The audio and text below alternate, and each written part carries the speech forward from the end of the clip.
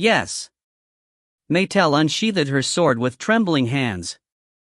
Ina no longer held on to Maetel. She just looked at Artpe with pleading eyes. As he received pleading gazes from the two girls, he let out a long sigh as he walked forward. At his core, Artpe didn't like adventures. He was of the opinion that adventurers shouldn't do adventures. There was no reason to take unnecessary risks for him. There was no reason why he should expect failure. He could check all answers with his read all creation ability. He just had to act when he had the right answers. It was that simple. However, he was looking at Sienna's information window. She seemed to be in a hopeless situation, but two things bothered Artpe. First, there was the ambiguous term of intermediate magic-type species written in her info. Secondly, he saw the word experiment success. He hadn't been able to see those words in children that had been successfully turned into monsters. What if the goal of the tests weren't to make children into monsters?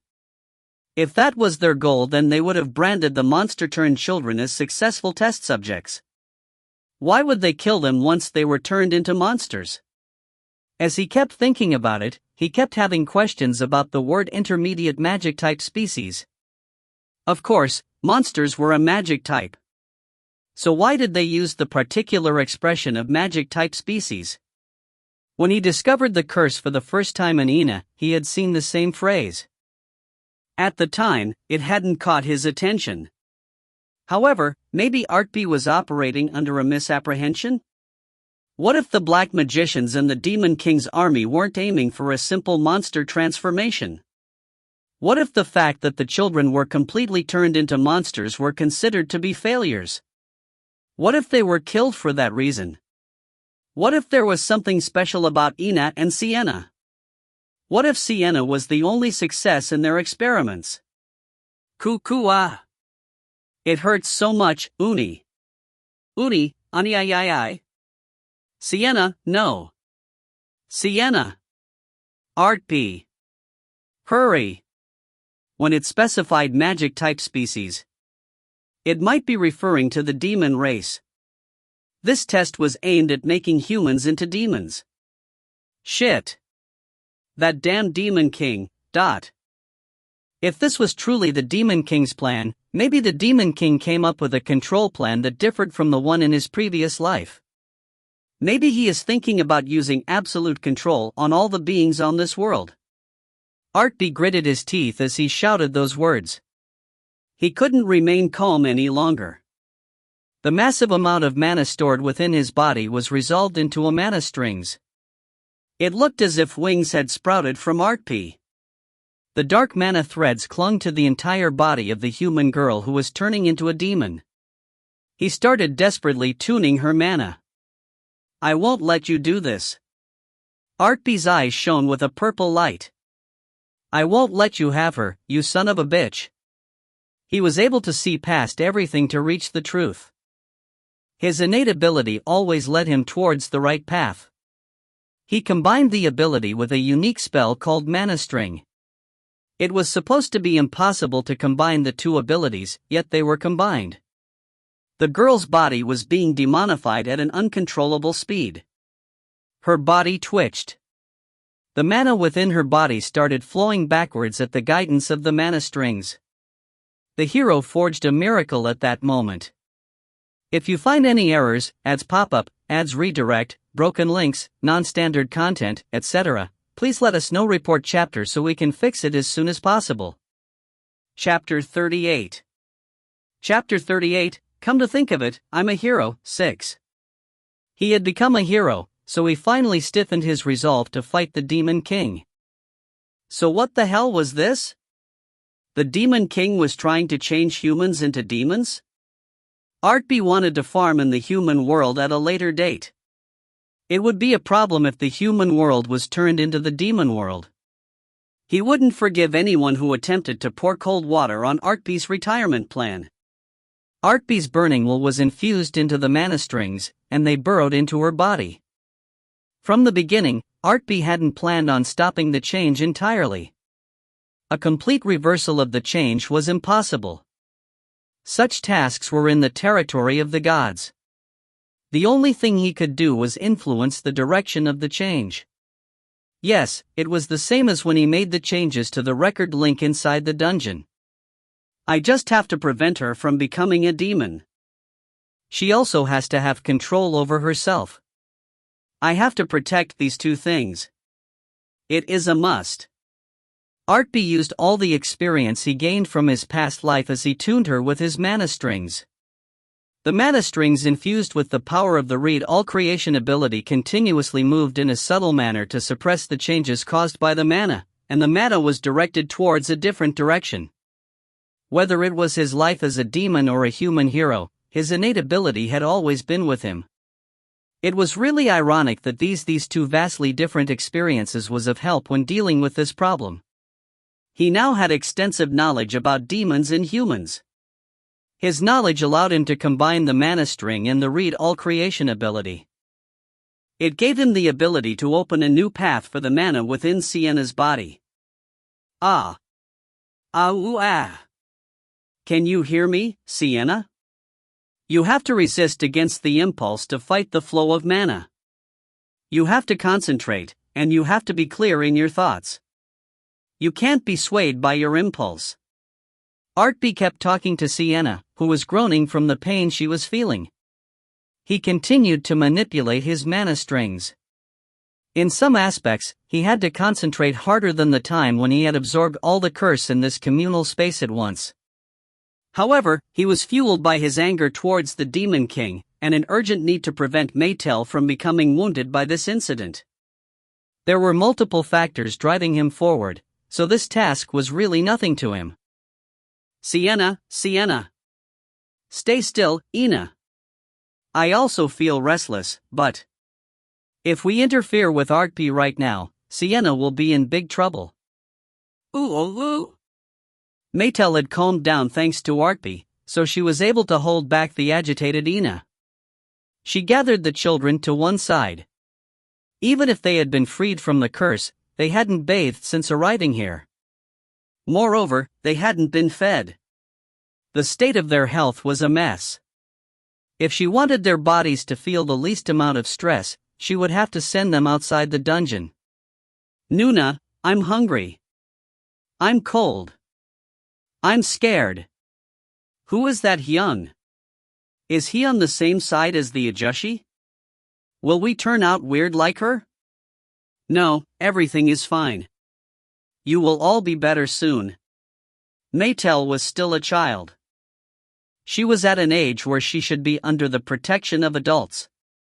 However, she didn't hesitate to take care of children who were of similar age as her.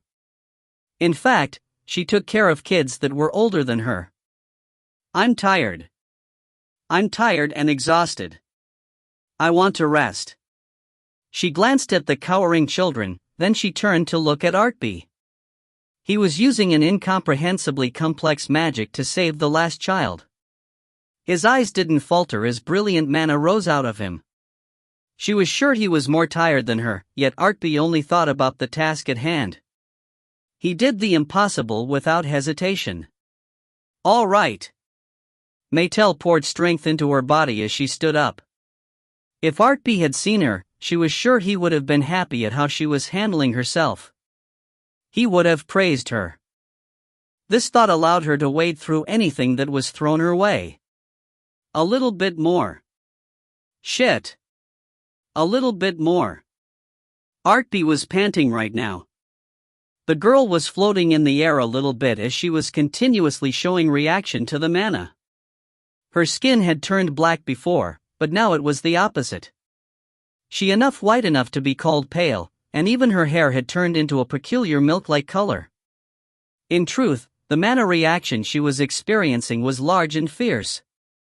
It was an indication that the current situation was unstable. It felt as if the situation could run away from him, and she would go on a rampage. Oh, Appa. Hold on. You can do this. When Artpe saw her, he realized the truth that this wasn't just an adventure. This was why he couldn't give up now. The girl labored as she opened her eyes to look at him. He gave her words of encouragement to lift her spirits, and he desperately guided her mana. The full sense of self that cannot be tampered. A body that isn't sullied by the demonic energy. He dismantled the mana that was causing changes to her record and structure. He destroyed the path laid in front of him as he promoted a new path. It was something impossible to do if he hadn't possessed the read all creation ability and the mana string. He was using an innate ability and a unique skill at the same time, so he was consuming an extreme amount of mana. This was why he was having a hard time breathing, and he felt dizzy. Still, he didn't stop. This wasn't simply about saving a girl. The Demon King was trying some bullshit of a plan where he was trying to turn humans into demons. This was the first step in destroying the plan crafted by that petty and crafty coward. The change that was turning Sienna into a demon had been occurring at a straightforward manner. The massive flow of mana had been repeatedly moving forward before it gave way. Now that massive amount of mana had come to a stop. It was a miracle. Appa. Artpe's eyes suddenly flew open. Someone was grabbing onto the edge of his robe. He didn't even have to look to know who it was. You. The girl had opened her eyes, and she was looking at Artpe with a very faint smile on her face. Her mana rushed towards the new path paved by Artpe. Sienna had succeeding in learning the mana control. Sienna. Level 1. Mana control LV1. So if I go this way, it'll be fine? Ha! When I read that you were an experiment success, I recognized. It seemed this girl had some talent in dealing with mana. Artpe smirked as he had this thought. Silpenin had to pay 210 gold to purchase the mana control skill book. He probably would have felt aggrieved if he knew about this. However, this was great news for Artpe. At her sense of achievement, he gave her a toothy smile as he spoke to her. Yes, let's try this together once. Yes, Appa. Artpe showed her the way, and Sienna tried hard to follow him. As her mana went further down the path, it was changing the density of her mana and the light within her. Her body was also being affected by the mana, so small changes started appearing once again. In the end, this wasn't a path that would end with her becoming a human. However, the path wouldn't lead her down the path to becoming a demon either. Her free will as a human had been successfully preserved. The only thing left was for her to confront the curse that was trying to turn her into a demon. When she rejected it, she would become something new. If this is successful, I pretty much have a thesis that would be a big hit in the human world and demon world. However, it didn't matter which side he revealed the information to. He couldn't tell anyone about this, because he would become the enemy of the world. He felt aggrieved at the fact that he couldn't reveal this information. Artpe took out a mana potion, and he drank it. Then he added more fuel into controlling his mana strings. He activated the read all creation to its limit. It revealed the path of the mana within Sienna's body to his eyes. He merged this path with the mana strings, and he sealed all the circuitry related to the demon race. Then he guided her mana. Her body writhed, and her hair became luminous. However, Artpe and Sienna no longer paid attention to such changes. Sienna was handling her mana for the first time, and she was drunk on the experience. Pain couldn't hold a candle to the joy of the mana. Appa. You aren't too far off. Just a little bit more. You need to take one more step. One step. I just have to take one more step. The trace energy of the demon race was slowly disappearing. As the circuitry for the demon race was sealed, a new mana circuitry revealed itself. It was a path that was neither human or demon. As she traveled further down the path, her mana kept getting brighter as its constitution changed. When Artpe confirmed the change, he unconsciously clenched his fist. It's done. It really worked. I did it, Appa. It was Sienna's voice. It seemed she could also feel her curse being blocked. In truth, he could no longer feel the energy of the demon race within her. The only downside was the fact that he could barely feel the energy of a human from her. It was enough for her not to run afoul of the Demon King's innate ability. Kayak. The circuitry was now complete. It passed through her entire body, and the mana started circulating within her body at a rapid pace. It created a noisy sound that deafened everyone's ears. Ooh-ah-ha. Ooh-goo-gook. Artpe groaned as he desperately observed what was going on. It was the method that would allow one to escape the curse that made one into a demon. The method that would allow him to properly fuck over the Demon King was being engraved into Sienna's body in real time. Above all things, it was a very valuable record. Maybe his reincarnation occurred, so he could learn this information. In the next moment, a bright light was emitted from her body. At the same time, a new information appeared in front of Artpe's eyes. Sienna. Level 2. Race, Evil Reflector. Put. When he found out the name of her race, he let out a laugh. Evil Reflector? How can such a childish and obvious name could exist for a race? Was it because she was born by rejecting the demon race? It made him want to go find God. Artpe wanted to ask what he was thinking when he made the name. Still, he was happy. He was unsure if he could be happier than what he was feeling right now. This really was the first step to destroy the ambitions possessed by the Demon King. So this was it. This was why everyone wanted to become a hero. Artpe was feeling an emotion that clashed with him at a fundamental level, so he became self-absorbed in it. However, at that moment, someone tugged at his robe. Of course, it was Sienna. Appa. Yes, you did well. Artpe was breaking out in cold sweat as he smiled. He stroked her head as he comforted her. Her skin remained pale, and her hair was white too. However, her hair was lustrous. Unlike before, she was full of life energy and magical energy. She had white skin and white luminous hair. Sienna looked very alien, but this actually made look very charming. She looked a little bit younger than Maetel, and the girl let out a bright and innocent smile towards her rescuer. She had met Artpe for the first time today, but the smile contained an unlimited amount of trust towards Artpe. Thank you, Appa. It's nothing. I gained some very good data thanks to you. I should be the one thanking you. Had.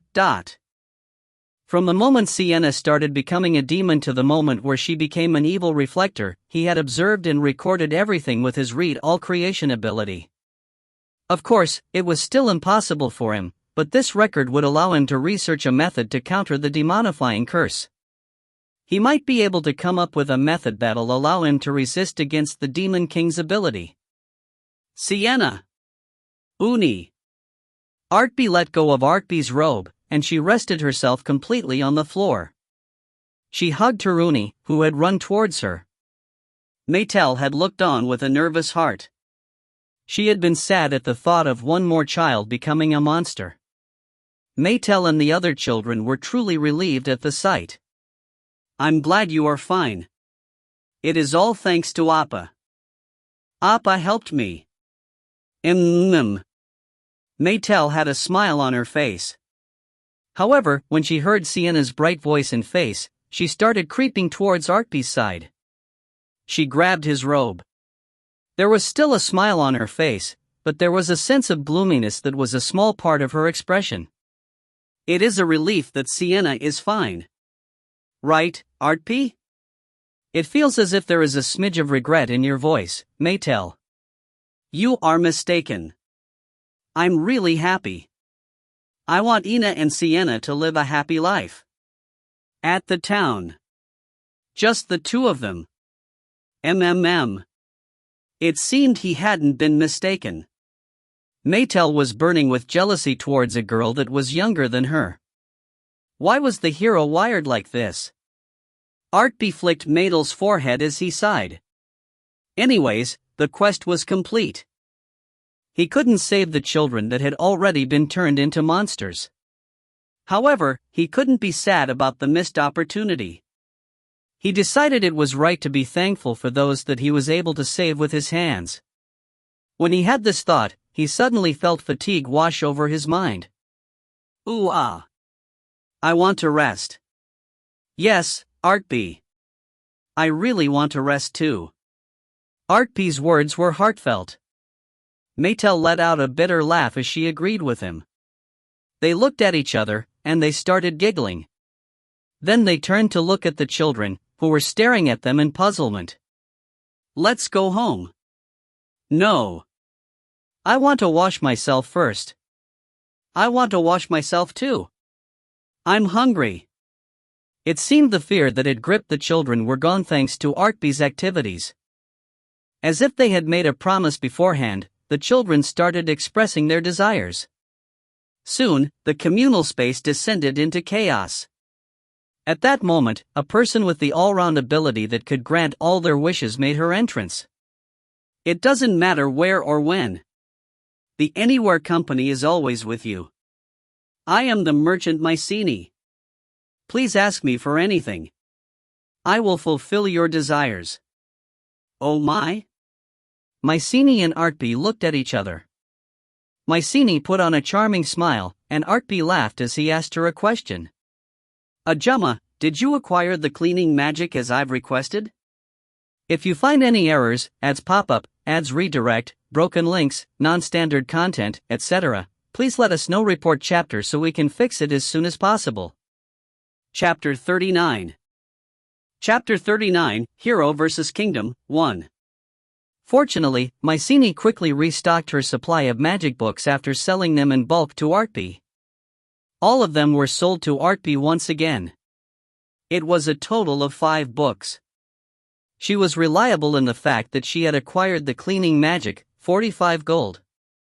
You guys should all gather around me. Cleaning. I was cleaned in an instant. My clothes are so soft and fluffy.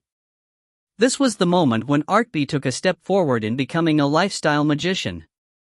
Of course, a normal lifestyle magician couldn't clean a large group of over 300 people at once. Mycenae turned pale at the sight. You have a really large amount of mana. Are you around level 300? I told you not to dig in too much, right? Artpe's current level was 163. If he went by the standard of the Read All Creation ability, his magic points was above 800. It was the magic points he had in his previous life at level 200. By that time, Artpe had already begun serving under the Demon King, and he had learned all the spells available. Of course, one had to take into consideration the demon race naturally had overwhelmingly more magical energy. This was why the amount of magical energy he possessed right now was absurd. He had been a demon in his previous life, but that was a flimsy explanation as to why he possessed so much magical right now. Artpe had been born with exceptional talent for magic, and it was at a level where the only plausible explanation was the fact that he was a hero. If he dwelled more on that thought, it felt as if he would become conceited by it. Therefore, he abandoned thinking about that subject. Conceit was the factor that always killed the 4 heavenly kings. This was why he changed the subject. What did you do with Silpenin? Even if I'm performing a scheduled task, I couldn't stay away when the customers I am in charge of had just cleared another dungeon. However, I'm guessing this wasn't a run-of-the-mill dungeon? When did Ajumma became in charge of us as clients? Well, it clearly isn't normal. She was a dungeon merchant, but this didn't mean she had all the information regarding the dungeon she will visit next. The dungeon merchants were given permission to mobilize when a pacified dungeon had hidden treasures. It's been a while since the dungeon owner was exchanged from a monster to human. He had the dungeon barrier up. Since he is dead, it should have dissipated. Mycenae looked over the children gathered in this space, and she immediately picked up on what was going on. Aha! So that's what they were aiming for. Oh wow! You were able to break it up. I'll have to revise my opinion of you again. You don't have to revise it. No, just don't look at me at all. You are too much. Maetel had killed him too quickly, but the black magician was around level 100. Normally, beginner heroes shouldn't be able to take down a level 100 being. Maetel had shown enough force to kill a level 200 with a single blow. The black magician had been unlucky in facing Maetel as an opponent. However, even after Maetel had defeated the black magician, the monsters and the children who could turn into demons were still present. Mycenae was able to make her appearance only after Artpe got rid of all the potential risk factors. Customer, you surely aren't thinking about ending our transaction after buying the spellbooks? I'm sure you are going to share in the dungeon rewards with me, right? There were two types of dungeons. There was the naturally occurring dungeons and the artificial dungeons. This dungeon was a naturally occurring dungeon. The magician who took over this place was proficient at black magic, but he hadn't been talented at dungeon exploration. This was why all the secret traps and rewards remained untouched. This was what Mycenae was aiming for. Of course, since she had been able to find the items, Artpe would be able to find them too. This was why she decided to give up on fruitlessly searching further for more items. She wanted to immediately enter into a business transaction. Yes, if so. Artpe looked at his surrounding. The level of the black magician, who had taken over this dungeon, had to be discounted. It looked as if the original dungeon boss had been a weak monster. Still, it wasn't as if Artpe could not find any compensation using his read all creation ability. I'm hungry. My stomach keeps growling. However, there was a problem that he had to deal with before he gathered the dungeon rewards. He looked at the children who looked as if they could drop at any moment. Artpe sighed as he threw a gold coin towards Mycenae.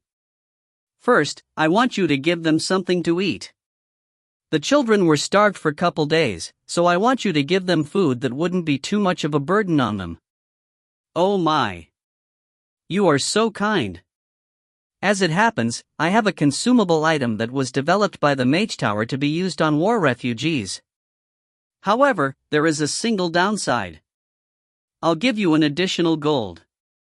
As always, thank you very much, customer. Mycenae distributed the items to the children with the help of Maetel and Ina. Sienna had experienced a sudden physical change. She was changed into an existence that didn't get hungry much. This was why Sienna helped out in the distribution. Of course, Mycenae showed interest in her. Oh my! You have very pretty hair. I want you to give me an artifact that can conceal her identity. I was wondering why you haven't asked me about that. You always seems to meet people of suspect origin. Or maybe those kinds of people are drawn to you? Ha! Artpe snorted at Mycenae's words as he went around the communal space. Every time he disturbed a location, a wooden box would suddenly appear out of thin air, or the lichen growing in the cracks of the dungeon's wall would let out a strange light. He went to 4 locations to gather the rewards, but as expected, they weren't worth much. It should be around 29 gold. Yes, here is your 29 gold. Also, this is a bonus for my dear customer. Artpe handed off all the items, and he received a small hairpin from her. It was a metal adornment shaped like a butterfly. This stops the magical energy reaction from leaking out. The artifact has a very simple function, but it should be enough for the girl. Mycenae had decided this item was enough for Sienna. Her hair and skin was unusual, but it could be dismissed as being not too out of the ordinary for a girl of her age. I want 1 crystal ball of blessing. However, Artpe had other ideas. You want that too? Is it because this child is a demon? Mycenae was shocked. She tried to get a closer look at Sienna, but Artpe didn't allow any further inquiry. In the end, Mycenae pouted as she handed him a crystal ball of blessing for 500 gold. Well, this is the end to our transaction. You should head back for now. How can you push me out so coldly every time like this? Still, I won't give up. I'll someday make you the king of the business world. You better be prepared for it. Ajumma, don't try to steal Artpe. I told you to stop doing that. After Mycenae made another loud commotion, he put away the crystal ball of blessing. Sienna stared at him as she asked him a question. Appa, what is that for? It seemed she had become sensitive to mana when she was turned into an evil reflector. It seemed she was very interested in the artifact. Artpe let out a small laugh as he stroked her head. I'll tell you about it a little bit later. Yes. A short amount of time had passed. All the children were brought outside, and Artpe returned the children to the townspeople. In a flash, a reunion filled with tears occurred. Mommy, i.e. Son.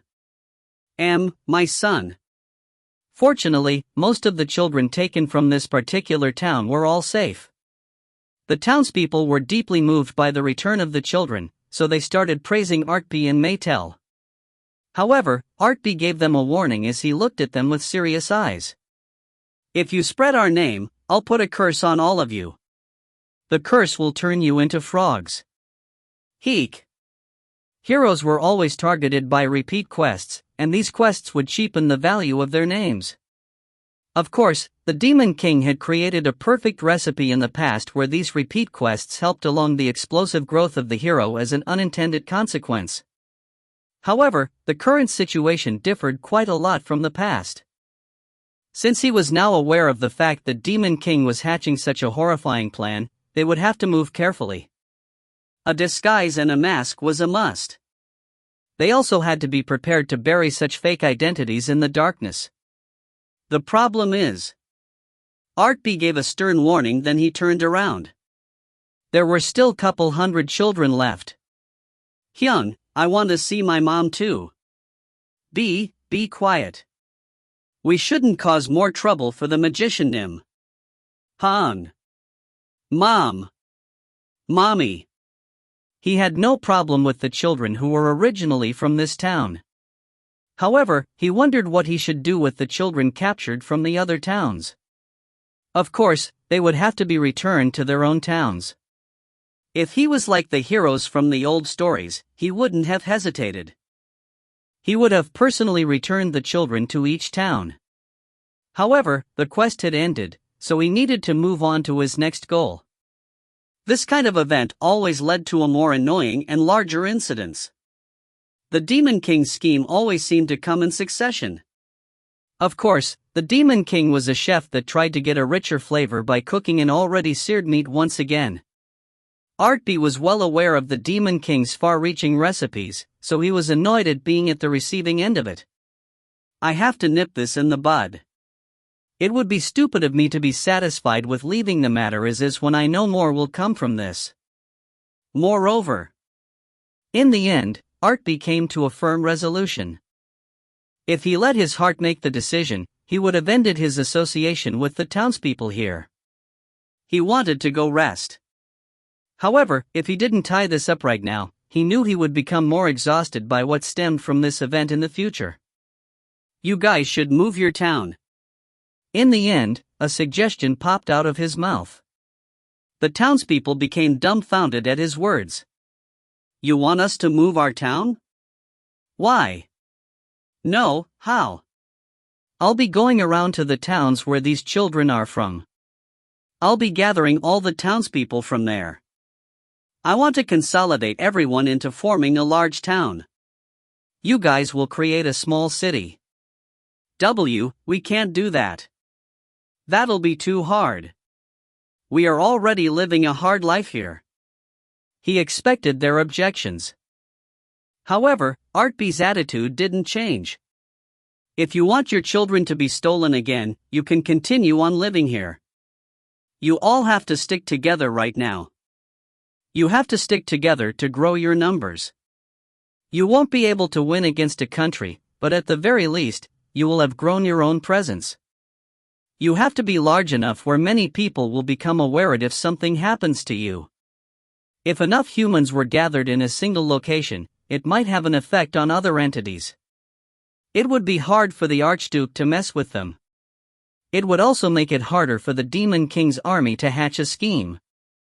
They were able to gather and put a curse on the children as experiments, because they were able to steal the children in secret. If we move our residences, how are we going to feed ourselves? You already had a hard time making a living here. Do you think much will change if you move? You'll either farm or hunt for game. That isn't my problem. Artpe had other things to do. He had to ruin the Archduke. Furthermore, he had to ruin the black magicians that were messing with the entire country. At the climax of this quest, couple demons would probably make their appearances. However, he was confident that he could kill them. Maetel had awoken to her innate ability. It would be possible to do so with her help. I'll have to ruin a kingdom before I kill the Demon King. All right. I kind of feel like a heavenly king again. He couldn't shake the feeling that something was out of joint.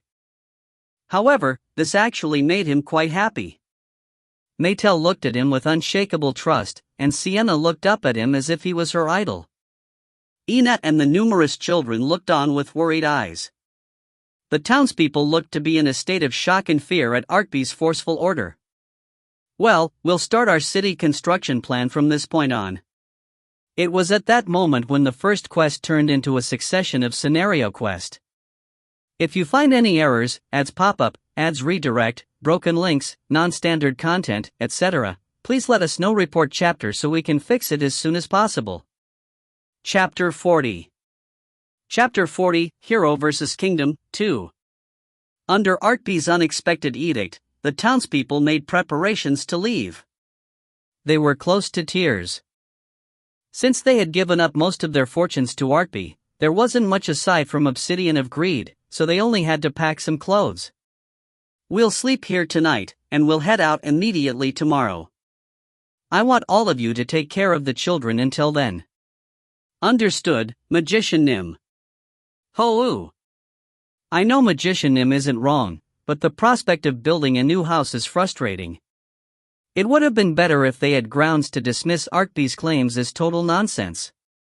However, Artpe had brought back the children even when he wasn't given much as a reward. This was why they decided to pin their trust upon him. This was why they continued their preparation for their big migration even as they shed tears. Their hearts burned as if they had eaten mustard. Still, it was better to be worked like a dog than actually being dead. I'll see you tomorrow, Appa. Good night, Nuna. Huang. Mommy. Of course, Artpe knew their pain. How could he not? He watched the townspeople break up as they shuttled the crying children away. If they do band together to grow in size, there's a chance they'll be able to escape the influence of the demons. Of course, when that occurs they'll try to find other ways to acquire more children. Artpe and Maetel's role was to stop this business from getting any larger.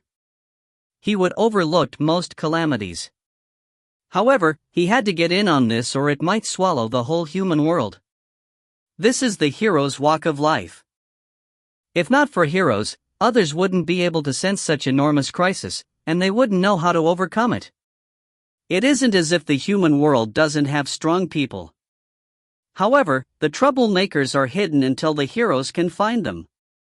It is like a game of hide and seek. When the hero finds them, they proudly reveal themselves as if to say, "I'm ready now." They were sons of bitches amongst sons of bitches. Do you think this is happening in other regions, Artpe? I hope not, but it is possible.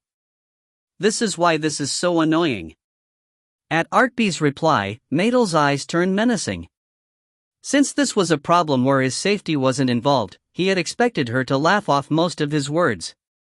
She had a very forgiving nature, yet her face was filled with rage right now. We have to beat them up. Everyone who tries to make children into monsters are bad. It seemed her mental attitude had gone through a fundamental change after what she experienced within the dungeon. Artpe was bitter and happy about it at the same time. Still, he had to calm her down right now. You shouldn't work yourself up too much, Maetel. You'll see much worse in the future. Maetel didn't reply to his words. She extended her hand to firmly grip his sleeve. He extended a hand to stroke her head. At that moment, another girl grabbed his other sleeve. It was none other than Sienna. Appa. Appa should come to our house and sleep. Yes, Magician Nim. Our humble. It is a very humble house, but if you don't mind, we will take you in for the night, but. Maetel sent a guarded look towards the two girls. The hand that had been petting her head suddenly turned into a light blow to her head with his knuckles. Ouch! While Maetel gripped her head in pain, Artpe grabbed Sienna's offered hand as he gave his reply. We'll impose ourselves on you guys for a day. As it happens, I have something I have to give you. Really? Yes. Sienna let out an innocent laugh as she rejoiced. Artpe couldn't help but laugh alongside with her. He would have to sweet-talk another girl with a plausible story. This was how he came to reside in the two girls' house for a night. They had lost their parents, so the two girls lived in a very small and old house. It was in disrepair. It would actually be much less work to build a new hut than repair this one. After he unpacked his gear, Artpe called for Sienna. He gave her a small crystal ball. It was none other than the crystal ball of blessing. Here, take it. This is yours. Appa, you bought it for me.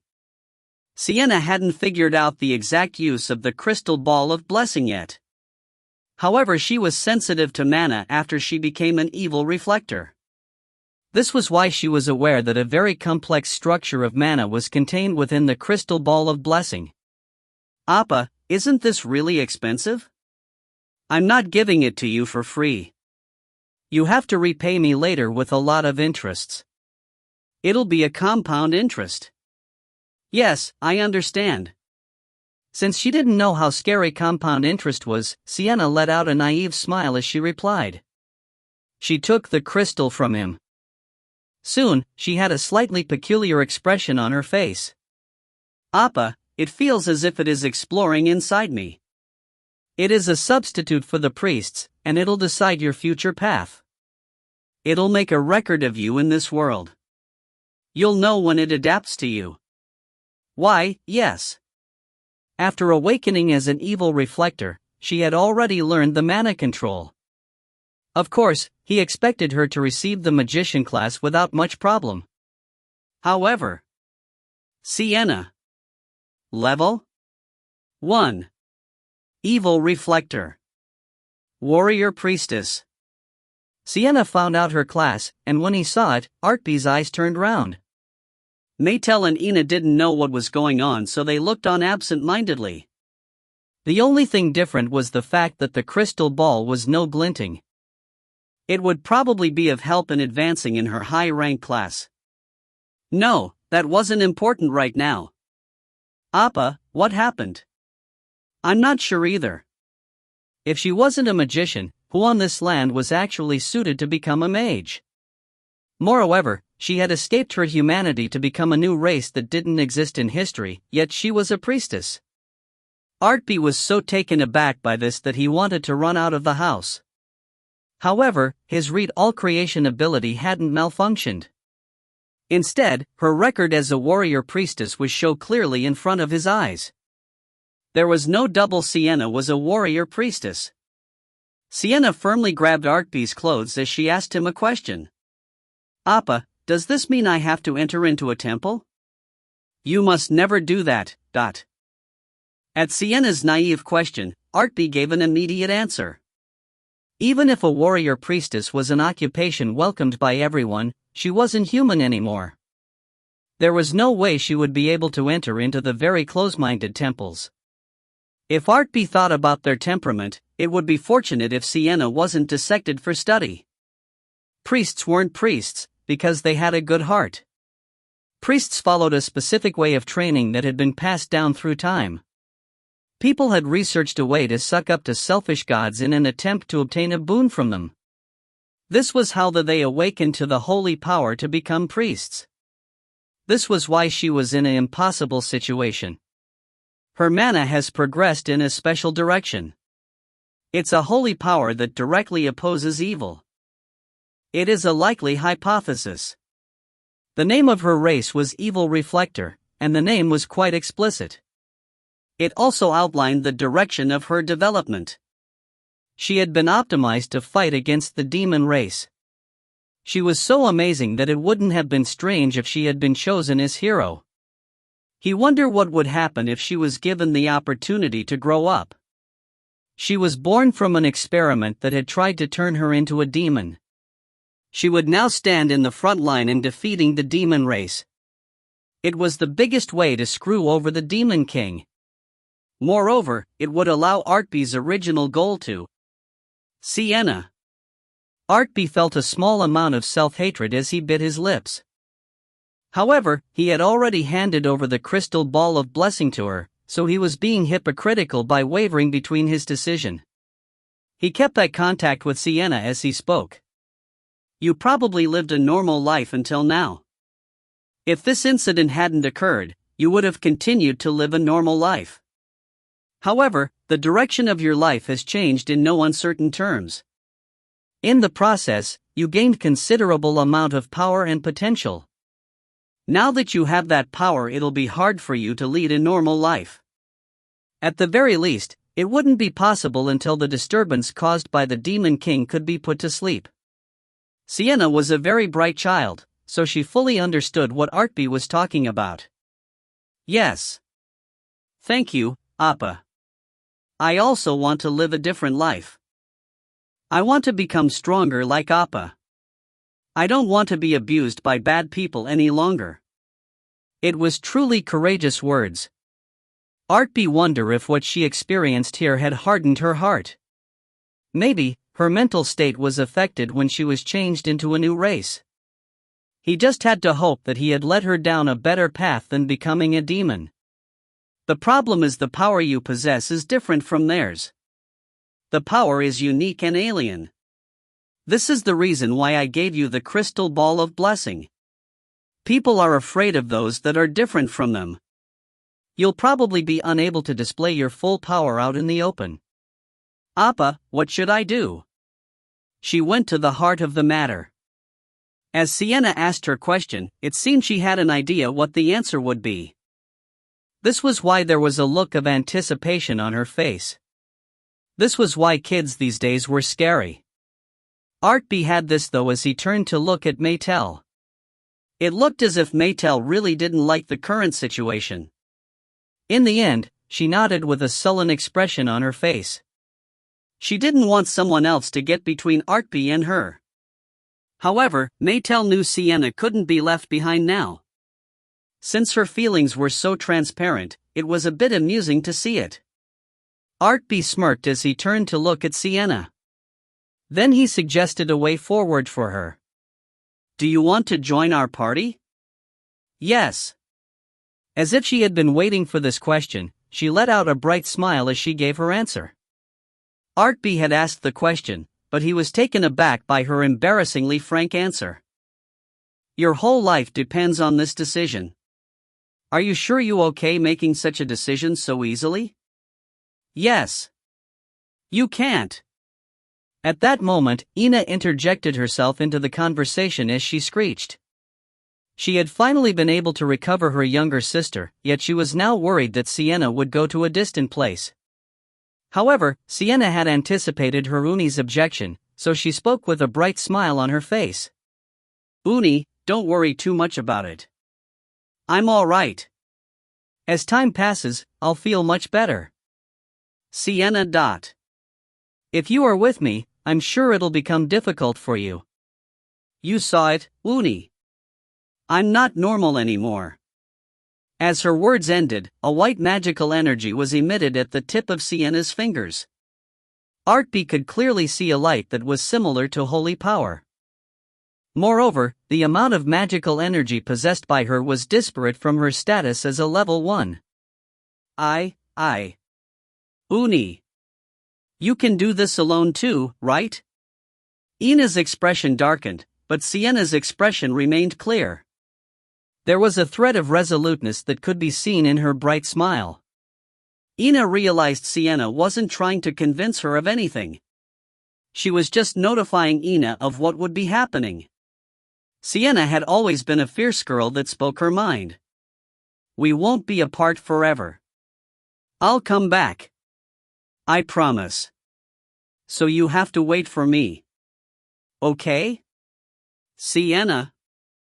Are you really going to come back to me? In the end, Ina declared her defeat. Sienna let out a bright laughter as she tightly hugged Ina. Yes, I promise. Sienna. This is quite a nice sight, so I'm sorry to have to say this. We are going to travel together until this quest ends. Ah. That's right. Artpe poured vinegar on the situation. The two sisters had embarrassed expressions on their faces. Maetel giggled. The night came to an end in a town that'll be gone tomorrow. If you find any errors, ads pop up, ads redirect, broken links, non-standard content, etc., please let us know. Report chapter so we can fix it as soon as possible. Chapter 41. Chapter 41, Hero vs. Kingdom, 3. He had a dream. It was a land of despair where everything was dyed with blood and darkness. He stood face to face with her on top of a castle wall made through the pain and suffering of people.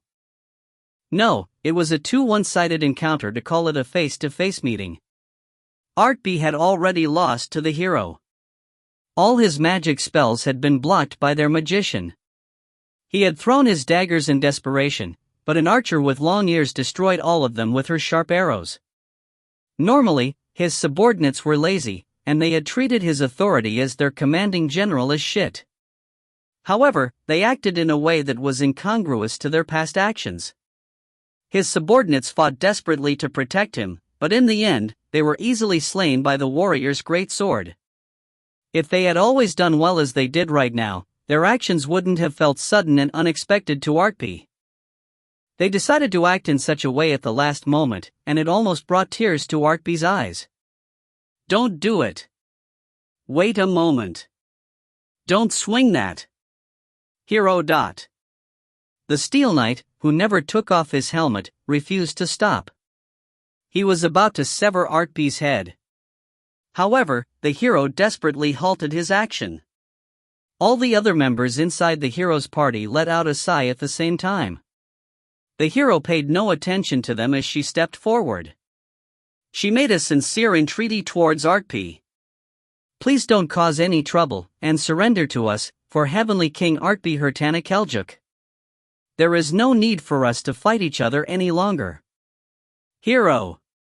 You. It is impossible. Everyone be quiet, please surrender yourself. Artpe hadn't been hostile towards the hero from the beginning. She was the only one that was aware of this fact. Artpe had watched over the hero for a very long time, and she was aware of this fact too.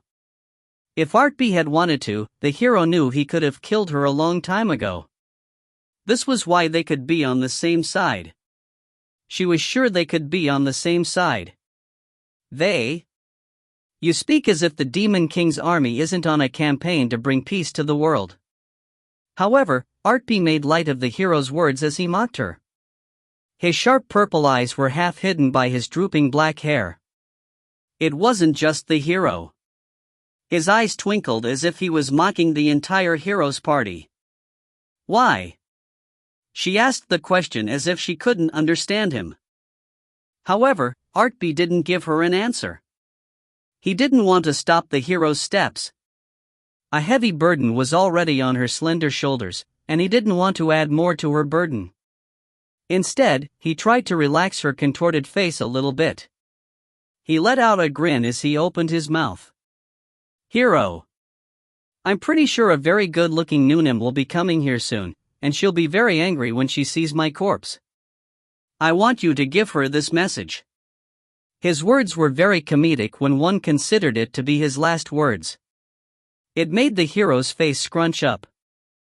Unlike her, the members of the hero's party thought Artpe was scheming to screw over the hero. This was why they started moving before Artpe could finish his skit. The warrior unsheathed and gripped his great sword. The magician held a staff that looked too heavy for her even if she was holding it with both hands. She prepared a spell. The archer pointed an arrow towards Artpe. The red-haired thief rushed towards Artpe with his daggers drawn. They all treasured the hero above all else. They wanted to shield her from the fucked-up truths that dominated the world. Don't try to confuse her, for Heavenly King. In truth, I. Ku-Huk. The dagger scored a clean hit. Artpe had already exhausted his magical energy, and his defensive gear were all broken. His consumable artifacts were all used up.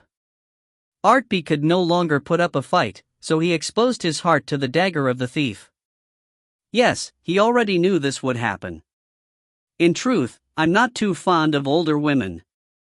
Cock. Please tell her, dot. His vision was being dyed black. He could feel Etna's mana swell from afar. She was the commander of the army of thieves. Ah, if I was going to die anyways, I shouldn't have called no on him here. He had such useless thoughts as he died. This makes you. It makes you seem like a normal person. He could hear the tearful voice of the hero as he was at death's door. Her voice somehow made his chest burn. However, he couldn't turn back the time.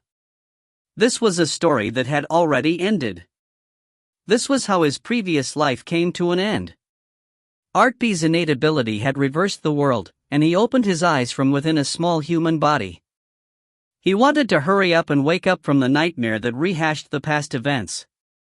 No. He heard a female scream. It was the voice that he had heard during the last moments of his previous life. Wait a moment. Whose voice of despair was it? Ah. Artpe opened his eyes. His ears were deafened by the sound. It was the worst kind of nightmare.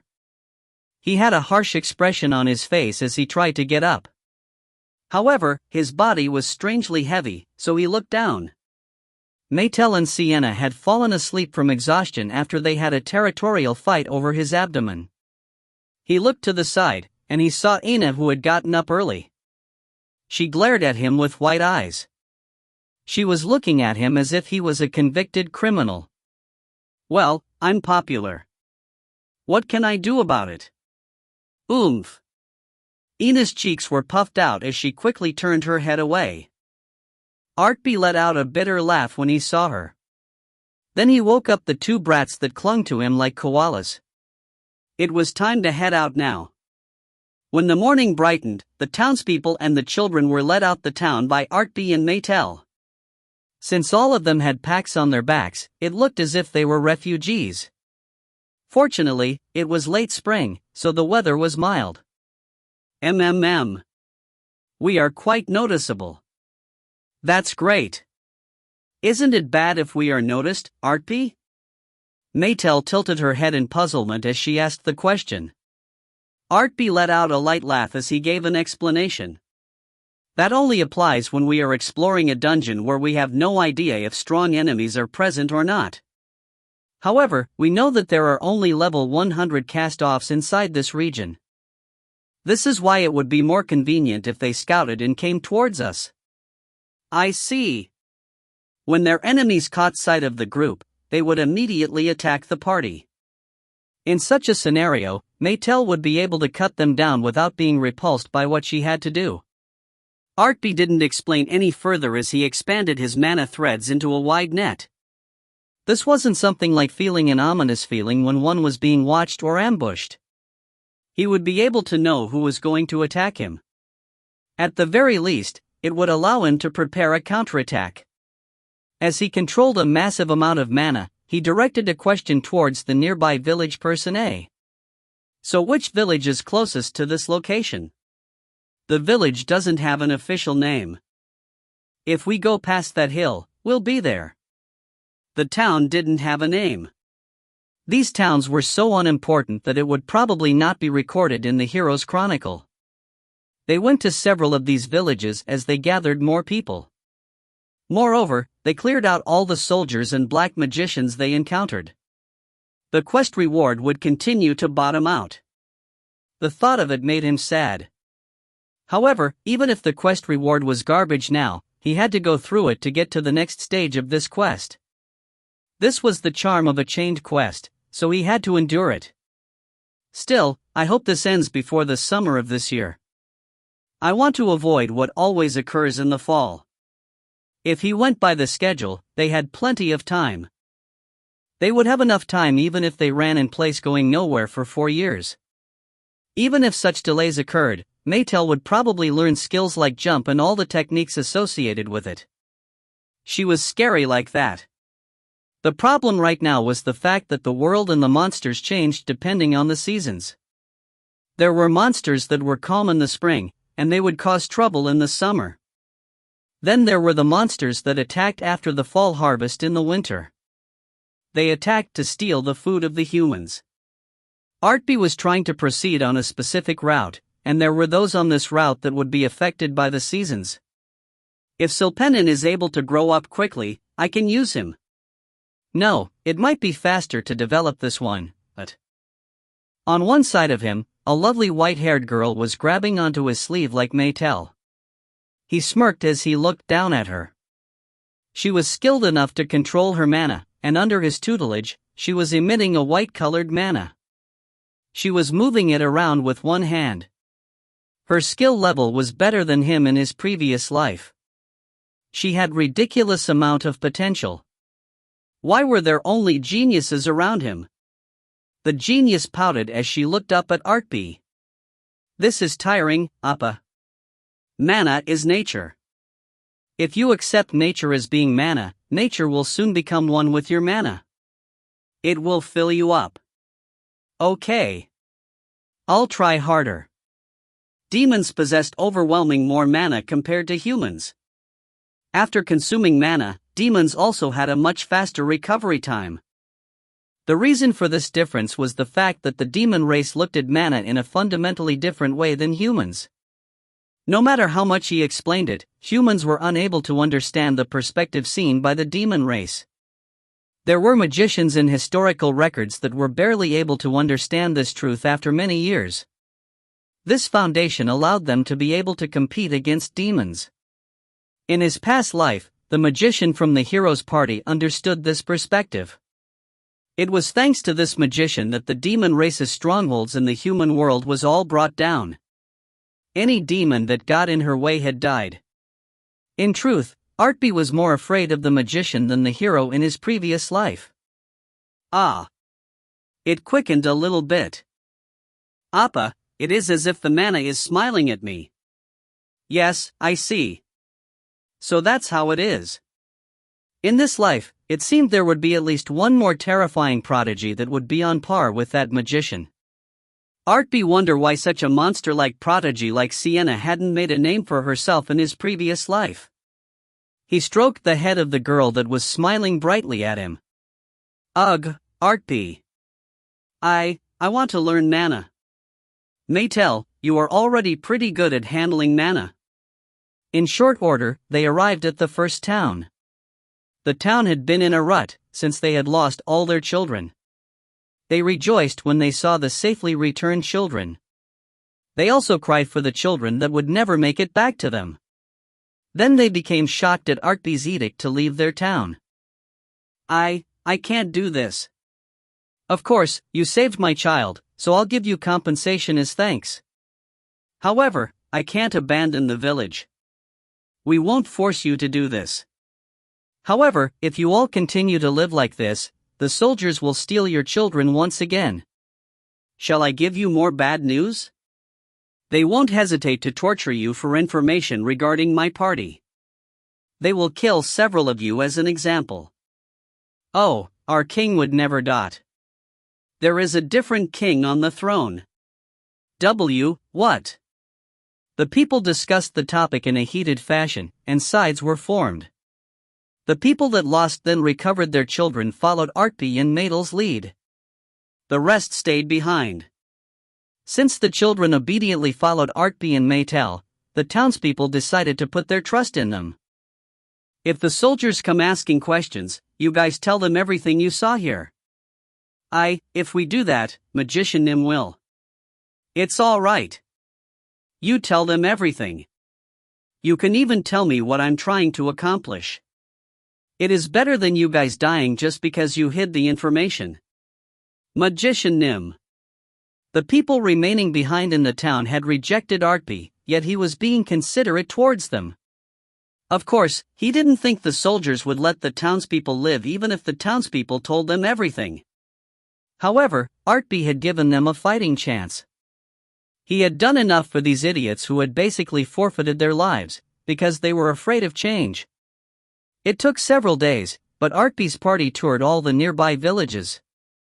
Most towns reacted similarly to each other, and the people who lost their children showed strong feelings towards Artpe. My child. What happened to my child? You did it. I bet you killed my child. Artpe understood their rage, so he didn't get mad. Maetel had been restless over the situation, and she had done well holding herself back until now. However, her composure broke when she met the parents of the dead children. No, it isn't like that. When we found the children, they were all ready. That's enough, Maetel. They were unfairly placing the blame on Artpe. Maetel had emerged from this tragedy alongside him, so it would have been weird if Maetel wasn't agitated by the current situation. However, the truth would place the people in more danger. If townspeople decided to stay behind, they were told the children were kidnapped, and some had died under unfortunate circumstances. He left it at that. I was too late to save them. I'm very sorry. I have no excuses. Artpe spoke only those words. Deception and disdain were necessary skills for the four heavenly king, but he briefly put away those skills. Right now he had to use an essential skill used by swindlers. He pushed forward with his version of the story. There were omissions, so he wasn't technically lying. It was enough. Eat. Hook. We already know you aren't at fault. However, if we accept that as fact, then who should we hate? Hook, my baby. My baby. In the end, many people rejected Artpe's offer. He was a being that possessed mysterious powers, and that fact was enough for to be ostracized by them. On the other hand, the people who accepted his help stuck very close to him. Artpe had to be satisfied with that fact. Still, Maetel's heart hurt as she took in everything. Artpe. No one here is at fault, Maetel.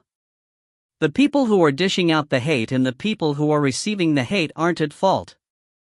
Sometimes screwed up situations like this occurs. In truth, this is some of what happens in real life. The war in his previous life was similar. Even if the demons didn't want to fight, they had no choice thanks to the innate ability of the Demon King. A kind-hearted girl had to repeatedly fight horrific battles just because fate had chosen her to be the hero. What happened in her past life was about to be repeated in her present life. He had no other words he could say except that it was screwed up. Whoa. All right. Maetel understood the meaning behind his words, so she suppressed her emotions. This in turn increased the frequency of her sneaking into his arms when he slept. Sienna unnecessarily burned with a strong sense of rivalry, so she stuck close to Artpe too. It just made Artpe exhausted. There were a lot of words and troubles exchanged, but all the people were gathered in a week. There were around 2,000 people gathered. It took them an additional 2 days to search for a land that would be suitable for them to live on. They ended up at the mid-slope of a hill where monsters rarely appeared. So are we supposed to build the town here, Magician Nim? No, I guess we have to call it a small city. There are 2,000 people here. I wonder if this many people can really live here. I'll help you build your city.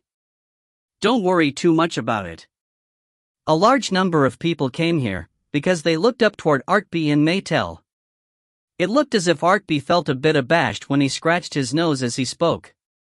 However, his inner thought differed a little bit from his outward appearance. Since I've made a bait this large, a large fish should be biting it soon. This was how the city construction started. The fish became aware of this without delay. If you find any errors, ads pop up, ads redirect, broken links, non-standard content, etc., please let us know. Report chapter so we can fix it as soon as possible. Chapter 42. Chapter 42, Hero vs. Kingdom, 4. There were 2,000 people, but 1,000 of them were children who couldn't work. Still, they were making great progress in carving out a small city at the middle of the small mountain.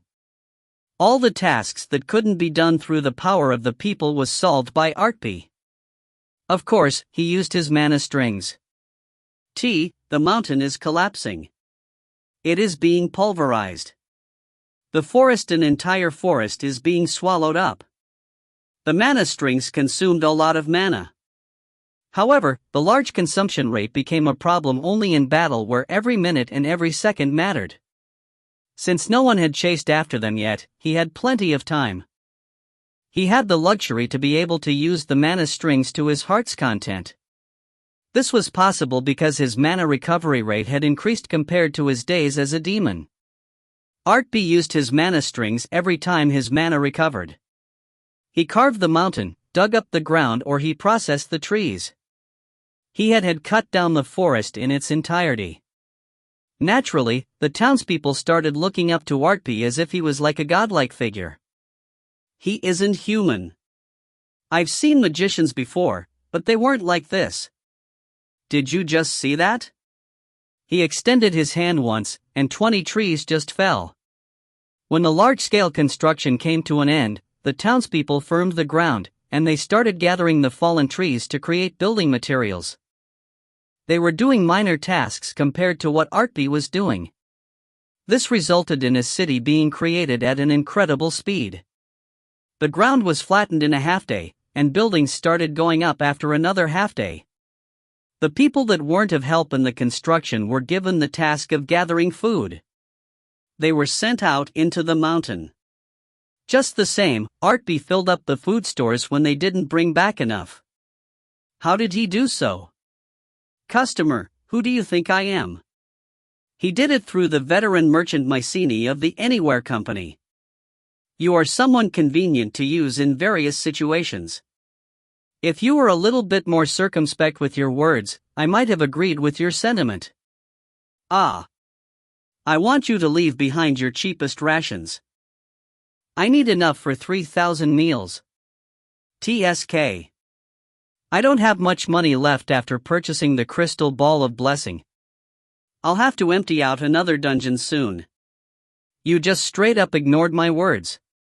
Dungeon merchants rarely appeared outside of a normal dungeon. The rules changed a little bit when one bought a voucher from them. It was possible for one to trade with a dungeon merchant outside. In this particular case, Maetel and Artpe had cleared out the dungeon located within this mountain. Mycenae found out about it since she designated herself as the merchant in charge of dealing with them. She had shown up like a phantom that was haunting them, and Artpe had pulled her outside of the dungeon to make a deal. You are young, yet I've never met a customer with so little manners. In 5 years, I'm sure you will make many women cry thanks to your unruly heart. I'll probably be the one crying. Maetel would have beaten me with a club before it could reach that point. Mycenae narrowed her eyes as she glared at him. As expected, you like her? Are you trying to meddle in the love life of a customer? If you don't have particular feeling towards her, I might put some of my spit on you to call dibs. By the time I grow up, the spit you put on me would have dried up, and there would be no trace of it left. Artpe snorted when he saw Mycenae's ears flutter around. If one took compliments from merchants at face value, it'll lead one to bankruptcy in the end. However, his face hardened a little bit at her next words. I really want to hold the title of being a lover of a hero at least once. For a brief moment, Artpe froze in place when he heard her words. Should he dodge the statement? Should he deny it? He mulled over it, but there was only one answer he could give from the start. She wasn't fishing for information. She was sure of her own claim. He had always had a feeling in the past that Mycenae knew about their status as heroes. If he denied the claim, it would cause unnecessary difficulties for both sides. In the end, Artpe shrugged his shoulders as he replied towards Mycenae. That's right. We were quite skillful in keeping it a secret up until now. Of course, however, I've already realized it from the outset. Haven't our meetings been quite coincidental after our first meeting? I tried very hard not to unnecessarily arouse your attention. Why are you bringing this up right now? He had a decent idea on why, but Artpe spoke in a sullen manner. Mycenae chuckled as she spoke. I believe you have a modicum of trust in me now. I want to establish a firm cooperative relationship. Moreover, you already know this, right? It doesn't matter which dungeon you enter. I drop everything I have going on to beat all the other merchants in showing up in front of you. It was my way of keeping both your identities a secret. In truth, I deserve thanks for doing such a task. Didn't you do it to monopolize the trades with us, since we are heroes with bright futures? Wasn't it an attempt to increase your profit? Of course, that is my ultimate goal. Mycenae boldly acknowledged that fact. Then she added more to her explanation. However, I also do not want the Demon King to take over the world. This is why I tried my best to protect the two heroes from being solicited by unnecessary people. It is a task where my practical interests and doing the right thing intersects. In truth, I confirmed my suspicions when I saw all of this today. Mycenae spoke as she pointed towards the construction site of the small city. A large number of people were embarking on a new life. Everyone thought the construction of the city would be difficult, but Artpe's complete support had made the job much easier. Thanks to his help, there were very few people that complained. I thought you only went around smashing dungeons, but you were doing very hero-like tasks. Every person here has absolute trust in you, and they rely on you. This also made me confident that I could trust and rely on you, customer. It is very unexpected to hear such words from a dungeon merchant. Don't you guys put profit above all else? All the more reason to put my trust in you. Mycenae let out an alluring laugh as she spoke. Customers like you let out an always radiant light, and many people get tangled in that light. It isn't a coincidence that heroes are the bane of the Demon King. In a chaotic world, the only ones able to bring the hearts of the people together are the heroes. Heroes unite the hearts of the people? Heroes weren't religious leaders. If one discounted their abilities, heroes were normal human beings. Other people did as they liked by relying on the heroes. It was a one-sided and disgusting relationship. He didn't have such a relationship with the people here, so it seemed she was under some delusion. Yes, it would be convenient to have someone I can trust too. However, Artpe didn't have to go out of his way to shatter such delusions. She could package her sweet words in every which way, but in the end, it was a business relations. This was why this relationship had to base strictly on profits and losses. Emotions didn't have to enter into the calculations. He erased the countless thoughts he had been thinking. He let out a light laugh as he extended his hand towards Mycenae. Soul contract. I'm sure you came here prepared with one. Of course. I had a very hard time, since the efficacy of the contract had to be high. I had a very hard time coming up with a story for the headquarters of the company. A cost of the contract is usually split between the two parties. However, since you've suggested it first, you should take on an additional 10% of the cost. I'll pay 40%. Your calculations are always precise. Mycenae pouted as she brought out the contract. Artpe put his index finger on it, and he dragged it across the contract. The basic outline of the contract had already been created. As his fingers scanned over the contract, conditions were modified, added, and deleted. It isn't just me. You are forbidden to talk about anyone I deem to be an ally. From this point on, that will mean Maetel, Sienna, Silpenin, Lesity, and me. However, once you start encountering more and more people, there is a danger of me being in breach of contract without meaning to. If it is a situation where they will find out even if you don't open your mouth, the contract will make the proper judgment. If you are careful with your words and actions, you won't be in breach of contract. Then I needed something that would count as profit for me. I want you to sell 10% of the items you gain in dungeons exclusively to me. Of course, Maetel and any of my other party members have to agree to sell it to you. It has to be a unanimous decision. Also, I won't sell any items that I choose not to sell to you to other merchants. If you don't have the purchasing power, you have to find a suitable owner to sell the items to. Since this is an exclusive contract, could you give me a grace period to come up with the funds? Moreover, the third clause must. Artpe and Maetel pitted their heads against each other with the contract between them. They were precise in their calculations, and they double-checked each clause. The townspeople were busy constructing the city, but when they caught sight of the young magician, they thought he was quite talented in picking up women. Also, I have an additional addendum. In a flash, Maetel raised her head from the contract to look at Artpe. When he met her eyes were very serious. They were clear and deep. He was a bit surprised by them. He wondered if the conversation up until now had been a setup for this moment. What is it? The place is a bit far from the DS kingdom, but does customer know about the Forest of Eternity? It is located on the border of Duchy of Tayata. It is the place of origin for the elves. Isn't it centered around the World Tree? As expected, you know about it. I heard you guys were in a country town before both of you were chosen as heroes. So how are you so knowledgeable? Maetel let out a sigh at Artpe's words. He let out a bitter laugh when he caught a hint of irritation in her sigh. The information regarding the Forest of Eternity weren't widespread amongst humans. The residents of the forest were zealous in protecting their location. They had cut off all communications with the outside world. It was as Artpe had said. The residents were none other than elves. Then do you perhaps know what the Forest of Eternity is facing right now? I can make a guess. The friction between the duchy and the forest might have worsened.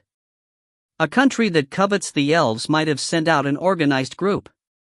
The monsters might be causing more mayhem. The World Tree might be drying up. Maybe, all of these events are the reason why the Forest of Eternity is being ruined. You are absolutely correct. It is all of the above. The Forest of Eternity is in overall distress. If things continue to head in this direction, it'll be in ruins soon. It will all be thanks to those that thinks with their lower body instead of their brains. Elves were beautiful. It was said that they were born from the vital force of the World Tree, and they were beautiful enough to be called fairies. It was just amongst humans. They were considered to be one of the most beautiful races amongst races that were capable of rational thought. Of course, many people desired them. Amongst the smut that is circulated within the kingdom, 80% of them deals with elves, but men are the worst. If people were just reading books about elves, it could be considered to be charming. However, in the past, countless number of people trespassed into the Forest of Eternity to kidnap elves. The elves had to fight against them over the long years. This was why elves spat on the ground when other races were brought up. The manhood of orcs and human men should be severed. Maetel grinded her teeth as she spoke. She expressed her anger as her ears fluttered fiercely. Artpe couldn't help but chuckle. She was speaking very serious words, so he didn't get why she looked so cute right now. Artpe wasn't into older women, yet she had just delivered an effective blow on Artpe. Sadly, Mycenae was too incensed to realize this fact. He lightly slapped his cheek with one hand. He took in deep breaths as he opened his mouth. It can't be helped. However, you guys always manage to hang in there. That's true. We've managed to hold out until now. Mycenae nodded her head. Since Artpe wasn't going to hide the fact that he was a hero, she didn't plan on hiding the fact that she was an elf. To be more specific, she was a dark elf. In truth, she possessed a powerful presence. Even Silpenin was able to pick up on this fact. Artpe possessed observation magic that was ranked higher than what she possessed. There was no way he hadn't picked up on her true identity. However, it has gotten worse recently. It really seems like something is happening within the forest. Unfortunately, I was reduced into becoming a dark elf, so it'll be difficult to give direct help to the forest. The world tree is really petty.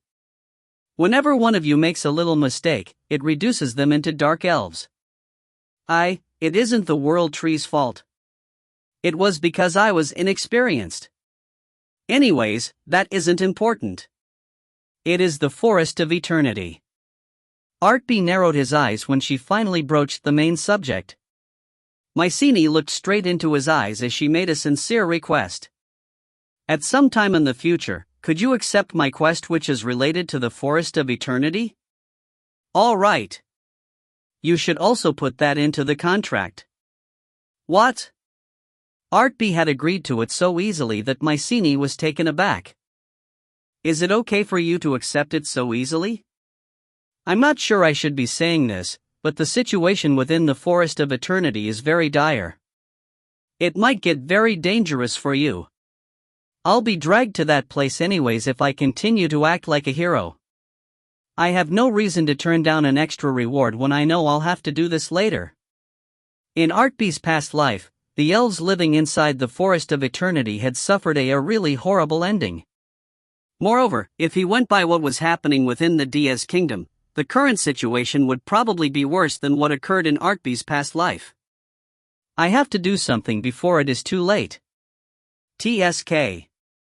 I'm already doing something annoying right now, yet I have a future appointment to do another annoying task. This is why I didn't want to become a hero. However, he would work diligently from now on. He would do it for the peaceful farm life he would greet in the future. Your counterpart isn't here, so I'm not sure you should agree for her. Ha! If you were going to say that, then you should have something before you took out the contract. Maetel is leaving everything regarding the contract up to me. At that moment, Maetel was with Sienna. They were exploring a dungeon they had found on this mountain. Maetel was teaching the ABC of battle to Sienna, and they were gathering any items that was worth money. Normally, dungeons were very hard to find, yet it wasn't a problem for Artpe. So this finalizes the contract? Yes? Yes. She had been trembling inside, because she thought Artpe was going to ask for something very big. She nodded her head. Ooh. Oh. I hate this feeling. When the draft was completed, they put their signatures on it. The soul contract split into two, and 2 pages were absorbed into the body of Artpe and Mycenae. It was an incredible magic contract. When there was a breach of contract, the penalty would be inflicted on one's soul. It was very expensive, but it allowed each party to completely trust each other. This was why it was possible for Artpe to ask her questions that he had wanted to ask. Do you have a skill book that can be used by a warrior priestess? That child was given the occupation of warrior priestess. So do you have it or not? I don't have it right now. Do you realize how rare a warrior priestess class is? Moreover, most of the skill books related to that class is under the care of the temples. You are giving me a very difficult homework from the beginning. Please, I beg of you. Artpe had on an impudent smile. It was an expression that would never be on a face of someone making a request. When he stood up, Mycenae grumbled at the fact that he left the matter as is. She smacked her lips when she felt the energy that was being released from the bottom of the mountain. As expected, you weren't just doing a simple construction job. Artpe had a twisted smile on his face. He didn't have to answer her. The smile was answer enough. I'll see you next time, Ajumma. Please take care of Silpenin and Lesity. I'm almost done with that task. If you want to purchase the Warrior Priestess skill book, you'll have to call me a bit sooner next time. Mycenae took something out from her pocket. She threw it towards Artpe before she disappeared. Artpe confirmed the identity of the item as he snatched it out of the air. It's a communication instrument. It probably was a communication device that connected only with Mycenae, and it might double as a summoning device. It seems such services came along with making an exclusive contract. Artpe snorted as he put it away. Then he took a step forward as he weighed the enemy force that was busily climbing up the mountain. Magician Nim? Yes, it is nothing. You should continue to build. The townspeople, who had been busy in their tasks, tilted their heads in puzzlement at Artpe's movements. Artpe shook his head as he waved them away. If they got involved in this, it would get more complicated. From now on, the situation would be in Artpe's domain. So, I just have to exclude the region containing the dungeon where Maetel and Sienna is traveling towards. The Read All Creation ability worked fiercely as all the information about this region was injected into his brain. He knew where Maetel and Sienna was heading. He had the information regarding the size of the enemy force, and the terrain they were climbing. He even had the information regarding the structural integrity of the region supporting the small city they were building, and the mess that was left behind when Artpe gathered the ingredients for the construction. He finished his calculations. All right. Let's do this. Artpe extended both his hands as he extended dozens of mana strings. All of them burrowed into the ground to cause a weak earthquake. He had uprooted all the trees, so the soil was loosely held now. The tremor hit this region. What the hell? I feel a vibration. Vibration? What the hell? It's the soil. There's rocks mixed in with the dirt. It's a landslide. A landslide has just occurred. Kuahahak. It was an enormous landslide that was almost impossible to replicate even with high-rank magic. It engulfed the soldiers and the black magicians. If you find any errors, ads pop up, ads redirect, broken links, non-standard content, etc., please let us know. Report chapter so we can fix it as soon as possible. Chapter 43. Chapter 43, Hero vs. Kingdom, 5. Artpe hadn't chosen the site of the construction on a whim. There was a large open space on the mountainside. It was the ideal place to build a city. Many people would be able to live there. Moreover, this place was highly visible. If soldiers and black magicians were tracking them, it would be quite easy for them to find this place. This is my last chance to nip this in the bud before this blows up into something big.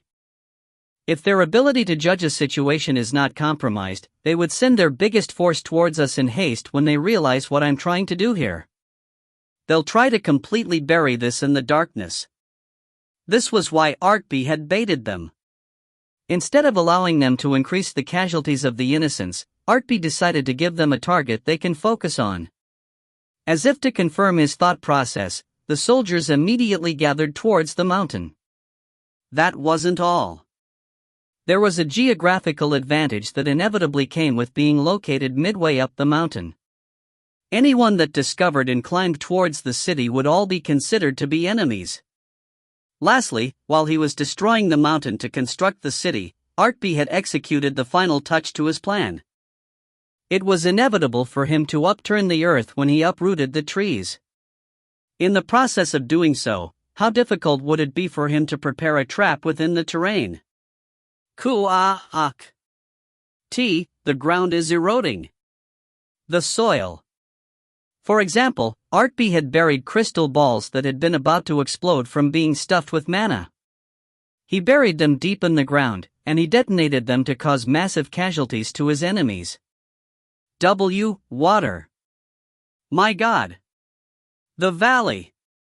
The water is coming from the valley. Huck. For example, he might have done some funny business while he constructed the waterways. His enemies would be swept away by the sewage. Boulders, there are large boulders. Oh, no. Oh my God. Kupuat. For example, he had stacked up a pile of boulders that he had excavated from the construction work. He sent them rolling as he caused the landslide. Kuahak. Run away. Kaak. Several thousand soldiers immediately died before they could enter into a battle. They hadn't even been able to locate their enemies before they were hit with a natural disaster. The road to mountain wasn't steep. However, a considerable number of soldiers and black magicians had already suffered horrible deaths. Devil. There's a devil here. A devil lives in this mountain. Run away. Who would actually want to climb up this mountain? The morale of the soldiers immediately bottomed out. The black magicians were too afraid of the unknown beings that resided on top of the mountain, so their feet were stuck to the ground. If they are able to use such tactics, what level are these magicians? How many of them are there? Ooh. This is terrifying. What spell was that? I can't win against that. Artpe's purple eyes let out a steady light as he moved his fingers through the air. The mana strings followed the movements of his fingers as additional landslides occurred.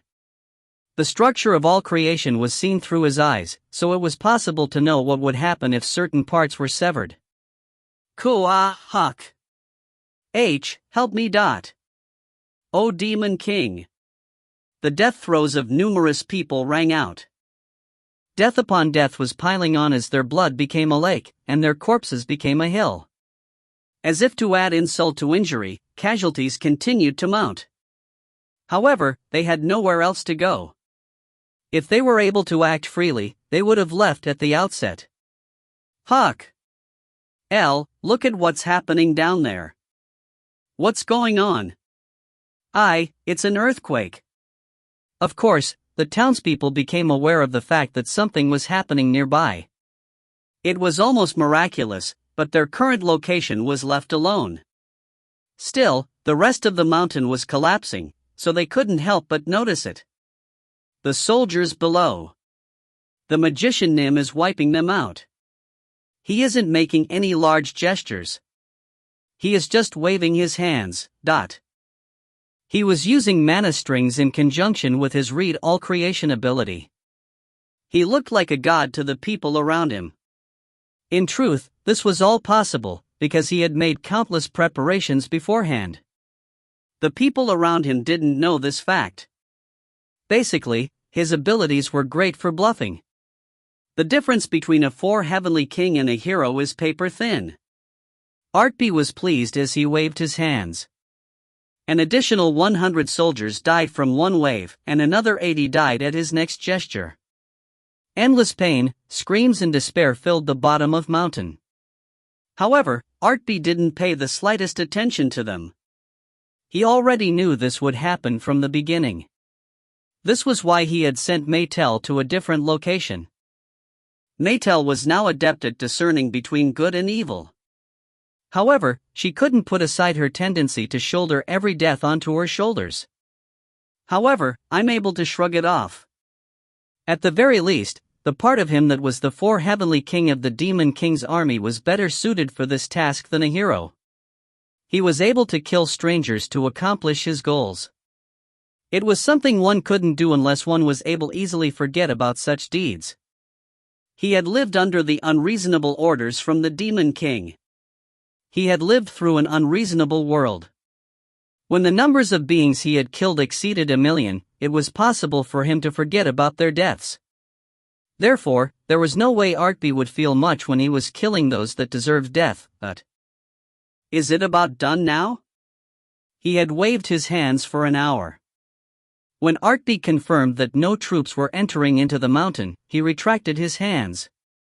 At this point, the mountain looked completely different from before. Well, if we can get up and down from this place, it should be fine. I wonder if we can be prosperous living on this mountain. This place that had been normal Mountain A to the villagers. However, this mountain would now be long remembered in history. They had a faraway look as they looked at their residential environment, but they couldn't make their complaints known to Artpe. Of course, Artpe knew what they were feeling inside. You should focus on the construction instead of paying attention to me. Do you really think it'll end with just one attack? Heek. A force of that size is going to come again? It might be a larger force. It'll be good for you guys if I can take care of them while I'm still here. A chill went up their spines when they heard his words. The people meekly went back to work.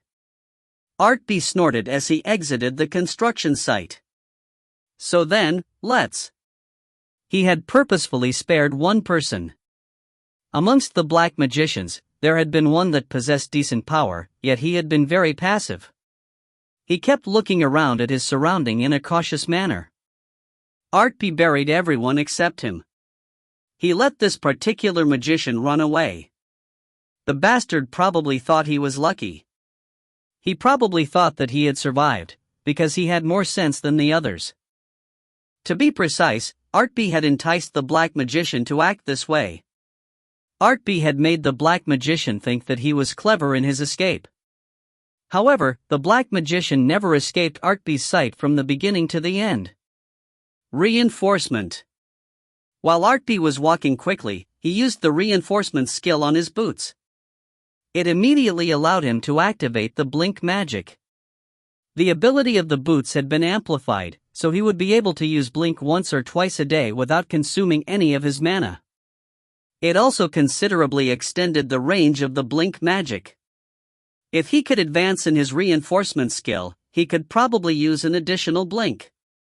However, his current capabilities was enough. Oomph!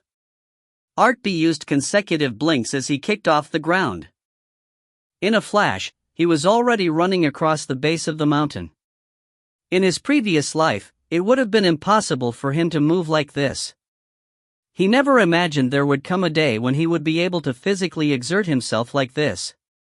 The title of a hero wasn't an empty one. As he had leveled up in the past year, he hadn't just grown in terms of magical energy. His physical stats had also made rapid progress. Of course, his physical abilities were laughable when compared to a level 160 warrior, but he was on a different level when compared to a mage of similar level. Artpe looked exactly like a typical magician on the outside. This was why they wouldn't know about Artpe's physical capabilities. This gave him an advantage against his opponents. Another blink N. Good. I caught you. Kook. He had quickly descended the mountain, and he was finally successful in grabbing the black magician by the back of his neck. As expected of a cautious and meticulous person, the black magician was equipped with an artifact that attacked an ambusher. However, it was effective only if the enemy was unaware of the trap. Of course, Artpe knew the activation condition of the artifact. He also knew its shape, structure, and power. When he grabbed the black magician, he immediately destroyed it with his mana string. The artifact didn't activate. Huck! The black magician was shocked when he realized this fact. He had already realized that his opponent was on a different level than him. It was enough for him. Please spare me. I'll tell you everything. All right. I was hoping you would say that. Kook. Artpe moved as if he was about to charge forward, but he used the motion to plant his opponent's head into the ground. If he found out Artpe was a child, he might show some bravado. He had to pressure his opponent from the perch of absolute power.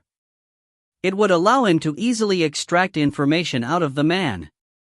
Artpe put his foot on the man's back as he asked the question. So, which demon is cooperating with the Archduke? There was a limit on how abrupt a topic should be broached. Artpe had already concluded that the Archduke was behind all of this, and he was cooperating with a demon. He skipped over those parts to ask the next question. It seemed the black magician was taken aback by Artpe's question, so he carefully opened his mouth. Demon? I don't know. Heek. Artpe extended his mana string, and he leisurely placed it around his opponent's finger. It felt as if the mana string was sharp enough to sever his finger at any moment. The man gulped. Artpe spoke in a low voice. Your life is worth nothing to me, but I'm guessing that isn't true for you? See, correct. That means your words must change next time you speak. Understood? Why, yes, sir. Threat and torture were essential skills for a four-heavenly king in finding out a secret. Usually, heroes were unable to extract information.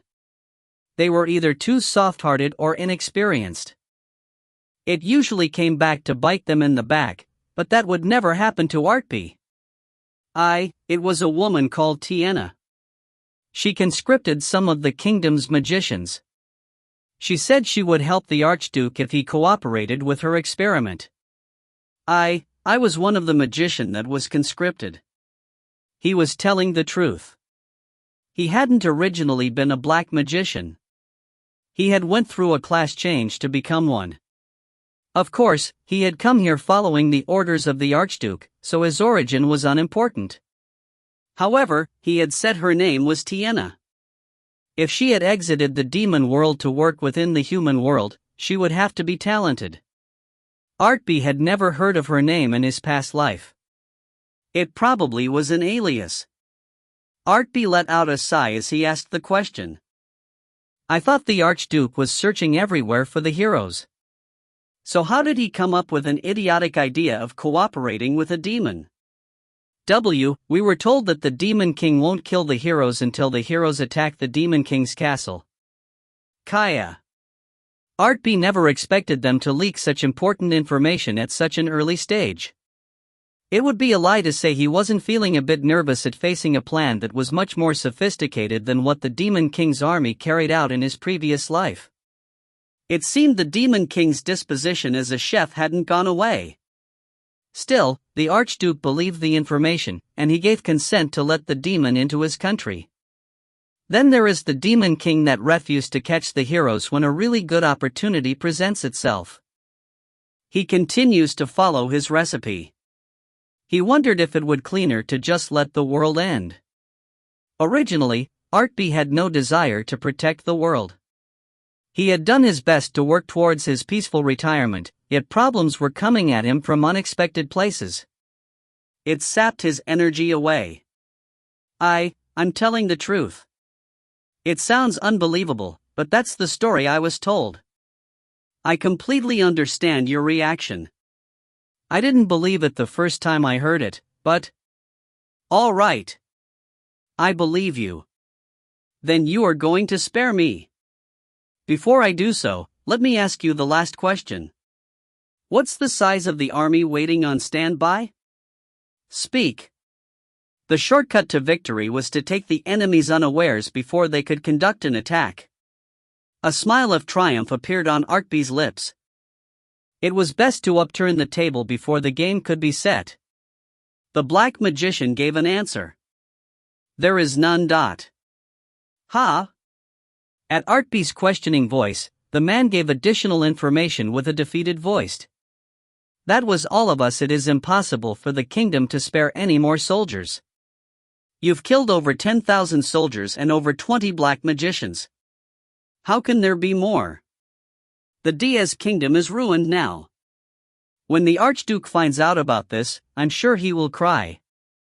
Artpe became silent as he heard the black magician's words. His ardent lamentation reeked of helplessness. It was the moment when a hero ruined a country. If you find any errors, ads pop up, ads redirect, broken links, non-standard content, etc., please let us know. Report chapter so we can fix it as soon as possible. Chapter 44. Chapter 44, Two Heroes Party. Well, you can get up now. Yes, a child. Cock. You aren't going to amount to anything much. After he extracted the time-sensitive information, Artpe spared the black magician as promised.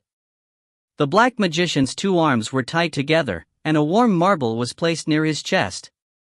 It would immediately explode if the black magician tried to use magic. Then Artpe took his gold and artifacts. No matter how he did it, he had spared the black magician's life. You are so young, yet how can you be so brutal? I'm sure you know about the experiments that was carried out by the demon with the help of the Archduke. Can you say that again? Who's brutal? Did the black magician relax a little bit when he found out Artpe was young? He had the guts to badmouth Artpe, but when he heard Artpe's voice, he immediately shut his mouth. He knew his life could be easily taken away if he spoke carelessly. On the other hand, the battle had ended so suddenly that Artpe had a hard time accepting the truth. He was barely able to realize that everything wasn't settled yet. Do you have other locations where you conduct experiments? We don't. There are still black magicians left in the kingdom, but there are only 1 or 2 left. Nothing could be done with just 2 black magicians. If they were capable of doing something, they were out of Artpe's league as of now, so we just had to ignore them. Did he really solve everything at once? Artpe was having a hard time believing in his own accomplishment, so he lowered his voice further to give additional threats. However, the only thing he accomplished by doing so was to bring about the black magician's teary-eyed confession. It brought back childhood nightmares for the man. At this point, he knew it was true. Diaz really had no answer. Maybe, if all the forces of Diaz could be gathered to attack this place, it might be possible. However, the whole country isn't on the side of the Archduke. It isn't as if he could unilaterally gather all the magicians within the kingdom. There is also the issue of him receiving help from a demon to take control of the throne. The only ones that could be sent to this place were troops that were completely under the command of the Archduke. Since all of us are dead, Artpe didn't need to hear any more to know what would happen. In short order, the ownership of the Diaz kingdom would definitely change again.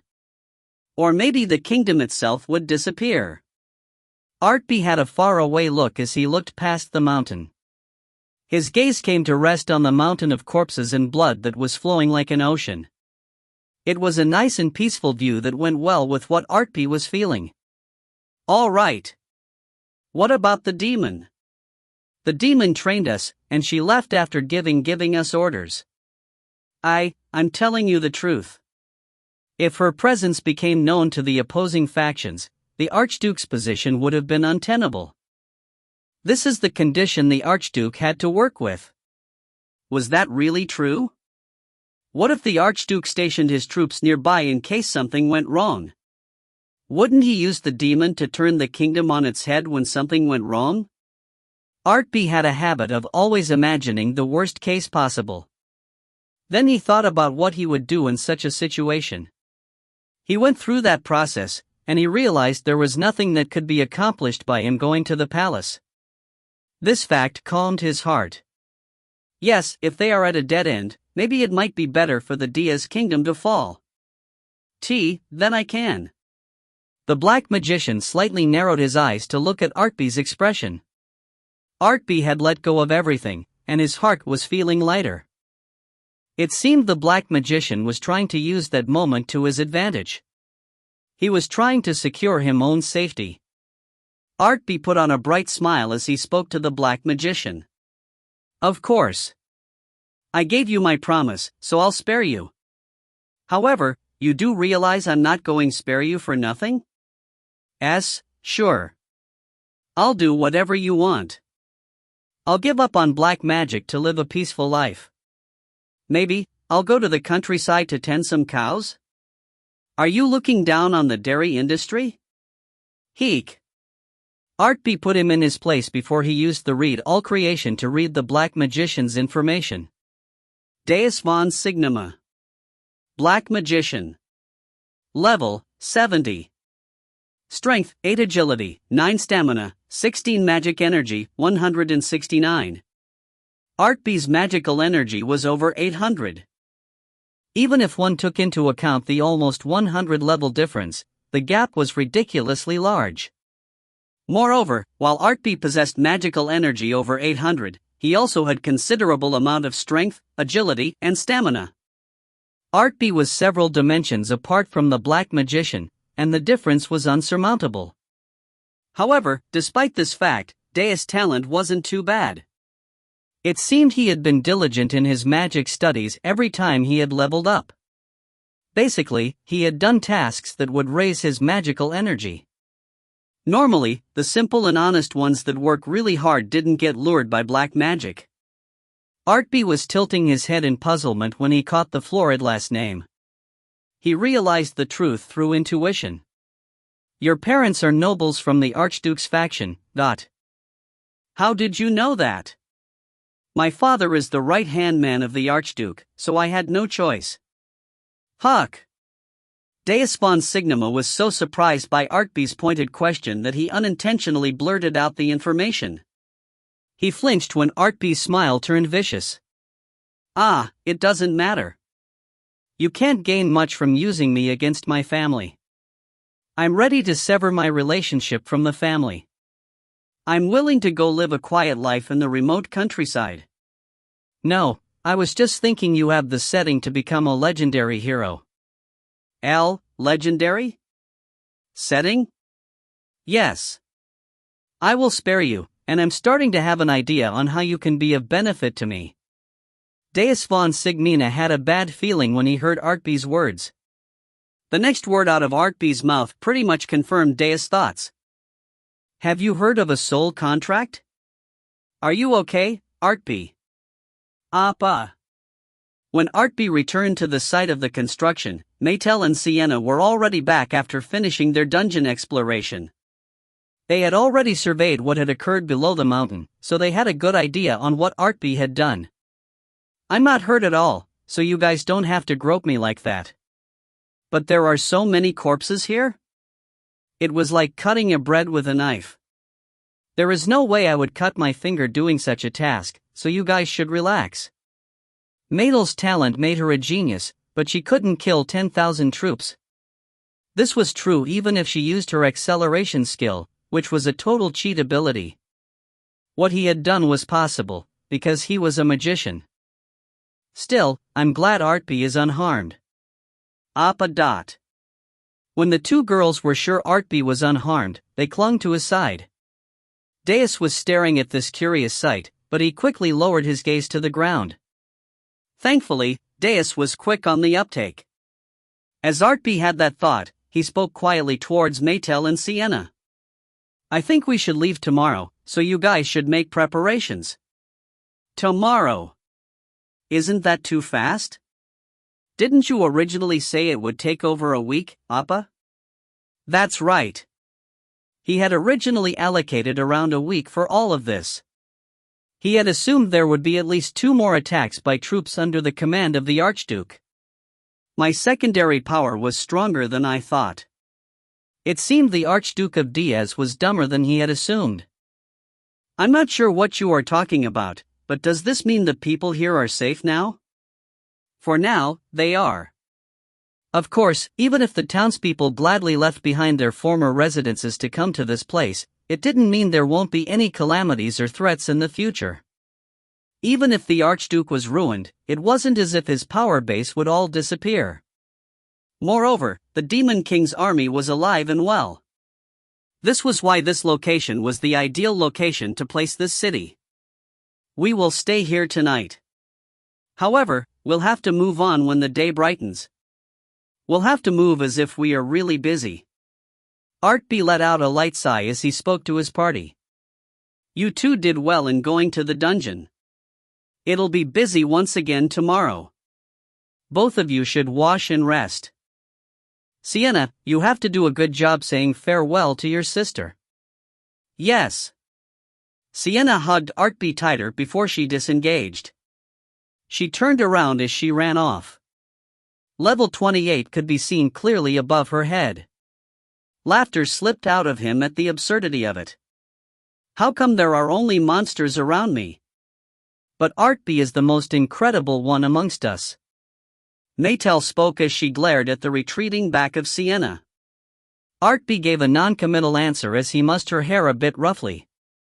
You should go rest. But Artpe is going to work again. Since I've made this mess, I can't just leave everything as is. Maetel had a sullen expression on her face, but she knew there was nothing she could do. She nodded head. Maetel glanced at the black magician dais, and she asked Artpe a question. This person is a bad guy. Is it okay for you to be with him like this? I gave him my word that I would spare him, so I have no choice. Instead, I'm thinking about using him in the future. Ooh. It didn't matter what Artpe was saying at that moment. Deus' mind was filled with the word soul contract. He couldn't hear anything else. What scary things will he have to do with his soul on mortgage? Maetel really didn't like Deus, who was letting out a foul energy. However, she saw that he was shaking in fear, so it seemed he couldn't do anything against Artpe. As expected, Deus didn't have any allies here. He was destined to shake in fear until he was given an order. The night passed quickly. Artpe stood at the center of the construction site, and he did all the tasks that could be done with his mana strings. He had made a mess of the mountain, so he tidied it up. He gathered materials that would be used for construction, then he searched the mountain for animals that could be used for food. As he used it more, Artpe realized that mana string was an incredible magic. This was especially true when he used it with his red all creation ability. The mana strings could gather and analyze all the information in its surrounding. It used the information to move in the most efficient manner. It sometimes felt as if he was moving in all directions at the same time. Even the one using the magic was surprised, so how would those watching him feel? Other people couldn't see the mana strings. It was as if Artpe was changing everything just by waving his hands. He looked like a god. I really don't think he is human. Do you doubt it after seeing all of this? He is a god. A god. Thanks to Artpe's exertion, the city had a foundation by the time morning came. The people felt the truth in their bones. They realized how much construction could be done by working with a magician who possessed a basic knowledge of architecture. It is possible to create waterways like this? How surprising. This place is already better than our town. I love our view. It is quite open. This should be good enough. Artpe even checked the wooden barricade around the small city. He made sure everything was perfect before he withdrew his magic. He had used mana strings every time his mana had recovered. Usually, it took a long time for unique spells to develop, but it had already reached level 10. Shall we go now? He cleared everything. It was impossible to clear a quest as thoroughly as this. He had finished the base quest alongside the hidden quests. He hadn't intended to do this, but he kept completing the quests that had popped up in a row. It was ironic, but he was done now. Magician Nim, are you perhaps leaving already? Magician Nim. It was almost supernatural as to how the townspeople were able to sense his impending departure. They were flustered as they hung on to him. However, Artpe was firm in his attitude. I did all I could do here. No one will be able to threaten you if you stay within this city. There's no one left to put a curse on you, so you can be at ease and resume your lives. I want you to forget about my party, and don't ever speak about us. You should always bear that in mind. Artpe had rescued the kids, and he had gathered the townspeople to construct a city on the mountain. They owed him a lot, yet he wanted them to forget about him. They were surprised by his demand. Magician Nim. I'm going. It seemed the townspeople wanted Artpe to live in the city. They wanted him to rule over them, but Artpe didn't hold any lingering attachment to this mountain. He had been forced to carry out this quest, and he hadn't received any rewards. He hated those types of quests the most. Artpe wanted to run out of here as soon as possible. He dragged Maetel and Sienna with him. The people came out in droves, yet he ignored them all. Sienna, you have to be happy. I'll be back, Uni. The most memorable sight was Ina and Sienna. Ina was crying, yet Sienna had a big smile on her face. It seemed she didn't want her Uni to worry about her, or maybe she really wasn't sad. He wanted to think it was the former, but Sienna's face was way too bright for it to be true.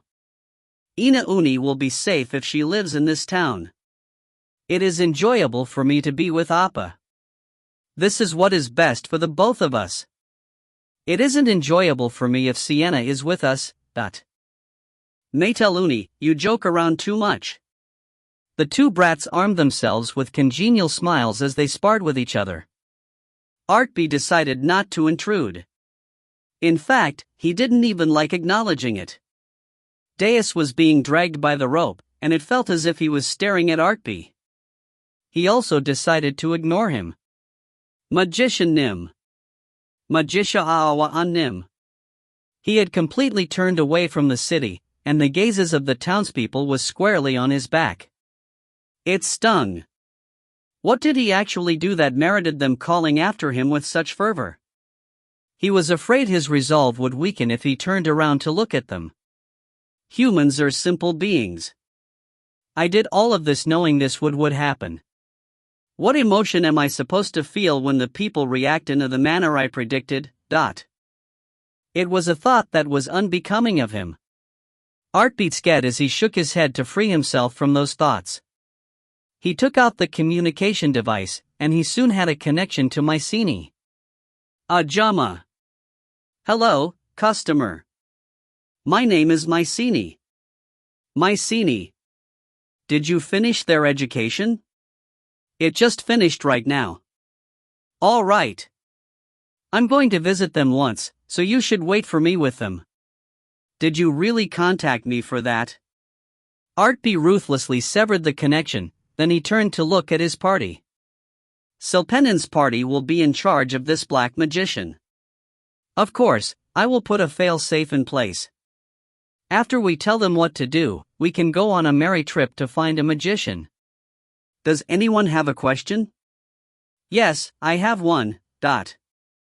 Maetel raised her hand high into the air as she spoke. The level difference between Sienna and us is large.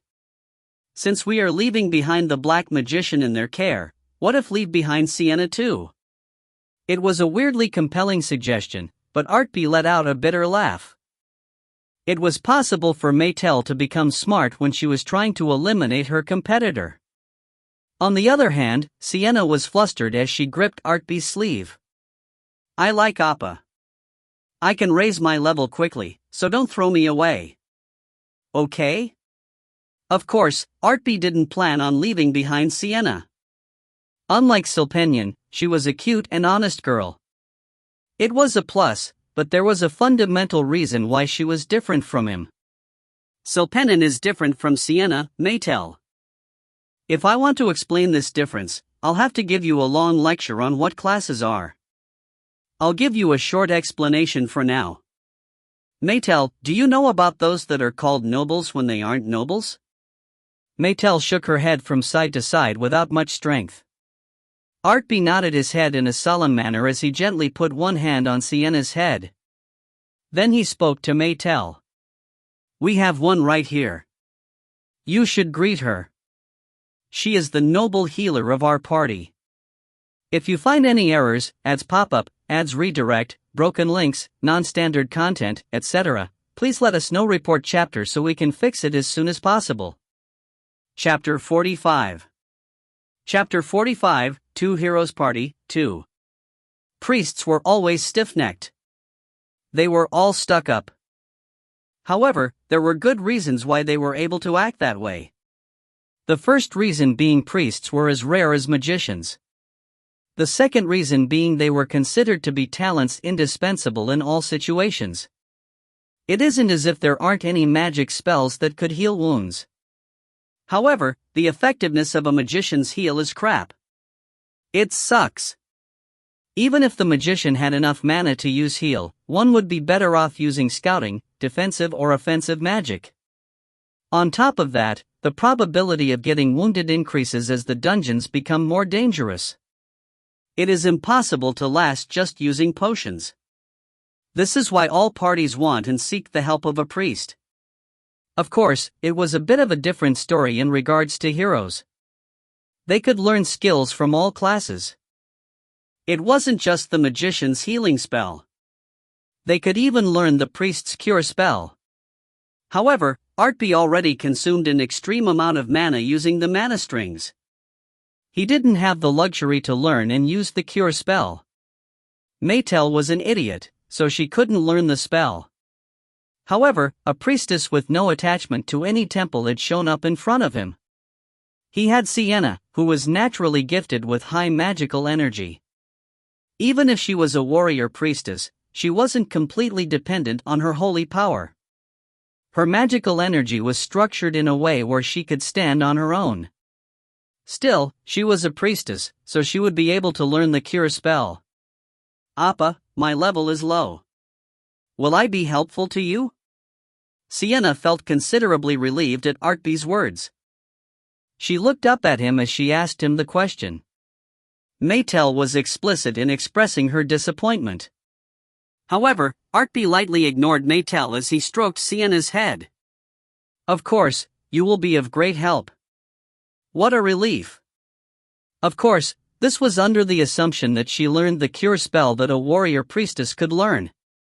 He had no choice but to put his trust in Mycenae to make that part come true. "It hasn't arrived yet. I took a chance in signing an exclusive contract with you, yet Ajumma is being very unhelpful. You really are a rude customer. Moreover, you called me Ajumma again." Mycenae grinded her teeth, but it was true that she hadn't been able to acquire Artpe's order. She didn't know why she was giving excuses. She let out a sigh as she gave Artpe the other item he had ordered. She pushed the soul contract towards him. "Will this be all, customer? I'm going to go rest. This side venture has made me very tired. You suffered a lot helping us. Take it easy. We'll see you again next time." "Thank you, Elven Merchant Nim." Silpenin and Lesity gave a courteous farewell. It seemed Mycenae wasn't totally devoid of feelings. She put on a soft expression as she raised her hand towards them. "For this business trip, I'll consolidate the education fee and the item's expenditure cost. I'm giving you a 30% discount, so it will be 1,287 gold. Kaya. I guess we can't move past that." "How can I move past that? Just be a good boy and give me my money, Adot." Silpenin helplessly paid out her business expenses. After Mycenae was sure she received her dues, she started to move away with her cart behind her. She gazed at Artpe. "I'll contact you as soon as I acquire the skill books. When that happens, please come to the closest branch of the Anywhere Company. If possible, please hurry it up." Sienna was undoubtedly a warrior priestess, yet there was no one here that could give her the education she needed as a priestess. This was why she was simply learning mana control and fighting techniques. It wasn't just mana. She was pretty talented at controlling her body, so she was making progress on both fronts.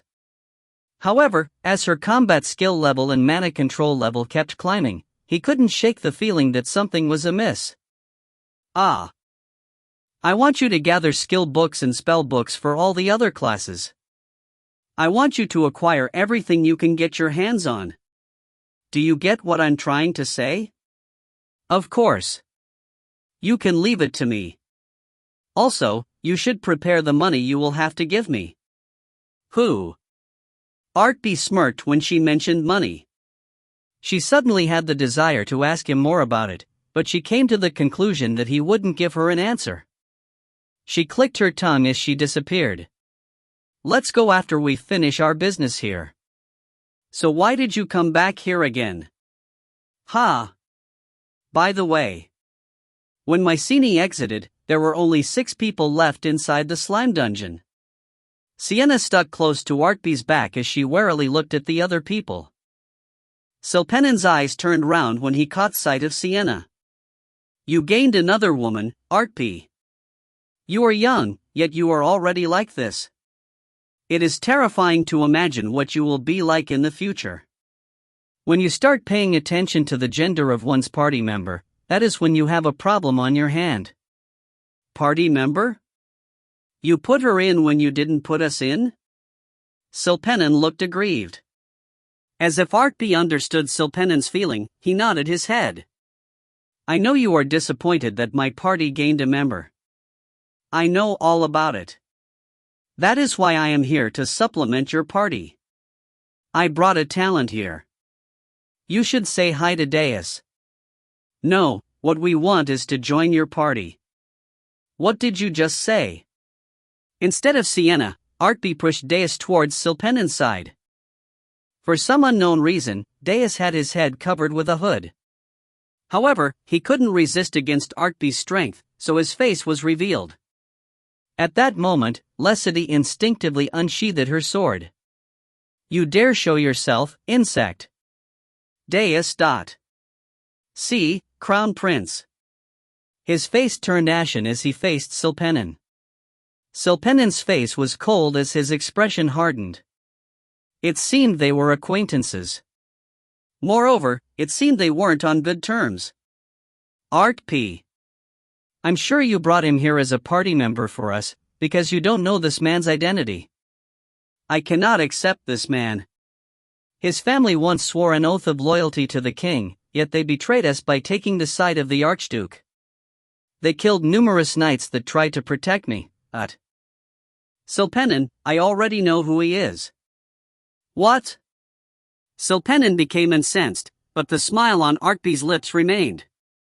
He put a hand on Deus' shoulder as he spoke. You should explain it. Tell them what you did, and how you came to be with me. Will you stop them from killing me? Of course. I have a use for you. Deus closed his eyes tight when he saw the soul contract in Artpe's hand.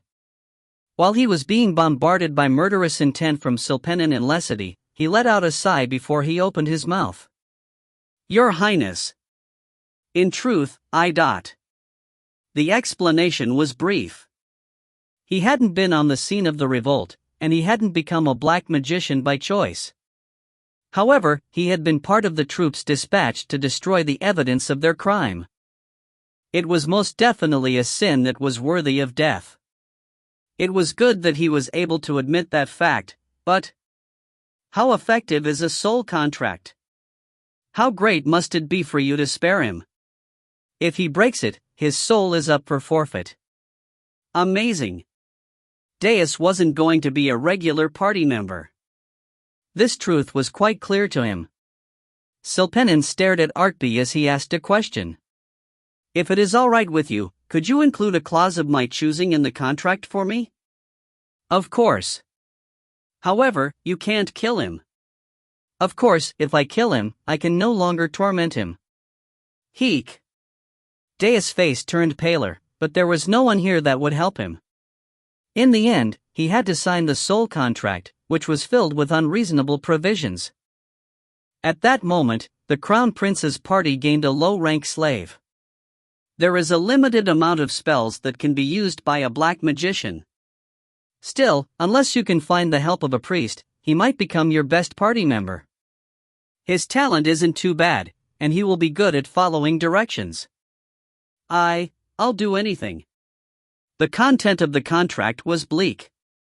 Deus had a look that could only be seen on those that had lost their country.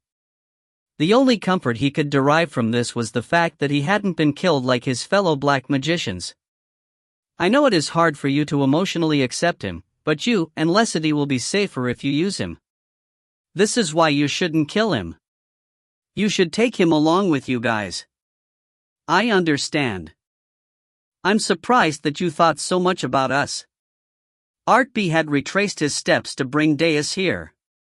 It seemed he had been worried about them. Silpenin was moved by the gesture, but in a flash, a twinkle shone in Artpe's eyes. In truth, that wasn't the only reason I am here. I should have known. Silpenin immediately became disappointed. However, he would soon be singing a different tune when he heard Artpe's next words. He spoke about the main reason for coming here. He spoke about why he added Deus to their party. I came here to give you an offer that you cannot refuse. I've heard that from somewhere before. Silpenin narrowed his eyes. Artpe had spoken similar words when he rejected Silpenin's offer. He waited to see how great this offer was. Artpe took out a map. A map? It looks to be of high quality. It's the map that was commissioned by the throne. It was a map of the Diaz kingdom.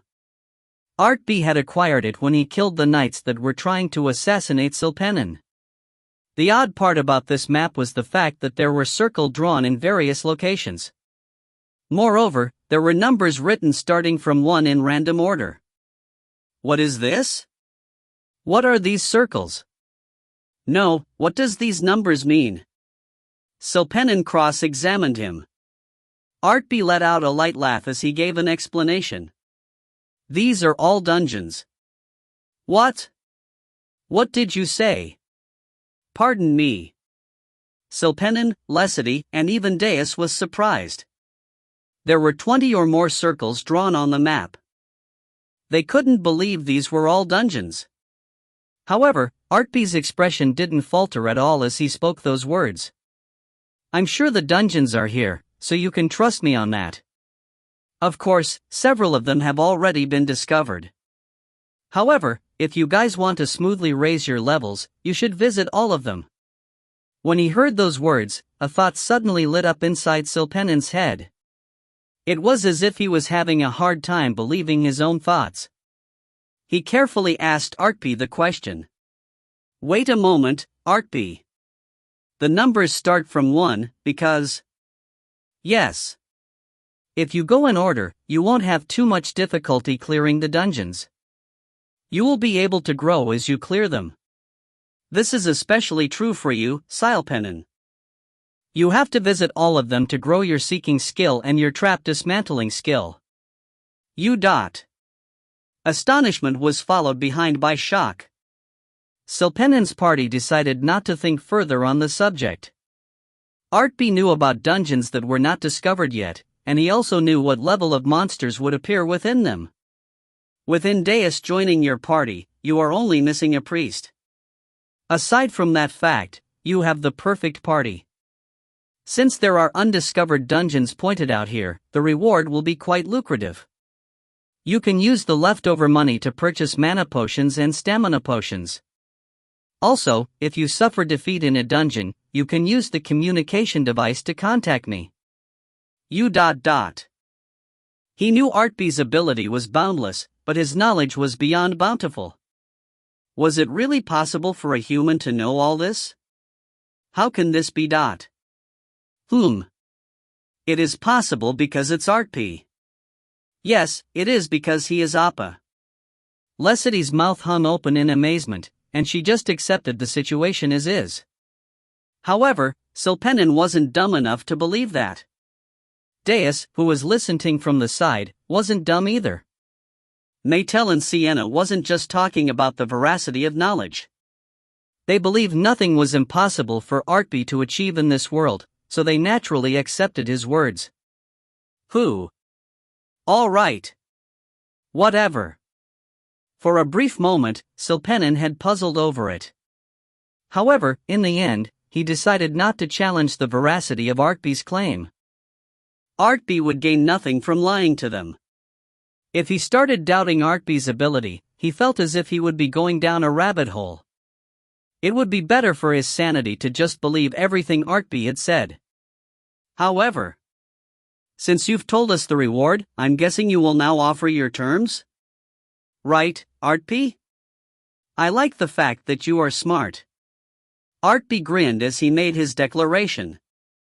I want you guys to give me half of the dungeon rewards. If you find any errors, ads pop up, ads redirect, broken links, non-standard content, etc., please let us know. Report chapter so we can fix it as soon as possible. Chapter 46. Chapter 46, Two Heroes Party, 3. Half? Are you sure that is enough? Artpe's stipulation made Silpenin feel dazed. Artpe was telling them everything about the dungeons, and he even told them about the levels of the monsters they would face. Despite this fact, he only wanted half of the reward. It didn't matter what others said, but according to Silpenin's standards, it was a very generous offer. It was so generous that it was as if Artpe had given the information away for free. However, Artpe nodded his head as if it was reasonable. You have to think about you, Lesity and Deus. The most crucial part is acquiring Deus skills, spellbooks, equipments, and potions. If you think about the combined cost, I'm pretty sure not much will be left from your half of the reward. You should think of it as improving your chances of survival. Instead of saving your money, you are strengthening yourselves. That is why you'll have barely enough to pay for my half share. Artpe. Silpenin and Lesity was floundering around in a soup of emotions. Deus was confused. He wondered if this might be good for him in the long run. They didn't realize that he planned on using them in his future confrontation with the Demon King. It would allow him to avoid hardship in the future. It had been a while since he had fought like a heavenly king. Artpe continued to speak. Also, I'll give you a list right now. You will never sell these items from the dungeons to the merchants. You have to keep it, and you have to give it to me at a later date.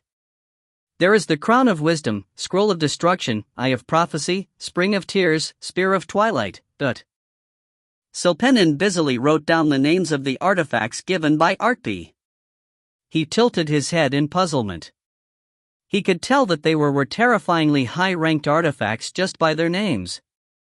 He wondered if they would really come out from the dungeons.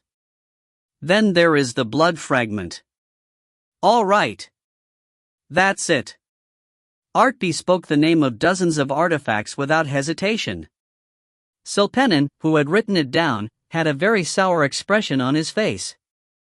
I've never heard of these items, yet I can tell they are incredibly valuable. Are you sure these items will come out from such low-level dungeons? This is why I want you to diligently train your seek skill. Then you'll be able to find them. No, these items will come out from the dungeons. You better not leave the Diaz kingdom until you find them all. Arte's expression was always composed. Of course, these artifacts had all come out from the dungeons in his previous life. These artifacts were worth so much that it was ill-matched to be within the low-level dungeons. In the first place, Artpe had given them the locations of these dungeons, because he wanted to acquire all those artifacts. However, Artpe and Maetel's levels were too high to go there themselves. Moreover, it was an annoying task since the dungeons were located far apart from each other. It was convenient to have others that would do the task for you. I want you to put your trust in me, and do what I say. I don't particularly like your laid-back attitude, but... Alright, I've digested everything you've said. You are saying we should work in parallel with each other. Artpe, if you weren't here, Kayak. Lesity looked deeply moved as she grabbed Artpe's hands tightly. She was thrown aside by Maetel and Sienna. Silpenin wasn't amused with his former guardian knight's antic, so he glared at her. Then he carefully put away the valuable map. This has been a learning experience, Artpe. So this is how you suggest a proposal that can't be refused. I accept your proposal. All right. Let us go on our separate paths. Artpe, Maetel and Sienna. Silpenin, Lesity, and Deus. No matter how one saw it, they were divided into the hero team and the support team. They firmly shook hands. It would take them 2 years to meet again. I'll be back after I become strong. Will you accept me into your party at that time? All right. I'll think about when we reach that point. No, I don't like it. I don't like Silpenin. Why, Maetel? I don't like you. It would be hard for them to meet up again, but Silpenin believed that they would be able to become friends someday. The two-party dispersed. Artpe, I'm curious about one thing. After leaving the dungeon, they were walking quickly down the mountainous path. While they were walking, Maetel asked Artpe a question. About what? It's about the magician we are going to meet. He had explained it ad nauseum about the magician's abilities, and the reason why they had to bring her into the party. Did she still feel repulsed by the prospect of growing the party? Artpe tilted his head in puzzlement as he turned to look at Maetel. What about the magician? Maetel's eyes narrowed as she asked the question. Is the magician a female? Yeah. The magician is female? He never expected her to ask about the gender of the magician. It was a question that had nothing to do with one's ability. Artpe was dumbfounded as he replied to the question. When she heard the answer, Maetel's expression turned more sullen. Artpe, did you send the black magician towards Silpenin because he was male? F you. As expected, she was under a massive delusion. Artpe let out a sigh as he flicked Maetel's forehead. Gender isn't important. Silpenin's party didn't have a magician, and I had a magician under my thumb. The pieces fit together. That is why I sent him along with Silpenin. I didn't exclude him from our party, because he is male. Eesh, what if he had been a young and pretty girl? I don't know what answer you want from me. I would have let the person join Silpenin's party irrespective of age and gender. Are you done now? It seemed Maetel wasn't satisfied with Artpe's answer. She let out discontented sound as she stuck close to him. It seemed she was trying to use skinship to express the feeling she wasn't able to articulate. When she did that, Sienna stuck to him on the other side as if they were in competition. Yes, he was now used to it. He hadn't wanted to get used to it, yet he had. What should he call the bitter feeling he was feeling right now? Artpe was absorbed in self-contemplation as he let out a sigh. This time Sienna asked a question. Appa, where can we find this magician Nim? The place is called Idia. It is a country that is more advanced in magic research compared to the DS Kingdom. She's in a different country. Maetel suddenly expressed her shock. Artpe smirked when he saw this. The small hero possessed incredible abilities, yet her knowledge, experience and intelligence was lacking compared to her capabilities. Still, he couldn't have her set her sight only on countryside villages. He also couldn't keep her tied down in the dark dungeons. It was time for her to broaden her horizon. He would be able to accomplish the task by the time they meet the magician. We have to cross an ocean, so it'll be a pretty long journey. Of course, I've already planned out the route. Artpe took out another map. He had found more than one map of this kingdom on the nights he had killed. Well, look here. Do you see the city at the end of the map? This is a key location that links the DS Kingdom to the other kingdoms. It is a harbor city named Freight. We'll travel across the ocean to reach Idia. The distance to Freight was around 300 times the distance they had traveled after Artpe and Maetel ran away from their town at the age of 12. To be fair, the incidents with the hero's dungeon and the curse of the demon had prevented them from traveling far. Still, Maetel had lived her whole life in the countryside. She would now be traveling an unfathomable amount of distance. Wah! It's far away. It might take us 3 months to walk there. Of course, we aren't just going to go straight towards the city. We'll learn what we have to learn, and we'll kill the monsters we have to kill. We'll also buy what we need to buy. There is also the problem of the ocean being uncrossable during the fall and winter.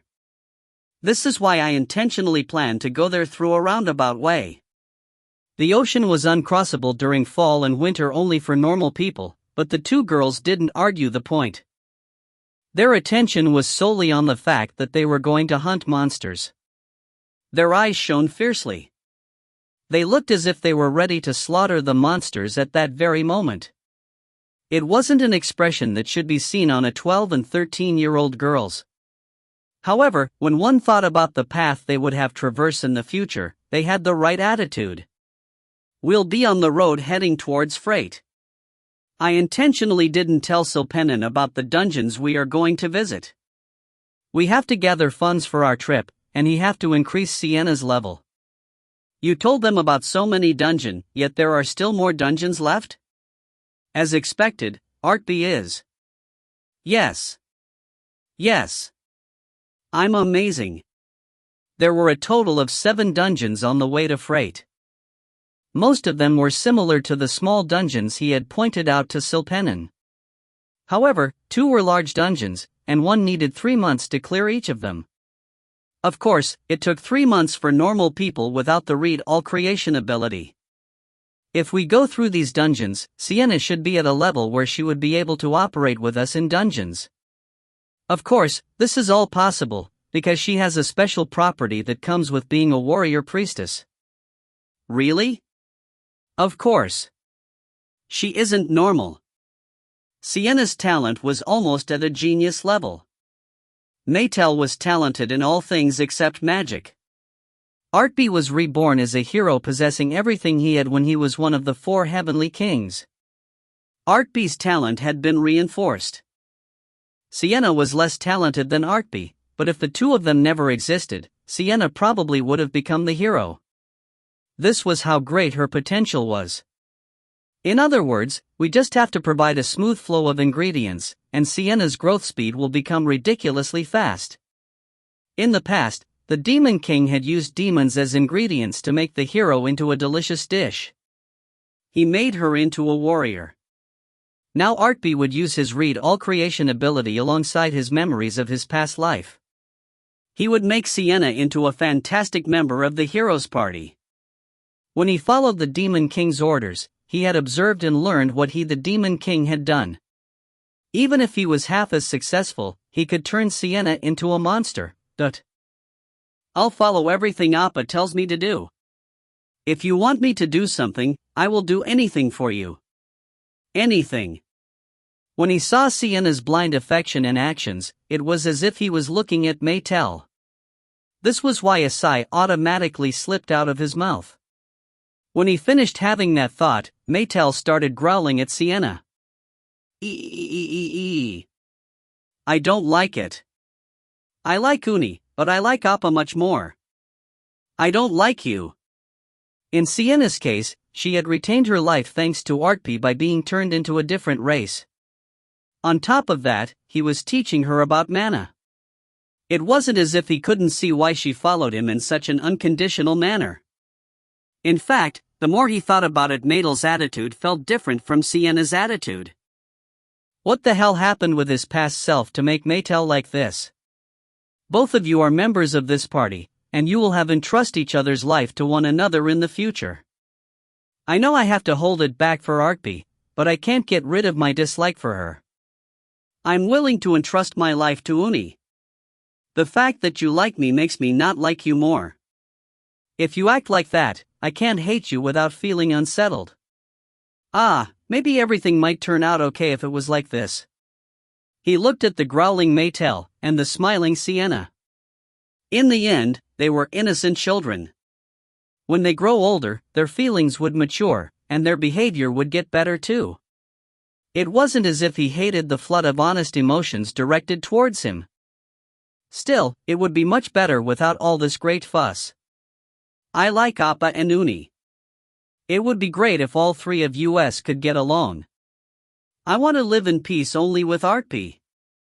By the look of things, it doesn't seem things will calm down anytime soon. Artpe kept letting out consecutive sighs as he continued to walk. He still had some complaints about his party members, but this was the start of the true heroes party. If things went according to the Demon King's plan, Artpe and Maetel wouldn't have discovered the experiments occurring within the kingdom. Or maybe they would have discovered it too late. It was supposed to be a massive quest that should have cost them blood, sweat, and tears to resolve. Unfortunately for the Demon King's army, Artpe had resolved everything at super speed. Artpe had messed up a long-term plan that the Demon King's army planned on exploiting for about 3 years. He had ended it in just one day. The Archduke hadn't even been able to progress much in the experiment that was supposed to turn humans into demons, yet he had lost most of his troops. His influence had rapidly decreased, and of course, he was unable to receive support from the demon. Artpe had basically ruined the plan of the Demon King's army in one fell swoop. The Archduke had already used an unjust reason to take over the throne, so the nobles that had hated him rebelled against him. In the end, the Archduke was overthrown, and he had been chased out of the country. The new king was the cousin of the previous king. Count Hadian was placed on the throne, but he was merely a puppet of the nobles.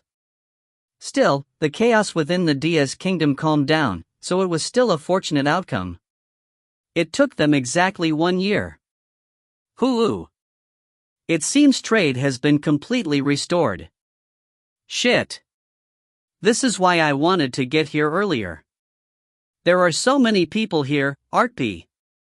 There are more people here than the people I've seen in my entire life. Appa, are we going to ride that ship? After a year, the heroes' party arrived at the harbor city of Freight. If you find any errors, ads pop-up, ads redirect, broken links, non-standard content, etc., please let us know. Report chapter so we can fix it as soon as possible. Chapter 47. Chapter 47, Two Heroes Party, 4. There was no business in this world that always worked out as planned. Artpe's party was so off course from his original plan that the only thing right was the fact that they were traveling in a straight line. The travel was filled with sighs, complaints and shouting. Still, nothing significant happened during their 1-week march. He had bought the highest quality bedrolls from Mycenae for each of the party members, but all 3 of them had to squeeze into one. It was a very tight fit, but it was also very warm and cozy. Maetel was in charge of harvesting herbs, while he started the fire. Sienna was in charge of cooking. This was how the daily chores were divvied up. It was a fantastic yet simple setup. They didn't possess many clothes, so washing them was quite simple using Artpe's magic. There probably were few in this world that could travel as easily and comfortably as them. They had traversed an incredible amount of distance in 1 week, so they had arrived at the first dungeon 1 week ahead of schedule. The problem started when they entered the dungeon. It was a dungeon where beast-type monster gnolls appeared. They were humanoid monsters with a dog-like head. It was supposed to be a dungeon with 5 floors with a variety of gnolls ranging from level 30 to level 50. Sienna was level 28, and she was of a race that could use powers that exceeded her level. This was why Artpe and Maetel merely had to make sure she didn't die. Aside from that fact, Sienna had free reins to combat the gnolls. The gnolls had similar build to a human, and they were quite clever. It allowed Sienna to gain a variety of battle experiences. Her level rose steadily as they traversed through the 5 floors, and the occasional high-level monsters made it easy to increase Sienna's level. Artpe had assumed it would be this way, and everything went as planned. A week passed after they entered the dungeon, and Sienna bravely reached the 5th floor as she increased her level to 47. Huh, Artpe? Didn't you say this dungeon has 5 floors? The problem started from that moment. I did. In my past life. If it was Artpe's words, Maetel trusted him implicitly even if there was no evidence to back up his words. Maetel tilted her head in puzzlement as she asked the question. So why is there a staircase leading further downwards? That is a really good question. Artpe glared at the secret staircase that had appeared as if it had every right to be there. He spoke with a fed-up voice. I'm not sure either. This was one of the dungeon cleared by the past hero. He was sure it ended on the 5th floor. The items dropped here had been poor, but the weak hero had been able to develop her basic martial skills here. Artpe had found out this information when he researched the records. Even if the Silpenin of that time had poor skills as a thief, Artpe never expected him to miss such an obvious secret staircase. No, maybe the god was giving them something extra since there was an additional hero present? He had researched about the human world and the hero, but he hadn't been able to visit all the sites himself. This was why he waved the white flag. He had no way of determining which theory was correct. Still, how could he retreat when a dungeon's secret had been revealed? Traditionally, heroes entered into suspicious places first before asking any questions. They opened suspicious boxes first to see what is in it, and they stepped on suspicious traps first to see what happened. They were psychopaths. It wasn't as if they had extra lives to spare, yet they did things that were considered to be absolutely crazy. It seemed Artpe's party would be doing similar tasks that followed in the footsteps of those heroes. Sienna, the monsters we are going to face from now on will be a bit too hard for you to handle. This is why you have to be ready to retreat when I tell you to retreat. As they got ready to head down the stairway, he made a strong entreaty towards Sienna. However, Sienna let out a bright smile as she tightened the fists equipped with the battle knuckles. It's fine. I'm strong now. It is all thanks to me. Mycenae had a bright smile on her face as she stood behind Sienna with a money pouch in hand. She had finally succeeded in acquiring the cleric's cure spell and the holy battle spell. Artpe snorted as he shooed her away with his hand. You were barely able to acquire the basics.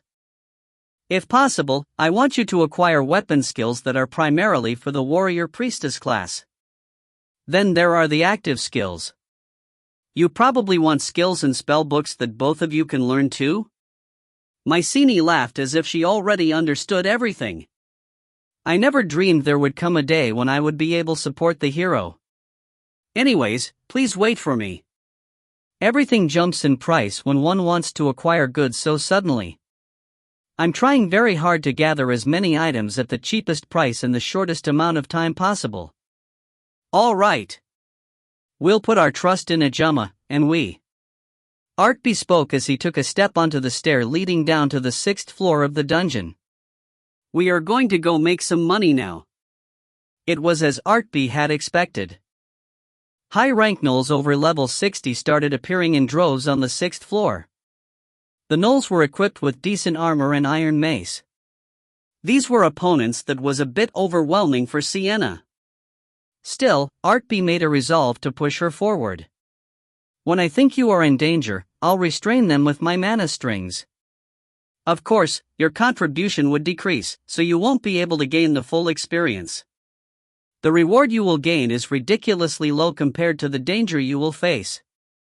Still, you will surely grow faster than before. Appa. If he just made sure she didn't die, this environment would be a blessing for Sienna. Of course, she had to overcome the fear, pain, and powerlessness she would feel facing such powerful enemies.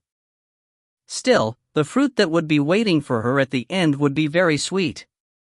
This is similar to the first dungeon I experienced with Artpe. I had a lot of shortcomings, but Artpe helped me.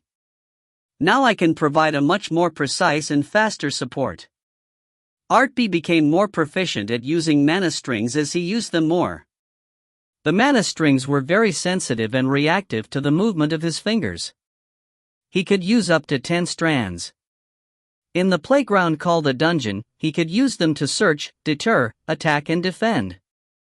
In the space controlled by his read all creation ability, nothing could escape his will. Appa.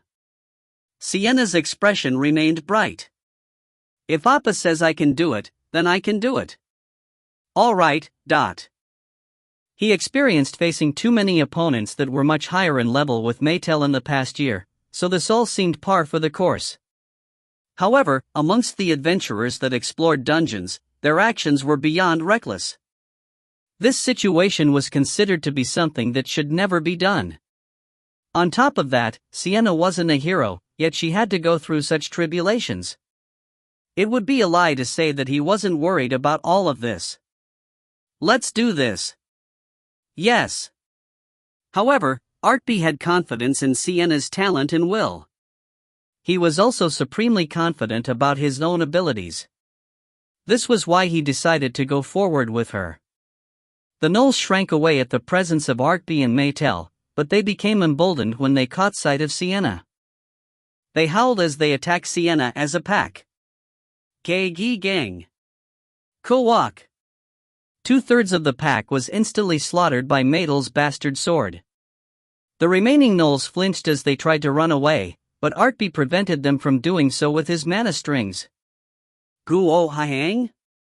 O-o-ha. Some unknown force was preventing them from running away, so they became confused for a brief amount of time. However, when they realized there wasn't an additional strike coming as a follow-up, the gnolls once again turned their attention to Sienna. Artpe gave an explanation. The dog head of gnolls isn't just a decoration. They are very dumb. I think they are more stupid than the skeletons with no brains. It was the worst insult that could come out of Maetel's mouth. However, when one saw the gnolls keep attacking with increased fervor as if nothing had happened, it was an apt observation. Kuok, I can do this. Sienna was the only one fighting them, and she had a hardened expression on her face. Her fists were still weak, and her self-healing ability was lacking. However, she didn't back down as she glared at her opponents. At this point, Artpe would have already given her a passing grade. Ku-o-ha-hang. Ah-hoo. Garurururu. The gnolls mindlessly howled as they swung their maces. Sienna quickly assessed their attacks, and she planted her fists into their abdomens. She couldn't avoid all the maces, yet she was showing excellent body movement for someone that wasn't level 50 yet. All right. We did it. Yes, I don't think she'll die. Sienna was effectively fighting amongst the pack of gnolls. Artpe let out a sigh of relief when he confirmed this. Her growth plan had to be tweaked, but he also judged that she would be able to become much stronger in a shorter time frame. Hoo-ah-hup. Sienna was striking out with powerful punches. Her fist cleanly lodged inside the eye of a gnoll as she was able to land a critical hit. At that moment, the flow of the battle started turning towards her favor. Kwa-huck. Ku-vi. Who? Humans were supposed to be weaker than them, yet one of their own had been killed. This truth made the gnolls rage. However, a marvelous smile on Sienna's face greeted the gnolls. Sienna just had an epiphany about the flow and momentum of a battle. After 2 days within the dungeon, Sienna safely raised her level to 50. She used the crystal ball of blessing to acquire the high rank class as a warrior priestess. From that point on, there was a jump in her growth. As time passed, Artpe had to step forward less with his mana strings. It was proof that the degree to which she was contributing to the battle had increased. When they slaughtered all the monsters and found all the hidden treasures on the 6th floor, her level had reached 60. Still, we are fortunate that this place is easier than the hero's dungeon, Artpe. Isn't it?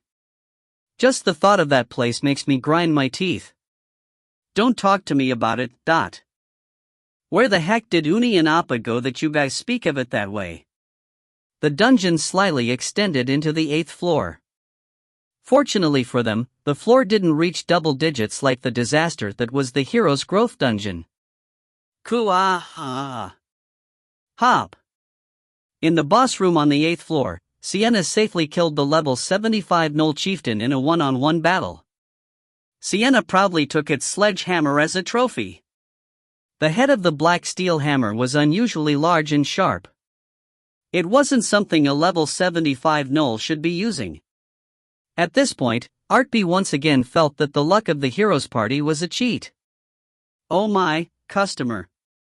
Could it be that the metal used to make that helmet was? I'm not selling it. Customer, you are too much. Mycenae appeared once again with impeccable timing. This time she hadn't just acquired hand-to-hand combat skills. She had brought weapon skills too. Mycenae was about to say something, because she felt sorry for the small girl carrying around such a large hammer. However, her words dried up when she saw Sienna swing it around with both hands. I thought it would take us 1 week to clear this dungeon, yet we spent 1 month here. Perfect. This is such a perfectly fucked up situation. Because of me. I'm sorry, Appa, I'll fight harder next time. No, you were fine. Actually, you really overdid yourself. The only reason why this situation is fucked up is because of God. If so, I'll kill God for Appa. He thought he had heard that line from somewhere before. He let out a big sigh. Maetel once again showed her competitive spirit when she heard Sienna's words. Sienna kept letting out a bright smile. Afterwards, a similar pattern emerged. Fortunately, there was no changes to the second dungeon. However, they found a secret tunnel inside the third dungeon that continued until the 14th floor. While they were traveling towards the fourth dungeon, they encountered a cursed old lady living in a small city. They had to waste time in curing her. Then the fifth dungeon was a dungeon filled with undeads, and Sienna stumbled into a secret prerequisite by being a warrior priestess. A path of suffering opened up that led the party down to the 20th floor. They encountered similar harsh difficulties on the 6th and 7th dungeons. At that point, Sienna hadn't just grown enough for a single person. She grew enough for 3 to 5 people to become a superb warrior priestess. She smashed through all tribulation, which seemed to have been prepared for her, with her hammer. If she couldn't handle a boss monster, Maetel and Artpe smashed it. They had entered the dungeons to help the development of the little warrior priestess. However, the difficulty of the dungeons were all over the place that even the heroes increased in their level. The word chaos was insufficient to describe their situation. Wow! That's the ocean. It really is amazing. Pretty. This is also my first time seeing the ocean, Uni. Wah-ah. At the end of the tribulation, they finally reached Freight. At the latest, he had planned on arriving here during early spring. However, they had arrived during summer when the warm winds could be felt. Thankfully, they hadn't arrived here during fall. Artpe kept wiping away at the sweat that kept trickling into his eyes as he spoke to his party. Well, shall we go rest a little bit? Yes. It was the day they entered into Freight. Maetel was level 191, and Artpe was level 187. Sienna had reached the level 159. If you find any errors, ads pop up, ads redirect, broken links, non-standard content, etc., please let us know. Report chapter so we can fix it as soon as possible. Chapter 48. Chapter 48, Freight's Festival, 1. The inn owner gave Artpe's party a once-over. He'd sked as he spoke. A single night in the guest room will cost 5 silvers. The cost of the meal and bath water will have to be paid separately. In the past year, the 3 of them had been under the influence of Maetel's innate ability. They had grown a lot, so they no longer received questions like, "Are you kid alone?" or "Where's your guardian?" The fact that they didn't hear such words was a blessing, but why is it so expensive? This inn doesn't look so grand that it should be charging 5 silvers. It was too expensive. A cheap inn in a big city should cost a silver. At most, it should cost 2 silvers. At Artpe's righteous indignation, the innkeeper snorted as he gave a retort. Do you not know what kind of a situation Freight is in? The numerous countries connected to Diaz by the ocean are participating in a limited-time auction right now. This auction was stopped 3 years ago, but it is being opened once again this year. The merchants from Diaz Kingdom as well as other kingdoms are all gathered here. The streets are packed with people that came to spectate this auction. You should be thankful that there's at least one room left. It was stopped 3 years ago.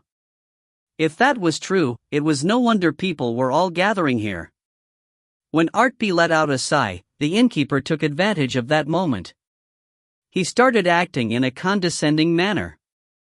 I've been saving that room.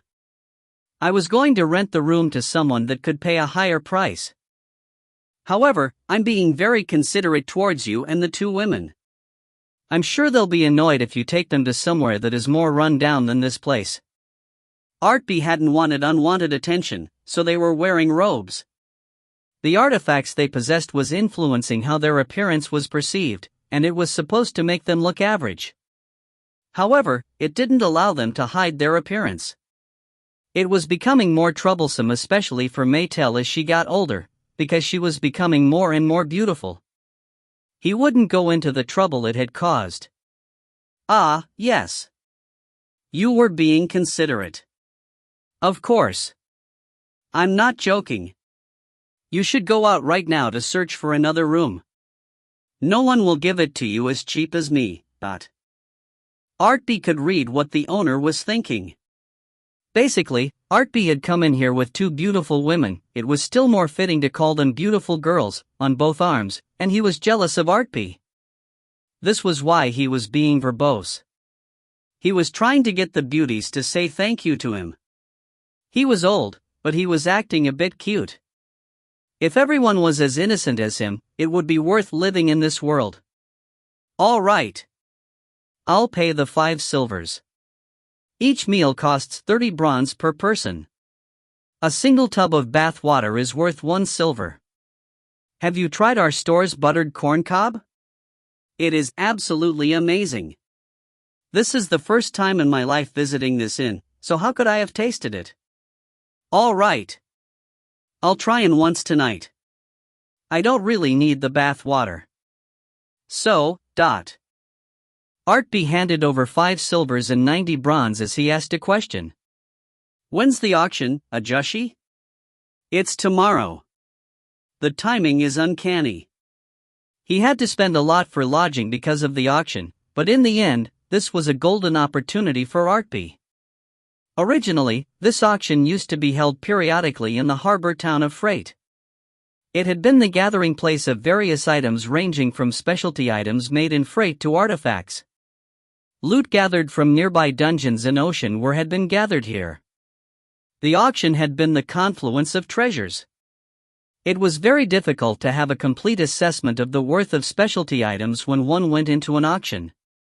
However, Artpe could clearly and accurately assess the worth of any items that was viewed through his eyes. In his previous life, he had participated in auctions in the human world. He had cleared out all the treasures that the humans had failed to recognize. Of course, it had all ended up in the hands of the Demon King. The very thought of it made him wake up at night. It made him grind his teeth. However, it was no longer like that. He could pocket everything now. Why? Are you going to participate? It is a festival that hasn't happened in 3 years, so shouldn't we take the opportunity to look around? If so, you should take good care of the ladies. Gangsters always gather in places where there is money. If you go out with the pretty girls, you could probably fill an ocean with the men that'll try to pick a fight with you, but I've already experienced it plenty, so you don't have to worry about that. Artpe snorted as he took the key from the innkeeper. As always, Maetel and Sienna behaved as they watched him speak to the innkeeper. It was the absolute rule of the party. They had to leave the negotiations with other people to Artpe. Ooh-wah! It is really small. The room had a single bed, and there was a lot of dust covering it. There was also a chair in the room. That was it. First, he used his cleaning magic. It took him 2 seconds to make the room look like it was new. Then he placed his bedroll on top of the bed to make it cushy. Next, he took out an enormous wooden tub that could easily fit 2 people with room to spare from his dimensional pouch. He created water and fire at the same time, and he filled the tub with hot water. He created a cozy bathhouse where no one would disturb them. There is nothing Artpe cannot do. You guys wash up first. I'm not sure about myself, but you guys are really dirty. Let's wash together. Maetel yelled out energetically, but Artpe pushed the 2 towards the wooden tub. Then he closed the curtain. Maetel and Sienna continued to complain loudly, but he completely ignored them. They were now at an age where such propriety had to be observed. Their level was high, and they possessed warrior-type abilities. So their development was much faster than the girls their age. Artpe decided to omit that line of thought. Let's see. While the two girls were taking a bath, Artpe carefully leaned back on the chair. The chair was so weak that it felt as if it would give way at any moment. He gently closed his eyes as he stretched out his mana strings into the surrounding. The mana strings went past the inn towards the large roads. Then they went past the large roads to the square. From the square, the mana strings extended out to the whole city. That's right. He was surveying the entire city from within the small room of the inn. In the past year, the party had focused on Sienna's growth rather than the development of Maetel and Artpe. Above all else, their goal was to arrive at freight, so they hadn't been able to raise their levels too much. However, Artpe had focused on gaining command over his mana string until he was sick of it. He also focused on increasing his proficiency in other magic spells. There were the basic everyday magic like fire and aqua. Then there was the hyper-rubbing, which had been unexpectedly helpful in decisive moments.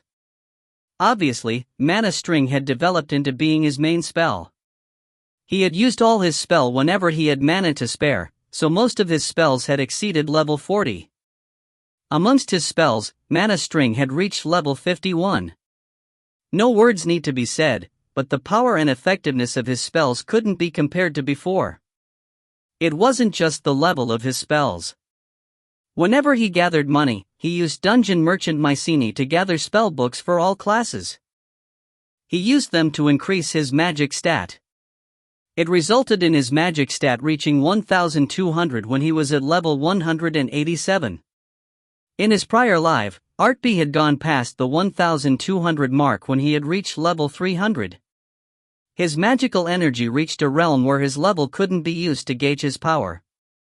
Moreover, he possessed enough magical energy to overcome disparities that should be impossible to overcome. He possessed that power within his hands. His spell level was over 50, and he possessed a massive pool of magical energy.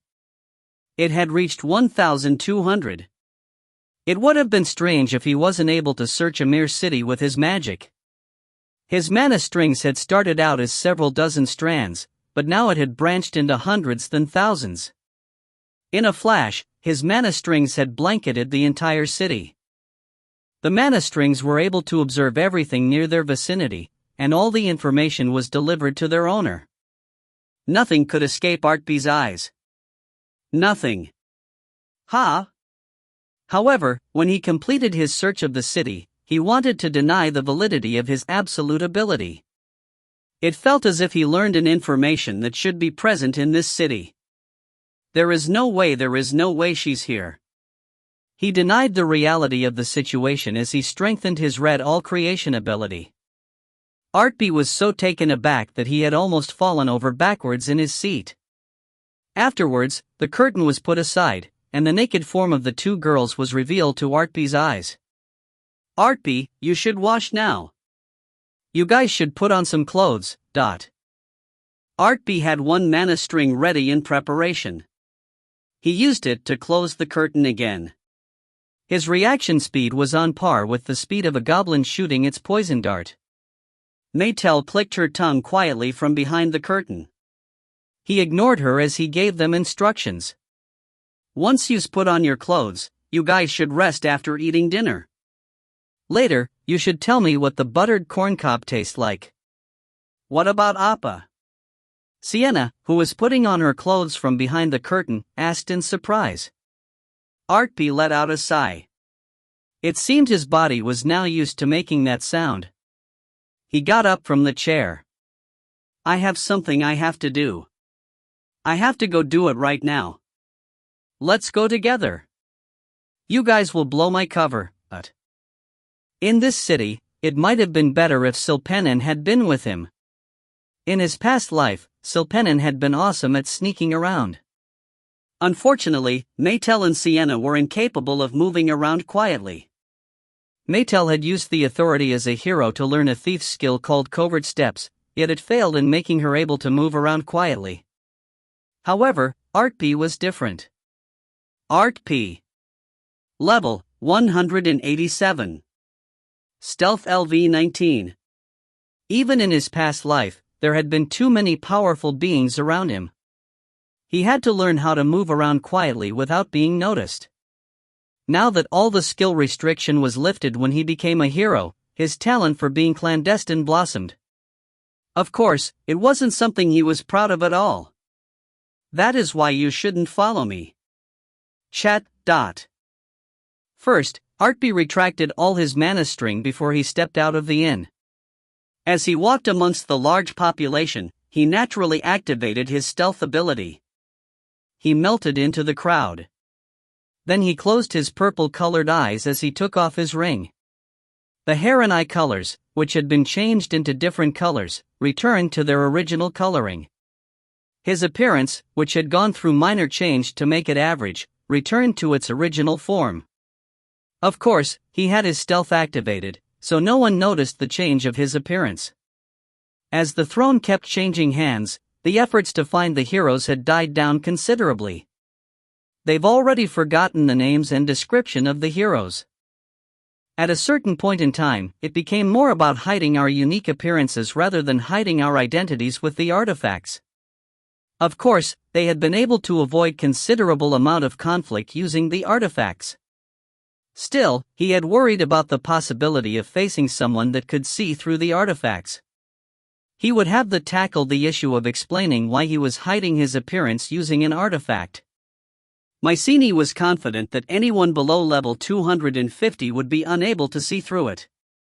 I came to the same conclusion when I evaluated the artifact. This was why he had to take off the artifact right now. His opponent was over level 250. It might have been better to have ignored her. Still, it would cause him way more trouble if she developed a weird misconception of him.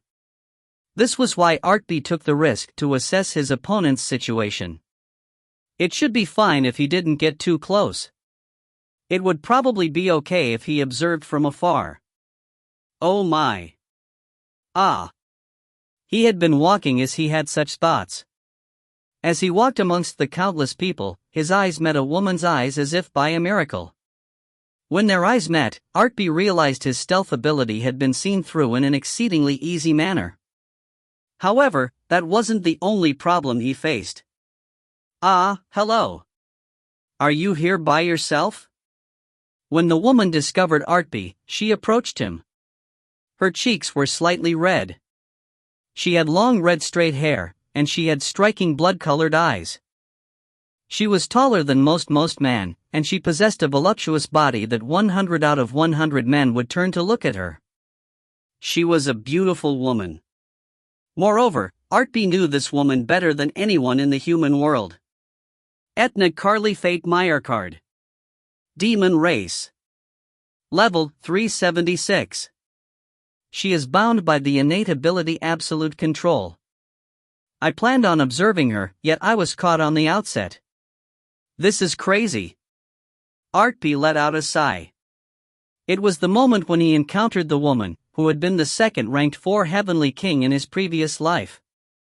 If you find any errors, ads pop-up, ads redirect, broken links, non-standard content, etc., please let us know. Report chapter so we can fix it as soon as possible. Chapter 49. Chapter 49, Freights Festival, 2. Etna, who was the leader of the army of thieves, had her eyes fixed on Artpe. As he met her red-hot eyes, Artpe kept cursing the gods inside. This situation has become a big headache for me now. I wanted to move as quietly as possible, yet I was discovered by Etna. This happened despite the fact that she doesn't have any thief-type abilities. Either God placed a curse on me or the Demon King placed a blessing on me. It has to be one or the other. I'm sure of it. In his estimation, it didn't seem she was here on the orders of the Demon King. He assumed she wasn't here for a mission. She probably had come here because she wanted to participate in Freight's festival. She didn't have any of her underlings or equipments with her. There were other evidences that also pointed towards this conclusion. However, there was one decisive fact that gave the most credence to this conclusion. The demon world's greatest chef would never send a mid-boss so early in the process. Should I have ignored her? No, she would have found me once I decided to stay in this city. Of course, his opponents couldn't find out he was a hero unless they had the help of a high-ranking priest. However, it was also true that Artpe couldn't hide his massive reservoir of magical energy. She was at the pinnacle of the demon race, so she probably realized how talented he was as a mage. It really was something annoying, but the meeting between them was inevitable. I have to get out of here without raising any suspicions. I have to come up with an idea. I have to think. If you aren't with anyone, would you like to go have a drink with me? Artpe had been very tense, but he came back to his senses at that moment. No matter how he thought about it, she was using a line to pick him up. When he looked at her expression, he realized she wasn't paying attention to his magical energy. She was focused on Artpe himself. No, I'm here with my girlfriends. While Artpe lived with Maetel and Sienna, he had become proficient at deftly turning aside their pursuit of him. He had instinctively turned down Etna. It was too late by the time he realized what he had done. He came to his senses, but Etna already had a sullen expression on her face. Is that so? Women these days have great eyes. They already place dibs on you despite you being so young. It seems she thinks I'm young. If she hadn't been one of the 4 heavenly king, she could have been the waitress of the neighborhood's pub. This was how friendly she was towards humans. Even in his past life, she had been very attractive, so she was easily able to make a favorable impression on others. Moreover, she had an outgoing and sociable personality. This was why she had been given periodic assignments to scout the human world on top of her own heavy responsibilities. Once I start thinking about my past life, the memories are endless. She isn't the Etna from my previous life. I wanted to focus on this present life, so she is the number one person I had to avoid. Shit. I do have a moment. She was in low spirits as she turned away from him. Artpe could have left Etna's desolate figure alone. However, he thought it would be a great opportunity to be able to gather information about the current Demon King's army from her. He couldn't miss out on this opportunity, so he stopped her. A cup of tea should be fine. This is my first time visiting Freight, so it would be great if you could tell me about this place. The beautiful woman's expression had been filled with disappointment, but now a smile blossomed on her face. How could she show her feelings so overtly? It was a wonder. Etna didn't realize Artpe was already viewing her as a half-idiot. She had on a bright expression as she spoke. Yes, you should leave it to me. I'll tell you everything. She was the past and current 4 heavenly king. He was the former 4 heavenly king turned into the current hero. It was the start of a weird couple's date. Both of them had already done a cursory search of their surrounding. Soon, they decided to head towards a nearby pub. The pub would have alcohol and other types of beverages. There would be no better place to talk, since they would be within a crowd of people. The auction that occurs periodically in Freight is called Freight's Festival. The size of the people gathered here, and the various specialty items and artifacts that shows up here makes everyone go wild for this festival. So are you here to participate in the auction? Yes. You can call me Etna. Etna told him her real name as a demon. She acted as if it wasn't a big deal. If all demons were as innocent as her, Artpe thought the Demon King would have been killed at the outset. I'm Artpe. Since she told him her real name, Artpe did the same. First, Artpe wasn't a rare name in this world. The second reason being it would raise major red flags later on if she discovered he had given her a fake name. Oh my. Even your name is cute. You should continue with your explanation. In truth, I just heard from the innkeeper that it has been 3 years since the last festival. You do know that the Diaz kingdom was in turmoil recently? That turmoil has died down somewhat, so Freight's festival was recommenced. When the kingship of the Diaz kingdom changed hands, the humans followed the king's example. They went nuts as they shed a massive amount of each other's blood. Naturally, in the process, countless legends were born during this time period, and a curse had spread within the kingdom. On top of that, the artifacts became strengthened. Humans, monsters, demons, and even artifacts consumed the records of others to grow.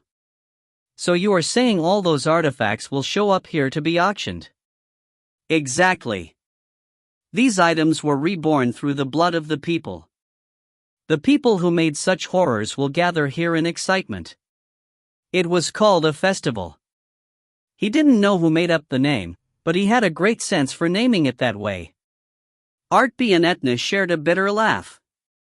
It was as if they've promised beforehand to laugh at the same time. She smacked her lips as she asked him a question once again. Do you want to have a drink? I really want to, but I'm still underaged. Then I'll be the only one drinking. 1 beer. He was 14 years old, but his outer appearance didn't fit his age. He looked pretty mature for his age. Still, he had a youthful face, so he couldn't boldly order alcohol for himself. While Artpe became shy about drinking alcohol, Etna tried to down the alcoholic beverage she ordered in a refreshing manner. She tried. Ooek. It's warm. She blanched as she put it back on the table. It hadn't been her intention, but her action evoked another memory from Artpe's past life. She's the youngest daughter of the Phoenix, and she had been blessed by hellfire. She was the pure one amongst the thieves. All flames obey her, but this means the cold rejects her. Anything she grabbed started to heat up. This was why she went looking for cold things throughout the year. This was also why he had gifted her an ice sculpture in his prior life. The ice had originated from the first winter of this world. It alleviated her need a little bit. Of course, he hadn't given her the present, because he had liked her. He had wanted another heavenly king as an ally.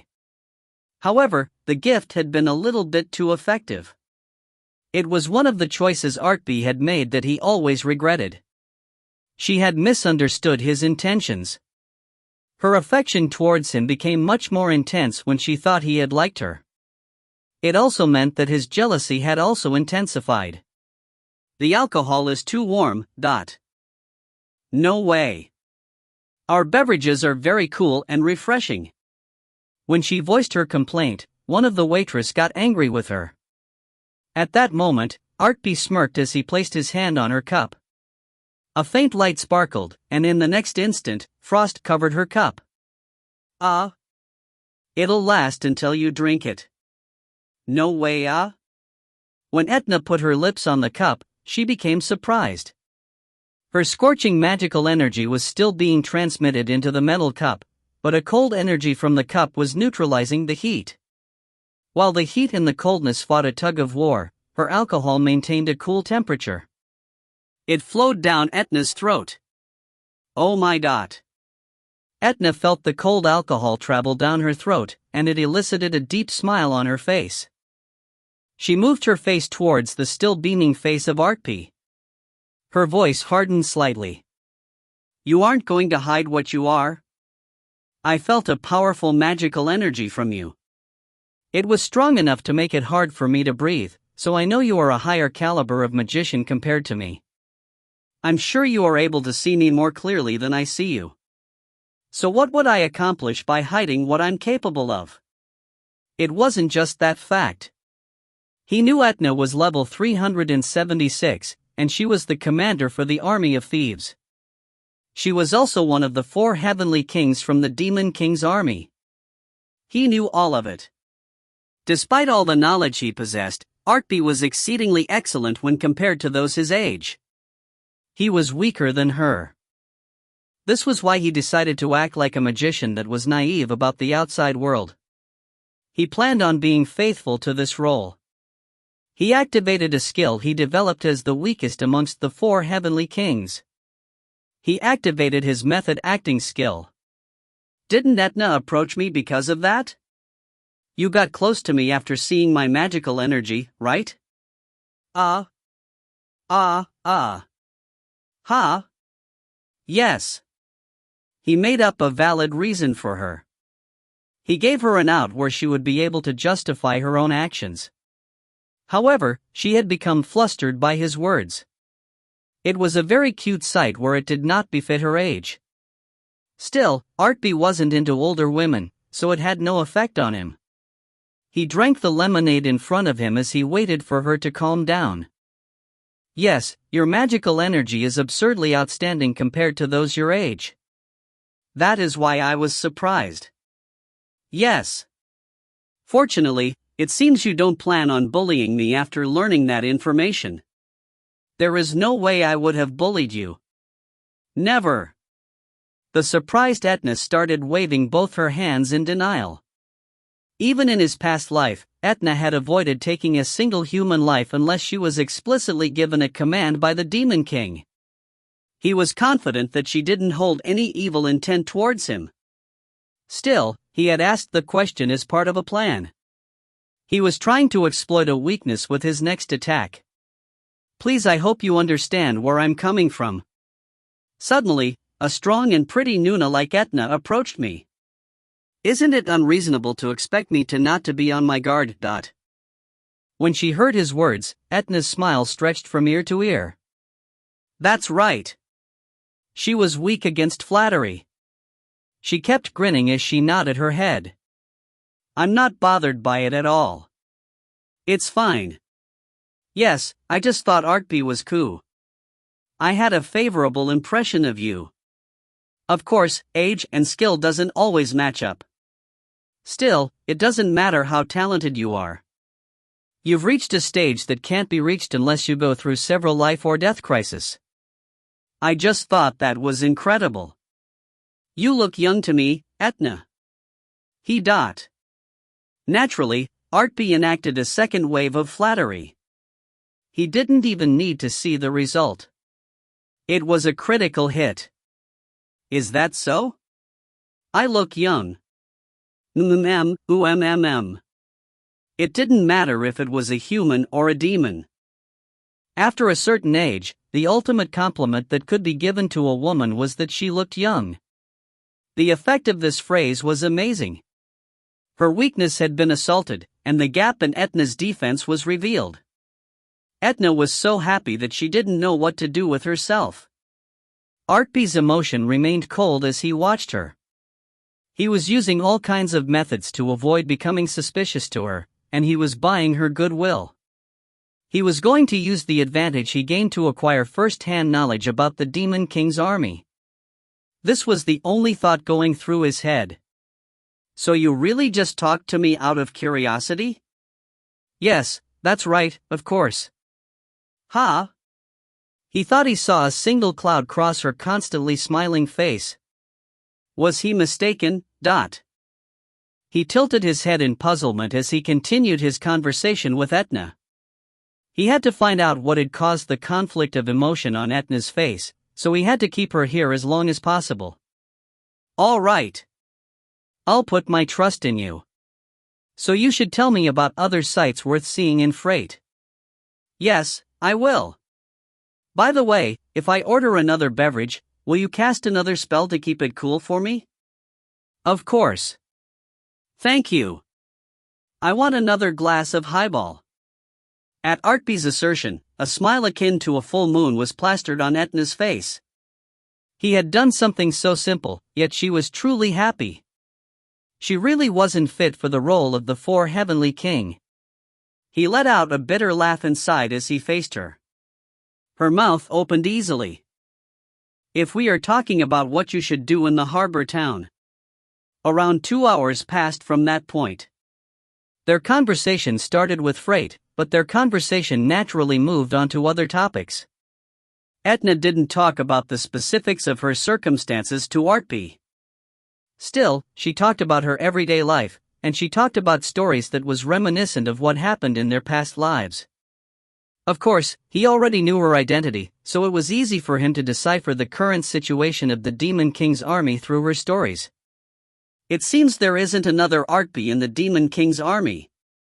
I'm sure about that. He had wondered if there would be another existence like Artpe, but with a different name. He also wondered if there was someone different with the same name as him. Neither case was true. It seemed no one in the demon world was given the same position as what he was given in his previous life. Moreover, there was no one who had possessed a similar ability as his. He also learned something new. Unlike Etna's ranking in her previous life, she was ranked third amongst the 4 heavenly kings. She mentioned 3 beings that were above her. He was sure by the speech and behavior she described that 2 of the 3 was the Demon King and him. It was the being that was ranked number 1 in his previous life. The remaining third figure must be the other 4 heavenly king. My existence was completely erased. However, it seems someone else was inserted as the new 4 heavenly king in my place. I wonder who it is. It was someone that was able to reach a higher rank than Etna. It seems nothing is turning out like my previous life. Of course, he couldn't ask her more detailed questions. It would basically reveal the fact that Artpe knew Etna was a demon, and that she was one of the 4 heavenly kings. Instead, he let out a laugh befitting his age as he spoke his next words. Etna, you are so strong, yet there are others that are stronger than you? I don't know which country's magic tower you are from, but it interests me. I'm not from a normal place. It is as you've said. I'm strong, but there are others that are stronger than me. It isn't a place where a person with a normal heart cannot survive. Etna's voice was as serious as it could be. When he heard her words, Artpe couldn't hold back a sigh. It was something he had repeatedly felt in his past life, but he couldn't believe how lax this woman was. If he wasn't careful, she would probably reveal that she was from the demon world by mistake. Artpe tried very hard not to dig any deeper into Etna's words. He was barely able to focus the topic on her. He could see the anguish she had possessed from the moment she was dominated by the Demon King to the last moment he had died in his previous life. It was so clear to him that it was as if he could grasp them with his hand. He didn't know it, because of his read all creation ability. The anguish she was feeling was similar to what he had felt in his previous life. Maybe, that precipitated it. He gave up on trying to act like a child. He spoke with words that held a good amount of his true feelings. There aren't that many that is special from the beginning. One starts out with a normal heart, but it gets continuously chipped away by one's environment. In the end, it takes on a shape that looks special to other people. Others may think it is special. In truth, it is something that is egregious, hurtful and sad. Oh my! Etna's eyes turned round in surprise when she heard his words. Then she started chuckling. Her expression looked as if she had been sucker punched. Artpe realized he had made a very serious mistake. He might have made a mistake that exceeded the ice sculpture he had gifted her in his past life. You are an angel sent from the heavens to soothe my heart. What should I do? I'm conflicted. Should I just wrap you up and take you away with me? Please refrain from doing so. You will make my girlfriends cry. Yes, I'll refrain. However, when I meet you again, I really might not be able to hold myself back. As she spoke those words, she got up from her seat. Her chest sensually jiggled, and every male eyes were on her. Her chest was large enough that it made one wonder if they were a burden to her slender body. Of course, Artpe was unfazed. He was unfazed. Artpe, I went through the effort of talking you about freight, so I'm sorry about this. I want you to leave this city as soon as possible. You should do so with your precious girlfriend. What? Goodbye for now. Her last farewell contained a teaspoon of regret, and 2 teaspoons of anticipation. Artpe knew she had a secret she was keeping. Etna didn't say anything further as she suddenly disappeared from Recessit. Since she hadn't left the city, Artpe could find her with his ability. However, he didn't feel the need to do so. He had heard everything he needed to hear. She wants me to leave the city? That means Etna hadn't come here for sightseeing. That can't be. There is no way the Demon King would use her at this juncture in time. This city doesn't have any weird items or people. Maybe it has something to do with something on one of the boats that will influx into the city. However, Artpe couldn't continue down that train of thought. He was so inwardly focused that he hadn't been able to properly activate his read all creation ability. This was why he didn't notice the two people that had moved stealthily towards him. Artpe. Appa, where did you go by yourself? These rascals. He was sure that their inability to move stealthily had all been an act. Artpe let out a big sigh as he got up from his seat. Can't I spend some quality time alone? Then why is there a cup on the other side? Ah, I also smell a sweet citrus-type perfume. Woman. It was a woman. Wow. Uni is amazing. Maetel made a sharp observation. At such times, she didn't seem dumb. She even showed qualities that would make her a great detective. Artpe absent-mindedly had such thoughts as he was interrogated under the clutches of Maetel. Of course, he had no intention of leaving Freight. This stage would truly be his from now on. If you find any errors, ads pop-up, ads redirect, broken links, non-standard content, etc., please let us know. Report chapter so we can fix it as soon as possible. Chapter 50. Chapter 50, Freight's Festival, 3. Artpe had died. His life had come to an absolute end when he had been stabbed by the thief's dagger. The thief clicked his tongue. He retrieved his dagger as he let out a sigh. The hero looked on with dazed eyes as she spoke with a voice devoid of strength. Silpen y.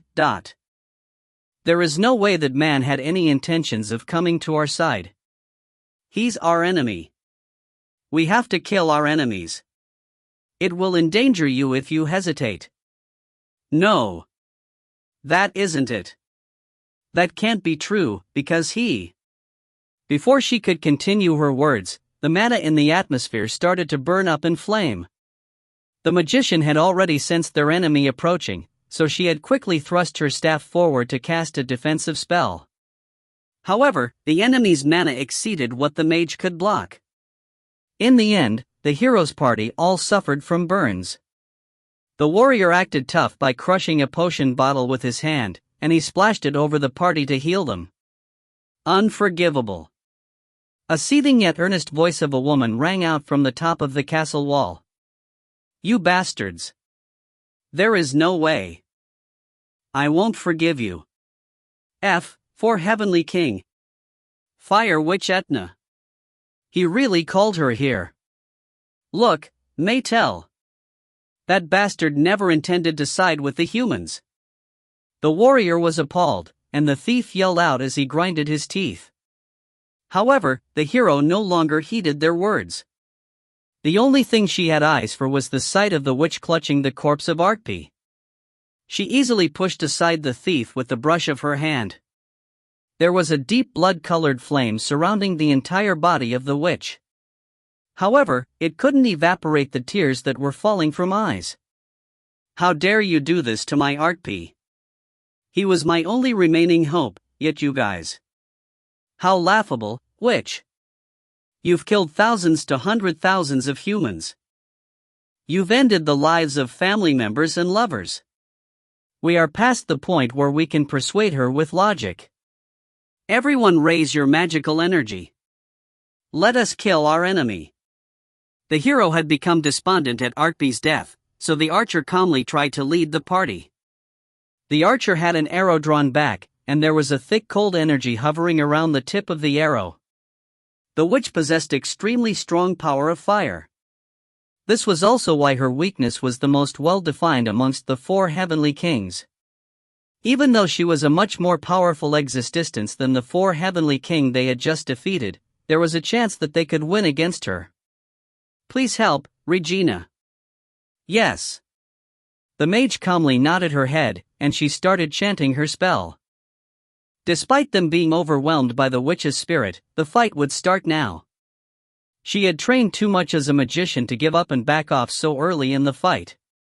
Instead of changing the nature around her, she changed herself to be closest to ice. She reinforced the change as she created a new technique to resist against the heat. Then she placed the blessing of the Winter Queen on the members of the hero's party. It especially strengthened the cold energy placed on the archer's arrow to the extreme. However, ridiculous. How laughable. You cannot endure my wrath with just the blessing of the Winter Queen.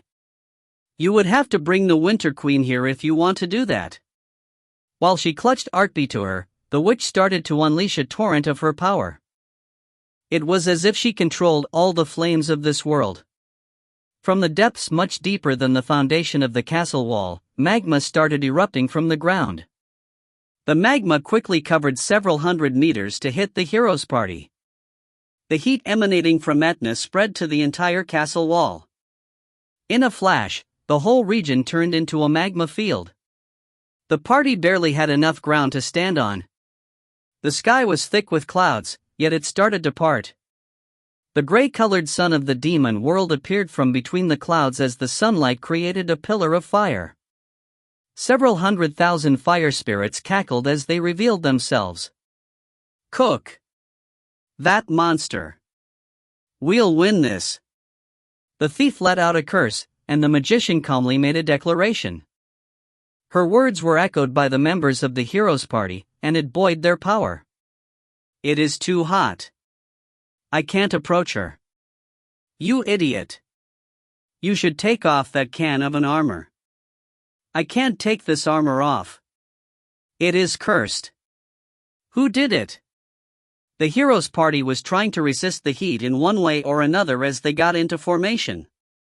The witch quietly opened her mouth. There were enormous fireballs floating around her. Dozens, hundreds, thousands, 100,000s.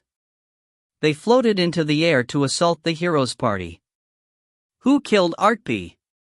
It was me, witch. No. Finally, the hero took a small step forward at that moment. She had barely been able to steady her wavering eyes. Strength returned to the sword she was gripping.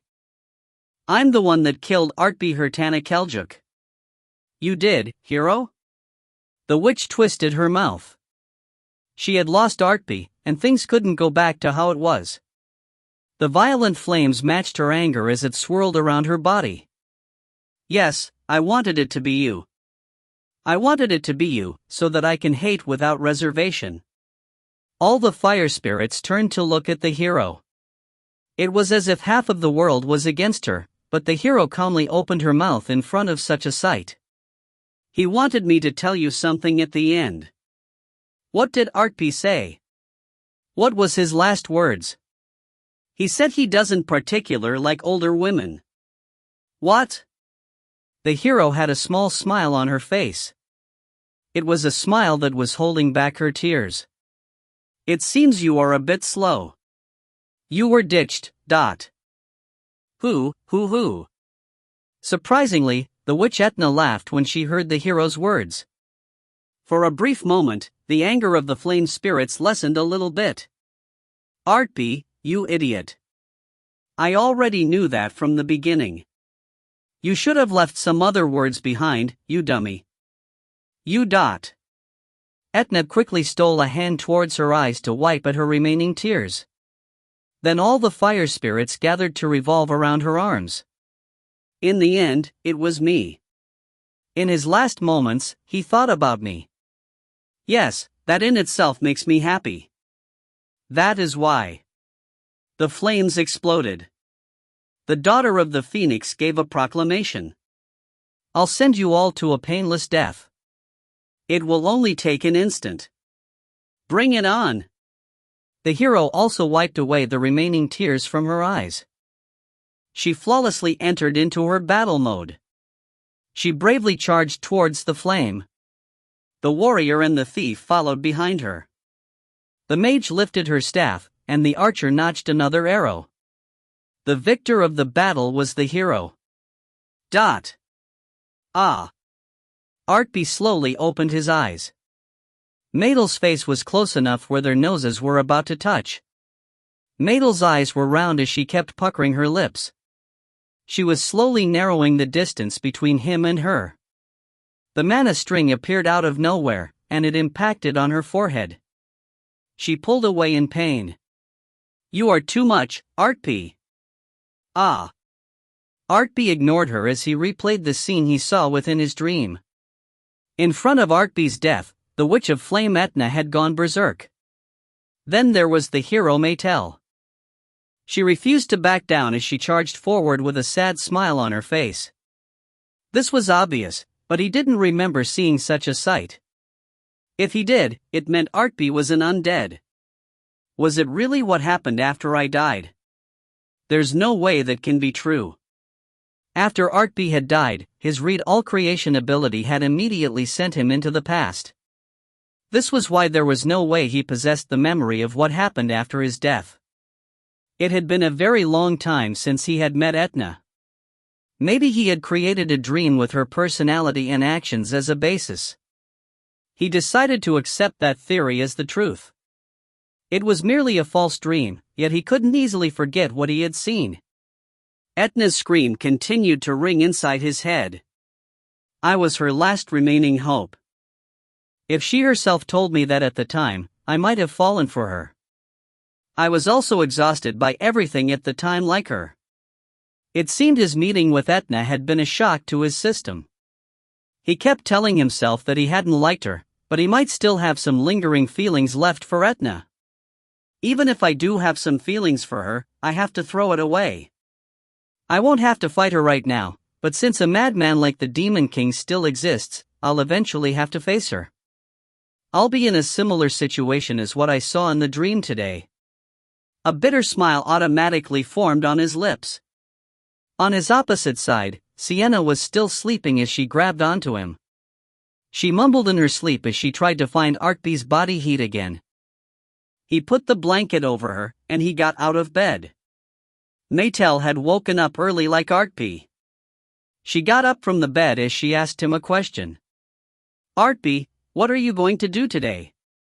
Originally, I planned on sightseeing various locations, and I wanted to participate in the auction. Still, I don't think things will turn out so well like that. He inferred it from what Etna had said to him yesterday. The demons had inflicted a curse on the human world a year ago. It seemed the stage for the second assault on the human world would occur in Freight.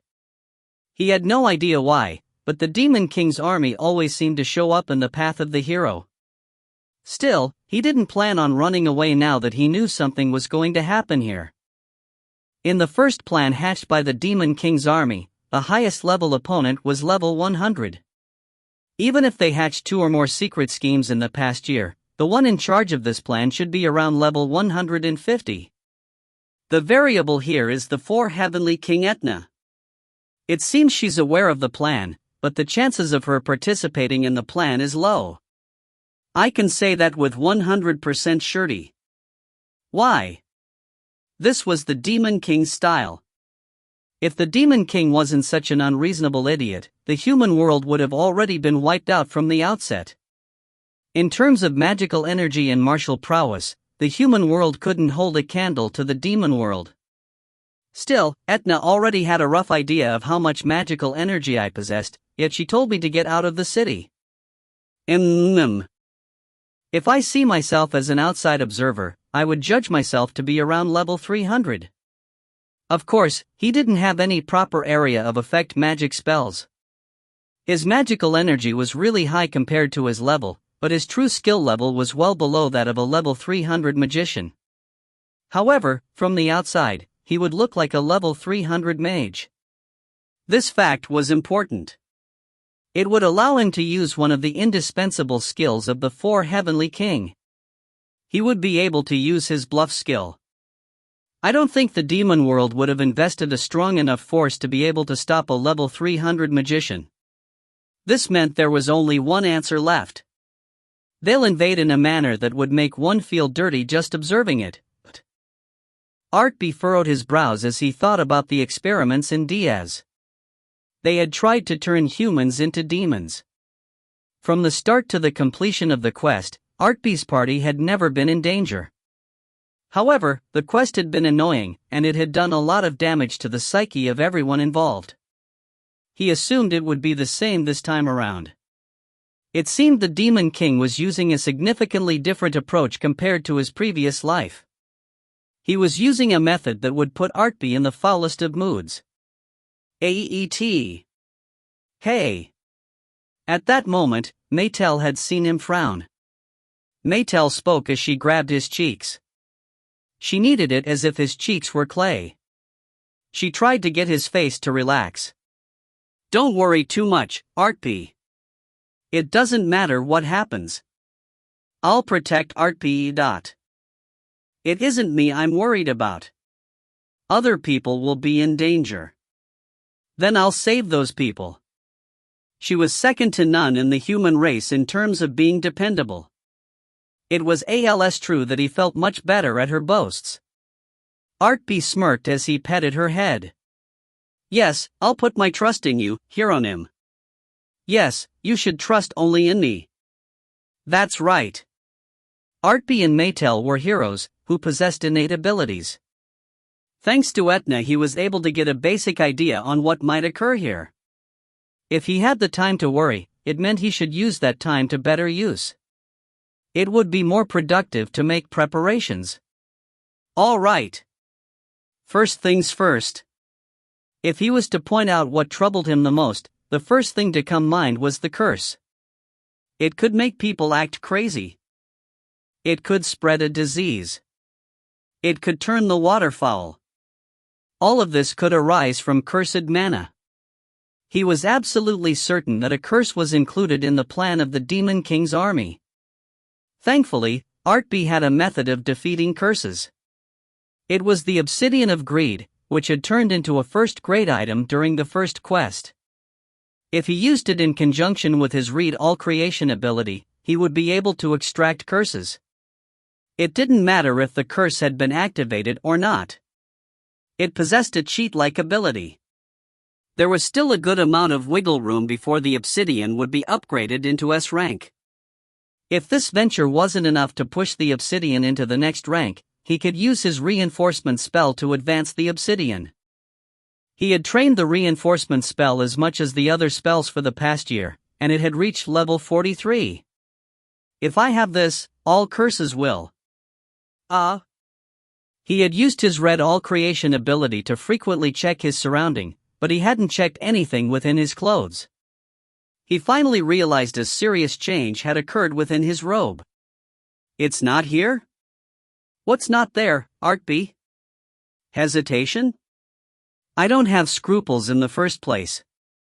Your love for older women? I never had that in the first place. Then why won't you kiss me?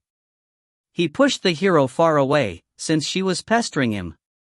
Then he conducted a thorough search of his robe, yet he couldn't find the Obsidian of Greed. The only thing to come out from his robe was the Demite's gemstone, which had refined about 1/50th of itself, and the Chaos Egg. No, it was no longer the Chaos Egg. Beast of Greed's Egg. From within the chaos, it had combined with a cursed item. It created the Beast's Egg, which is waiting to be born.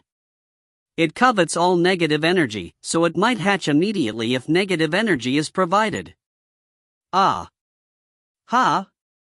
Isn't this Artpe and my loves? If this is the fruit of our love, I don't want such a love. You are too much. Artpe finally realized the reason behind the disappearance of his Obsidian of Greed. However, he couldn't ask the egg why it had eaten the obsidian. He let out a short sigh as he raised the communication device. Ajumma, do you have artifacts, potions, or items that originated from evil? Since he couldn't ask the question to the egg, he had no choice but to ask it when the being inside egg was hatched. If you find any errors, ads pop up, ads redirect, broken links, non-standard content, etc., please let us know. Report chapter so we can fix it as soon as possible. Chapter 51. Chapter 51, Freights Festival, 4. Customer, I told you you just have to find the nearest branch of Anywhere Company. Geez. If you just wanted to hear my voice, you didn't have to come up with such a strange request. I would have picked up the call. Of course, I would do so if you paid me a bronze coin per second. We are currently at freight. Ha! It was as if he could see Mycenae tilt her head in puzzlement by the tone of her voice. Artpe smirked as he continued to speak. Ajumma, you are in freight right now. Right? Huck. How did you? Obviously, he had thoroughly searched freight yesterday, and in the process, he became aware of everyone that resided within the city. He didn't have to remember the record of strangers, but when he did find someone he knew, there was no way he would forget that person. How did you know that? It seems you are pretty good at stalking too. Stop spouting nonsense. You should ready the items I need, then you should contact me. I'll be waiting for you to contact me. Wait a moment, customer. Artpe ended the transmission, and he got up with a refreshed feeling in his heart. Maetel was giving him an odd look, but he knew she was going to start spouting some nonsense. He decided to ignore it. I'll be a bit busy going around the city. Will you be okay? Yes, I'm not tired at all. It was to be expected. If a city could bottom out Maetel's stamina, it probably shouldn't be called a city. All right. Let's wake up Sienna, then we can head down. Isn't Sienna still too young? Since we will be doing something arduous, let's let Sienna rest. The two of us can do it. A ridiculously thoughtful words had come out of Maetel's mouth. However, Artpe knew why she was saying such words. Arte let out a sigh as she flicked Maetel's forehead. Even if I sent out Sienna by herself, she would be able to take care of most of what we are going to do today by herself. So you don't have to worry about it being too tough for her. Artpe is an idiot who doesn't know how I feel. The three of them ate soup and bread before they went out into the streets. Artpe already knew the lay of the land, and he knew about the population residing within the city. The information was registered in his mind when he explored the city yesterday. Now he just had to gather information regarding the additional people that will come into the city. He also had to find where the trouble would start today within the city while gathering the items he wanted to acquire. Huck! Look at those women. They still look very young. What is the world coming to? It was as the innkeeper had warned. When the three of them walked the streets, everyone's gazes were on them. They appropriately took the precaution of wearing a hood, yet it hadn't mattered. Appa! Heek! Why are they all staring at us? Sienna and Maetel were tense as they stuck close to Artpe. At this point, Artpe had no idea if they were sticking close to him, because they were afraid or they just wanted skinship. Maetel tried to keep Sienna in check by acting this way, but she was becoming a role model for Sienna on how to act around Artpe. Did she realize this fact? If someone saw them, they would think they were sisters. Then there was Artpe, who was between them. Of course, he would receive disapproving gazes. Artpe desperately wanted a male member to join his party as soon as possible, but when he thought about the past heroes party, he knew it was a dream that would be hard to achieve. His only salvation was Silpenin, but for some reason, Maetel hated Silpenin as if he was a bitter foe. He let out a sigh as he reassured them. It's all right. I'm pretty sure not many people will approach us. Of course, it was true that it was hard to hide the appearance of the party members with a robe and a hood, but that wasn't the only reason why they were the focus of everyone's attention. Maetel had two swords hanging from her waist, and Sienna had the sledgehammer strapped to her back as her main weapon. They were intimidating for most people on the streets. It was said that beautiful flowers had thorns. When the men saw the especially large thorns in the form of a hammer and long sword, no one was brave enough to approach the girls. Even if someone approached them, they would show the men the taste of their thorns. I did a cursory search of this place, and according to a reliable informant, something will happen here today. Let's nip that in the bud, so we can enjoy the auction.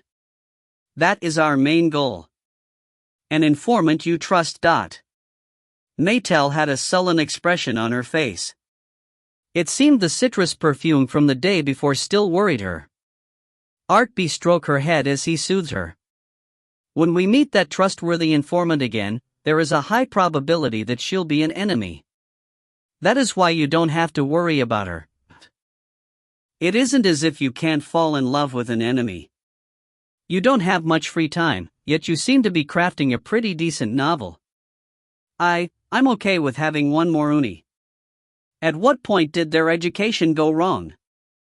Artpe let out a sigh as he created his mana strings. He didn't do a widespread search like yesterday. He expended a small amount of mana, but at the same time, he increased the efficiency of his search. However, it was a fruitless effort. There are a lot of ships docked at the harbor.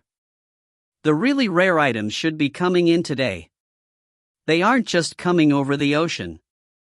They'll be traveling here over land, and the dungeon merchants will be using their teleportation magic, but it would be disappointing if the dungeon merchants didn't participate in such a large auction. They mainly traded within the dungeon, but the Freights Festival was a market they couldn't ignore. They could sell the loot they acquired in dungeons at an exorbitant amount of price, and it was a great opportunity for them to stock up on items that would be required by adventurers who explored the dungeons. This is why Mycenae is here too.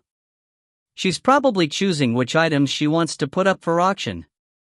Customer?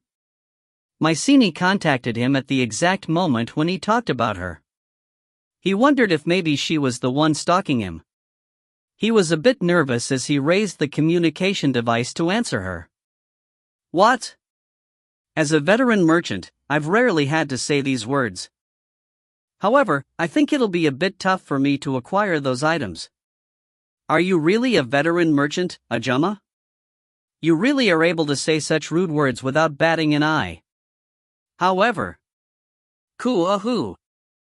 After a brief amount of time had passed, she spoke with a voice drained of energy. The artifacts and the potions of evil origins are strangely out of stock. I contacted the headquarters, and they are also out. Usually, such foul items have a limited market. Even the really useless ones have all been sold. However, the really powerful ones are being auctioned today. The Death Knight's helmet and the blood gold halberd I purchased from you will be auctioned today. Ajumma, you are my exclusive merchant, yet you aren't being of much help to me. Shall we nullify the contract? If you really need such evil artifacts, you can purchase them at auction. There will be a lot coming out today. There is a high probability that something will occur at the time of the auction. Artpe didn't give any additional explanation to her. Instead, he asked her a question. So do you have items like the obsidian of greed? Oh my. The timing of your request is quite strange. All the dungeon companies including the Anywhere company is out of that item. When he heard those words, a lightning struck within his head. Could you repeat that? All the companies are out of the obsidian of greed. The companies gradually ran out in order. Yesterday, the last 2 obsidian left in the Anywhere company was sold. I don't know who bought it, but they paid a premium price for them. They purchased each of them for the obscene price of 10,000 gold. Artpe thought about it.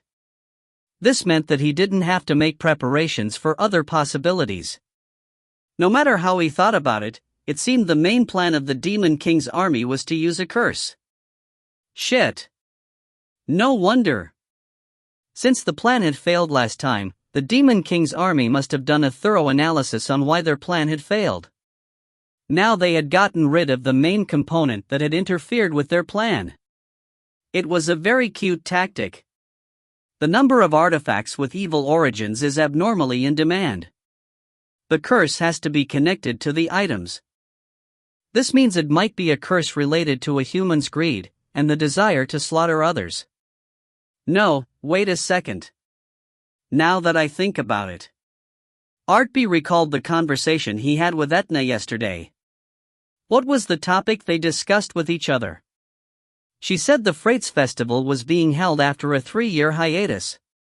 Didn't she say the artifacts that were strengthened through blood and tears shed in Diaz would be featured as part of this event? Artpe had brought up the topic first, and the flow of the conversation had been very natural. This was why he hadn't paid much attention to it. However, he remembered that she kept sighing as she showed regret when discussing the topic. If so, the underlying cause of her behavior hadn't simply been about what she had experienced up until now in Diaz. It was an emotion born out of knowing the plan that was being hatched here. He had thought her behavior arose because she was overly humane. However, this new theory was more compelling to him. All the cursed, lamenting and evil artifacts were gathered in this festival. Then there was the curse prepared by the Demon King's army. The thing that immediately comes to mind is the strengthening of a curse. Or maybe it might be a charm. Either way, it'll rile up the emotions of the people. If it activates within this city full of desire, the only thing that would arrive would be a festival of death and madness. The people excited about the revitalization of Diaz's economy would all tremble in fear. Since the plan had exquisite timing, he couldn't tackle it.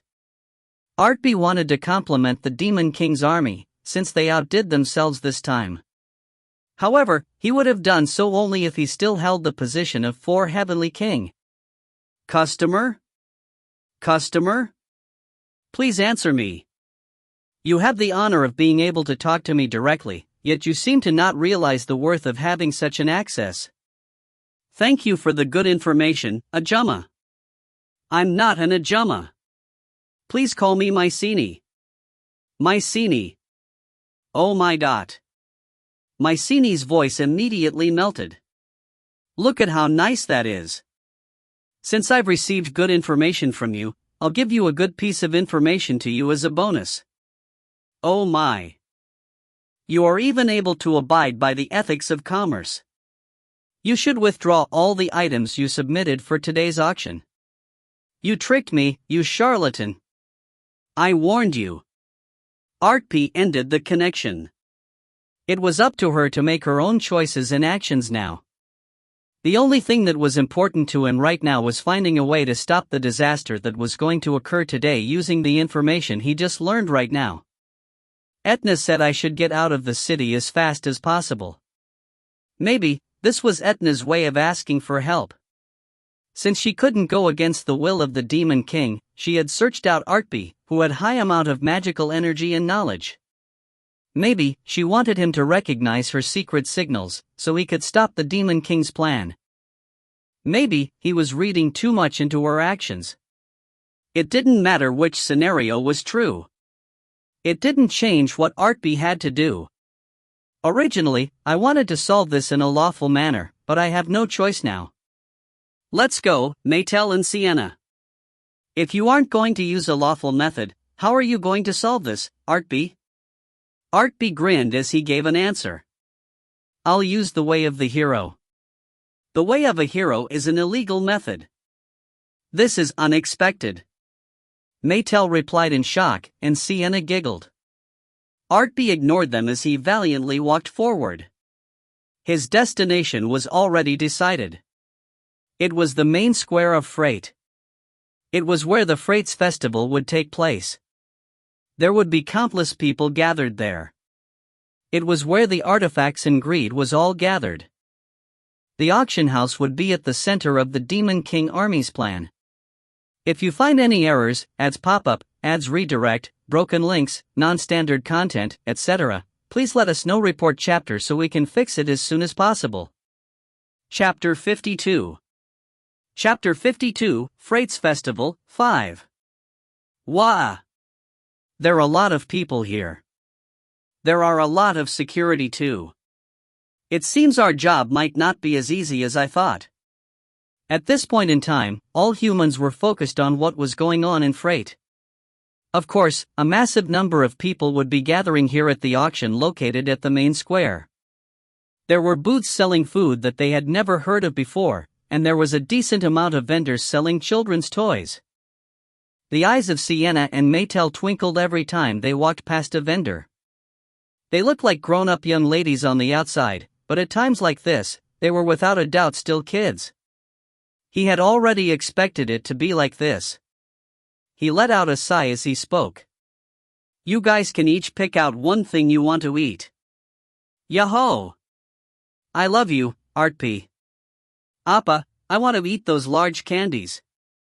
The hero and the warrior priestess started chewing on the candy-coated apple candies they bought from a vendor.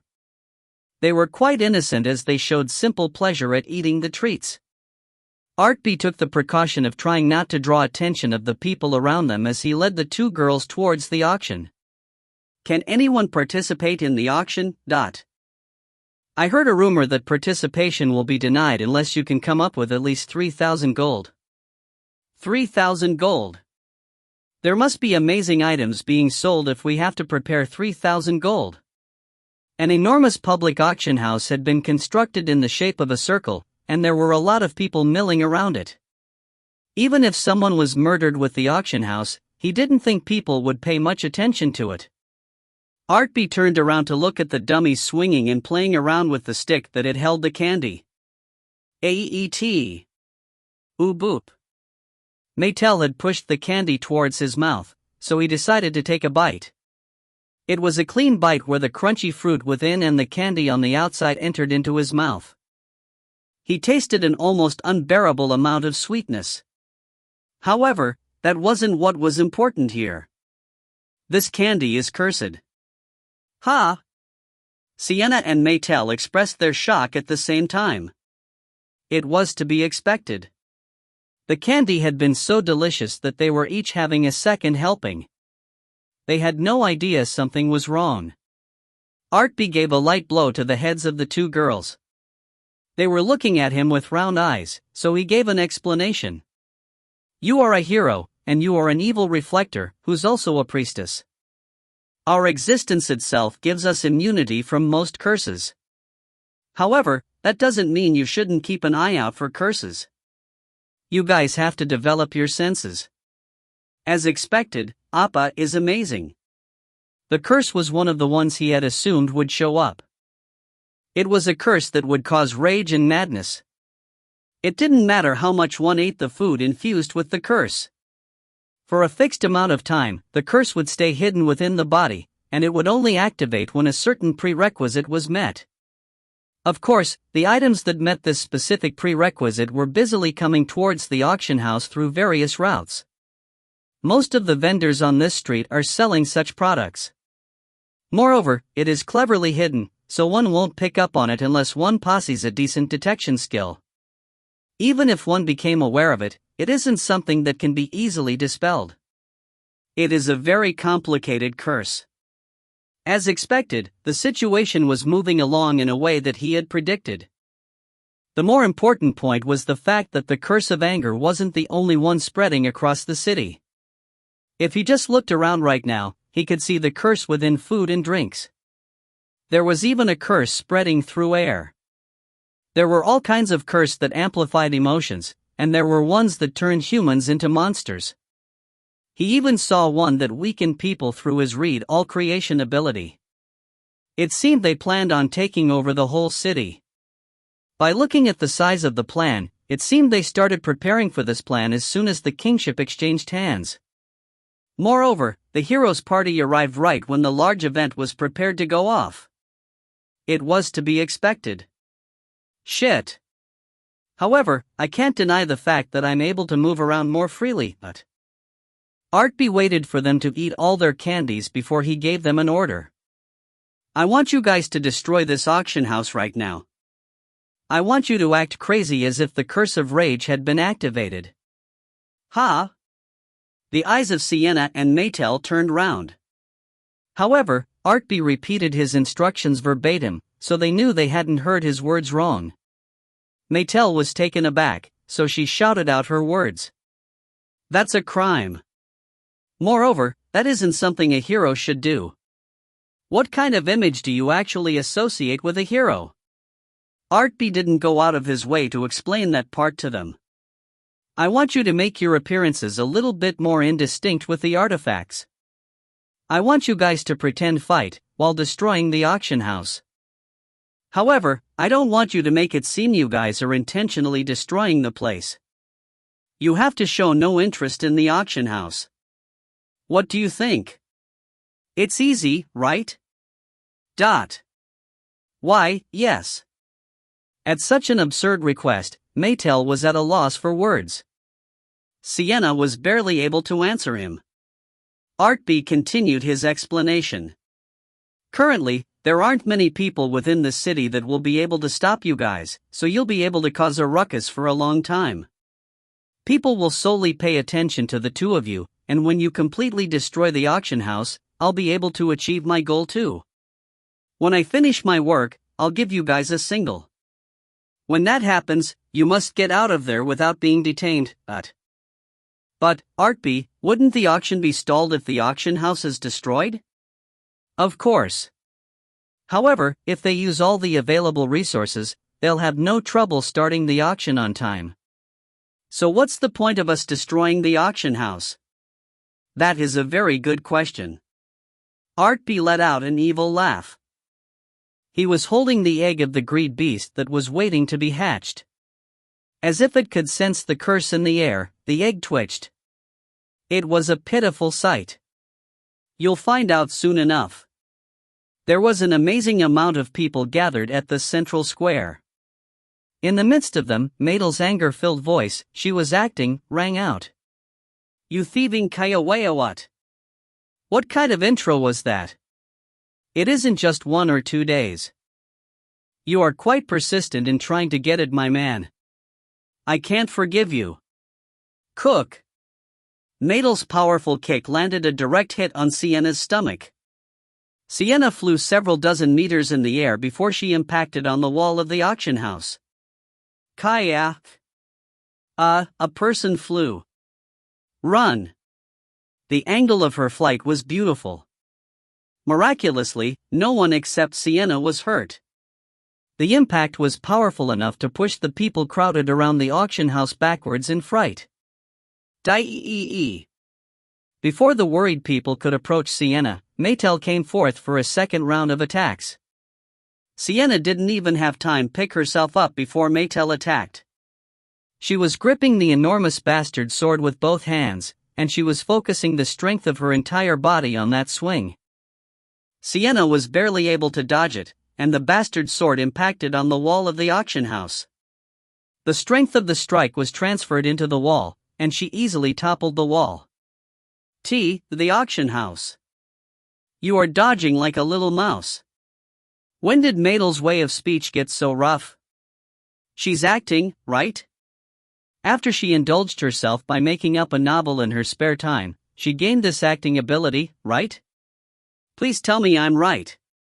Don't tell me she is pouring out her real feeling by exploiting this opportunity.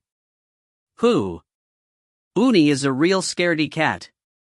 Maetel had made the entire city tremble in fear, and Sienna finally started her counterattack. She didn't care if the people around her retreated in fear. She planted her main sledgehammer on the ground as she grinned. It seems Uni is really scared that Appa will fall for me. You. However, you do know that Appa likes younger women, right? Uni, you are already done. Appa is mine now. You guys are only 1 year apart. I'll kill you. Maetel finally activated her berserk. At this point, she didn't care about the defenseless people or the auction. The soldiers and the fighters associated with the Merchant Association could only look on in fear. Berserk. She's a berserker. A berserker's blind passion is making her fight. She is expressing it through physical violence. This is the end. The city is ruined. Kua Hong. Maetel activated her acceleration ability, and she charged forward at a crazy speed. Sienna desperately dodged the attack. Instead, another blameless wall of the auction house was hit by the bastard sword. It crumbled under the assault. Uni is acting this way because you aren't confident in yourself. Aren't I right? Recently, I noticed Appa is laughing more for me than Uni. Finally, Sienna let out her first attack. The sledgehammer was the ideal weapon when one wanted to destroy something. It was also under the influence of her destructive magical energy. The already large hammer became larger as she swung it. Hoot!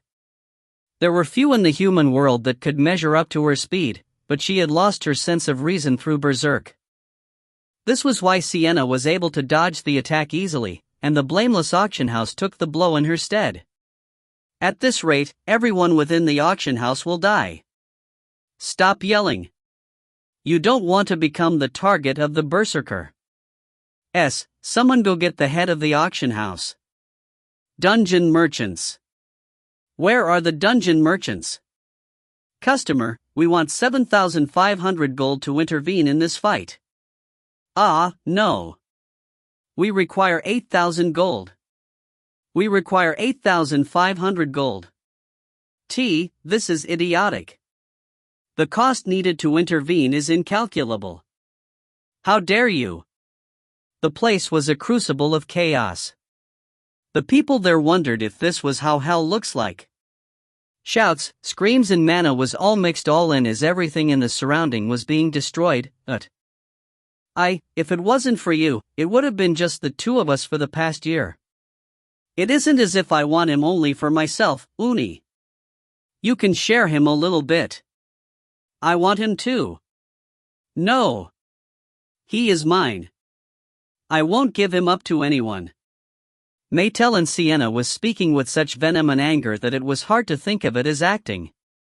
As they spat out their words, the bastard sword and the hammer were swung at each other. Each blow narrowly missed each other's body every time. It only destroyed the blameless surrounding. The officials of the auction were trembling with fear. The dungeon merchants, who were talented in magic and martial prowess, hesitated. They wondered if they could really stop this fight. Then there was Artpe. He wondered if he should just abandon the plan before Maetel really killed Sienna. He was conflicted as to whether he should just retrieve and run with the two girls. I won't forgive you. Kaya. At some point in time, Maetel finally got in a critical hit. Sienna was kicked to the floor, and Maetel had stolen her sledgehammer. Maetel imbued a massive amount of mana as she brought it down. Sienna thought she really might die if things progressed any further. She desperately rolled on the ground to avoid the blow. Maetel's hammer blow was magnificent. It destroyed the stage. The traces of an auction house was nowhere to be seen. Huck. That is a technique that can be learned by a small number of berserkers called Earthbreak. It was just a normal bash skill. Since the moment I've been waiting for is here, I should do what I came here to do. Artpe had been watching the sight from afar, and he activated his magic as he had a heavy heart. He imbued his mana string with stealth ability. It held tightly to the egg of the greed beast. When everyone's attention was on Maetel and Sienna, he used that moment to secretly sneak in the egg. He moved it towards the absolute center of auction house's stage. It was where Maetel had made a big hole with her hellbent attack. He made sure the egg was buried, and he put dirt over it. His task ended perfectly. Stop immediately. I order in the name of the Lord, Count Melod. At that point, the one in charge of freight finally stepped forward. He was a noble, yet his safety wasn't guaranteed. His legs were shaking, but he had shown up himself to stop the crazy girls. It was admirable. Artpe decided to give him high marks for it. Of course, the Count himself didn't look too happy. Firework? Beautiful. As if he had been waiting for the Lord to step forward, a pretty firework bloomed in the sky. Of course, it was a signal from Artpe that signified the success of his plan. Maetel and Sienna was panting to gather their breath. They hesitated as they looked at the firework. Both girls clicked their tongue. Let's finish this somewhere else. Hung. Do you think Uni will win just by changing the venue? The two left as they provoked each other until the end. Of course, the power they displayed was so terrifying that no one dared to stop them. It was possible for Maetel, but there were a good number of people amongst the dungeon merchants that would be able to stop Sienna. However, they weren't going to intervene unless it was profitable for them. The dungeon merchants abstained from doing anything. The two criminals successfully walked out from the scene of the crime. What the hell happened? We were unlucky, Lord. Of all places, those monsters decided to fight here. How can a man be worth all of this? It seems this person is receiving the love of those two women. I don't know who he is, but I'm jealous. Jealous? It is obvious that man will suffer an early death. Kuhum. Artpe cleared his throat as he released his stealth spell. He appeared in front of the Lord. Of course, he still had his disguise on through his artifact. As expected, everyone turned their attention to him. Artpe felt like dying from embarrassment, but he opened his mouth to speak. That is, they are my companions. You are the one receiving the love of those two women. That's . He was thankful that their fight had attracted attention away from him, but why the hell did they have to fight over such a topic? Artpe kept sighing as he pushed one hand forward. A white magical energy burned at the tip of his fingers. This important location was destroyed thanks to my party members. I'm not sure if this will be enough to compensate for everything. I'll want to help you restore the auction house. Of course, I'll also give you money for reparations. The Lord let out an acclamation when a rare mage made an appearance. Moreover, unlike his terrifying companions, he was full of common sense. How could the Lord turn him down? The Lord welcomed him. He even gave a promise to not chase the two girls if Artpe helped with recovering the auction house. This was how Artpe joined in on the work of reconstructing the auction house. They were able to restore it back into excellent shape. The auction would be held later that night as scheduled. If you find any errors, ads pop up, ads redirect, broken links, non-standard content, etc., please let us know. Report chapter so we can fix it as soon as possible. Chapter 53. Chapter 53, Freights Festival, 6. You were quite bold in your actions, customer. It was Anywhere Company's veteran merchant Mycenae. It had been a while since they had met outside of a dungeon. Mycenae slapped a file against her knee as she yelled out in agitation. I had no choice. You had no choice? Bullshit. She was wearing an artifact that hindered recognition, so she looked a bit indistinct. However, Artpe and Mycenae knew each other very well, so they acted very familiar with each other. The auction house also kept the identities of the participants a secret, so each of them were wearing a mask that also hindered recognition. However, all they did was affect the outer appearances, so if one wanted to know the other's identity, it could be discerned. The auction, by its nature, couldn't publicly reveal the identities of its participants. So everyone kept their eyes down as they participated with this unspoken understanding. Artpe grinned as he asked her a question. So did you withdraw your items? There is no way I could have pulled all of it out.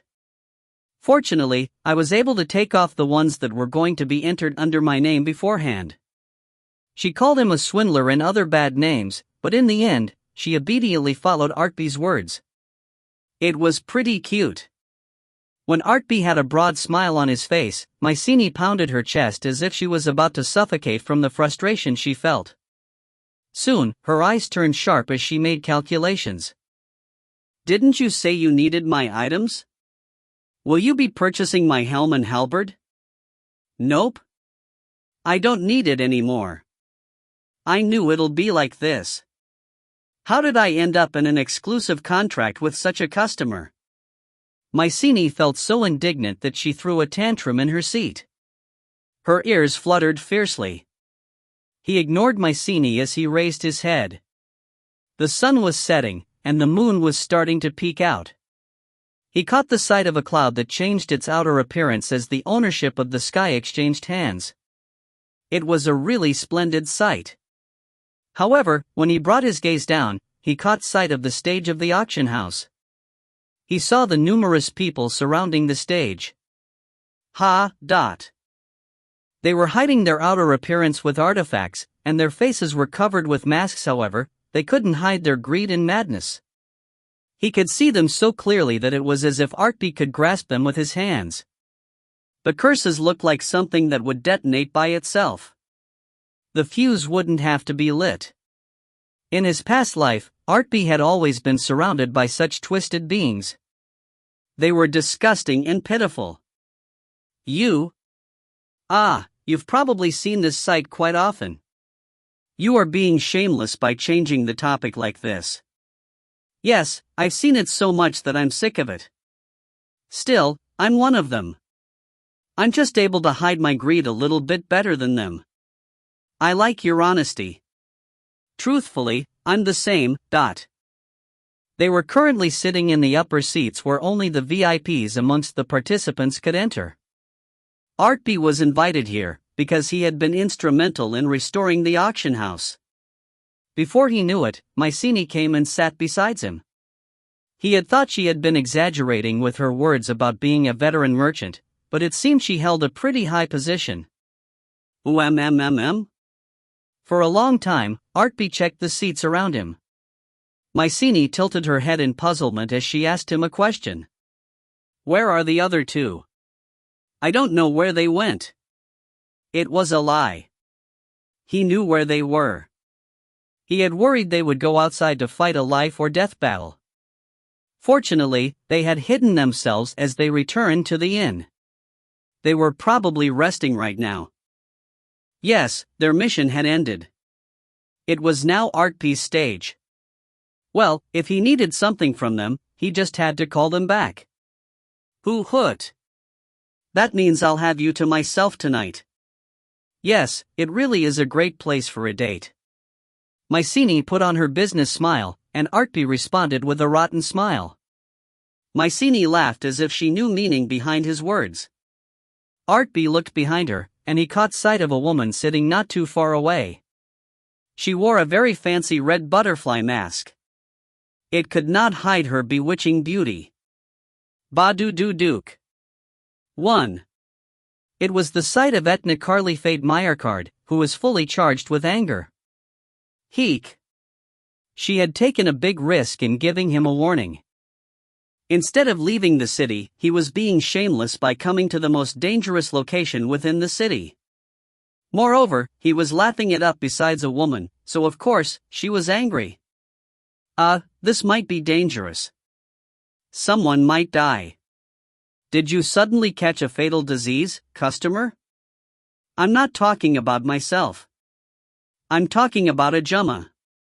Why me? Artpe quickly looked away from Etna, but he knew her gaze hadn't faltered. He could feel her gaze on him. Soon, Mycenae picked up on the eyes upon them. You really are talented in picking up women. You really outdid yourself by getting such an amazing beauty. If someone else hears you, they'll be under the wrong impression. Of course, the most messed up part was that her words weren't a mischaracterization of this situation. No, he knew she loved Artpe in her past life, but even if he looked mature for his age, he was only a 14-year-old brat. He was well aware that she had lived over several hundred years at the very least, yet she had her heart stolen by a 14-year-old brat. Was that woman really of sound mind? What are the guards doing? They should be arresting such a woman. Even at a glance, she looks really strong. Is she perhaps stronger than you? Yes, 1,000 of me could attack her at once, and we won't be able to win against her. If she is that strong, guards, no even a nation would be unable to detain her. Ha!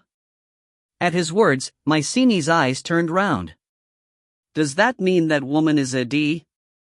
It is great that you are quick on the uptake, but you shouldn't say it out loud. My God! Does this mean this auction has dema up? Quiet.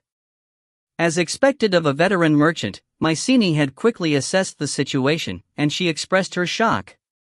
Artpe quickly put a hand over her mouth.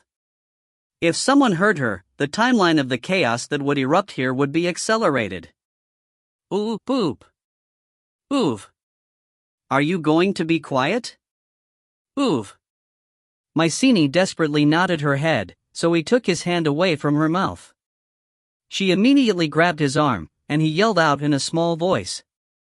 We have to run away immediately, customer. Why the hell would I run away? The quest is already in progress. I can't run away. This quest has no reward. Let's abandon it. You should run away quickly with me. What do you mean by there is no reward, Artpe tilted his head in puzzlement over that portion of her words. Mycenae's expression turned blank when he answered her. Even at this moment, countless artifacts filled deceit and evil was gathering here. Then there were the energy from humans and the demons he was aiming for. It would all be his. He had a satisfied smile on his face. They are all mine. What? If it was all for Artpe, what would happen to the people gathered here to participate in the auction? She was sure Artpe didn't have that much money. Moreover, he couldn't just steal the items through brute force. She had no idea what he was thinking, but Mycenae suddenly remembered the brutal act of destruction he engineered not too long ago. Customer, I still haven't heard the reason why you destroyed the auction house. The one that destroyed the place was Maetel and Sienna. I know nothing. Artpe easily ignored Mycenae's eyes, which was filled with suspicion, as he whistled to himself. He was being so impudent that she wanted to bit him hard. It was time for Artpe to persuade her to his side.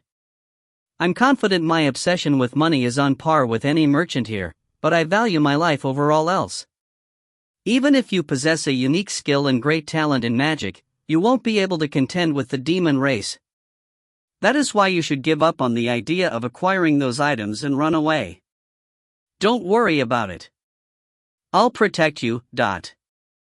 Even if you drop such a cool line, it doesn't mean that scary woman is going anywhere. While Mycenae and Artpe spoke in an intimate manner, the participants of auction continued to stream in. There were the nobles of the DS kingdom, and the movers and shakers of the market. Then there were the nobles and merchants from other countries, who had diplomatic ties to DS. If everyone in this auction house was killed, it would cause mass confusion. The confusion that was sowed when the DS kingdom exchanged hands 1 year ago wouldn't be able to hold a candle to what would erupt. If the worst-case scenario occurred, Freight's festival would never be held again in the future. This way, Master. I'll be the one serving you today, Your Excellency. I'm looking forward to this. Of course, these people were well aware of their own importance. This was why they traveled with guards that were around mid-100s in terms of level. The problem was the fact that every single one of them had the seed of a curse hiding within their body. When the curses were triggered, they would basically become excellent steeds that could be used by the Demon King's army.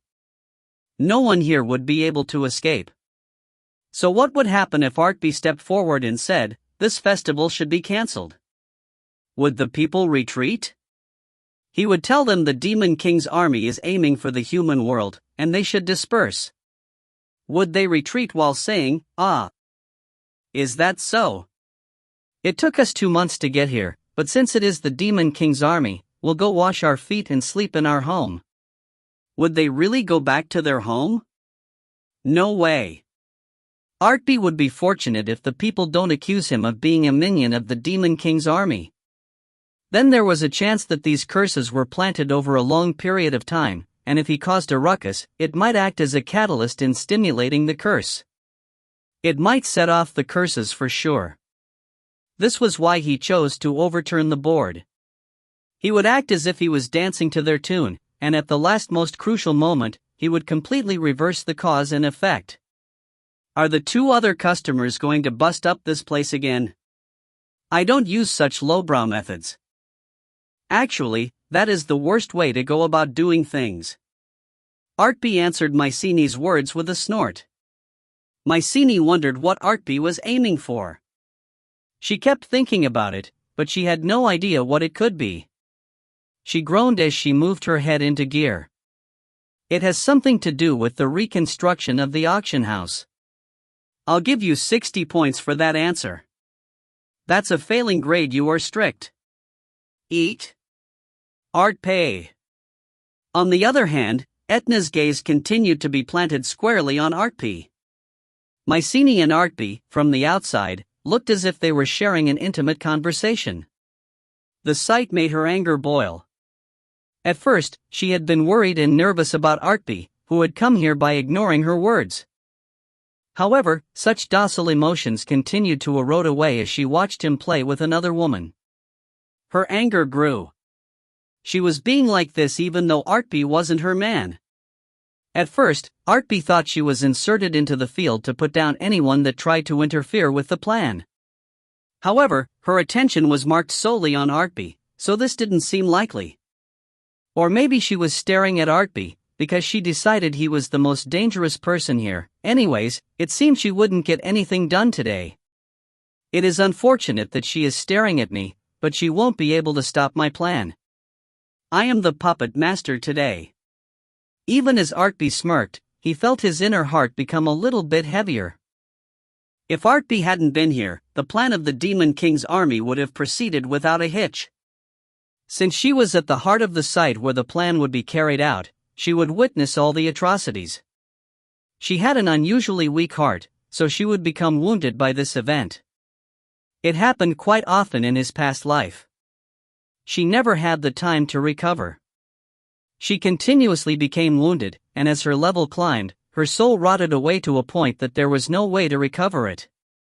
She really is the type of woman that would do well living in the countryside while feeding cows. In fact, the problem was with God, who gave them such twisted destinies. It would be great if Maetel and Sienna grew up fast, so they could kill God. However, today will be different.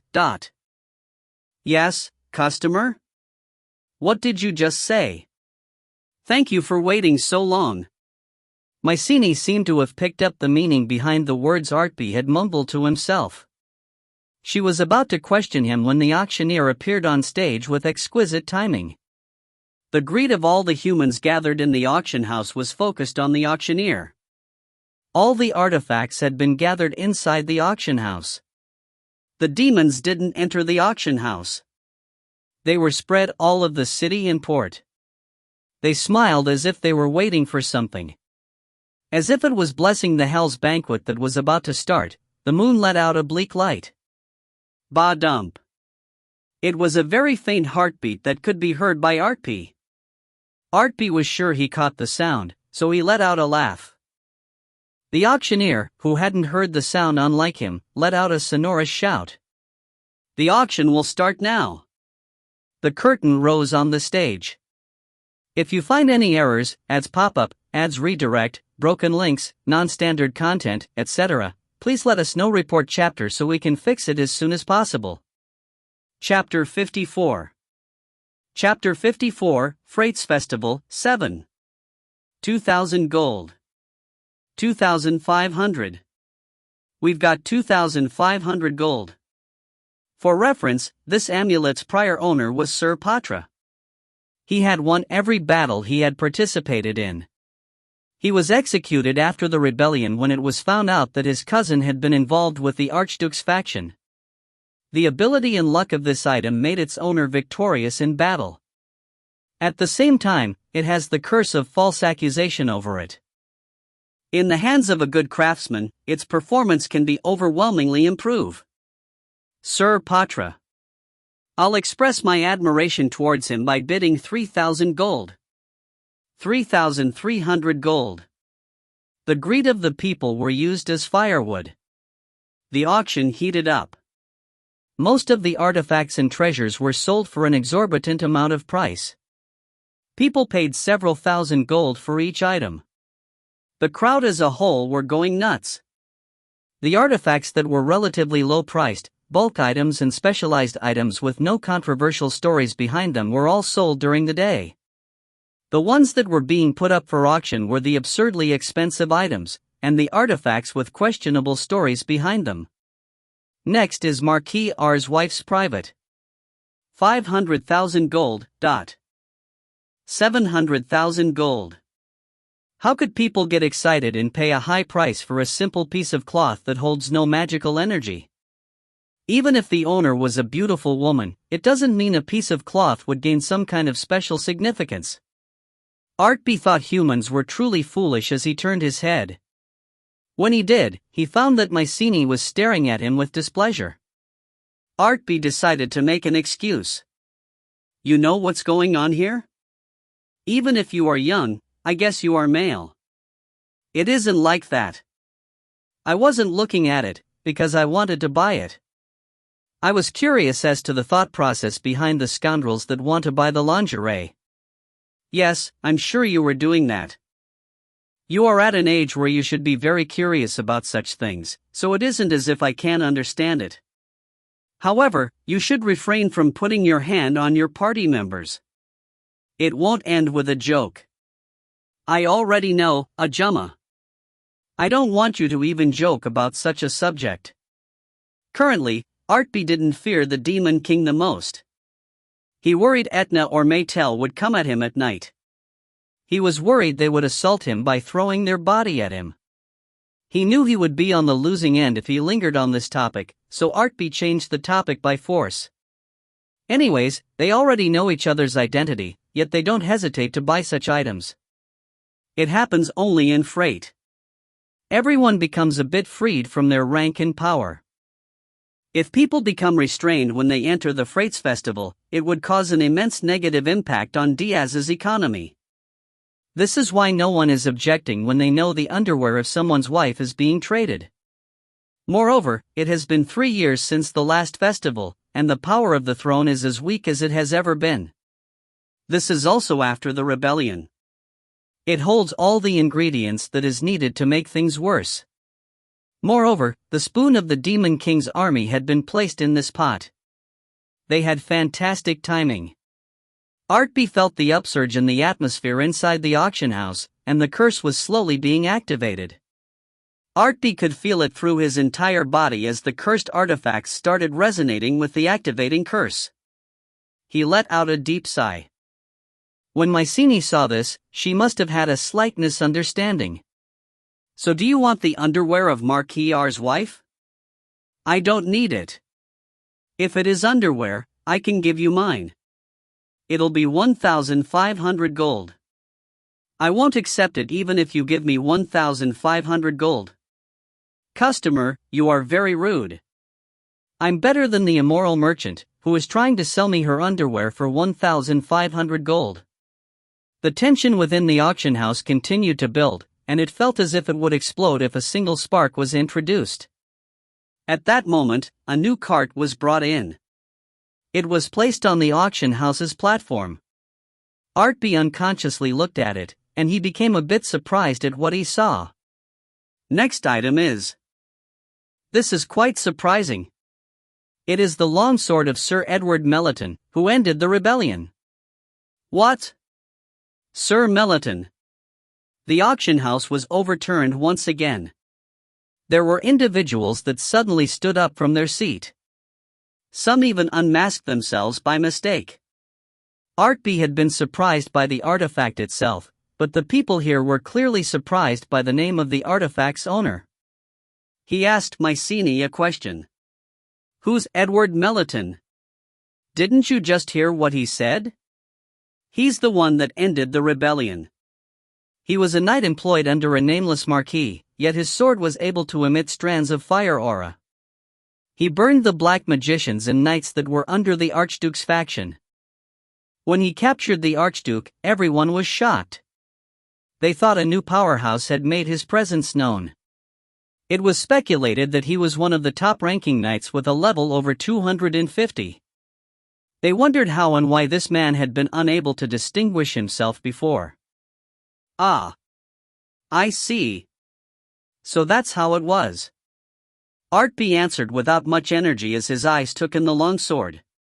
The complete information about the item was reflected in his eyes. Netherworld flame sword of madness. The fire spirit Maetel was born from a volcano in the demon world. She lived freely for tens of thousands of years before she was forcefully imprisoned by the power of a curse. 3 types of metal mined from the volcano in the demon world was combined to make a sword where she was imprisoned. The sword can emit an outrageous amount of fire, and it can burn everything it cuts. As a price for using this power, the user's magical energy will be depleted, and in the end, the soul will also be harvested. The soul once again turns into the chain that keep Maetel imprisoned. This in turn increases the artifact's power. Of course, he wasn't known until he acquired that sword. Ha! Do you perhaps know something about it? That's right. If it is you, you should have the information regarding that sword. Cool. The sight of the description of the sword made him feel disgusted. He felt dumbfounded by it, and at that moment, he heard a groan from nearby. He didn't have to turn around to know the owner of the voice. It was none other than Etna. She was born from fire, and she held domain over all fire. A fire spirit was trapped within a mere item through a curse, so he didn't have to ask her to know what emotion she was feeling right now. Did she perhaps enter into this auction with the purpose of recovering this item? It made him wonder. However, that was impossible. That sword was the trigger that activated the curse of the Demon King's army. He was sure of that point. Kuwook. Etna. Artpe carelessly spoke the name of Etna. He quickly took control of his own mouth. What would be accomplished by calling her over? She couldn't go against the Demon King's orders. It wasn't as if Artpe could step forward in her stead to overturn the board. This sword of fire contains the valor of Sir Edward Maetel. We'll start it at 5,000 gold. 7,000 gold. 8,000 gold. The highlight of the auction was probably this flame sword. It didn't matter if one was a count, marquis, baron, or a viscount. Everyone became excited as the price of the sword kept increasing.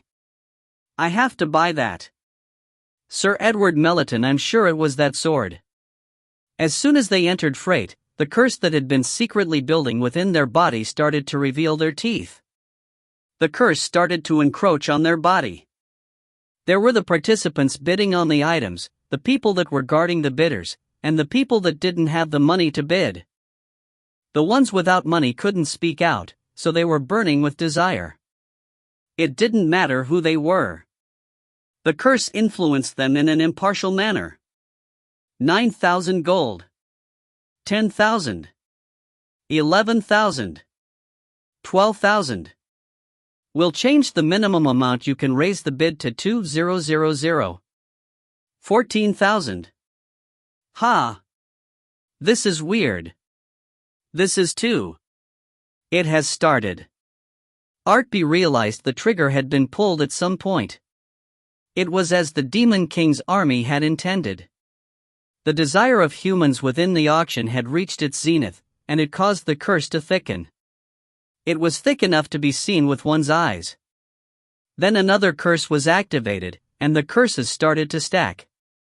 It was something even a level 200 magician wouldn't be able to escape easily. The trap was encircled around everyone's neck. Then the demons that resided in the port and the outer city started to make their move. Everyone was focused on the auction house at that moment. The demons unhesitatingly emitted a vast quantity of magical energy to trigger another curse. In a flash, the curse reached its zenith, and it covered the entire city. Cook. Kaya Huck. Artpe had recognized it early on. The magical energy was formed into the shape of a magic circle. Everything and everyone gathered within the auction house was being used as ingredients. It was a magic circle that embroiled the entire city. There was no turning back now. The whole city would be imbued with the curse. A very small spark could burn the city to the ground. 22,000. 26,000. My God. Mycenae was a dungeon merchant. As a basic requirement, her level was high, but her understanding of magic was also deep.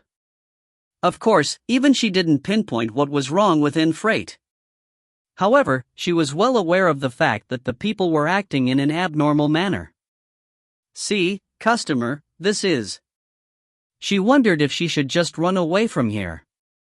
At this point, she didn't care about her reputation as a merchant or the Anywhere Company. She looked ready to cry, and by instinct, she grabbed Artbe's hand. From the beginning to end, Artbe continued to remain in his seat.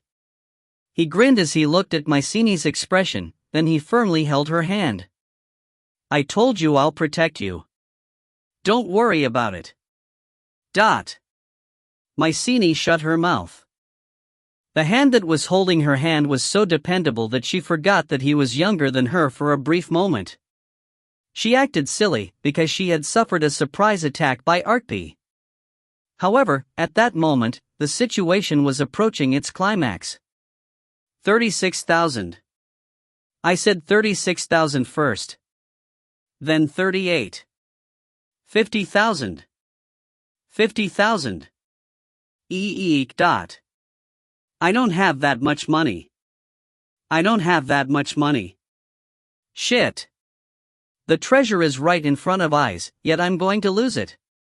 If I can't solve this with money. You dare. It was very natural as to how the spark would be lit. Someone just had to unsheath his sword or chant a magic spell, and it would spur the magic circle into completion. The curse would be spread towards the city, and if things went well, it could spread to the entire country. It could even spread across the border to burn everything. It was a clean and bold strategy that wasn't seen even in the legends or myths. It seems the Demon King really put effort into this plan. If he acted this way in the previous life, Artbe wouldn't have died. This is my revenge, you damn bastard. Artbe smirked as he mumbled to himself. It happened at that moment. It felt as if blood was about to be shed inside the auction house when the sound of a roar rang out. Mwaha. Kuahu okay. What the hell?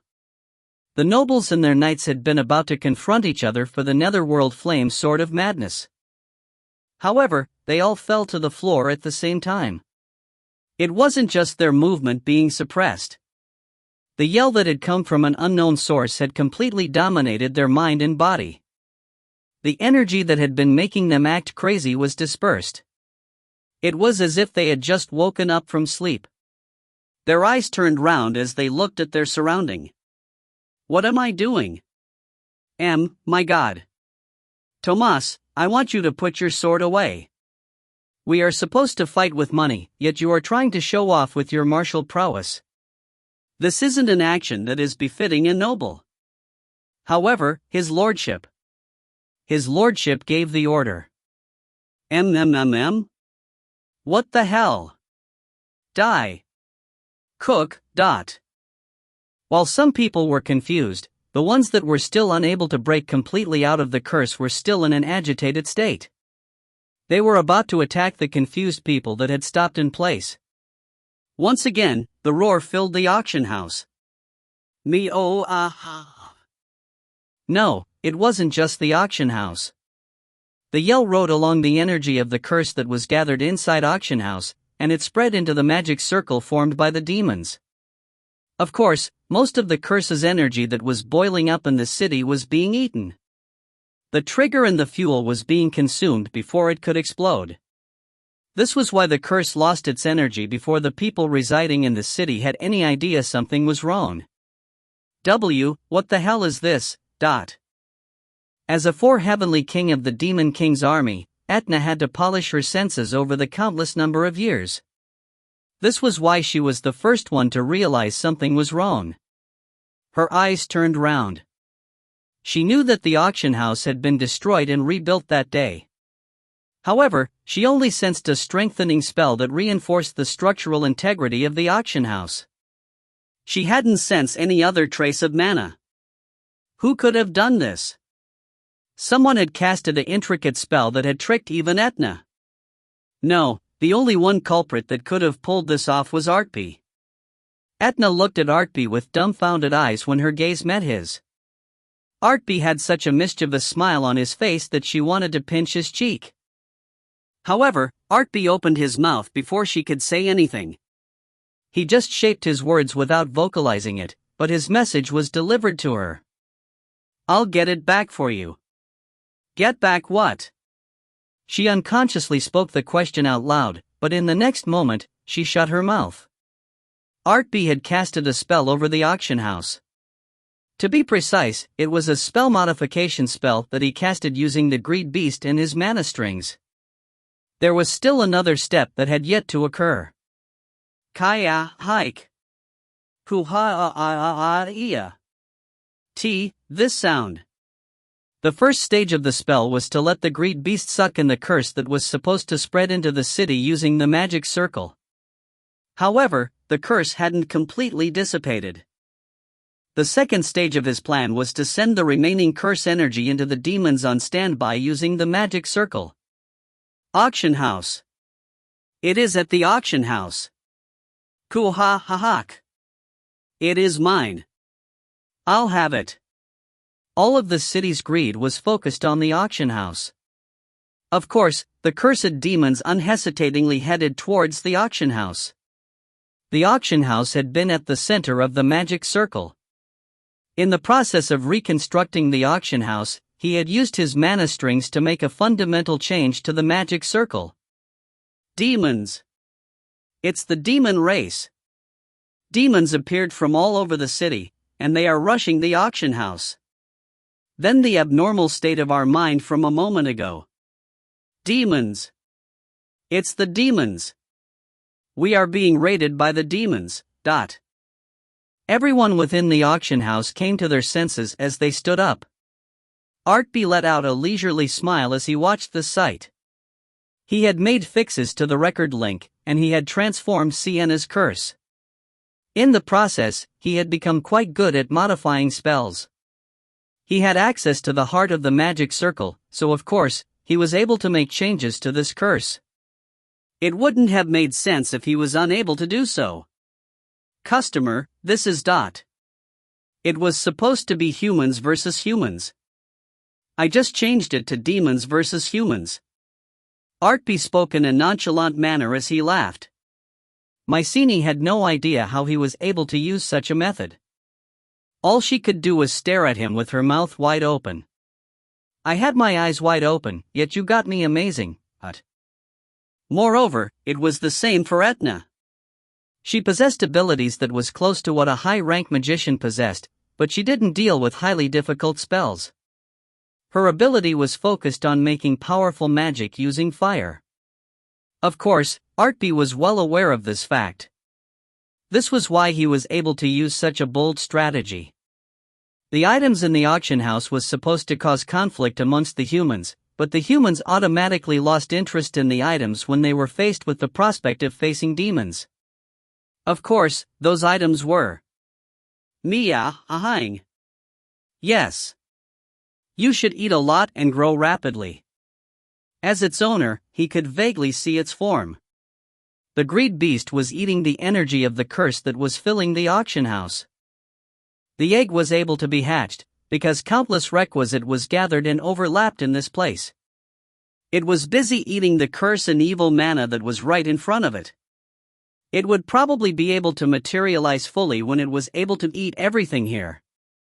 Well, I should. Artpe let out a truly satisfied laughter as he turned around. He could feel the explosive energy of the demons on the other side. They were all bundles of EXP that would be good for him. Put the finishing touch on this. From the start to the end of the second quest, everything had progressed according to his calculations. It was time for him to acquire his reward. If you find any errors, ads pop up, ads redirect, broken links, non-standard content, etc., please let us know. Report chapter so we can fix it as soon as possible. Chapter 55. Chapter 55, Lunatic Wave, 1. Fortunately, the humans had one advantage on their side. The strongest people in freight were all gathered within the auction house. What about the guards within the city? The demons aren't an opponent that can be stopped with just the guards. Fortunately, it seems the demons are mesmerized by something within the auction house. They are coming straight for this place. Mesmerized? Wait a moment. Weren't we also? The humans realized that they had also fallen prey to the scheme of the Demon King's army. They vaguely realized this truth. Of course, they had no idea that the plan had been broken and changed by Artpe. Fortunately, they were well aware of the fact that they would have been screwed over by the Demon King's army if they hadn't come back to their senses. Auction. We are stopping the auction. We have to move the artifacts to safety. We shouldn't waste our time on that. We have to face the demons. No, the artifacts are already gone. Was this also a part of the plan hatched by the demons? How many times do I have to say that facing the demons are more important than the artifacts? Of course, there were still some foolish people that desired the artifacts despite being freed from the curse. However, the greed beast had been busily eating the artifact, and in turn, it had forcefully cancelled the confusion being felt amongst the humans. Some had wanted to take advantage of the confusion to slip away with the artifacts, but the artifacts were missing. This was why they had no choice but to focus on the demons. This is all thanks to me. Customer for once, could you answer my question properly? I don't know anything. My secretary handled everything for me. You don't have a secretary. He didn't mind continuing the banter with Mycenae. Unfortunately, he couldn't leave everything to the humans. The situation was too desperate to do so.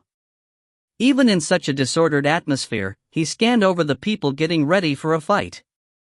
The Guardian Knights were pushed to the forefront by the nobles of Diaz, and there were the figures dispatched from other countries and merchant companies. Unbeknownst to him, Etna had approached him, and she was glaring at him. He turned to look at her.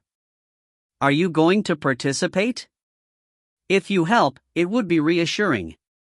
However, Etna didn't even bother turning down his offer to join the party. She tackled a different subject. Artpe, did you perhaps know this would happen? What are you talking about? You were the one that gave me the hint. But you. He was right. She had taken a risk in giving Artpe a warning. She did it knowing that her identity might be revealed. However, she had taken a liking to this human despite it being their first meeting. She had been taken aback at how deep he had burrowed into her soul. The human had left behind a mark in her soul. That was why she hadn't wanted to see Artpe get hurt. No. If she was being more truthful, she didn't want him to leave her behind in this scene of violence. Artpe was a talent that was rarely seen in the human world. She had wished Artpe would pick up on the hint she dropped. She had wanted him to completely foil the plan of the Demon King's army. She knew she had been wishing for the impossible. She was under the yoke of the Demon King, so she hadn't been able to give him a proper hint. It would be ridiculous for her to expect him to have a complete grasp of the situation. There was no way he could have made preparations for this event. Even a hero wouldn't have been able to accomplish it. Yet I was able to accomplish something so hard to accomplish? You can read my mind. Nope. I just made an educated guess. I thought you would be shocked at my damned fine abilities. Etna was at a loss for words. Even if he had the ability to back it up, it was hard to act like this big of an asshole. If he was a demon, she would have wanted to recruit him to become one of the 4 heavenly kings. This was how big of an asshole he was being. As if Artpe could understand what she was feeling, he smirked as he once again asked her for her help. Let's stop talking about such nonsense for now. So, are you going to help us? I'm sorry. I'm unable to do anything. Yes, even if she wasn't given explicit orders not to do so, she wouldn't be able to side with the humans against the Demon King's army. At this point, she had basically acknowledged that she was a demon with her own words. Yes, I guess it can't be helped. If he was like any other human, he would have said, "You bitch. You are a demon." Or it was the perfect time to say, "You filthy bitch. I knew it from the time you proudly swung your big chest in front of me." However, he didn't say anything along the same line. On the contrary, it was Etna who became surprised. How are you able to accept everything so easily? I want you to get out of here quietly, Etna. No one here can identify your magical energy. So why are you able? Artpe activated his read all creation ability, and he saw the dark magic shackles around Etna's neck. It was something only he could see. After he glanced at it, he spoke. Sir Meliton's sword. That's the item you want, right? Just give me a location that'll be convenient for you. After everything ends, I'll look you up, and I'll bring the sword along. You. Even his parting shot was perfect. Etna felt as if she had been laid bare and thrown in front of him. She wondered if her feelings for him was also revealed to him. She was angry, taken aback and a little bit happy. Her face turned red from feeling those emotions. How much do you know about me? Everyone that heard you grind your teeth when the item came out could come to the same conclusion. Ugh. It was a lie. He probably knew all the secrets regarding the sword. Despite this fact, he was going to do this for her. Why? Her confusion kept mounting, and it was getting hard for her to think straight. Etna was close to tears. However, she had no choice but to listen to him right now. She had lived for over 200 years, yet at this moment, she felt as if had reverted into being a child. The demons are coming. Hurry, Etna. I'll be at Jamie's Inn. It is in Sector C. He memorized the information, then he nodded his head. I'll be there. Also. Etna hesitated for a brief moment. She was barely successful in picking out a word that she would be able to impart to him. Ocean. Ocean? What about the ocean? Huh? Wait a moment. The word had come out of left field, but Artpe suddenly had a thought. He quickly turned his head, but Etna was already gone. This hint was direct and pertinent to the current situation, so he had no difficulty discerning the meaning behind it. This is nuts. It wasn't just a one and done. What does she mean by the ocean, customer? It is an annual event that occurs in the ocean. You should already know about it. Annual event. Ah. At that point, Mycenae had a complete grasp of the situation. There was a reason why the Freights Festival had always been held early in summer. There was a reason why ships couldn't traverse the ocean during fall and winter. As a merchant that was part of a merchant association, there was no way she wouldn't know about it. Lunatic wave. That's right. Her eyes turned round. We shouldn't be worried about the demons right now. We haven't put up the barriers yet, and there are several dozen ships docked at the port. That is why we have to bring down the demons as soon as possible. Shit. Artpe quickly moved towards the entrance of the auction house. The Lord of Freight and his knights were already stationed there. Magician. Are you going to help us? Lord, once I help you defeat the demons, will you wipe the slate clean for me and my party members of all our wrongdoings? It is your call. It was a deal that took care of the past and what was to come. The Lord unhesitatingly nodded his head. It's a deal. All right. Then I want you to take all the guards to the port. I want you to shut down the port, then I want you to put up the barriers. Barriers? What the hell are you talking? It didn't take the Lord too long to pick up on what Artpe was implying. Are you trying to say the Luatic wave is about to start now? I want you to think about the people and artifacts that were gathered for the Freights Festival. Then there is the curse that was placed here. This was their plan from the start. Lunatic wave. It was a phenomenon that lasted from fall to winter. The monsters residing in the ocean invaded inland. All of creation was infused with mana, and this included the ocean. However, the quantity of mana within the ocean waned during the fall, and as a consequence, the mana on land swelled. The monsters within the ocean was sensitive to this change, so they ventured inland. Of course, ships couldn't travel the waters during this time period. All the regions with access to the ocean were sealed off before the fall arrived. Tall barriers were raised to block the monsters. This was also the reason why Artpe had wanted to cross the ocean before fall. However, that plan been all for naught. It seems the Demon King's army can cause changes even to the rules of nature. The conditions needed to precipitate this was sufficient. Currently, the problem we face right now is the fact that the city is an overwhelmingly attractive target. This particular Freights Festival had been excessively grand. This resulted in a large number of humans gathering at this location, and in turn, it had also attracted a lot of sea monsters to freight. Then the demon race used various curses to amplify the amount of mana within freight, and all these factors induced the lunatic wave.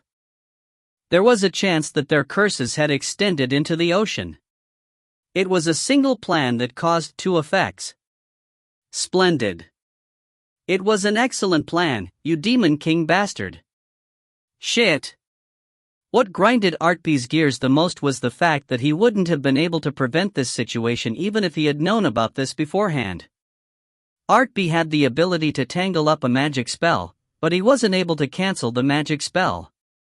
Artpe had firmly been under a misconception. He had thought the plan was to cause the humans to fight each other. He thought it was a ploy to cause confusion within Diaz. Wrong. It didn't matter what method was used to precipitate this event. The goal was to activate the curses. The amount of mana within freight had to explode upwards. Even the greed beast that was going nuts right now had become a very good ingredient in inducing the lunatic wave. He had done his best, yet it felt as if he had been played by the Demon King. It was a dirty feeling. It had been a long time since he felt the taste of defeat. He hadn't felt it since he was chosen to be a hero in this reincarnated life. Kaya Haya. Get out of here, lowly demons. Get out. You dirty demons. You dare invade human land. You will never be able to look down on the power of humans again.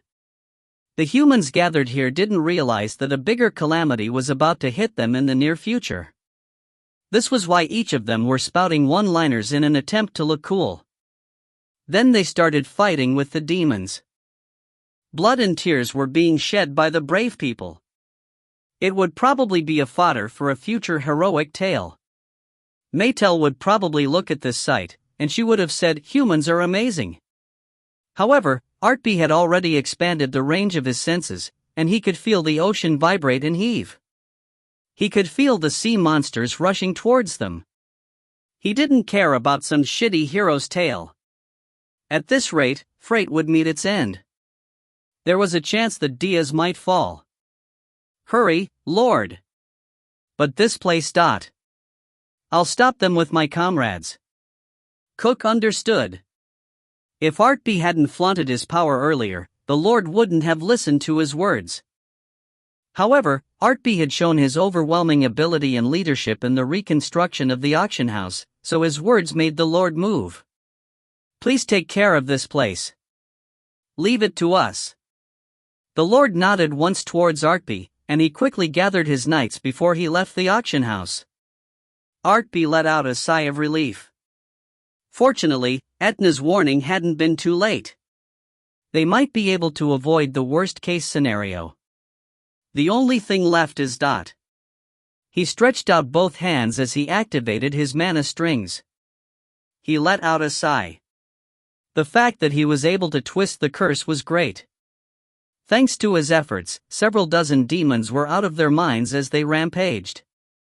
However, if he had known the lunatic wave had been waiting for him in the near future, he wouldn't have twisted the curse in this fashion.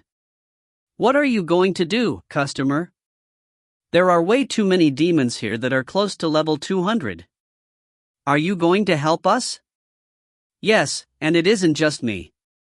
The other merchants are making preparations to do the same. It seems we'll somehow live past this, but... Customer. This woman should have lived a fair amount of years, yet she was scared of a lot of things. If she was like Maetel and Sienna, he could have just stroked her head.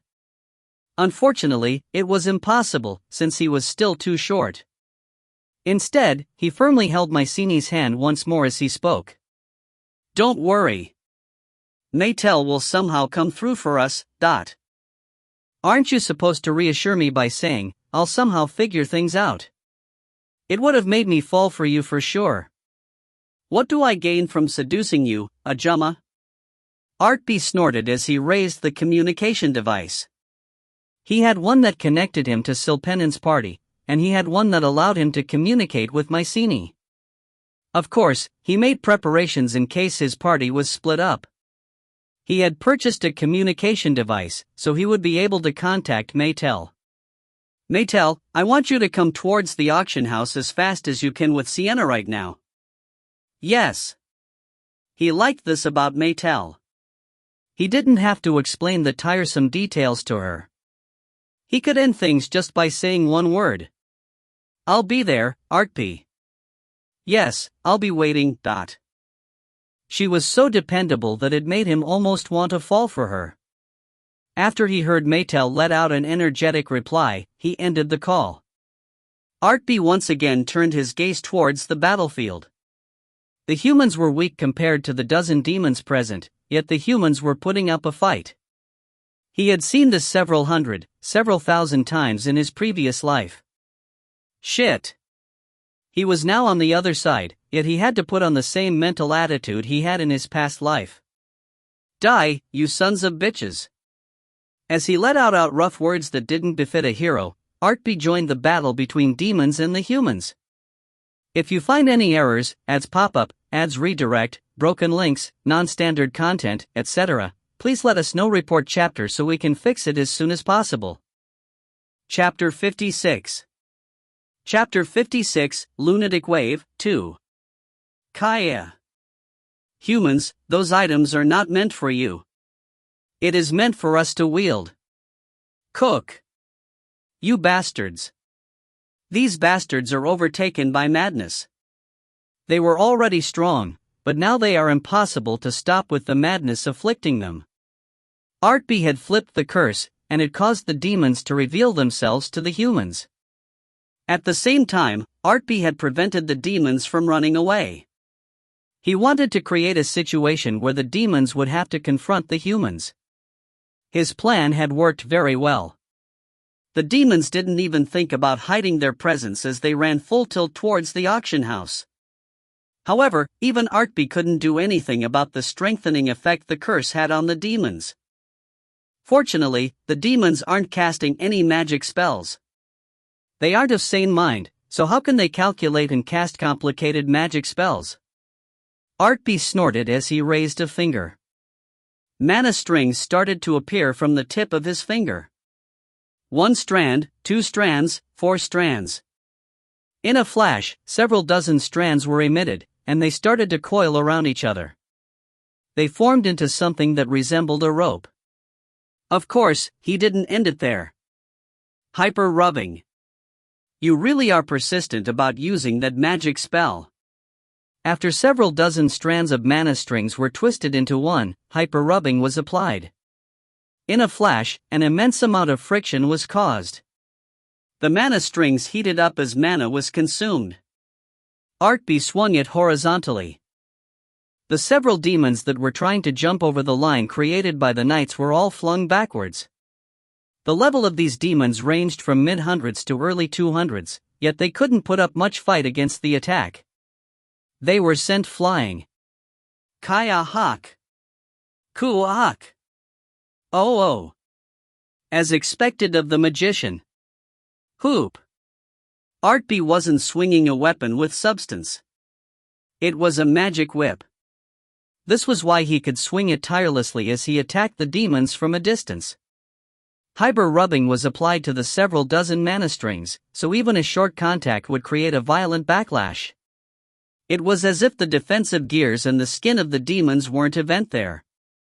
The mana strings broke through everything, and it even caused the flesh underneath to burn.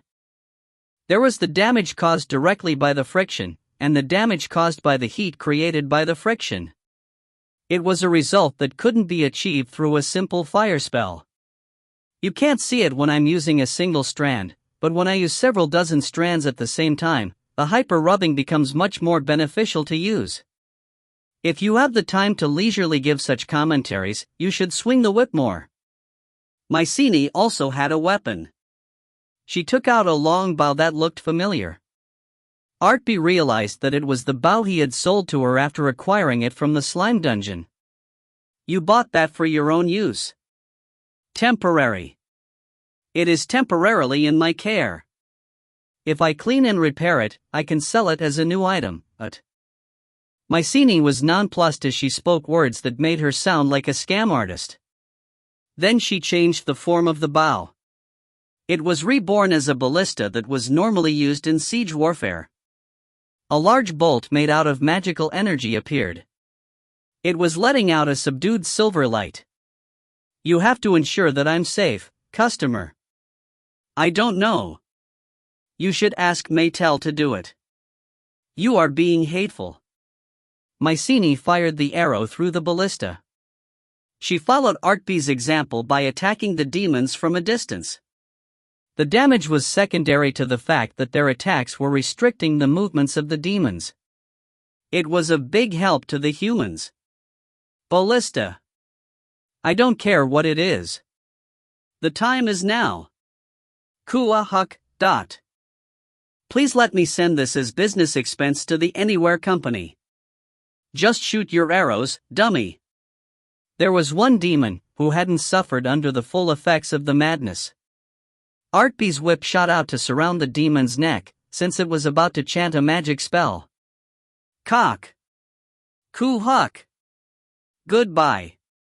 When they received his command, the mana strings untied itself. It caused a powerful rotation. The already powerful friction increased precipitously as the several dozen strands of mana strings started to rotate. This was a marriage between magical energy and physical force. It was the strongest offensive attack Artpe could use right now. Kuahak.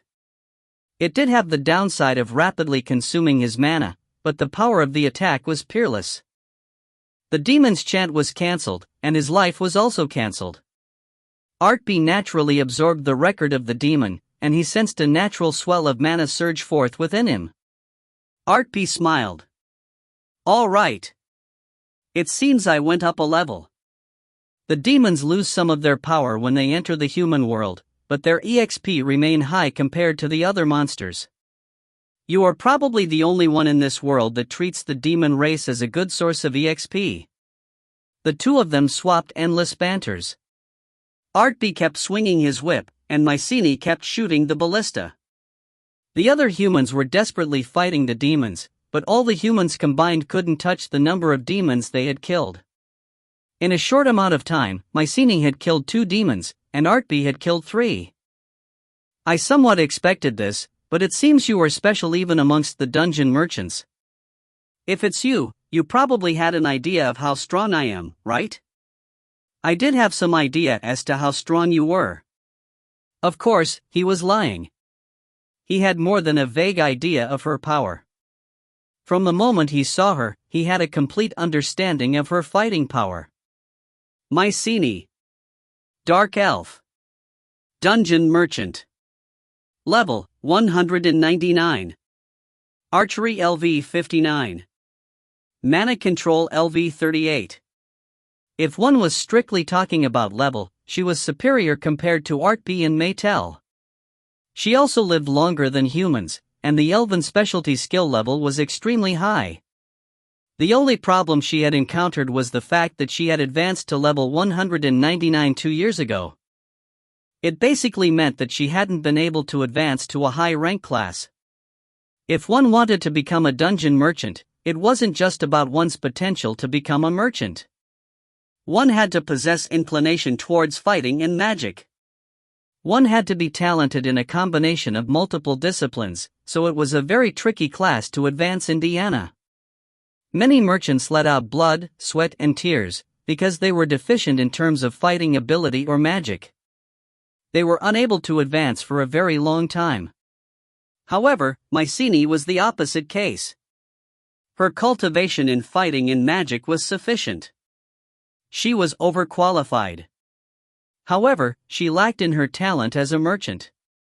It was the only thing that was holding her back. She probably went around touting herself as a veteran merchant, because of her inferiority complex regarding this issue. Customer. I know you find me to be pretty, but could you focus on the demons? Put. You snorted at that. Artpe retracted his thoughts as he focused on the battle in front of him. There were around 30 demons left. Artpe and Mycenae were in a great spot. They were fighting from the safest location possible. On the other hand, many humans had already died at the front line. It wasn't as if there weren't any priests residing in this city, but they weren't able to heal everyone and dispel the curses. There weren't anywhere near enough of them. Cook. Is this how the humans will fall? Lord. Where's the Lord? That coward ran away. We have to make do with what we have. Don't falter and endure. Kaya Huck. The humans let out a resounding shout as they resisted against the demons. It was a decent-looking picture, but Artpe could only let out a sigh. These humans are really weak. Shoo, customer. They might hear you. There were only 3 humans that were over level 150. If they were inferior in terms of level, they should have learned how to work in concert with each other. However, they were brutes. The only method of fighting they knew was to throw their body at their enemies. They were basically on the same level as the grunts of the Demon King's army. This was why these two groups always killed off each other. Please support this side, magician. Even if you hadn't said anything, I was going to send an attack. Artpe checked his remaining mana. He still had 70% of his mana left, but the real threat wasn't the group of demons. It was the Loatic wave. While he was controlling his mana strings, he turned to look at Mycenae, who was throwing fireballs towards the demons. He was checking up on something. Ajama, do you have some mana potion you kept back in reserve? I can't sell it to you? I'll pay for it all later. I've received your order. After unloading her ballista, she had a brief moment when the ballista was reloading. She used that brief moment to hand over the mana potion. He held it in his mouth as he increased the number of mana strings. Die, you maggots. One swing of the whip pierced through 3 demons. He kept rotating the mana strings, and the whip kept letting out heat. It was almost preternatural as to how the whip found only the most vulnerable spots on a demon's body to cause damage. The demons suffered critical wounds. Kaya Huck. Kuhak. Artpe was prioritizing his attacks against demons that were of similar or lower level than him. This was why he was able to pierce them easily. There wasn't much resistance against his mana. The humans had no real understanding about Artpe's ability, so it looked as if demons were being killed every time he swung his whip. Their morale rose as they cheered. The peerless magician is helping us. The demons are so scared that they aren't able to attack us properly. Rush them. It is time. Don't let this opportunity slip away. The knights and dungeon merchants shouted at the same time as they faced off against the demons.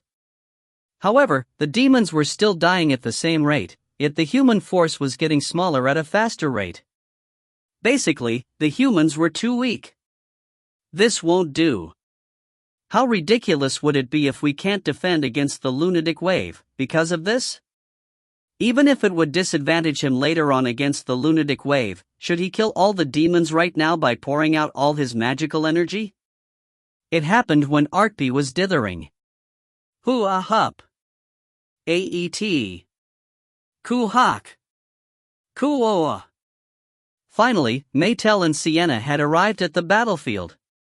Huck. Those girls were the ones that caused the big ruckus earlier. Berserker. That girl is a berserker. Is she perhaps a demon? The nobles and knights, who were in the midst of fighting against the demons, flinched in surprise. However, the two girls didn't pay any attention to the gazes they were receiving from the other humans.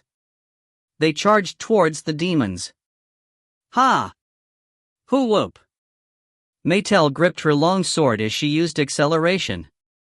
It was as if she was sliding across the surface of the ground.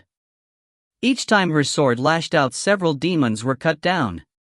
Sienna threw her sledgehammer. It crushed the head of a demon that was about to break through the line of humans. She's strong. My God, she wasn't part of the demon race. Once she invoked her power, Maetel didn't stop. She activated Berserk to push the power of her muscles to the extreme.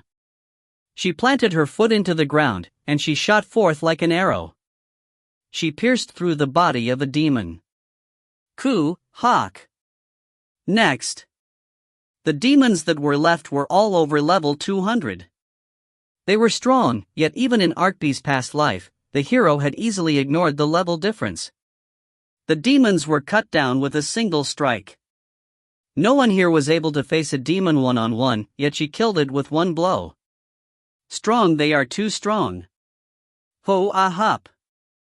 At that moment, Sienna had reached the spot where she had thrown her hammer. As soon as she retrieved it, she filled herself with magical energy, and she stomped on the ground. The wave of magical energy had a widespread effect as it impacted against the demons. At the same time, it imparted healing energy towards the humans. It was a main skill used by the warrior priestess. It was called the divine ground. Gua-hawk. What is that cursed ability? Priestess. She's a priestess. That girl was a warrior priestess. The girl that was having a fight of passion with the berserker was a warrior priestess. It seems the temple has gone full Monty. It didn't matter where she was or what point in her development she was in. Artpe knew Maetel was crazy strong. The unexpected one was Sienna. She hadn't reached level 160, yet the demons were unable to anything against her attacks. It was a shocking sight. No, she'll probably move past level 160 soon. Around half of the demons here would be turned into her EXP. Evil Reflector, I knew that her race was created as an antagonistic force towards the demon race, but I never expected it to be like this. Sienna's magical energy rebuffed the demons, and all her skills contained her magical energy. This meant all her skills had the effect of dispersing magical energy of the demons. Artpe had known all of this, yet it was entirely different to see her in action. Can't I just make her the hero? One thing was for sure. The decision to accept Sienna as a party member was one of the finest decisions he had made in his life. That weak brat became so strong in just 1 year. It seems Sienna's performance had also left behind a big impression on Mycenae. He smirked when he heard her express her admiration. He weighed in on the situation with his words. Humans normally change really quickly just like that. That is the strength of the humans. Strength. Artpe hadn't planned on praising the human race as a whole. The fact that humans changed rapidly was a strength, but it was also a crucial weakness. Since she's a priestess. Nope, that's fine. His mind had wandered during battle. It seemed he couldn't let go of the habit he picked up as the heavenly king. Artpe clicked his tongue as he swung his mana string. Let's wrap this up quickly. The night has just begun. That is also my wish, customer. Mycenae laughed as she answered him. When her mana arrow was reloaded into the ballista, a loud sound of an explosion was heard from the port. It's here. Artpe clicked his tongue as he mumbled to himself. At that moment, humans and the demons under the influence of the madness curse stopped what they were doing for a brief moment. Oh no. This is nuts. Can it be? It's happening right now? Oh my god. Z. Afterwards, an ear-splitting sound rang out through the entire city. It was an alarm magic that warned of an impending lunatic wave. If you find any errors, ads pop up, ads redirect, broken links, non-standard content, etc., please let us know. Report chapter so we can fix it as soon as possible. Chapter 57. Chapter 57, Lunatic Wave, 3. After the ambush by the demons, the lunatic wave had arrived. It was said that unfortunate events happened in series. It perfectly described what Freight was facing. Luwantic wave. I'm sure it's the lunatic wave. Lord. Where's the Lord? He's already at the port, I see. The Lord had already foreseen this. I believe a lunatic wave happened during the summertime several hundred years ago at a different port city. All the port cities had guidelines for what to do in a lunatic wave. Even the guests visiting this city knew it. However, even if one wanted to follow the guideline, it was impossible to do so with the demons in their way. The knights finally realized the intent of the Demon King's army, and they quivered in anger. My god! Did the demons use the curse to induce the Luwantic wave? The Demon King is sacrificing his subordinate demons to bring Diaz to ruins? How laughable! Of course, the Demon King had no intention of sacrificing his subordinate demons. However, there was no need for Artpe to step forward and say something like, in truth, I'm the one that made the demons go crazy. Cook. Those damned demons. Die. Die. We won't let you do as you like. You won't bring ruin to Diaz. The people were going to die by the lunatic wave, while they were fighting off the demons. Of course, their heart was in the dumps. Artpe had killed all the demons that were weakly affected by the curse. Those were the demons that would have gone off script. Now the remaining demons surged forward as they matched the intensity displayed by the humans. The demons rampaged as if they had lost their minds. I was hoping the lunatic wave would be delayed, but those were merely hopeful thoughts. Artpe clicked his tongue as he looked over the battlefield. When Maetel and Sienna had joined the fight, the battle had tilted completely towards the humans. After he confirmed this truth, he nodded his head. It'll all work out somehow. As expected, Maetel is a cheat. Since Maetel and Sienna was at this site, everything would wrap up quickly. It would be good for him to stay here and earn EXP from killing the demons, but Artpe's abilities would be more effective elsewhere. Instead of the small confines of the auction house where he couldn't move without getting into a fight, he would be able to borrow the power of nature to create a miracle at the port. Ajumma, I'll be going to the port. Ooh. After he made a quick plan of action, he was about to move when Mycenae firmly grabbed the sleeve of Artpe's robe. She had her head turned away to avoid facing Artpe, yet she had a firm grip on him. Artpe was dumbfounded, so he asked her a question. What are you doing? It's nothing. Shouldn't we move after we wrap things up here? It was a busy situation where every second counted, so why was she acting as if she was weak? He was about to yell at her, but he caught sight of Mycenae's ears. Her ears were fluttering delicately. Artpe's eyebrows furrowed. She's been weirdly afraid since a while ago. Maybe. Did she perhaps have demon phobia? Artpe tested his theory as he took a step away from her. She let out a gasp, and she gripped him tighter. It was a completely different sight from the brave figure that had been firing her ballista by his side. You. Maybe you can take me with you? Yes? Ajumma, how were you able to function as a dungeon merchant until now? Artpe let out a sigh. The tremble in her ears became worse when he moved away from her and when the screams of the demons increased in loudness. He knew he couldn't do anything about this. Yes, I guess nothing will change if you leave this place. All right. We'll go together. Huo. She let out a sigh of relief as she put away the ballista. Afterwards, she looked over the auction house one last time. There were people screaming their hearts out as they fought with their lives on the line. Then there were the people that couldn't exit the auction house. They couldn't fight, so these people were hiding. Then there were the pathetic humans that were trying to find the missing auction items with bright eyes. She also caught sight of the greed beast that let out a happy cry as it ate all the curse and evil energy. I'll see you later. Hung.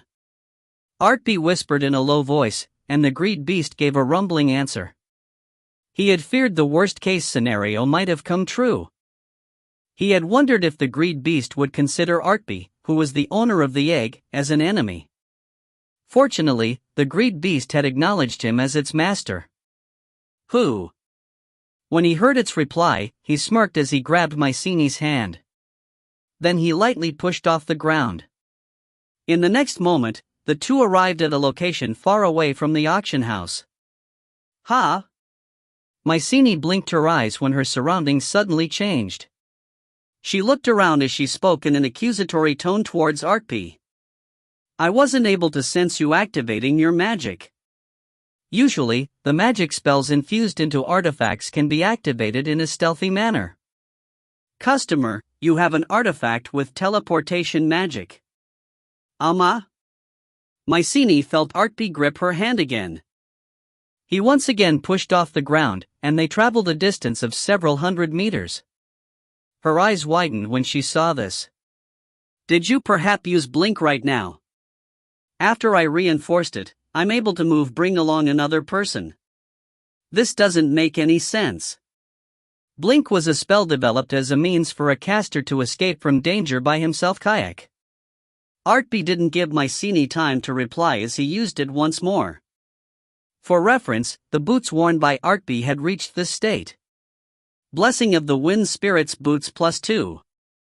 The black leather boots is infused with wind. It was reinforced twice with a special skill to be made into a legendary artifact. The user can use blink 5 times a day without consuming any mana. The blink can also be activated when the user is being attacked, and anyone in contact with the user can be moved too. Additional mana can be used to activate blink. The additional mana increases the travel radius by a significant amount. It would be great if I can reinforce it one more time.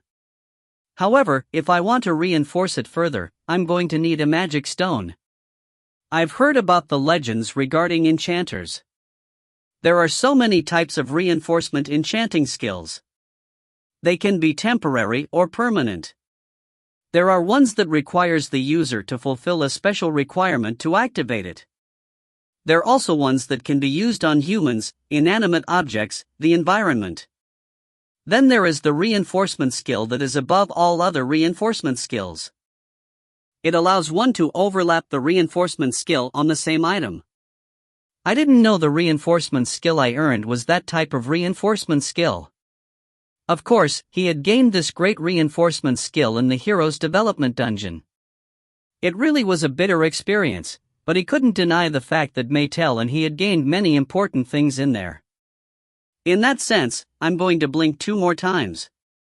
Wada Kayahuk. The boots blink activated, and he was used to using it now. It really took them 2 blinks for Artpe and Mycene to arrive on the port's barrier wall, which was facing the ocean. The monsters were crawling in front of them. There were more monsters than there were high waves. We are here. How can this be blink? What the hell is, Huck?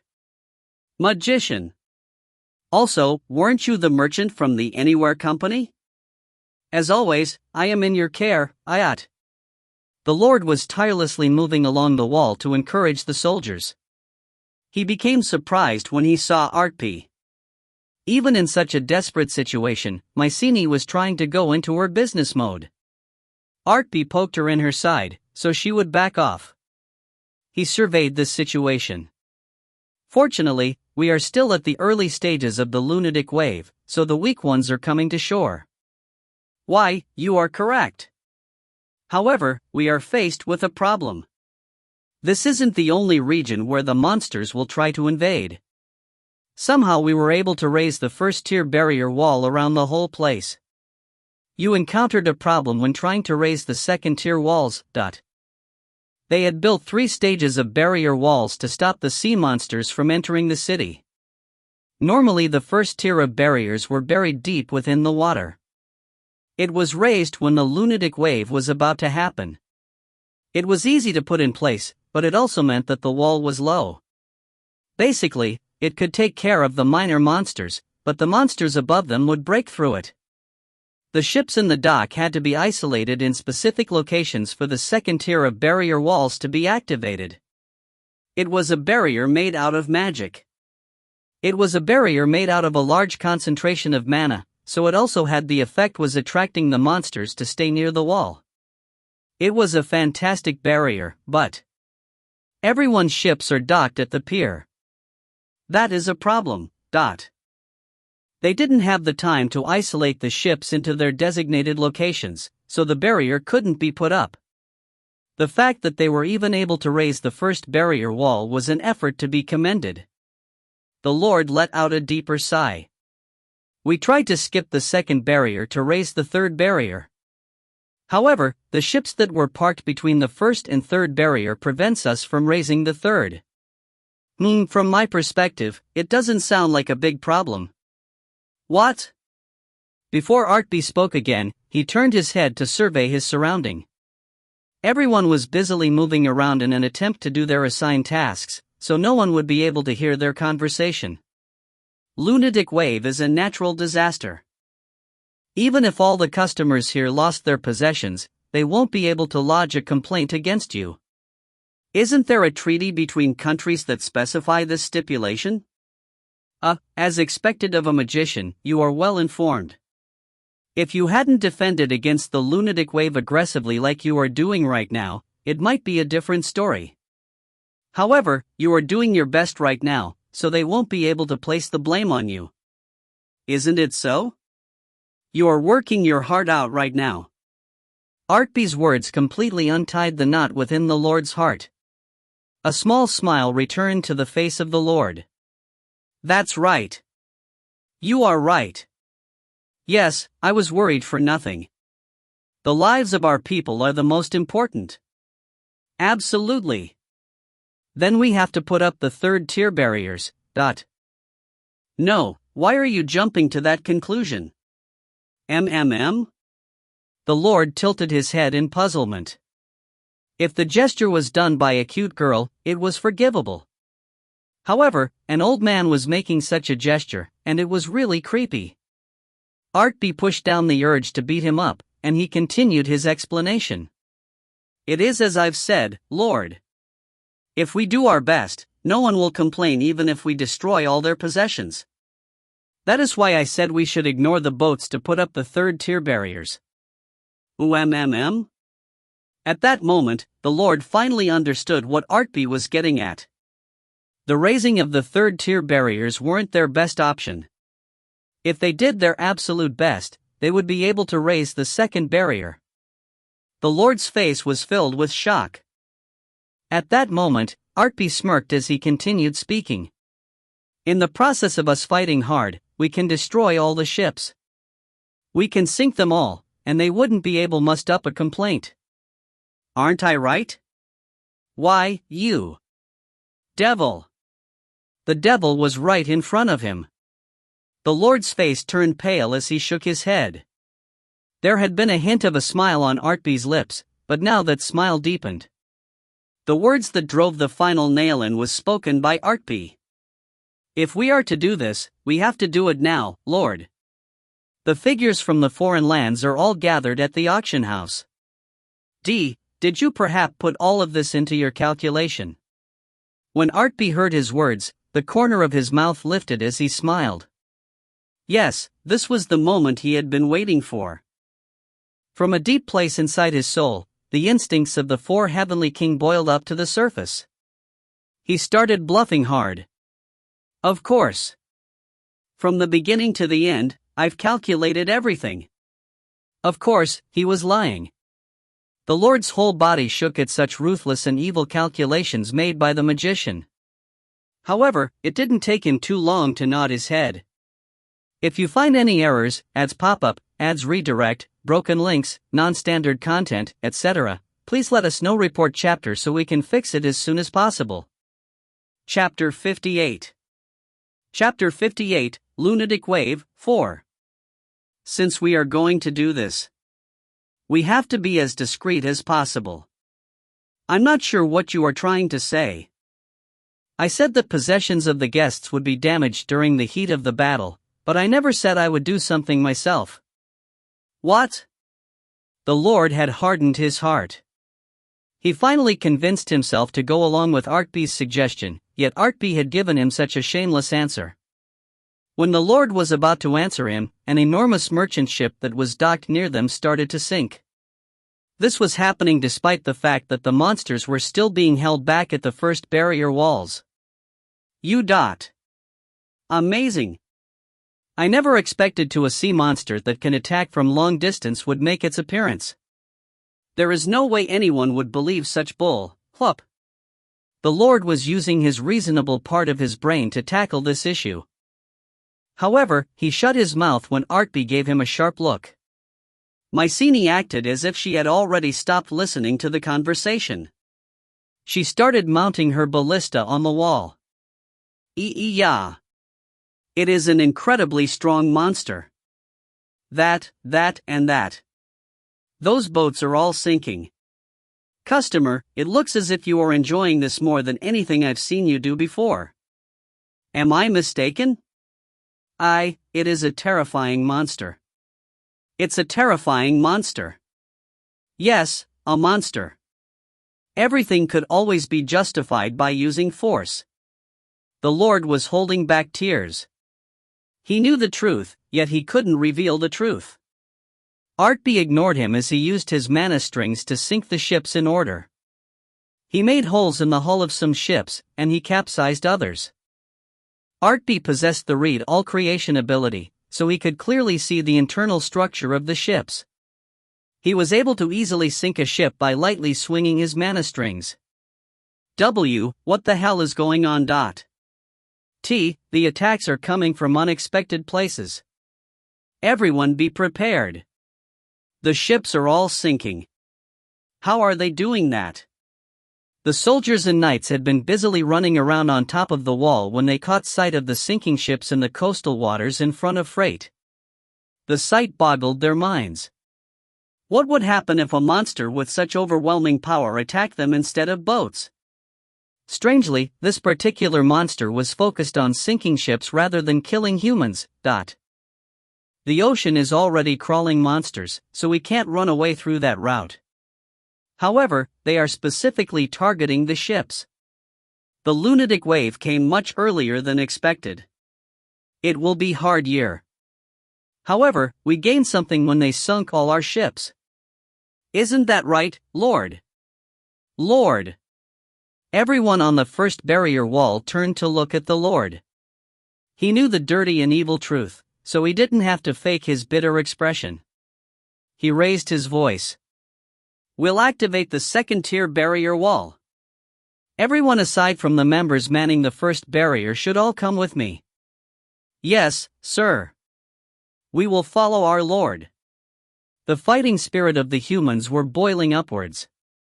The Lord had a heavy expression on his face. It was as if he was asking himself, is it really all right to do this? However, it was true that they had gained more time by following Artpe's instructions. The extra time was precious in defending against the monsters. The Lord let out a bitter laugh as he lowered his head towards Artpe. Magician, may I leave the first tier of barrier walls in your care? Of course.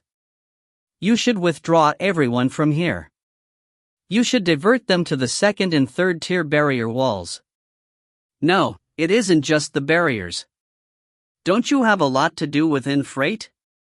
The fact that you are here during a crisis makes me feel very reassured. Then I'll leave this all to you. They had gained a lot of time thanks to Artpe, but this didn't change the fact that they were still in a desperate situation. The Lord hastily gathered all the soldiers and knights. They left to activate the second tier barriers. This meant the only ones facing the ocean on the first barrier wall was Artpe and Maetel. No one else had stayed behind. Ha! Artpe was flustered as he mumbled to himself. He really took everyone. That's what you get for bluffing and acting high and mighty. Maetel grumbled as she loaded and shot her ballista. It pierced several monsters that surged up from the surface of the water. However, there were so many monsters that one could hardly notice the loss of these monsters. Anyways, you've already spoken those words, so you have to take responsibility. This might be obvious, but I cannot hold them back by myself. Still, I never expected him to pull out everyone, but as it was noted before, the first barrier wall was low in height. Since the lunatic wave had started not too long ago, the monsters they could see were small fries. However, monsters that could easily jump over the barrier would show up soon. This was especially true for monsters that had the upper body of a human and the tail of a fish. When these monsters surged out of the water, their lower body changed into human legs. The merfolk were the greatest threat during the lunatic wave. When the merfolks made their appearance, it was fair to assume that the first tier of barrier was useless. I have to cover this large area by myself. Whatever. I'll do it. He had been unable to break the habit of bluffing. It had carried over from his days as the Four Heavenly King. He could blame no one but himself. Moreover, it wasn't as if he didn't have a plan he could use for this scenario. Artpe admonished himself as he vowed to become a little bit more humble in the future. Then he activated his mana. Customer, it isn't too late to talk to the Lord. No, just wait. Artpe had an aggrieved expression on his face as he placed a hand on top of the barrier wall. He activated his Red All Creation ability, and he was meticulous in finding out the exact structure of the barrier wall that was separating the ocean and freight. Maetel had no idea what he was trying to do, but she was getting more and more anxious. Customer, there are so many monsters gathered at the base of the wall that they'll form a mountain. Just wait. Customer, I caught sight of mermen and mermaids in the distance. Just wait. Customer. It is done.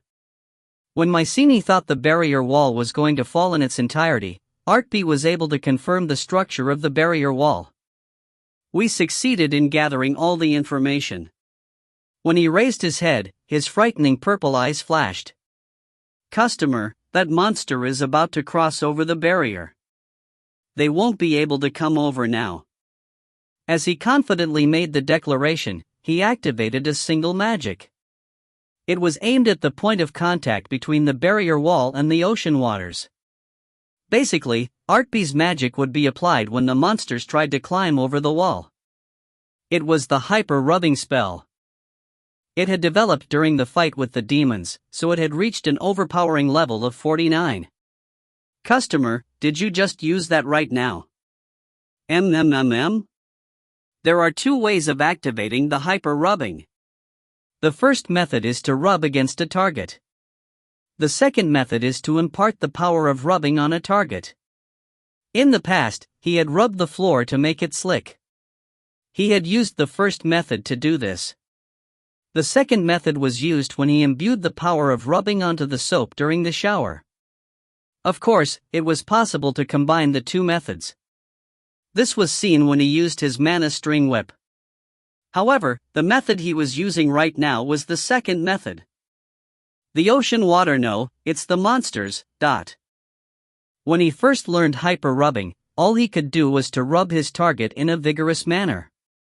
Even if he put in a lot of mana into the spell, he couldn't create a magic that could change one's environment. In the past, magicians thought about researching the hyper-rubbing spell, but it was useless in practical life. No one dared to use it in battle. This was why most could raise it to level 20 on average. Level 30 was the highest someone had developed it before. Artpe had also thought that level 30 was the limit of hyper-rubbing. Kuguru. Kia Huck. However, he didn't have any of the spells that had been available to him in his past life. He had no choice but to rely on the hyper-rubbing spell. In turn, he had found ways to use the magic spell in real battles, and it had widened his repertoire. He realized a truth about the world through this meaningless magic, but his biggest achievement was the growth of the hyper-rubbing spell. It wouldn't be an exaggeration if one called him the Emperor of Friction. The waves. New waves that seems to be resisting against the waves of the oceans are forming. The friction causes vibration. As I control the mana, I can control the cycle and intensity of the vibration. The waves started small, but the waves kept adding to each other as the size of the waves grew larger. Artpe was raising the barrier wall as he controlled the vibration caused by the friction. He even controlled the waves that were forming as he grew the size of the waves. Kaya hike. Ki hik. Kayak. This was occurring everywhere the barrier wall was installed. Amazing, you are too incredible, customer. Still, it would have been simpler if you used the magic spell that creates waves. I don't have it. I don't have such magic. Artpe threw a tantrum as he created a bigger wave. Most of the weak monsters could not overcome the waves. They were pushed backwards. Even if monsters were strong enough to push past the waves, they couldn't withstand the incredible amount of friction being created by the barrier wall. They were repelled. In other words, Artpe was really defending the first-tier barrier walls by himself. Look over there. Magician Nim has control over nature. We shouldn't be doing this right now. While Magician Nim is buying us time, let us complete the second-tier barrier walls. However, Artpe wasn't done yet. He had somewhat recovered the magical energy he had expended when he placed the hyper-rubbing spell on the entirety of the barrier wall. He once again placed his hand on the barrier wall. Customer, you should help me now to snipe the monsters. What are you doing now? Reinforcement. Artpe's hand flashed, and a massive amount of mana flowed out of him again. All of the mana was put into the barrier wall. The barrier wall slowly started to vibrate more as it let out a purple light. Wait a moment. This isn't an artifact. How are you going to use reinforcement on a regular barrier wall? Kaya Huck. Mycenae had been doubting Artpe until the barrier wall started to shake. He easily took her by surprise again. The first-tier barrier walls were about to become obsolete, since the troop of mermen could easily overcome the low barrier walls. However, when the first-tier barrier walls received Artpe's mana, the wall evolved at a fundamental level. Of course, its sturdiness had increased, but it also increased in overall size. All right. I think I can use reinforcement twice on the wall in one sitting. I'm going again. Kaya hike. Another round of purple light burst forward, and in a flash, the barrier wall surged upwards. It was over 10 meters in height. Oh ha! Magician Nim breathed his magic into the barrier. It grew. It is about the same size as the second-tier barrier walls. Oh my god! What is his level? Vibrating wall infused with the will to protect freight +2. This nameless and plain barrier wall had been touched by the hands of a magician. The records of the people, who had fought in the past lunatic waves, were absorbed. The wall was born again, and this process affected the power of the special spell that was placed on the barrier wall. It turned into a large artifact that can emit vibration. Artpe let out an embarrassed laughter when the artifact was born. He hadn't expected it to work. Ha ha ha. I've done it again. Customer, you always cause trouble, but the scale of this is too big. Artpe didn't need to maintain his hyper-rubbing anymore. The barrier wall had been given the power of vibration, so it could repel the weak monsters with waves by itself. Even if monsters could approach the wall, it could increase the intensity of its vibration to cause damage to the monsters. And to top it off, the barrier wall was too tall now. Monsters couldn't even attempt at jumping over the wall. Ah, the large troop of mermen are here. You are right. They are coming. They were a step too late. The troop of monster mermen had confident expressions on their face as if to say, "We'll just climb over that low barrier wall." They had an exquisite timing in making their appearance. It made one want to ask them if they were the main characters of this story. Gururu-won? Hi. It is hi. They finally arrived at the first-tier barrier walls. However, these weren't the human-made walls that they had heard about from their mothers and fathers. They were baffled. The mermen froze as they came face to face with the massive barrier wall. It was supposed to be a wall they could easily jump over. Gua hung. Wall. It hurts. We can't cross it. The wall is insurmountable. I want to go home. The troop of mermen and mermaids despaired at their twisted reality. Naturally, they took steps to avoid the reality. However, Artpe wouldn't let them do so. Mana strings were emitted from the tip of his fingers. He no longer needed to maintain his hyper-rubbing spell. He could slaughter them to his heart's content now. Kuahak. Keek. You aren't even worth much EXP, yet you dare to come here. Come back with stronger monsters. It seems we no longer need the second and third tier barriers. Mycenae carefully observed her surrounding as she raised her ballista. After 2 hours, the nobles from the other countries that had been occupied with the battle against the demons came running towards the port. They despaired when they found no traces of their boats. They realized their ships had all sunk. Even at that moment, not a single monster was able to cross the first-tier barrier wall. If you find any errors, ads pop-up, ads redirect, broken links, non-standard content, etc., please let us know. Report chapter so we can fix it as soon as possible.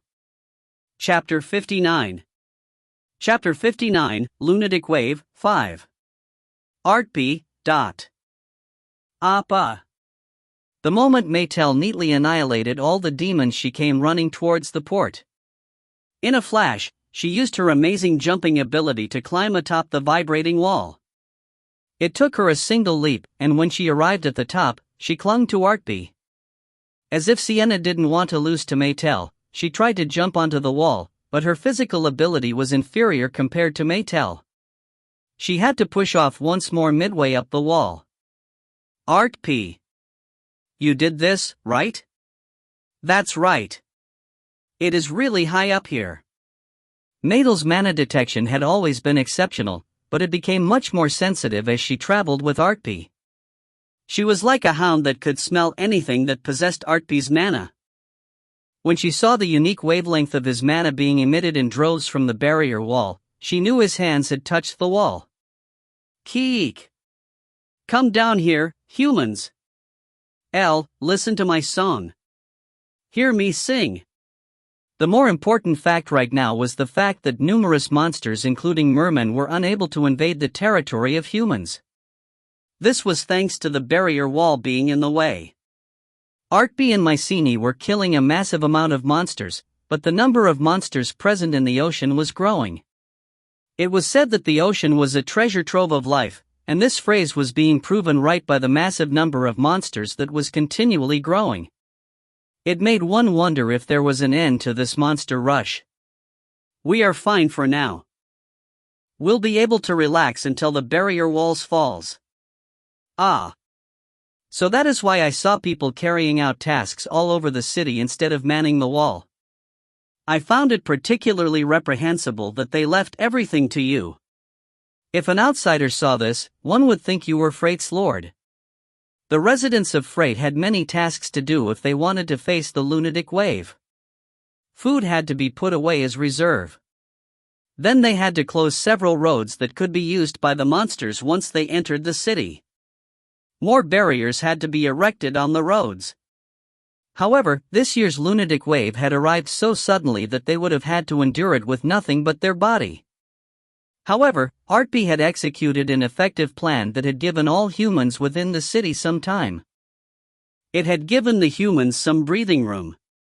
It was unintentional, but Artpe was carrying out tasks that befit a hero. Artpe is too kind. Maetel had no idea how a wall could continuously vibrate and make waves without an outside source of mana. However, she understood that many people would be saved thanks to what Artpe had done. However, Artpe decisively shook his head from side to side. I'm not kind. I just want to smash all the plans hatched by the Demon King. Moreover, I want to kill all the monsters, so I can monopolize the rewards. Hoo-hoo. Whenever he got embarrassed, he always uttered such silly things.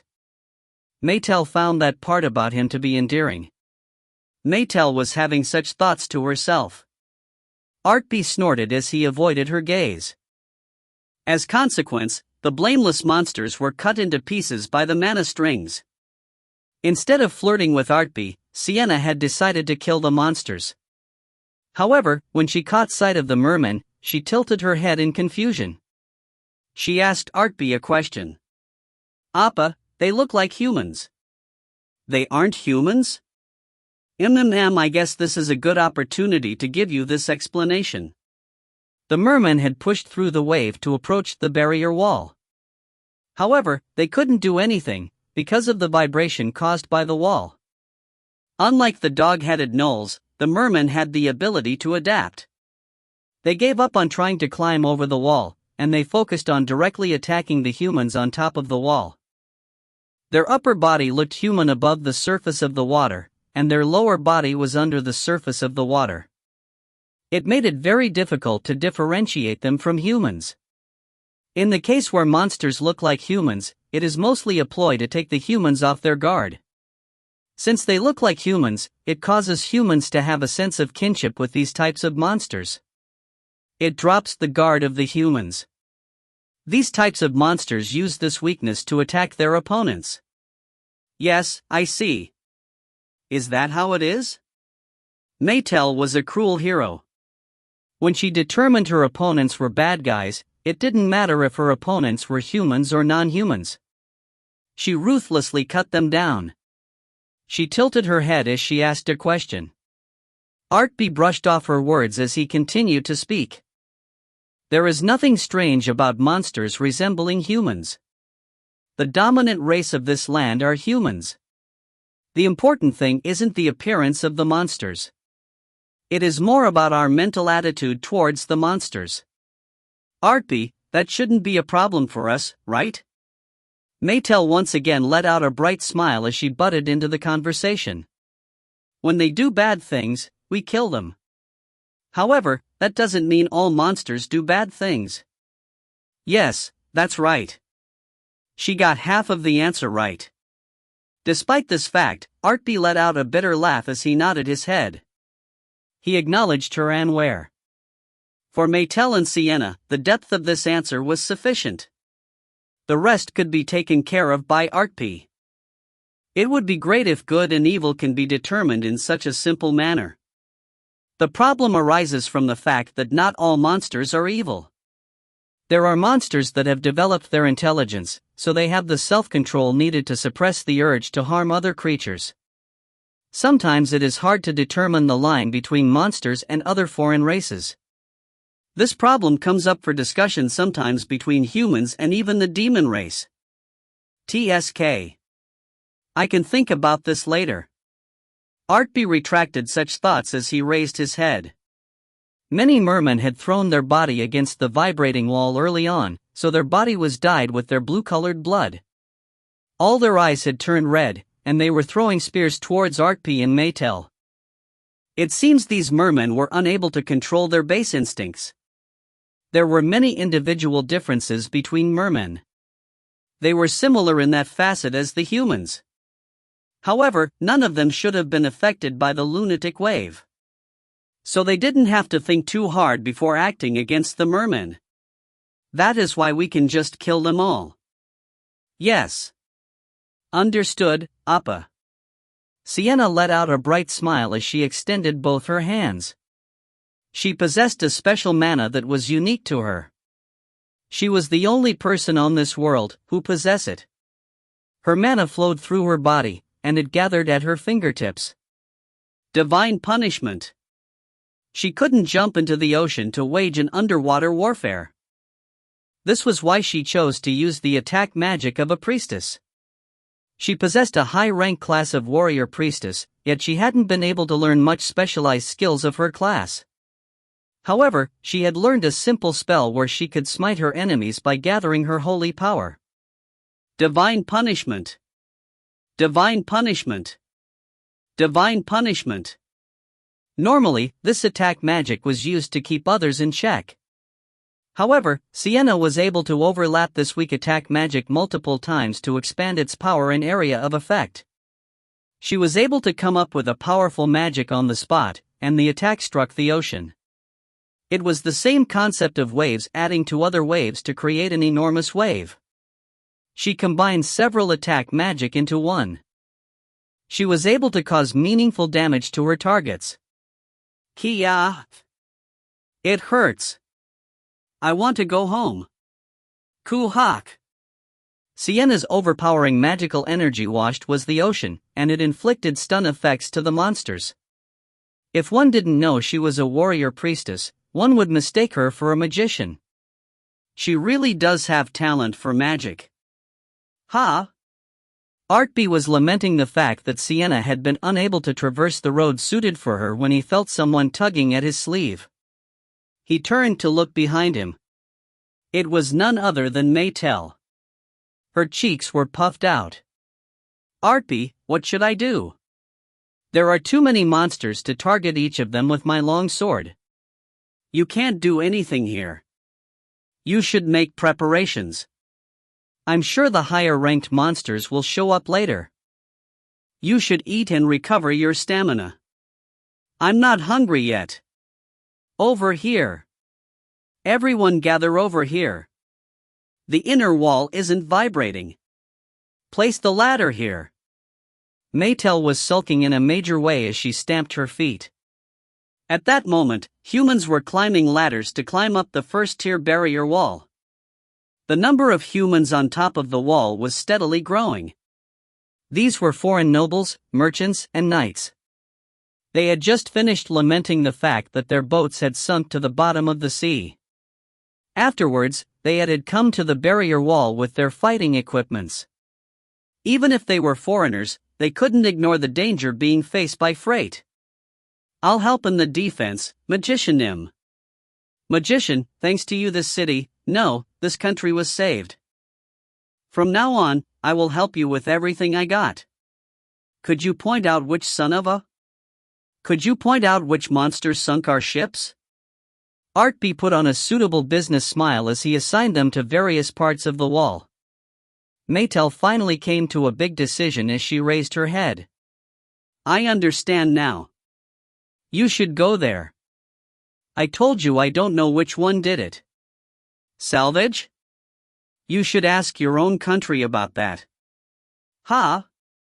What did you just say, Maetel? It's been my dream of mine to enter into the ocean. She had suddenly made an offbeat announcement. Artpe was going to laugh it off. However, Maetel didn't give him the chance to reply to her words. She took couple short breaths before jumping off the barrier wall. Hype. She didn't jump towards the inner part of the wall. She jumped outwards where it was teeming with hundreds of thousands of monsters.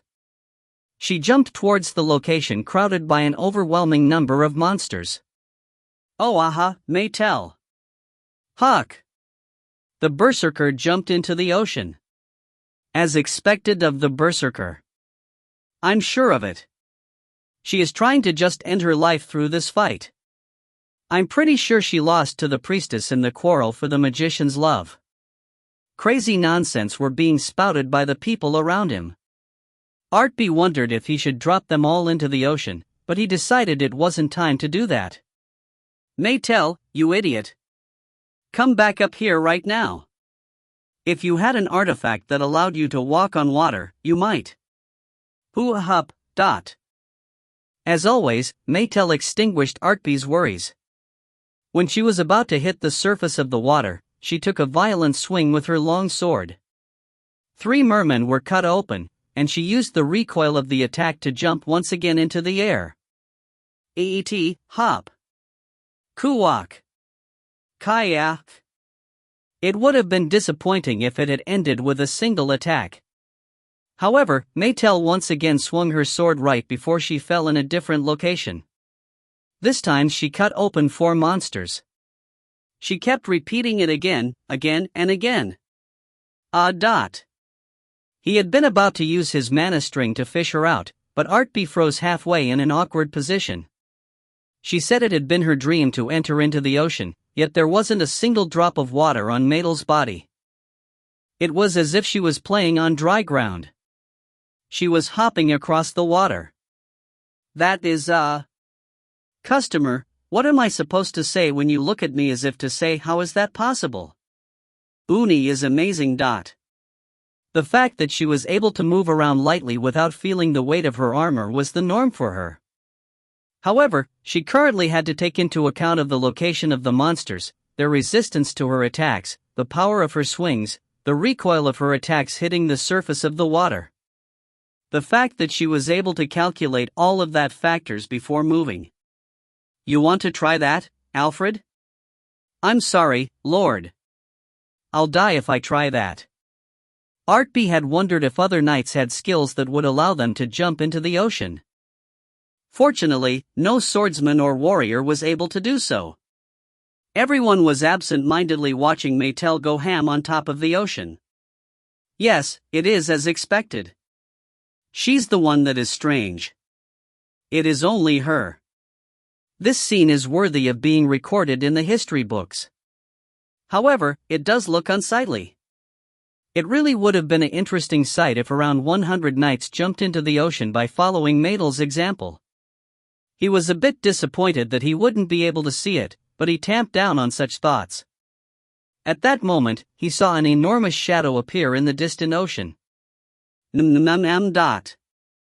He felt an atmosphere that could only be felt when the final boss came out. Artpe hoped it wasn't the case, but when the enormous shadow entered into the range of his read all creation ability, his hope was dashed into pieces. Kraken. Level 267. My goodness. This is nuts. What's wrong, customer? If we can hold out like this for several days, everything will be fine. Artpe let out a bright laughter as he answered Mycenae's question. The Kraken has surfaced. Customer, you are really good at making a joke. If she really thought he was joking, she wouldn't have put away her ballista. She was getting ready to run away. If it was Artpe's words, Mycenae always trusted it to be true before asking any questions. It was a somewhat praiseworthy and cute. Where are you going? Let me go. However, that was a separate issue. He wouldn't let her run away. Mycenae had quickly packed her items. However, he firmly gripped her should when she turned away. Mycenae. Since we've come this far together, let us meet our end together. You only say my name in an attentive manner in situations like this. Let me go. I have to live. If you run away to the city, I'm sure there are demons waiting for you. Ooh-ah-ha. Customer, you are bad. You are a bad guy. Mycenae let out a cry. In the next moment, it was as if the monster was responding to her. An enormous tentacle appeared in the distant ocean. The boss wave had begun. If you find any errors, ads pop up, ads redirect, broken links, non-standard content, etc., Please let us know report chapter so we can fix it as soon as possible. Chapter 60. Chapter 60, Kraken 1. Kraken. It was a monster that existed since the distant past. It was a large monster of the ocean. Over the numerous years, it had eaten its competitors to grow in size. It had the combination of overwhelming size and massive amount of magical energy. It was a calamitous monster. Sailors, who lived their entire life on the ocean, couldn't even catch sight of its shadow. Still, when it did show up, it destroyed everything and everyone in the region. This was why no one knew if it was a squid, an octopus, or a crustacean. Still, this monster appeared frequently in legends. Kraken. Level 267. Oh, hi. Moreover, this kraken had shown itself in the ocean in front of Freight. It was still very far away, so Artpe could discern only two facts. The first fact was its level, and the second fact was that the kraken was a squid. It has impeccable timing. Appa, is that edible? Nope. However, we usually eat their kind. The humans had been about to coalesce into a unified front in an effort to face the monsters. It was supposed to be a tale of brotherhood and bravery amongst the humans. However, the final boss had shown up at that moment. There is no doubt about it. It's the real kraken. Its legs are incredible big. See, can it be? Kraken. It really is that dreadful being. The current situation was so unfair that it verged on being immoral. It wasn't the case where a final boss made an appearance to scare its opponents. It had locked in on Freight as its target, and it was making a beeline from the deep sea to the coast. It's here. That bastard is here. Humans weren't the only ones to shake from fear in the presence of the kraken. The sea monsters had lost their mind as they coveted the inland, but they felt fear when they realized the kraken was approaching them. We follow its words. Obey. If we don't listen to it, we'll die. We'll all die. This was especially true for the mermen and mermaids. They spouted some nonsense about obeying the kraken. It seemed there was a clear hierarchy between the krakens and the mermen. It was extremely rare for a monster of kraken's caliber to appear in a lunatic wave. It seemed this kraken was aggressive as it ruled over the mermen of this region. It seemed the kraken was the leading this lunatic wave. Why did it have to show up this year? Customer, let me go. Please. No way. If we are going to stay alive, we do it together. If there are going to be any deaths, you will die alone. Isn't that a roundabout way of saying you'll throw me out as bait, while you guys run away? I'm right, aren't I? Let me go. Mycenae was on the verge of tears as she fell to the floor. In truth, she was well aware of the current situation. Once she decided not to run away, she couldn't escape the clutches of the kraken. Moreover, there was a record of her entering Freight. If she left solely on the basis that the city was a dangerous place to be, a huge crack would form in her qualification as a merchant. She would have thrown away her wares and customers in pursuit of her own safety. Even if she was able to survive through running away, it would be tough for her to be a merchant in the future. On the other hand, if you survive this, it might count as an achievement. Achievement? Artpe's words stopped Mycenae's tears. A thought came to her when she heard his words. When you say achievement, are you perhaps? When one is trying to gain a high rank class, this requirement is more important than one's level. I have to put my life on the line if I want to move forward? It is up to you to make the choice. He didn't know how she felt about being a merchant. Since she was a dark elf, he was sure there was some backstory as to why she became one. On the other hand, she wouldn't be able to drop the class easily. This was true even if her life was in danger. How? Is there a method that'll allow us to win against such a powerful monster? In the end, she put strength into her 2 legs to stand up, and she carefully posed the question to Artpe. He let out a sigh as he gave an answer. I'm working through that problem right now. Obviously, the humans in this place were of no help. The highest level amongst them was lower in level than Sienna. None of them could last a second against the Kraken. Moreover, there were only a very select number of people that could use magic. Artpe and the dungeon merchants were the only ones that could use magic. If the Kraken hits this barrier wall with its full strength, it'll eventually fall. Barrier wall. Reinforcement. That's right. Wait a moment, customer. It seemed Mycenae had come up with an idea. She desperately clung to him as she asked him a question. Customer, didn't you say you could duplicate the effects of reinforcements if you had magic stones? I was talking about small items like my boots. If I want to further reinforce such a large barrier wall, the amount of magic stones I would need. Artpe stopped mid-speech. Mycenae was looking straight at him with incandescent eyes. This was the first time he had seen such sincere eyes since she had talked about the eternal forest with her soul contract in hand. Is it possible, customer? Was that the reason? Artpe acted out of character by talking somewhat seriously towards her. According to my calculations, the Kraken won't be able to destroy or cross the barrier if I reinforce it twice more. Is it really possible for you to calculate the amount of magic stones you need? I would need around 500 magic stones, that is over level 200. It doesn't matter what properties they possess. It just has to be a high-rank magic stones that is over level 200. Magic stones were rare drops from monsters.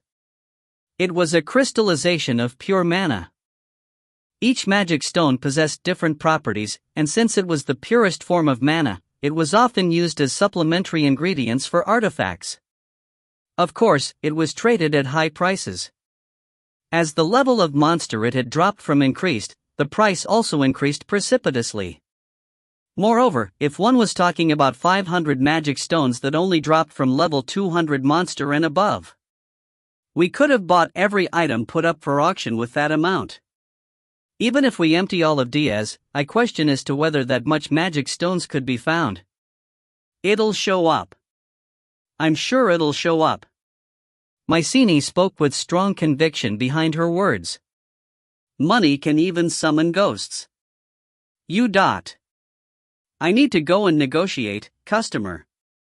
Please wait a moment. I'll be sure to bring all 500 of them. Mycenae immediately turned around as she jumped off the barrier wall.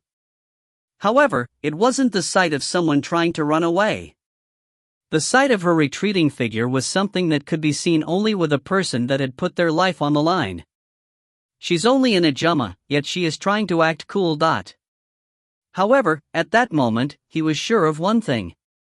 If they were able to survive today's ordeal safely, Mycenae would be able to advance to the high-rank merchant class.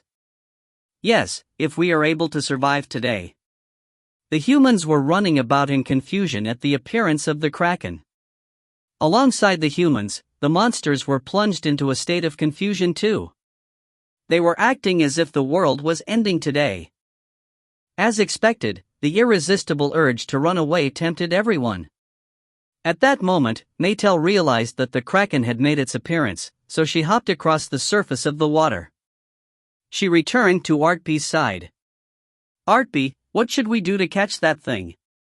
If we make the ocean boil, wouldn't it cook completely on its own? Wah! I bet that'll be delicious. Maetel let out an innocent laugh at Artpe's joke. In the next moment, her lily-white hand pinched Artpe's cheek.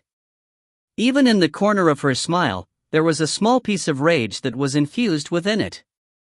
It was a rage that was suited for a berserker. Yeah. I'm being serious right now. Artpe? I'm being serious too. It would be great if someone would make the ocean boil. How can there be a person in this world that can make the ocean boil? There weren't any humans that could do it, but there were demons that could pull it off. Artpe let out a sigh as he kept that answer to himself.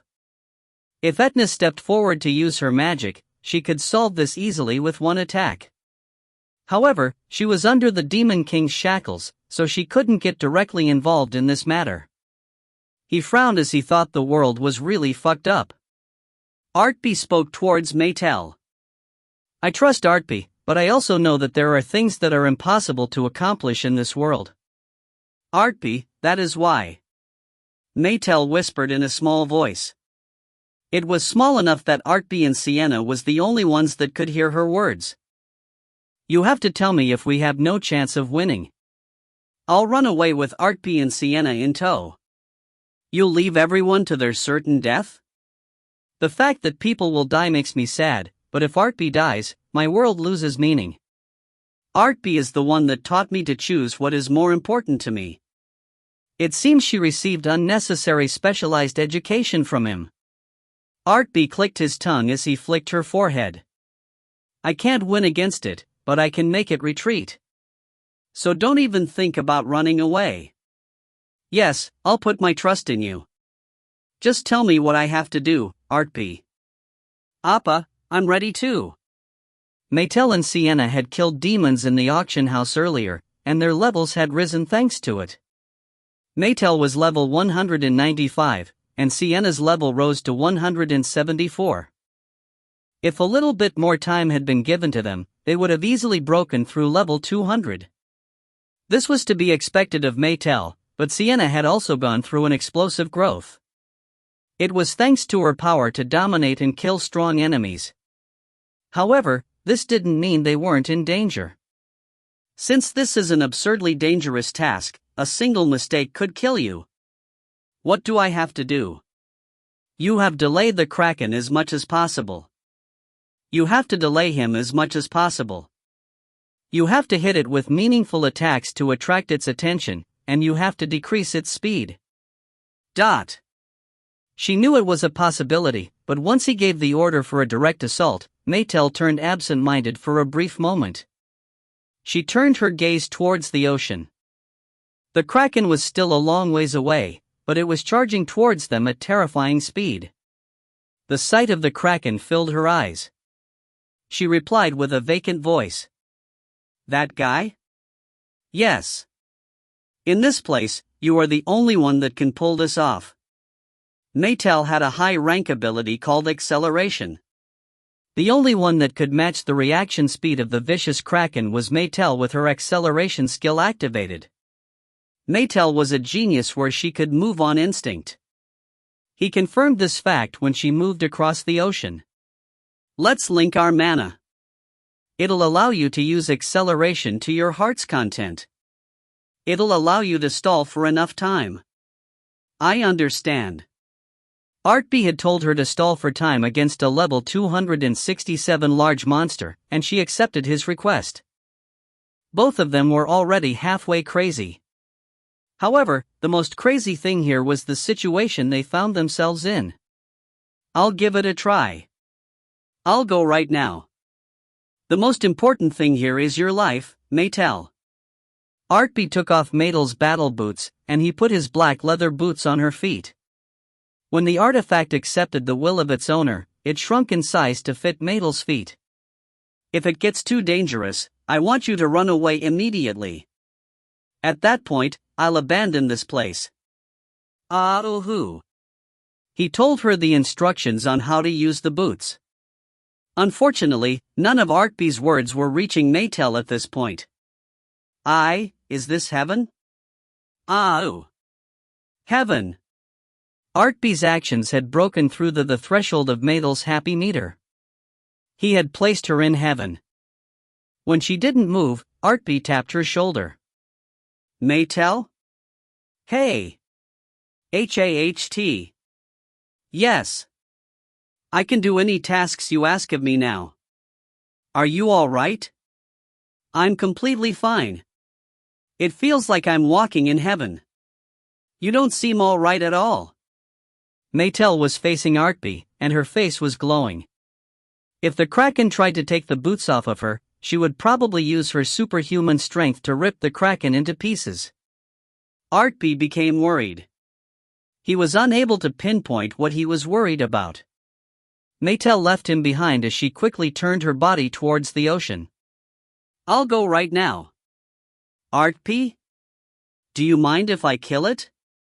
When he heard her words, his worry started to spike uncontrollably. No. Don't kill it. Run away. I told you to run away. Hua hup, dot. Maetel's energy had been fully charged.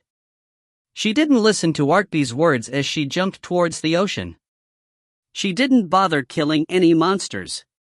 She charged forward as she used either the head of the monsters or the head of the spears as stepping stones. She was charging with such ferocity that it made one wonder if she would really just kill the kraken.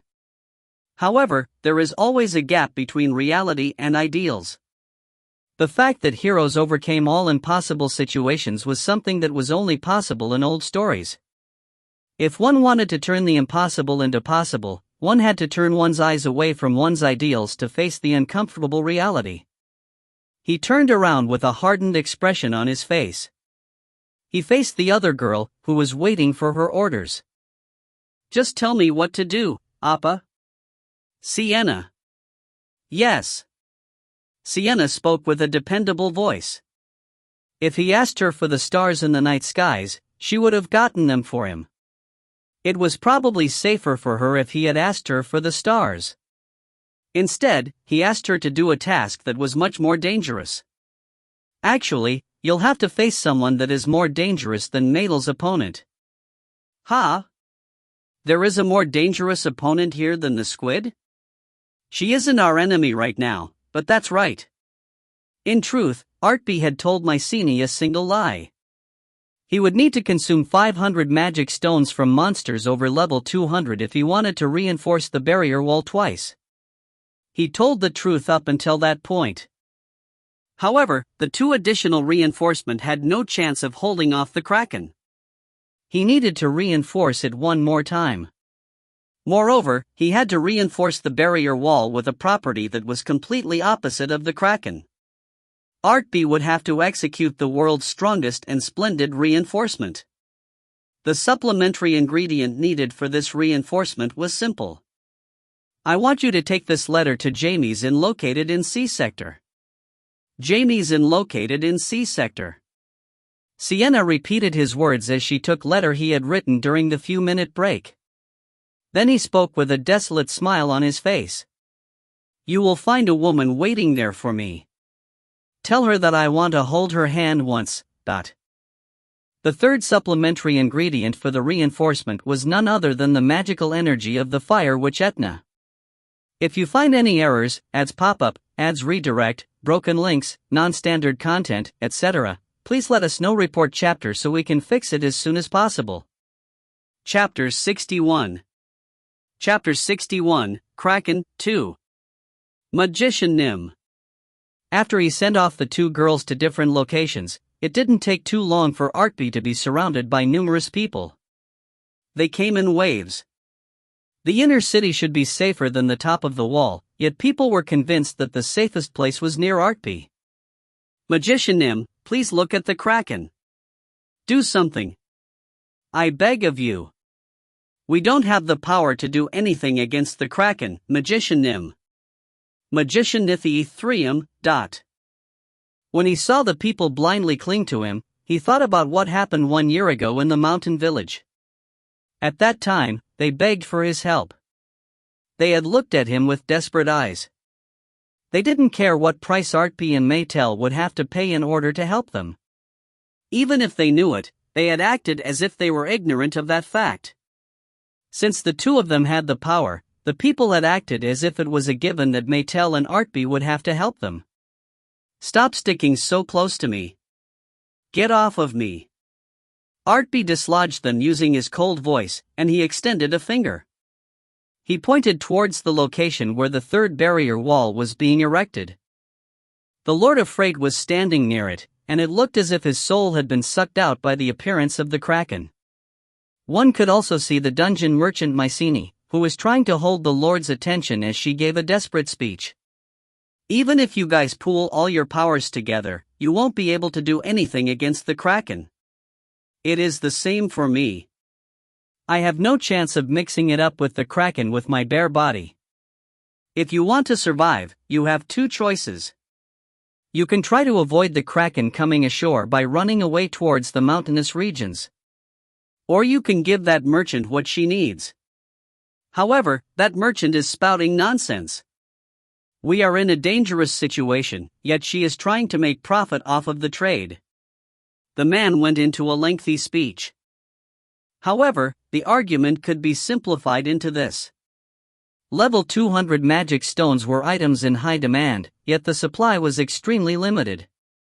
This was why many sellers of magic stones colluded with each other to fix the price. However, their rivals were present here, so it would be impossible to fix the price. So what price will you be satisfied with? Money isn't important. We are talking about my family's magic stones. It isn't something that should be sold in bulk. I have to find the proper owner. How much? I would have to receive 15,000 gold each. What? It was idiotic to boost the price of an item that was hard to trade. However, Artpe was sure of one thing. There was no way a level 200 magic stone was worth over 5,000 gold. Mycenae told him she would take care of everything with money. However, she probably never expected the nobles to act like this. Even Artpe thought it was ridiculous. I'm the one who asked her to acquire the magic stones. You all probably know this, but it is impossible to fight off the Kraken with the power gathered within this city. The best way to stop its charge is through the barrier wall. However, a barrier of this caliber can't withstand the Kraken. I have to reinforce it using a lot of high-rank magic stones. If not, this city and the people within it will be smashed into pieces. Still, you are talking about 500 magic stones. That is why you aren't cursing out the merchant. You are bad-mouthing me. Well, let me ask you this. Am I the one trying to profit from this dangerous situation? Or is it you guys? Artpe's gaze was bottomless. It was hard to thinking of him as a 14-year-old. He was oozing with charisma, and it prevented the people from arguing with him. They shut their mouths. This was an ability that existed only in true heroes. Artpe was really annoyed right now, so he didn't realize this fact. But... Kuhum. KM. Despite his words, they refused to open their mouths in the end. Some wondered if the magician was lying to screw over the foreigners. Others wondered if reinforcing the barrier wall was really the only way out of this. There were countless excuses running through their heads, and Artpe could clearly see through all of them. He wasn't using his read all creation ability. In the past, he had countless encounters with such people, so his prior experience let him know what they were thinking. A bitter smile appeared automatically on his lips. Hulu. Humans really the same whenever or wherever you encounter them. But Magician Nim. Fuck off. Get out of my sight. If he acted on his emotions, he would have thrown the lot of them into the ocean. However, Mycenae asked him to leave it all to her. He wouldn't step forward until she asked for his help. Artpe turned his head away. These humans refused to give anything, yet they still expected protection from Artpe. He looked at the battle that was occurring on the ocean. It was said one should be thankful for small mercies. After the Kraken had made its appearance, the other monsters became timid. There were monsters that were barely able to move in the presence of the Kraken. Even as the humans were running about in confusion, no monsters were able to cross the vibrating wall. Maetel. After he finished assessing the situation, his eyes naturally turned towards her. Maetel was speeding across the ocean. She was quickly approaching the Kraken. Once Maetel decided to do something, she showed no hesitation or fear. If she wasn't a hero, no one was qualified to be a hero. Even though he was still in a dangerous situation, he chuckled. Guo ha hang. Kraken let out a roar. The wave containing its mana spread across the ocean, and it attracted more and more monsters to the shores of Freight. A portion of the monsters were swept up by the Kraken's tentacles, and they were eaten. The rest followed behind it. It seemed the Kraken wasn't planning on dragging this out. It was filled with the will of wanting to end this quickly. Hoo-ah-hup. At that moment, Maetel bravely got in its way. While she kept the momentum of speeding across the ocean surface, she put her magical energy into her long sword. She shot out a beam of energy. She decided to take this approach, because she came to the conclusion that she would bounce off the Kraken if she attacked head-on. Kuaha! She was a hero approaching level 200, so her strike was effective against the Kraken. She had worried the Kraken would just shrug off her attack. She had worried it would continue to charge forward. Fortunately, it stopped moving when it received Maetel's attack. Not yet. Stay there. Ku-ah-hang. The Kraken was pissed off. It swung its house-sized tentacle towards Maetel. However, Maetel followed Artpe's advice as she used her acceleration skill to avoid its attack. Then she used her beam again. The energy construct was emitted from the tip of the long sword, and it traveled in a straight line. It split open the forehead of the Kraken as dark blood started to flow. Everyone had given up when they saw the overwhelming size of the Kraken. However, the people of Freight let out a cheer when Maetel's attack wounded the Kraken. Artpe coldly assessed the damage, and he shook his head from side to side. The damage is akin to being pricked on the finger with fishbone. You speak in such hopeful terms. He had spoken those words to himself. He hadn't wanted anyone else to hear it, yet someone replied to his words. Artpe let out a sigh. An out-of-breath woman had just climbed up to the wall. He raised his hand towards Mycenae as he asked a question. Did you gather all 500? Not yet. I've gathered around 180. I contacted the Anywhere Company's headquarters, and the outcome was positive. Moreover, I was able to receive support from the Diaz Kingdom's nobles. However, it was as you said. The problem came from. There is a limit to the supply of magic stones that could be gathered in Diaz. I knew this would happen. In the first place, the appearance of monsters over level 200 is very low here. Still, the nobles and the merchants from foreign countries that could make up the insufficient supplies were also gathered here. Artpe took the pouch containing the 180 magic stones. It was unfortunate, but it might still be possible to accomplish the first reinforcement. So what are you going to do? These pigs are refusing to sell their magic stones. No, they will sell it to us. There was still a bright light twinkling within her eyes. Her eyes swept over the nobles and merchants gathered atop the barrier wall. She just noticed that most of them were from foreign countries. It seemed the greedy ones had sharp eyes for assessing the situation. They decided not to hide in the city. They were on the front line, yet they decided they were safest near the strongest being within Freight. Everyone! Please, I beg of you once again. The communication magic and the item summoning magic will be provided by the headquarters of the Anywhere Company. We promise to help you out in gathering the items. We are willing to buy the magic stones of level 200 monsters for 6,000 gold. You aren't selling it for a loss. Who are you to demand this of me? I can't sell it at that price. It will drop my family's name into the mud. 6,000 gold? Ha! If the participants of the last magic stone auction within the capital heard of that price, they would have all mocked you. 15,000 gold.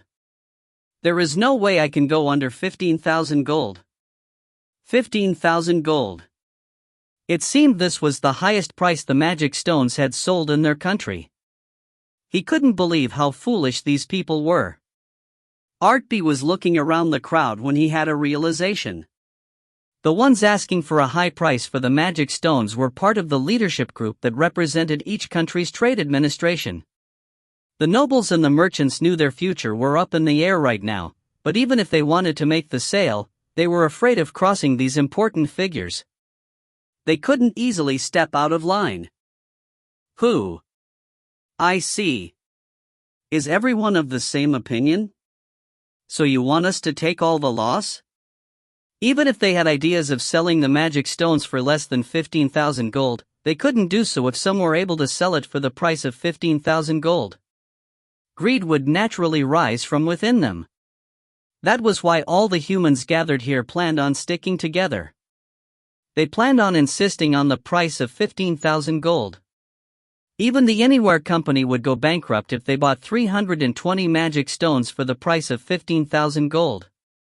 Mycenae no longer tried to convince the nobles and the merchants. She looked straight at Artpe as she spoke. Artpe. What? Until now, she had always referred to him as customer. He had no idea what changed her mind, but he willingly went along with her request. It seems their argument hinges on the fact that they don't believe the barrier wall could be reinforced again. If you show them the evidence, they might take my words a little bit more seriously. Do you really believe that? Even if I use reinforcement in front of their eyes, it looks as if they'll come up with a different excuse. I'll deal with it somehow once we reach that point. Ha! Good. She was showing a backbone that befits a hero's exclusive merchant. Artpe didn't reply to her words. He just grinned as he threw the pouch containing the magic stones into the air.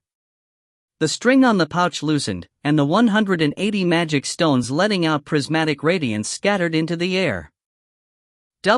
What the hell? Each of them are treasures worth over several thousand gold. Magician Nim. What are you trying to do? Watch this well. You won't be able to act ignorant after this. Artpe placed one hand on the barrier wall. The scattered magic stones landed all over the barrier wall, and he activated his reinforcement skill. Wait a moment. It really? In a flash, the barrier wall let out a brilliant purple light as the wall started to vibrate. The 180 magic stones started to turn into pure magical energy in ones and twos. They were being absorbed into the barrier wall. Wait a moment. The purple light swallowed all the magic stones, and for a brief moment, silence blanketed the surrounding.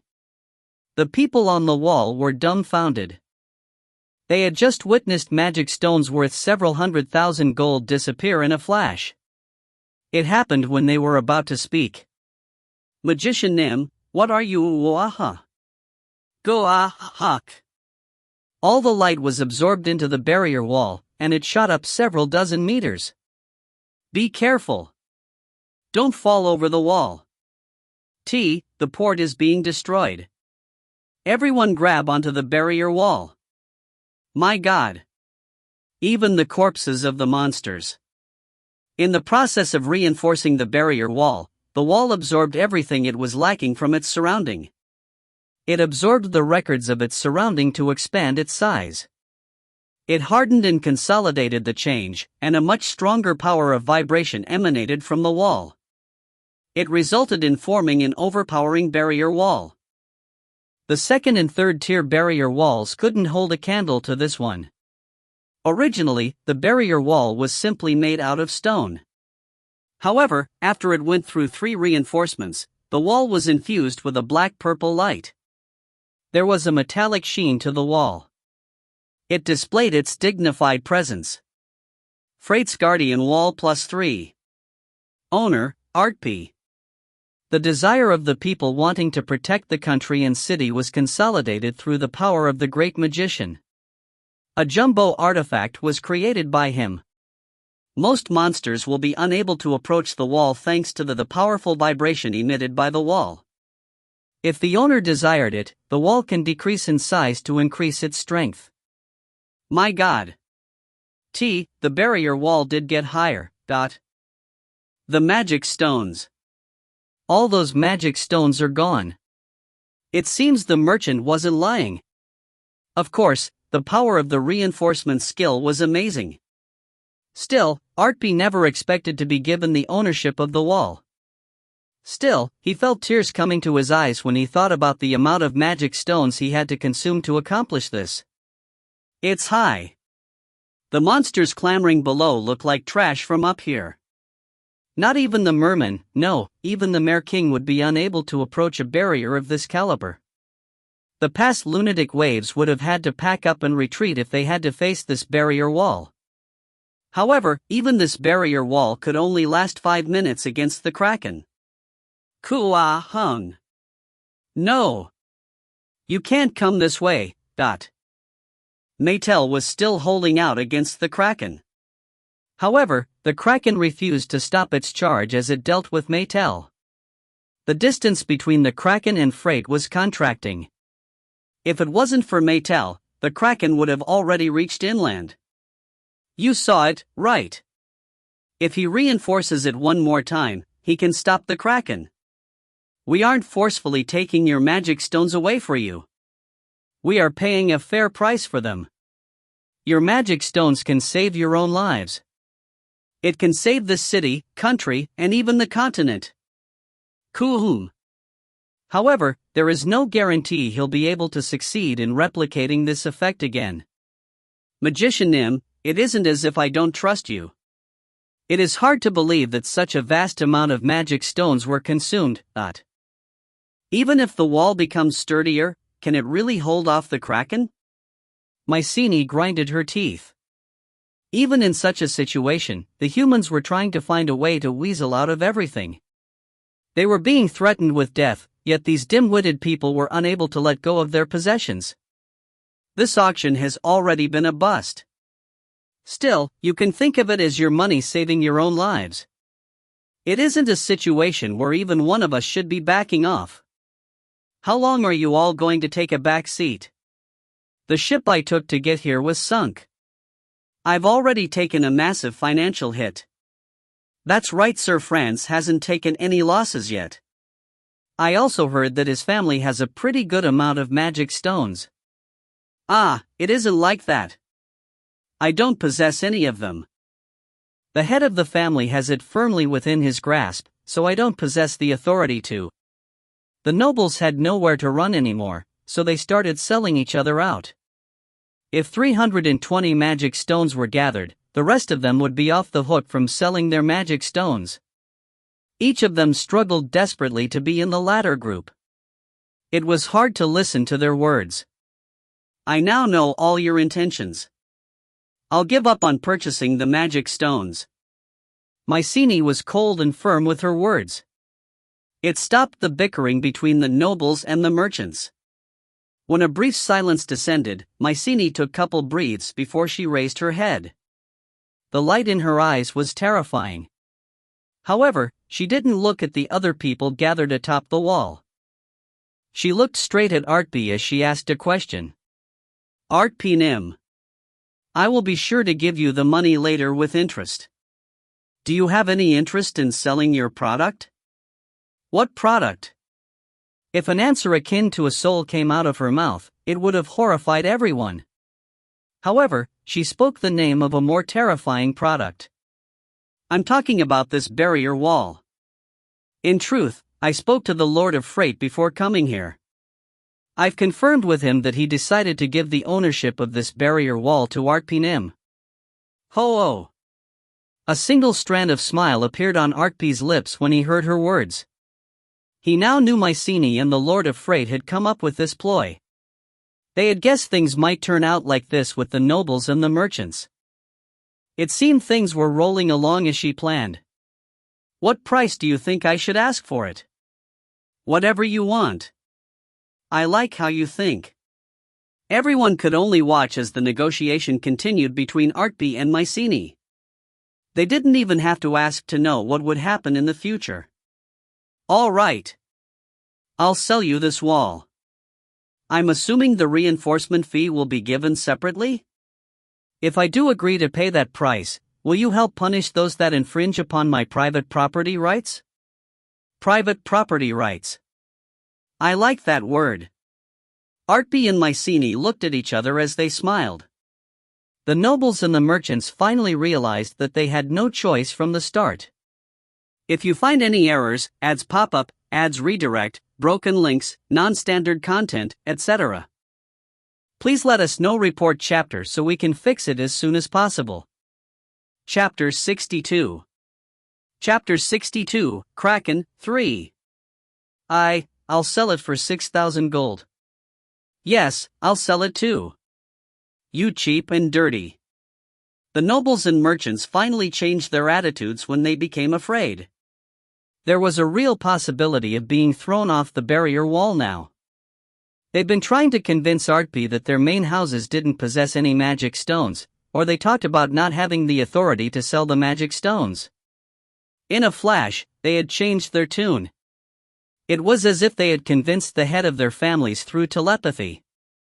However, the price of items changed in a fluid manner. In fact, there were cases where the role of buyers and seller could switch. The nobles and merchants were still unaware of this possibility. No, I'm the one that'll be selling. What are you selling? What am I selling? Have you finally lost your mind? Mycenae's cold voice entered into the ears of all the humans gathered atop the barrier wall. Her words flowed like water. It was as if she had prepared her words beforehand. I'm selling the rights to be protected by this barrier wall. All the citizens, nobles and merchants of Diaz had helped in acquiring the magic stones. They are also carrying out various tasks like cleaning up the city. They have paid the price. As it so happens, the foreign nobles and merchants gathered here haven't contributed anything. What? This is a structure that is part of the lay of this land. How can you claim rights to it? This isn't just a structure. Artpe grinned as he placed his hand on the wall. The enormous barrier wall started to slowly contract in size. The nobles felt the change, and they were taken aback. If I wanted, I can reduce the size of the barrier wall. It is possible for me to install this anywhere I want. That's right. I can move this barrier back to where the third-tier barrier is right now, so I can protect only the people that has the rights to be protected. My God. This doesn't make any sense.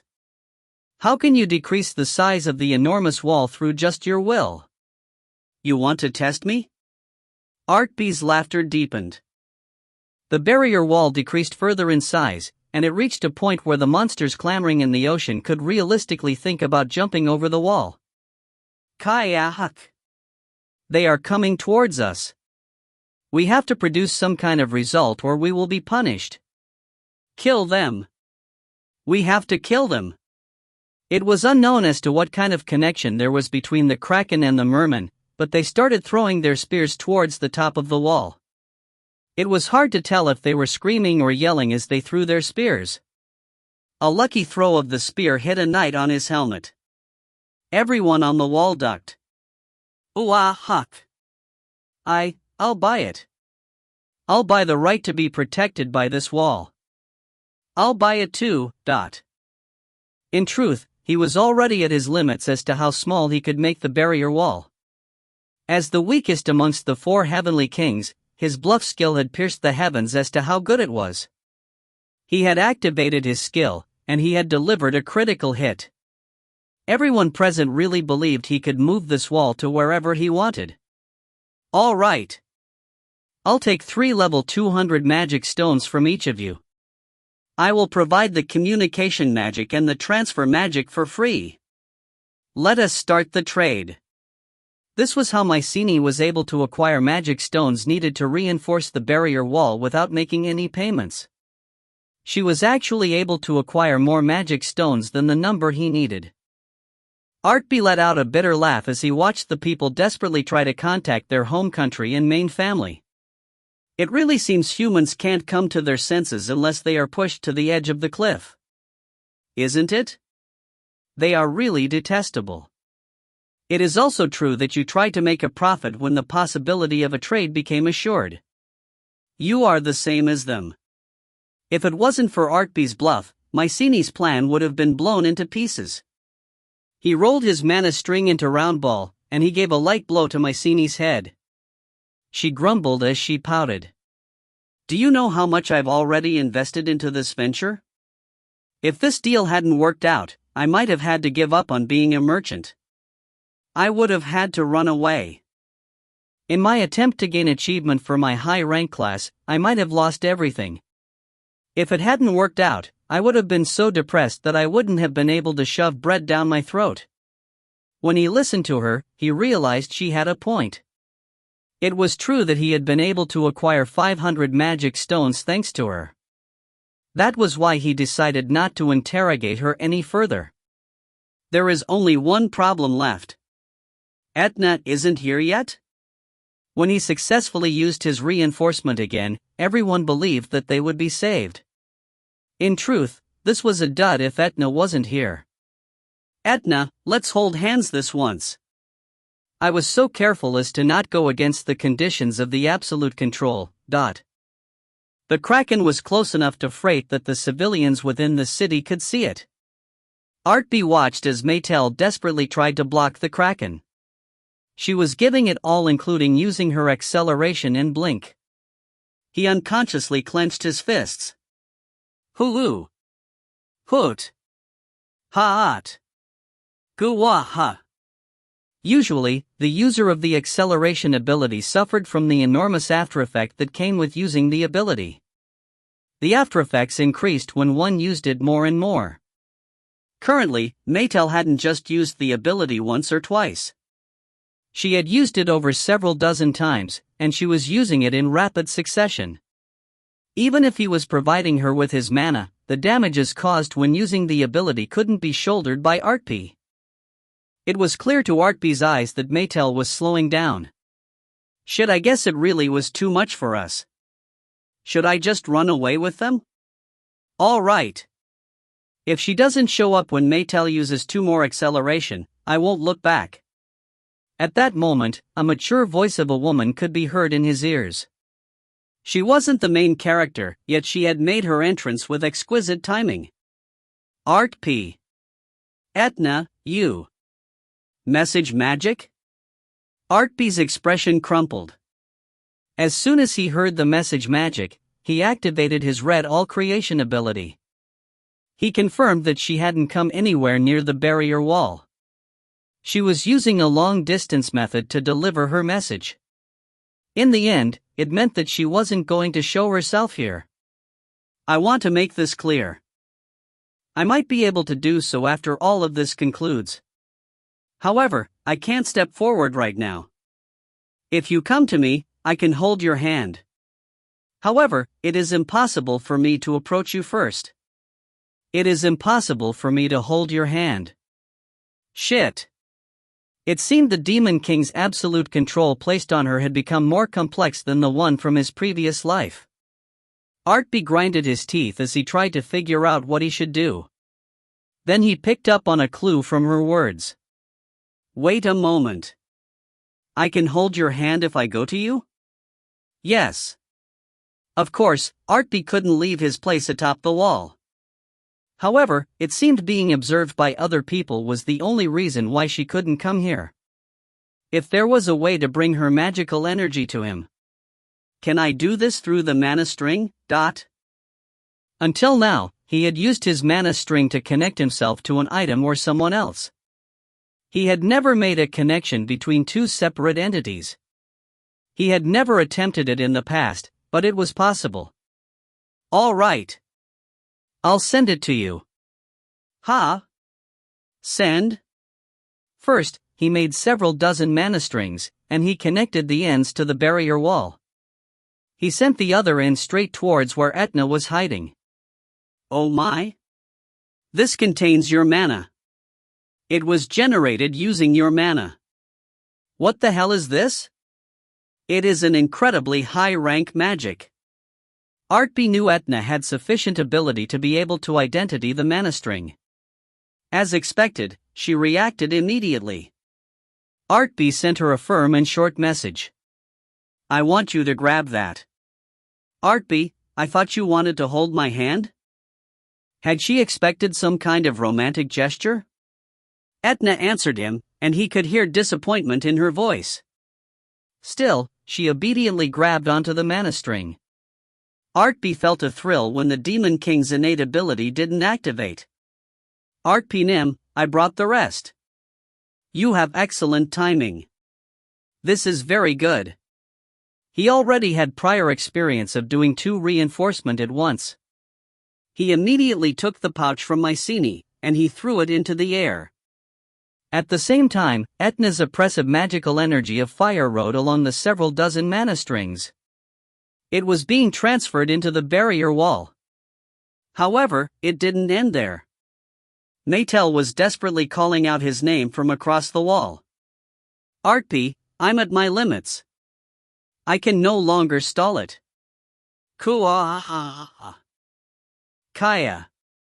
That side has impeccable timing too. Shit. The Kraken sensed a massive amount of mana being concentrated at the barrier wall. It gave up on killing Maetel, and it charged straight for freight. The Kraken hadn't been too far from the port, so its enormous body rammed into the barrier wall before Artpe could activate his reinforcement skill. Kua-ha. Kaya-huk. Ah, Artpe Nim. Hurry. Hurry. Magician. Magisha-aha. The effect of the attack was amazing. Just a single charge from the Kraken put a crack in the barrier wall, which had been reinforced 3 times. The Kraken's tentacles were thick, and it was dozen meters long. They shot forward like waves as the tentacles threatened the people atop the wall. Ahoo. Kraken. The Kraken is right in front of our noses. Magician Nim. Magician Nim. Its truly devastating destructive ability and the visual it presented drove the people out of their minds. Artpe bit his lips when it looked as if the tentacles were threatening to climb over the wall. I can't move while I use reinforcement. Maetel, do something. Eat? I understand. I'll try. Go-ha. We follow its order. We cannot refuse. Kill the human.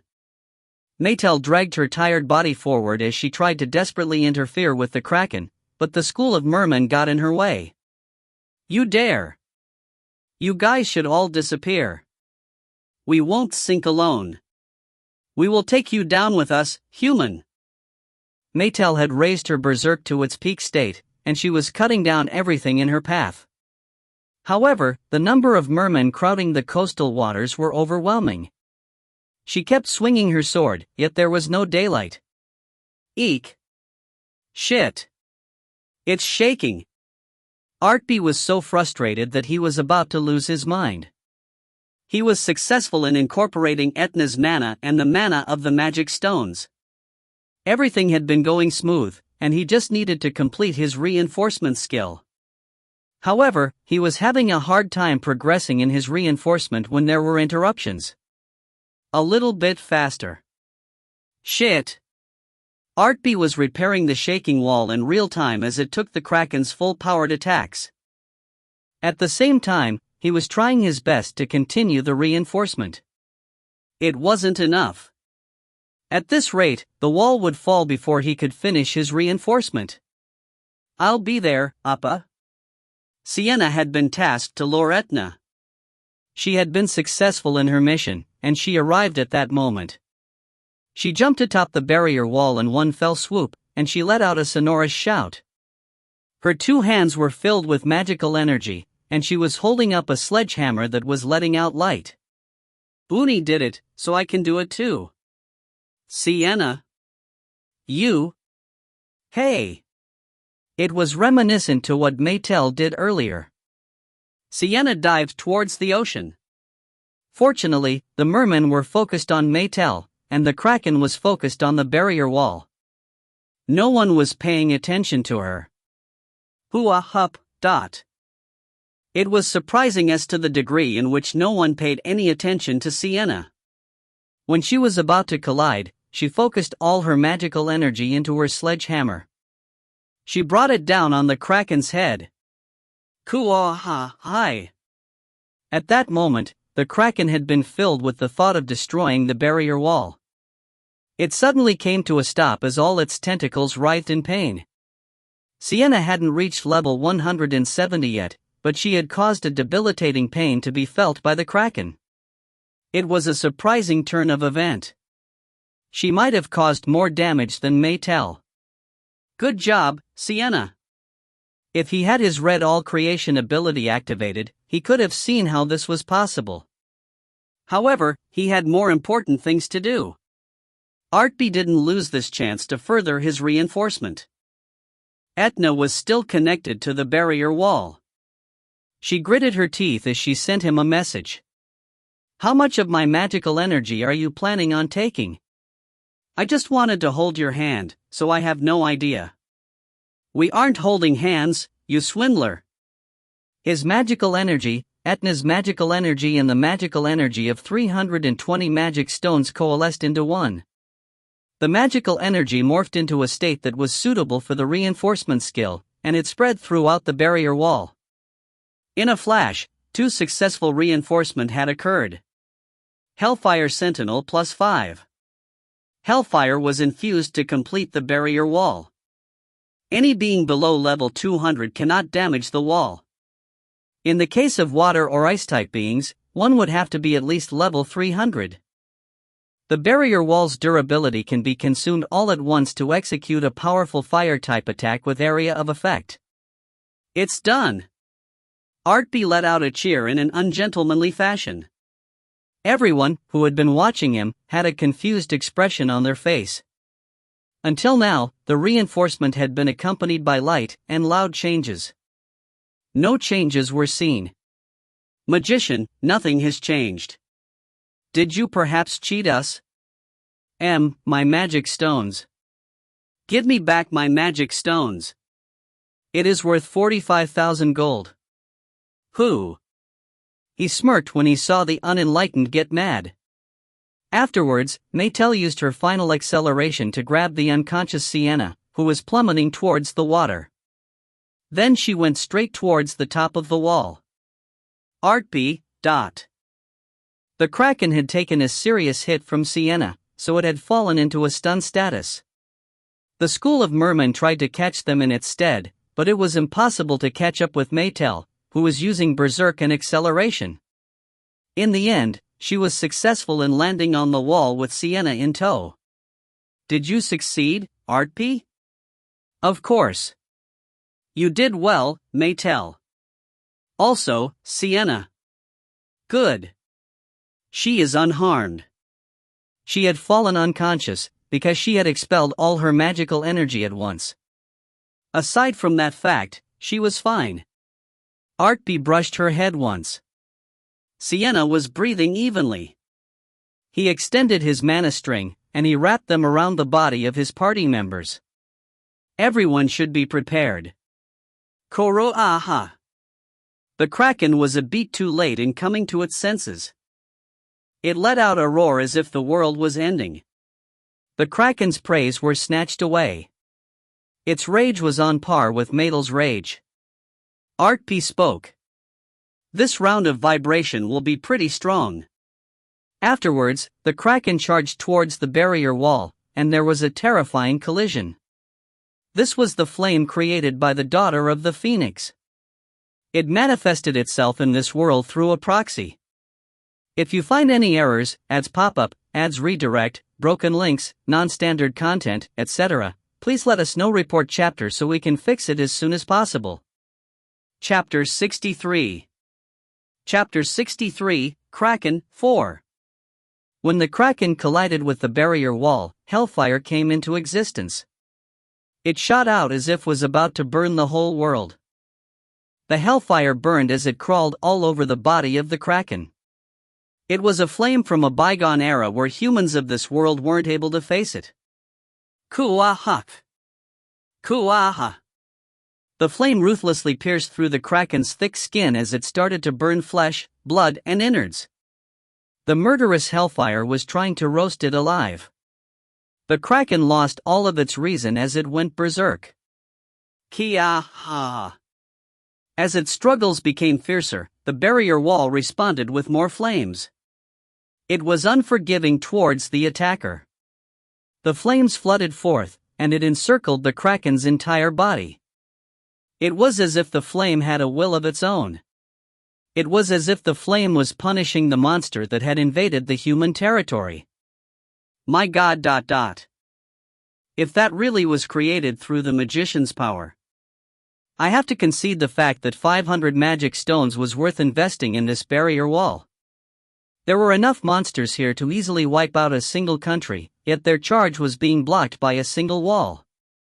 Of course, the barrier wall was reinforced with fire, and it worked in concert with the vibration. The boiling ocean and churning the waters inflicted continuous damage to the monsters. The Kraken was also taking continuous damage. It couldn't be compared to the damage inflicted on it by Maetel and Sienna. We have to run away. The other monsters were swept up in the Kraken's rampage, and they were dying before they could even put up a fight. The vibration and heat emitted by the barrier wall couldn't be overcome by monsters under level 200. All the monsters in the vicinity of the Kraken died by being swept up in the Kraken's rampage. Several dozen monsters were being killed each second. This was the consequence for being near the mighty fight between the Kraken and the barrier wall. Artpe was looking at these monsters when he suddenly realized something. The record and EXP of the dead monsters were being sucked into him. Is it because I was acknowledged as the owner of the barrier wall?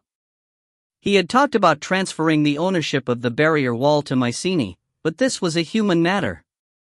The wall wouldn't care about trade since Artpe had reinforced the wall. In my past life, I've never benefited from using this type of artifacts, so I had no idea. However, I can feel it right now.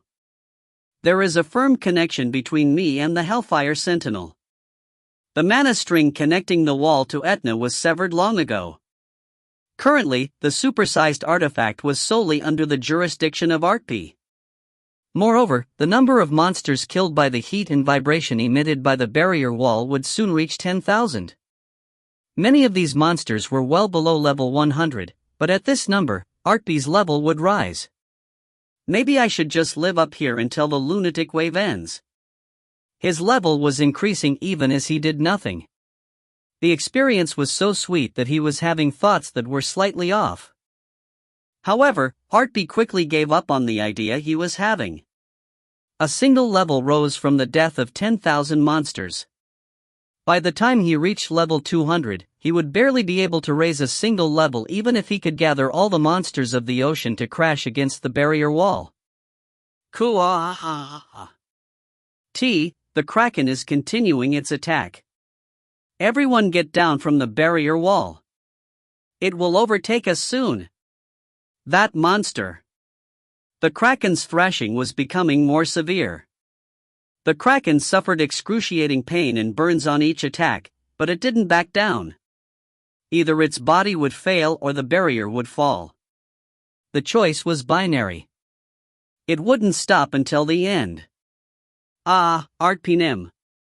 Are you really sure the wall can stop it? Absolutely. He had completed this wall with the help of Etna, so this wall wouldn't fall. The Kraken was probably aware of this fact, yet it didn't stop. Why was this? Was the Kraken normally this stupid? That couldn't be it. The Kraken had gained a good amount of intelligence over the years. The wall wasn't something that could be easily overcome. It should have retreated after 1 or 2 attacks. The Kraken was supposed to be a sensible monster. It should have put its own survival over all else. So why was it acting like this? Its body was so large that he couldn't find the answer initially. However, his red all creation was bringing in bits and pieces of information in real time. In the end, he found his answer. Kraken. Level 267. Irregular status, it is spellbound by the curse of madness. The curse of madness had been placed on the kraken. Kuha-ia. We follow the kraken. We'll follow it. We'll destroy the wall. There were a good number of monsters inflicted by this curse. They knew their deaths were assured, yet they rapidly crashed into the wall. The monsters met their promised deaths.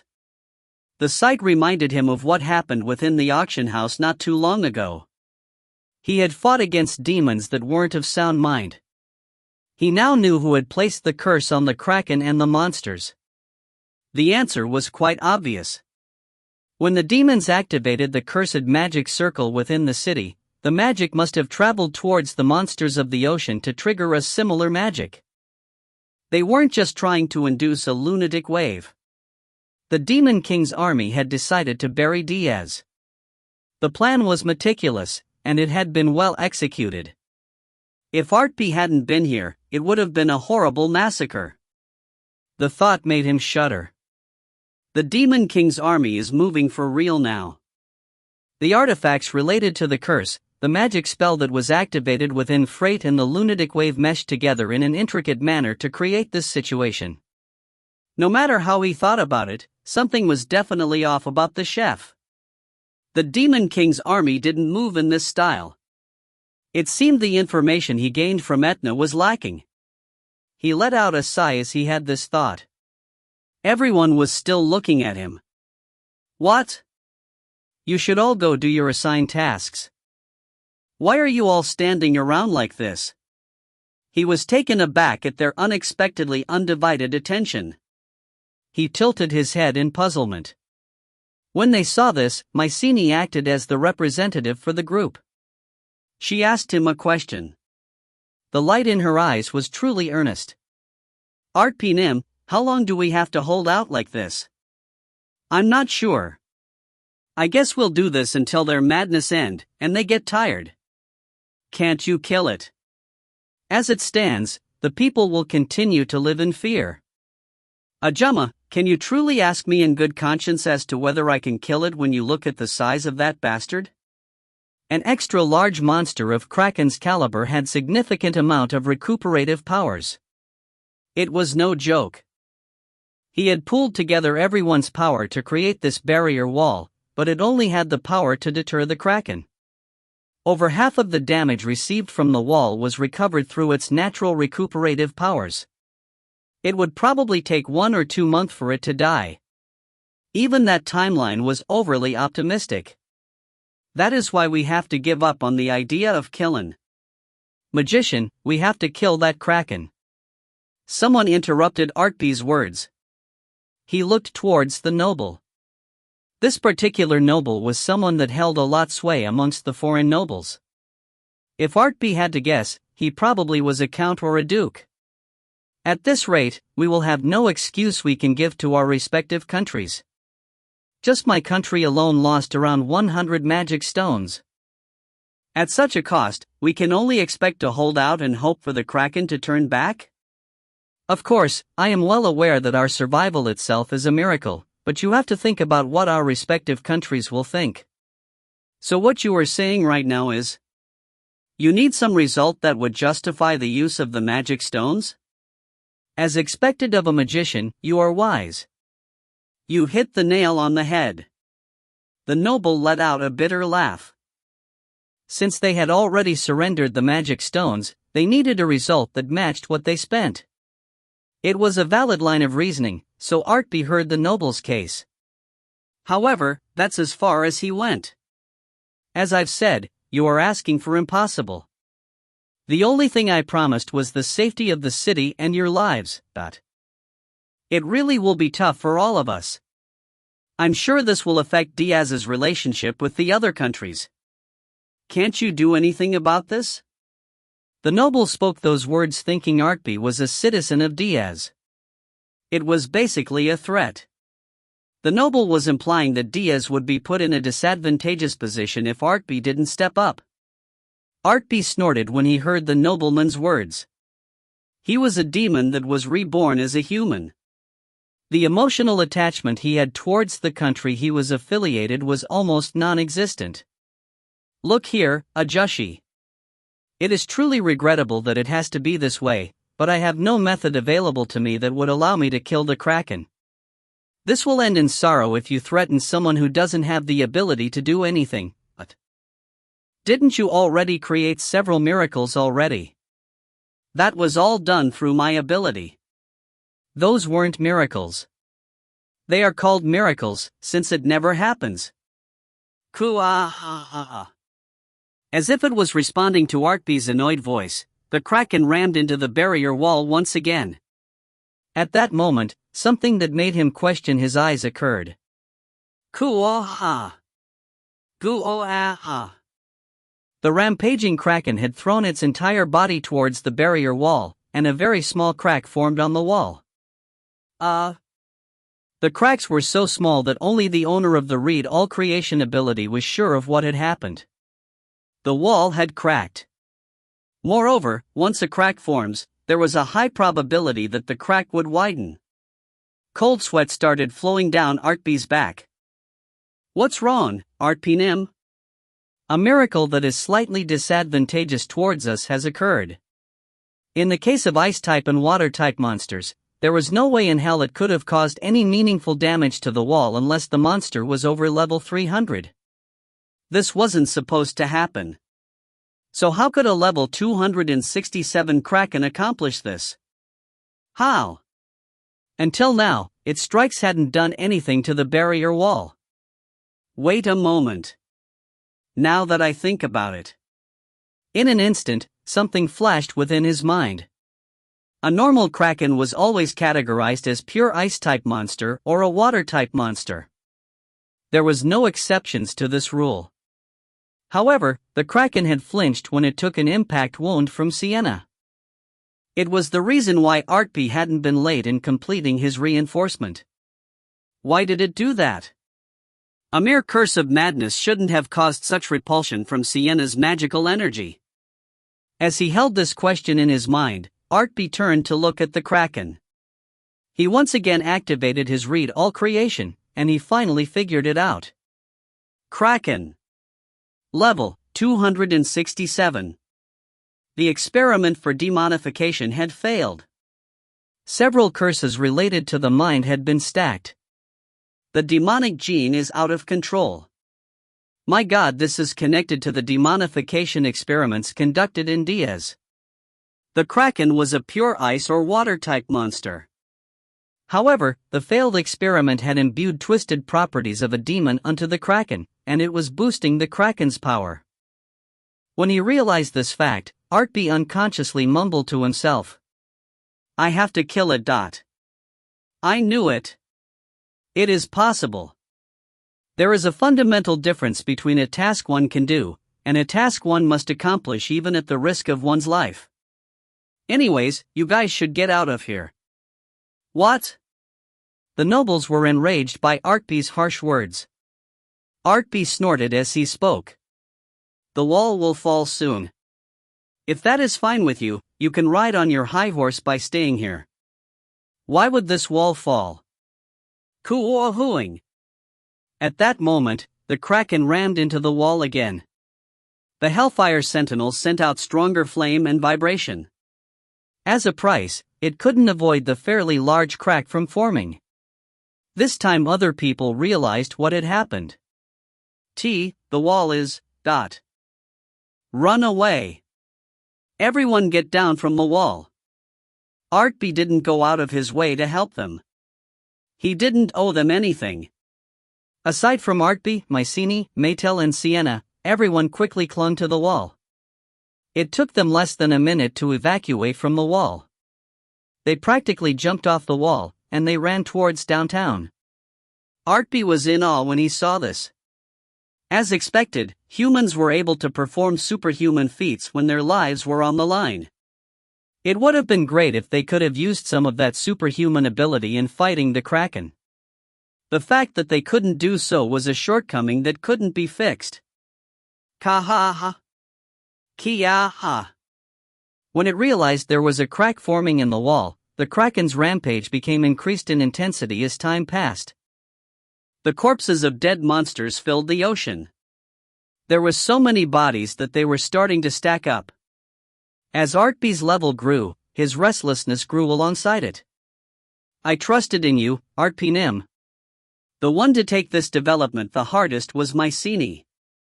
If the Kraken couldn't be defeated, it would be the end for her. You learned a great lesson, Ajumma. You shouldn't trust people so easily from now on.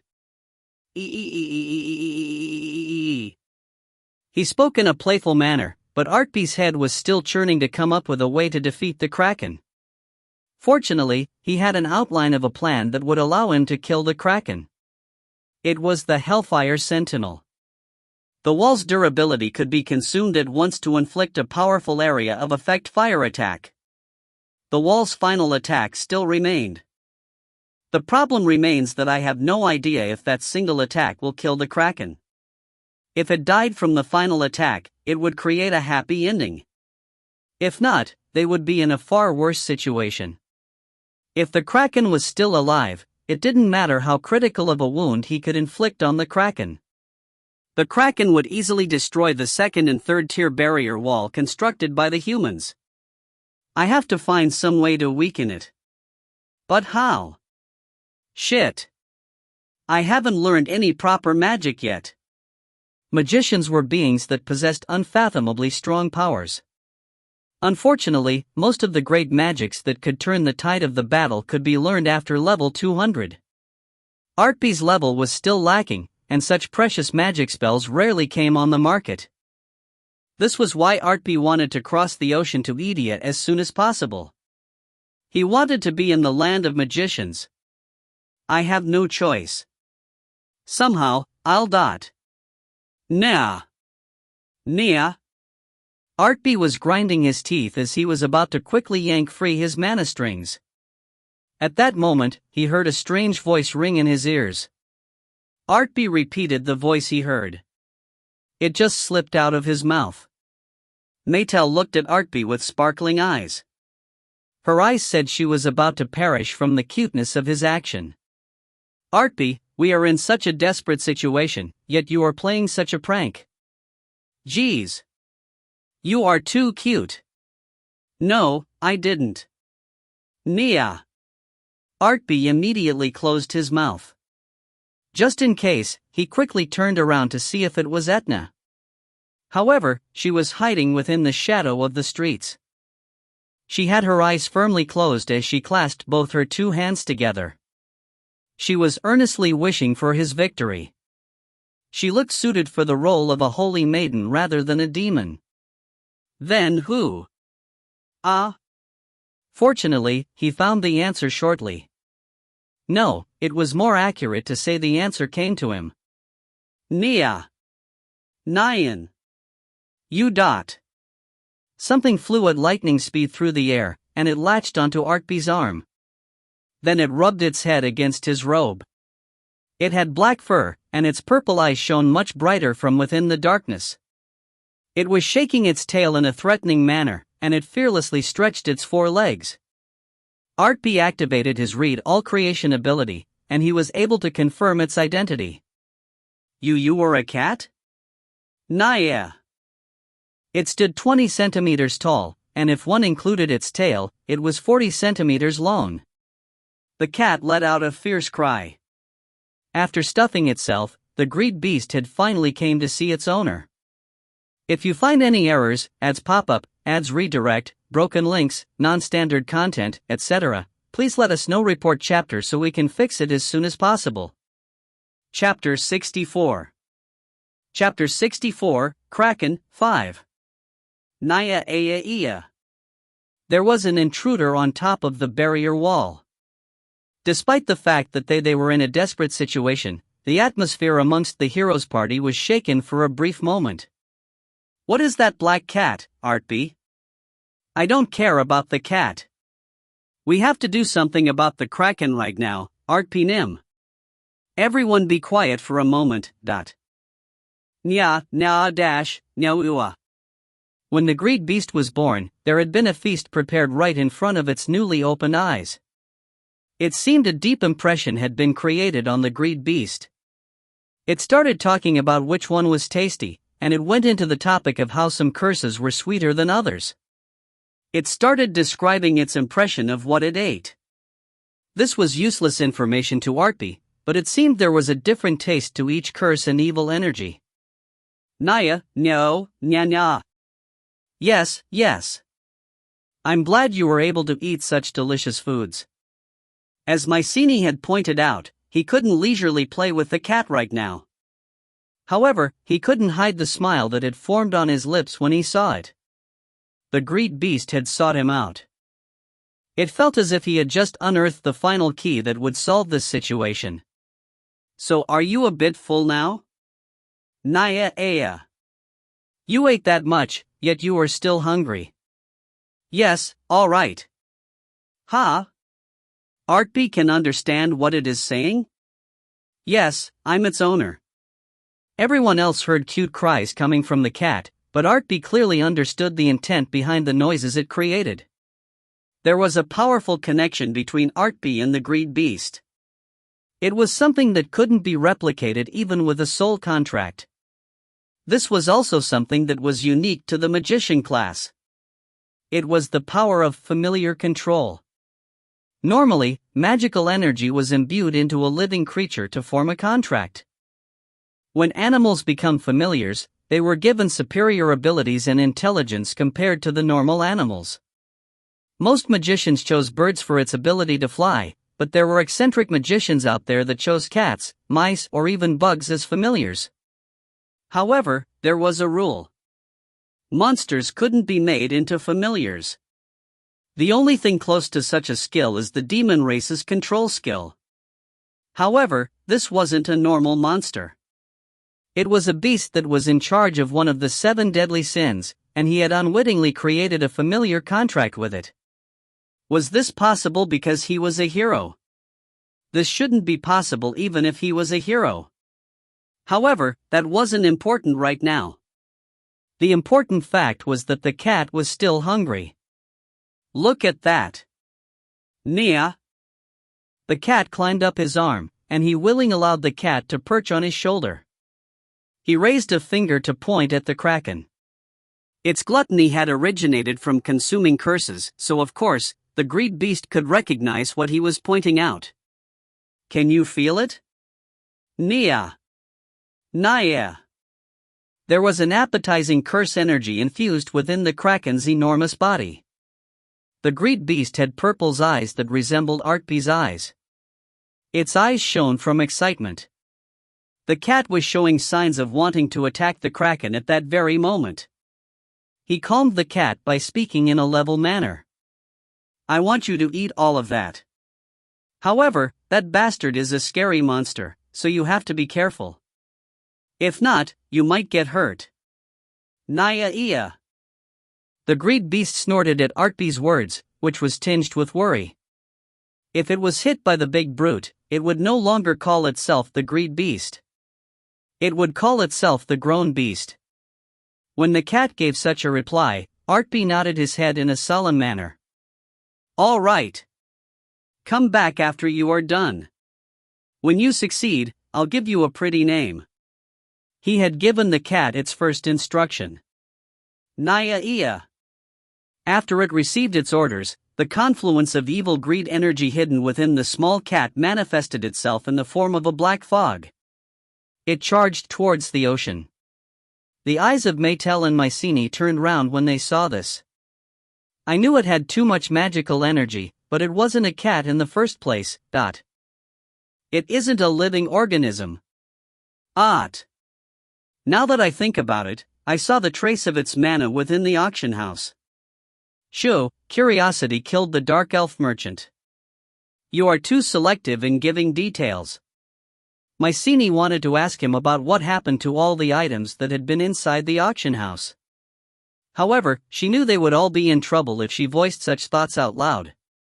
This was why she firmly bottled up the urge. I'm not sure what's going on, but can we win now, Artpe?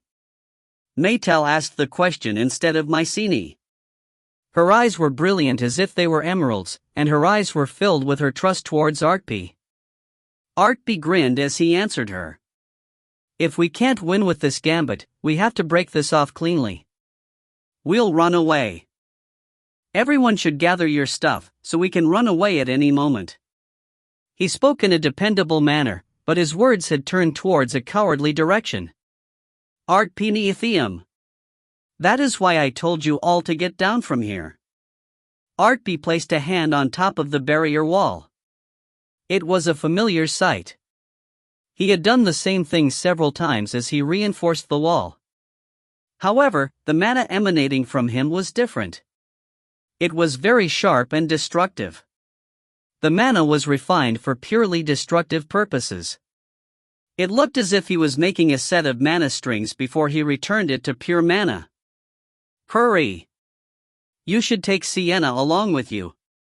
If Sienna had been conscious, she might have been helpful against the Kraken, who was polluted by the demonic gene. However, she had been put into unconsciousness through unnatural means. This was why Artpe had to do this somehow with the help of the greed beast. Go right now. He once again ordered the party members to head down, and his voice had taken a turn for the worse. However, Maetel pouted as she shook her head from side to side. I'm staying here with Artpe. Ajumma can take care of Sienna. All right. You can stay here, and Ajumma can take care of the rest. Eat? I'm pretty sure I had a pretty active part in all of this not too long ago. Now you want me to meekly retreat with a party member in tow as if I'm some kind of an extra. I can't stand it. Mycenae grumbled, but unlike her words, she obediently took Sienna down from the wall. Even if she was rotten, she was a dark elf. She didn't need to rely on a ladder. Even with a person in tow, she bounced down the wall. The sight of her back looked really cool, but Artpe didn't even glance at her. She was treated like an extra until the end. Cool, hing. Naya ia. On the other side of the wall, the Kraken showed no signs of tiring as it continued its rampage. It was feeling pain from the flame and vibration, but it was using pain to fuel its anger. The curse of madness and the demonic gene was a great combination. As time passed, the blackened flesh exfoliated from the Kraken's large body, and its skin was getting tougher. If I let things go on any further, a new race like the evil reflector might be born here. However, the Kraken was unable to create such an anomalous event, because the greed beast was present. The greed beast was able to consume curses within demons and humans. Of course, it would be able to extract the curse from a big dumb squid.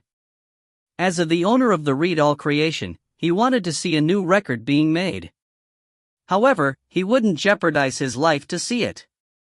Artpe spread his mana into the entirety of the barrier wall as he sincerely wished for the greed beast to finish its mission safely. He couldn't drag this out any longer. He had to end this by striking a decisive blow. Artpe, there are more cracks forming on the wall. It's all right.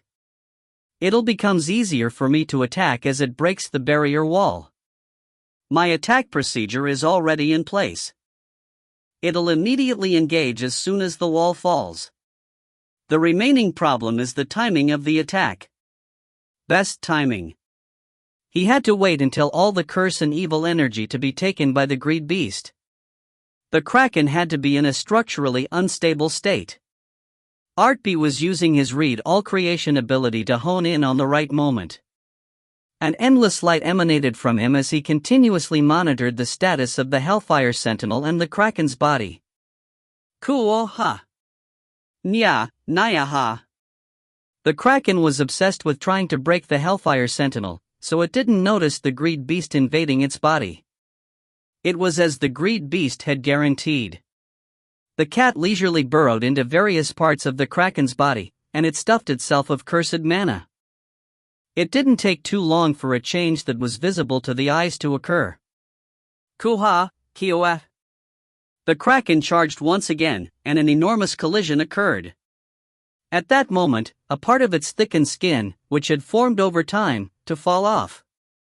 Black blood erupted from where the crust used to be, and it lessened the power of the curse within the Kraken. It let out a cry of pain, and the greed beast shouted with joy. Kuoaha. Naya. Naya uoa. Is that cat trying to copy the scream of the kraken? Cool, huh? The kraken was feeling pain, yet it looked as if it was trying to forget the current pain by producing a bigger pain. It madly rammed itself into the barrier wall. The vibration was caused naturally by the wall, but the tremors caused by the kraken's attack amplified the vibration. It was bad enough that a normal person would immediately fall. A little bit more. Just a little bit more. Kuoaha. As the wall kept losing its durability, Artpe carefully inspected the wall. He mumbled to himself in a dejected manner. The great beast started to consume the curse at a much rapid pace as instructed. The blood mixed with the curse flowed from various parts of the kraken's body, but the kraken was showing no signs of slowing down. I made a mistake. The kraken is devoid of its soul. It might be the curse or the effects of the demonification experiments, but there isn't a single ounce of conscious thought left in its mind. Artpe, the wall. I know. Shit. The kraken's power was much stronger than expected, so the wall was falling much faster than expected. Artpe was spreading his mana to try to slow down the collapse. He was trying hard, but there was a limit to what his mana could do. Kuaha. Naya aya iya. The kraken intertwined several dozen tentacles, and it struck a powerful blow against the wall. The sound of the wall cracking could be heard, and one could see an unrecoverable wound form on the heart of the barrier wall. It was as if a lightning had struck the wall. The wall cracked in half from top to bottom. It formed right between Artpe and Maetel. Kuoha. Artpe. Maetel, you should get down before it is too late. But right now, Artpe sensed that the moment had come. It didn't matter if it hadn't been weakened all the way. Even if a single attack couldn't kill it, he had to use the attack right now. If not, the barrier wall would collapse, and that would be the end to everything. I ask his favor of you, Etna. He was hoping Etna's prayer would reach the gods. If it did reach them, that would be a problem too. Artpe struck the wall with his mana-infused fist. He let out a shout that carried his anger. Die-ee-ee. It happened when his magical energy spread to the entirety of the wall. The wall broke into countless fragments as it showered down towards the ground. Each of them were surrounded by hellfire, and they looked like comets falling from the sky. Kuoha. Nia. Naya owa. The kraken's body had a lot of surface area, so he was being pelted by the meteors. It let out a wretched scream. The great beast was burrowed inside the kraken's body, so it didn't receive any damage. However, it made a fuss by asking why Artpe was attacking the kraken when it wasn't finished eating. However, that was of no concern to Artpe. You should eat as much as you can, then you should retreat. Nia. Nya. Nya ha ha. Artpe bit his lips as he slowly fell through the air. He was checking how critical of a damage each of the massive amounts of rocks were causing. He came to the conclusion that it wasn't enough. The kraken was refined by the life energy of the ocean and the demonic energy.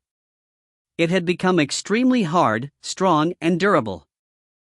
The attack would destroy 70% of the kraken's body, but the remaining 30% could easily lay waste to freight. It wasn't enough. Even if it was half dead, he couldn't win against it. He couldn't kill it. They had to run away. When he came to that conclusion, a laugh came out unbidden. He finally grasped his station in the world. It was so pathetic that he couldn't stand it. The skill of running away with exquisite timing is one of the skills needed for the weakest amongst the four heavenly kings. Heroes are the only one that could fight a fair fight until the end to come out on top.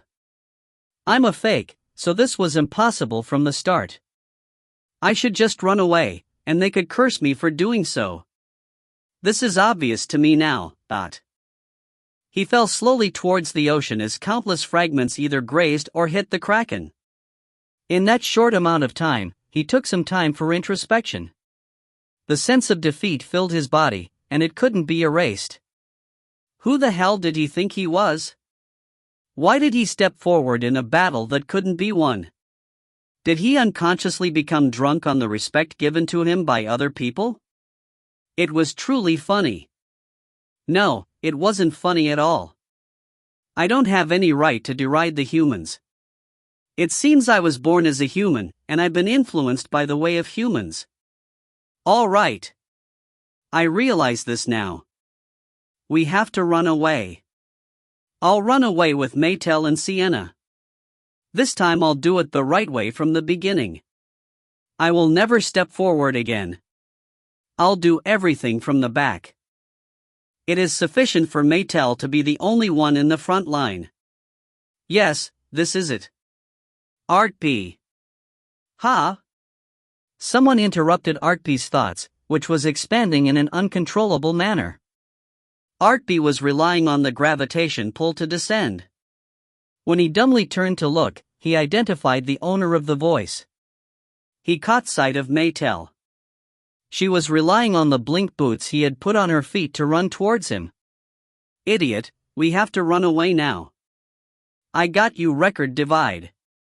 Maetel didn't listen to Artpe's words as she used blink. When she grabbed his robe, she activated her unique skill. She was trying to share her magical energy through her skill, but what would that accomplish?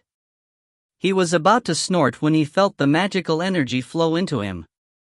His insides became numb. You? How? It wasn't Maetel's magical energy. This was obvious, but it wasn't Artpe's magical energy either. Artpe, can you do it now? He was taken aback by Maetel's question, but he firmly nodded his head as an answer. I'll try. Yes. That's my Artpe. Maetel let out a bright smile, and Artpe couldn't help but snicker. His whole body had been dominated by the feeling of helplessness. Now it felt as if energy and hope was surging up within him. The magical energy flowing into him was the type of magical energy that absolutely negated the demonic energy. It was the magical energy of Sienna, who was still unconscious.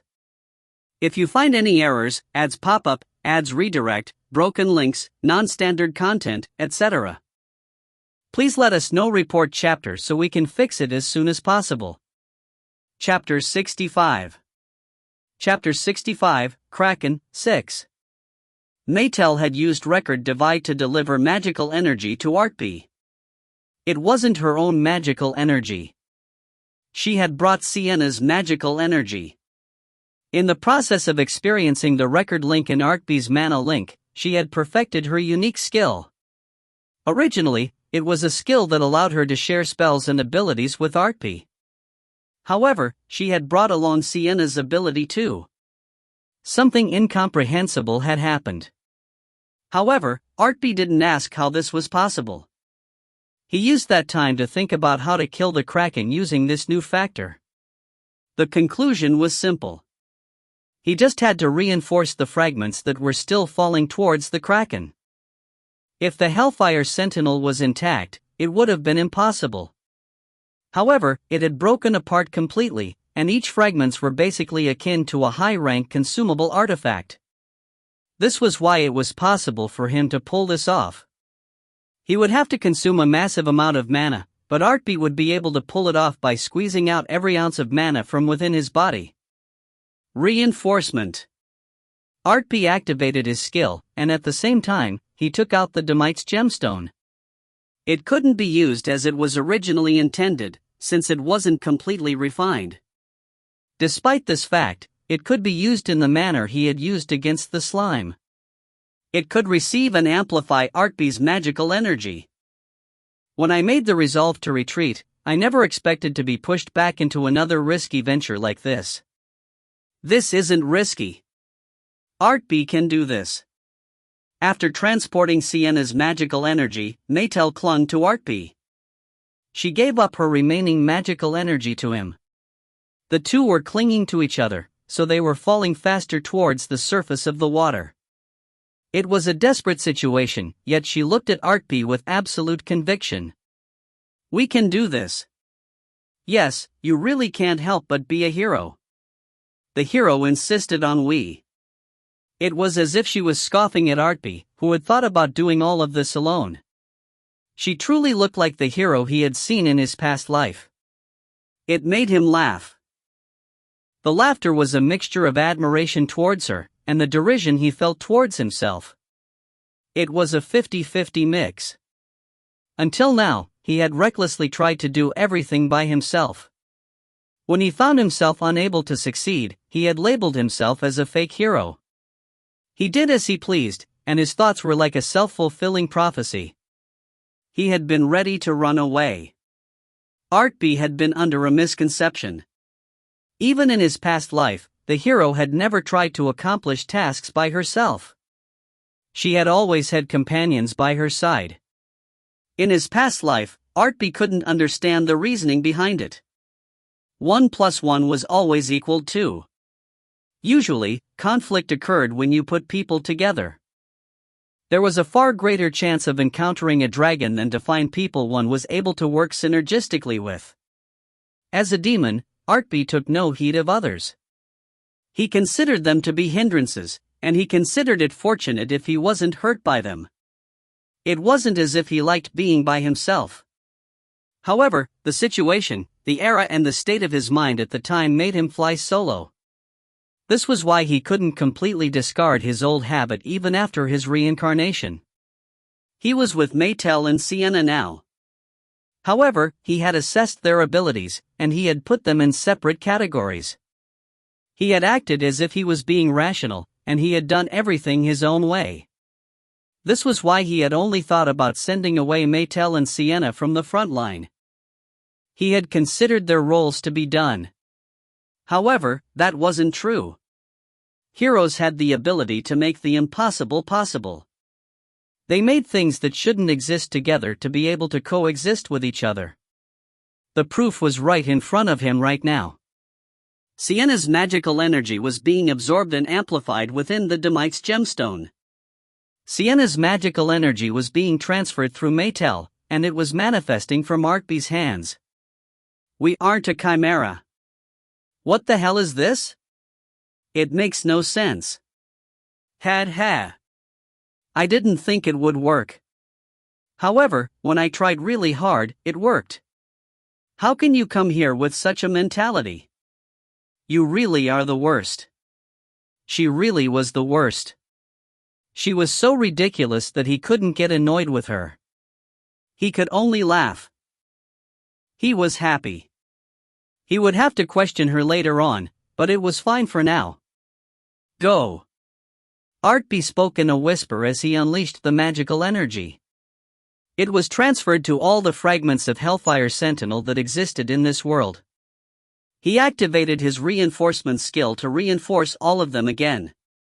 He coated Sienna's magic around the fragments, and the flames were reinforced. Their speed was increased, and a target was set. His merciless eyes flashed as if he was the demon king that would bring about the destruction to this world. In the next moment, his mouth opened once again, and he spat out fire with his words. "Blow up the head of that damned squid." Ku-ah-ha! Kraken wallowed within its pain as it roared, and it sent out its blackened tentacles. Before they could reach Artpe and Maetel, white flaming comets hit the Kraken's body. The attack was the complete opposite to the Kraken's attribute. Unlike the previous attacks, this attack melted the body at a fundamental level. Kaya-haya-hak. Nia. Naya-ha. Nya-nya. Nya-nya-nya-ah. The Kraken let out a desperate cry. The greed beast was taken aback. If it continued to be greedy, it might die alongside the Kraken. It quickly retreated. A twisted smile appeared on Artpe's lips when he heard the Kraken's roar and scream. It was a horrible shriek filled with a curse towards him. "It is done. We won." When he was sure his reinforcement was successful, he was dominated by the feeling of delight and accomplishment. They hadn't retreated. They had won. He didn't want to help those damn humans, but he was thrilled that he was able to finish all of this without holding himself in contempt. It felt as if the parts that he felt deficient about himself was made whole. The one to fill that deficiency was the hero, who was falling with him. Kuahang. All the mana within Artpe was emptying out, and he was steadily losing consciousness. He wondered if he was going to die after achieving victory. If he was hit by an errant tentacle, it would be the end of him. There was no way he could be that unlucky. At the very least, he wished Maetel to be safe. Countless thoughts crossed his mind. Even as they were plummeting towards the ocean, he caught sight of the hero. She refused to let go of his hand. He wasn't thinking anything. He instinctively called out the name of the hero. Maetel. Ha! Maetel had also exhausted all her mana, so she was in the same boat as Artpe. She was close to losing consciousness. There wasn't a single ounce of energy within her voice as she responded to the tired voice of Artpe. He extended his hand to hold her lightly, and he spoke as if he was in a dream. Hurry. Yes. He was moments away from losing consciousness. It was the moments after the victory. He wasn't of sound mind at that moment. Artpe spoke words that he would regret for the rest of his life. Grow faster. You? Ha ha. Maetel was also losing consciousness like Artpe, but at his words, she instantly regained consciousness as she replied to his words. He wanted her to grow faster? Why? Of course, there was only one reason why he would want this. Artpe? Wait a moment. Can you say that again? Say it one more time. Who? However, Artpe couldn't finish his words as he lost complete consciousness. His body became slack. There was a good chance he wouldn't be able to remember his words even after he woke up. All right, Artpe. I'll grow up as soon as possible. However, Maetel had clearly received his words, so Maetel didn't care what happened. Faster. If I grow up faster, Artpe will. Her eyes were burning with resolve and determination. It wasn't up to her as to how fast she could grow, but such a small problem wouldn't get in her way. It would be of no problem to her. She'll grow up fast. Artpe said he wanted her to grow up fast, so she would grow up fast. She would grow up fast, and she used her transcendent will and the power of love to regain full consciousness. She clutched Artpe's unconscious body to her. In the next moment, the two plunged into the ocean together. Kuahang. Oh hi. Artpe's worries hadn't been unfounded. The Kraken did execute a final attack, but it couldn't scratch the burning will of Maetel. After squeezing out its least strength, the Kraken died in vain.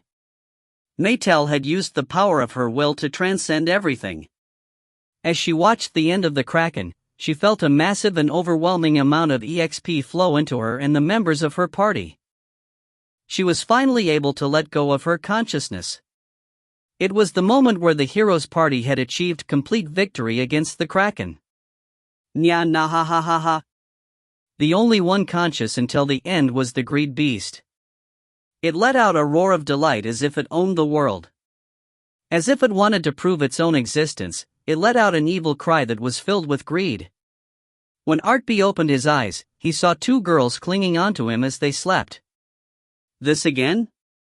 It was something that always happened, so he wasn't surprised. He let out a sigh as he raised his hand towards his head. However, he realized something was there. He felt soft fur that flowed downwards. He felt a warm sensation, and he felt a head rubbing against his palm in a cute manner. Nah. It was you. Artpe gripped the greed beast by the back of the neck, and he brought it up in front of his eyes. It looked like a cat, but its fur was black as ebony, and it possessed purple eyes. No matter how one looked at it, it looked similar to Artpe. Did you get influenced by me during your birth? Nya. Yes, I see. You protected us while we slept? Thank you. Nya, nya. Nya. That's right. I did say I'll give you a name. Artpe thought about it for a brief moment before he opened his mouth. All right. How about Amethyst? Naya. It answered by saying it would rather be called the Greed Beast if it had to answer by that name. It seemed the cat wouldn't allow him to half-ass this. Artpe clicked his tongue as he spoke the next candidate. How about Roa? Nya. The cat said it wouldn't give the name a 100 points. It was mediocre, but it decided to accept the name. It nodded its head as it licked Artpe's cheek. It seemed the Greed Beast was fully mimicking a cat. Its rough tongue licked him, and it wasn't a bad feeling. How long have I been out? Nya. 2 days? Nah. After expending a massive amount of mana, he had fallen unconscious. Even if he had experienced multiple level-ups, he had been prepared to be unconscious for a week. However, the answer that came back from Roa was encouraging. A slight smile formed on his lips. Maetel and Sienna. Good. It seems they will wake up soon too. Maetel and Sienna probably pushed themselves more than he did. Still, the level 267 Kraken held massive amounts of EXP. It was divided into 3, it was divided into 4 if Roa was included. Their levels had increased in a crazy manner. This was why the aftereffects of the fight had been reduced by an overwhelming amount. Artpe felt truly relieved when he realized the girls weren't hurt. He was surprised at this emotion, but he accepted it. He brushed the head of the girls, who were acting spoiled. Artpe. Artpe. Still, level 215 is a bit much, Maetel. He spoke such words, but Artpe's level was 216. It seemed his role in this venture had been much larger than Maetel, so the share of the EXP was skewed more towards him. He wondered if there had been a time when his level had been higher than Maetel's level. He realized this was the first time it had happened. Once Maetel finds out about this, she probably would be incredibly happy. Sienna is also at level 199.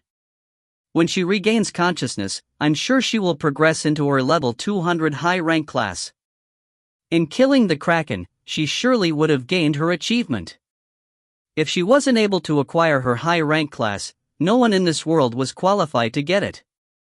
He was sure of it. Nya.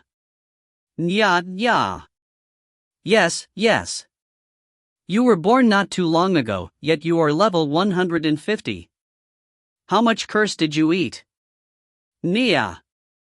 It isn't just the curses? It spoke the truth. The Greed Beast or Roa hadn't just eaten the curse energy like the curse of madness. It had eaten all the evil thoughts of other beings, and it even ate the demonic gene of the Kraken. It had eaten everything in a greedy manner. Nothing is wrong with your body, right? If you suddenly become a thrall of the Demon King, I won't hesitate to kill you. Nya.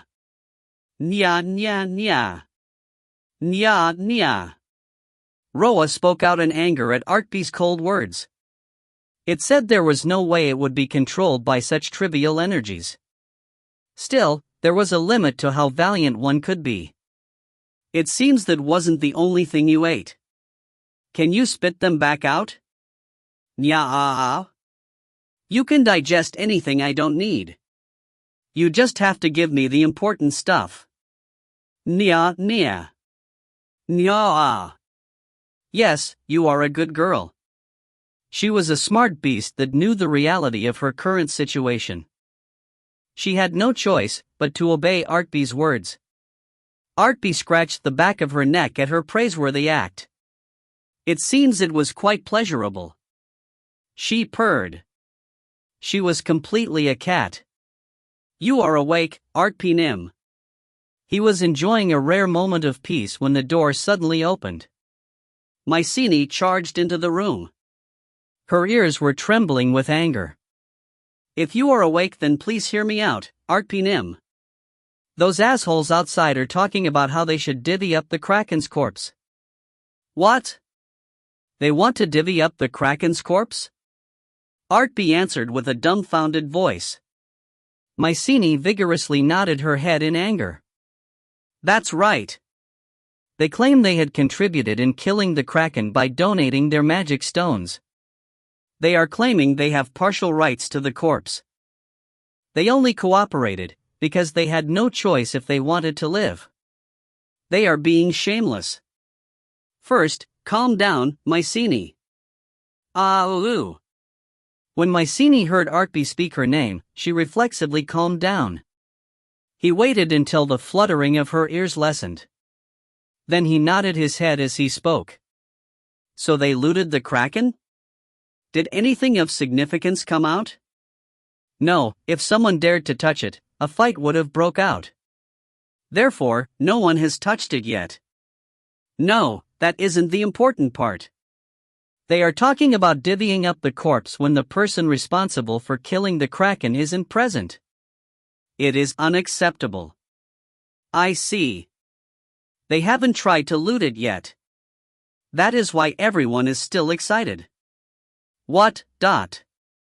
Normally, Artpe would have been hopping mad, but his expression was as calm as it could be. Mycenae had no idea what was going on, so her ears drooped. She had a dumbfounded expression on her face. Artpe petted the greed beast Roa, who was clinging to him. He nodded his head. Sure, they can divide it amongst themselves. It's all right. It isn't much. Artpe, did you perhaps do something before you lost consciousness? Me? Nope. I was unconscious, so how could I have done anything? Artpe smirked. Roa, who was nestled against Artpe, also smirked. I didn't do anything. I didn't. Naya awaea. There was no need to interpret what Roa's meow meant. If you find any errors, ads pop up, ads redirect, broken links, non-standard content, etc. Please let us know. Report chapter so we can fix it as soon as possible. Chapter 66. Chapter 66, The Quest Isn't Done Yet, 1. As Artpe had predicted, Maetel and Sienna regained consciousness in short order. They were surprised at how much they had gotten stronger after they had woken up. This was especially true for Sienna. She was dazed. Appa was able to kill the Kraken unscathed. What a relief. Still, I think I received too much EXP. Also, my skill is strangely more powerful now. That's because you contributed the most in killing the Kraken. Ha! It seems you aren't aware of this fact.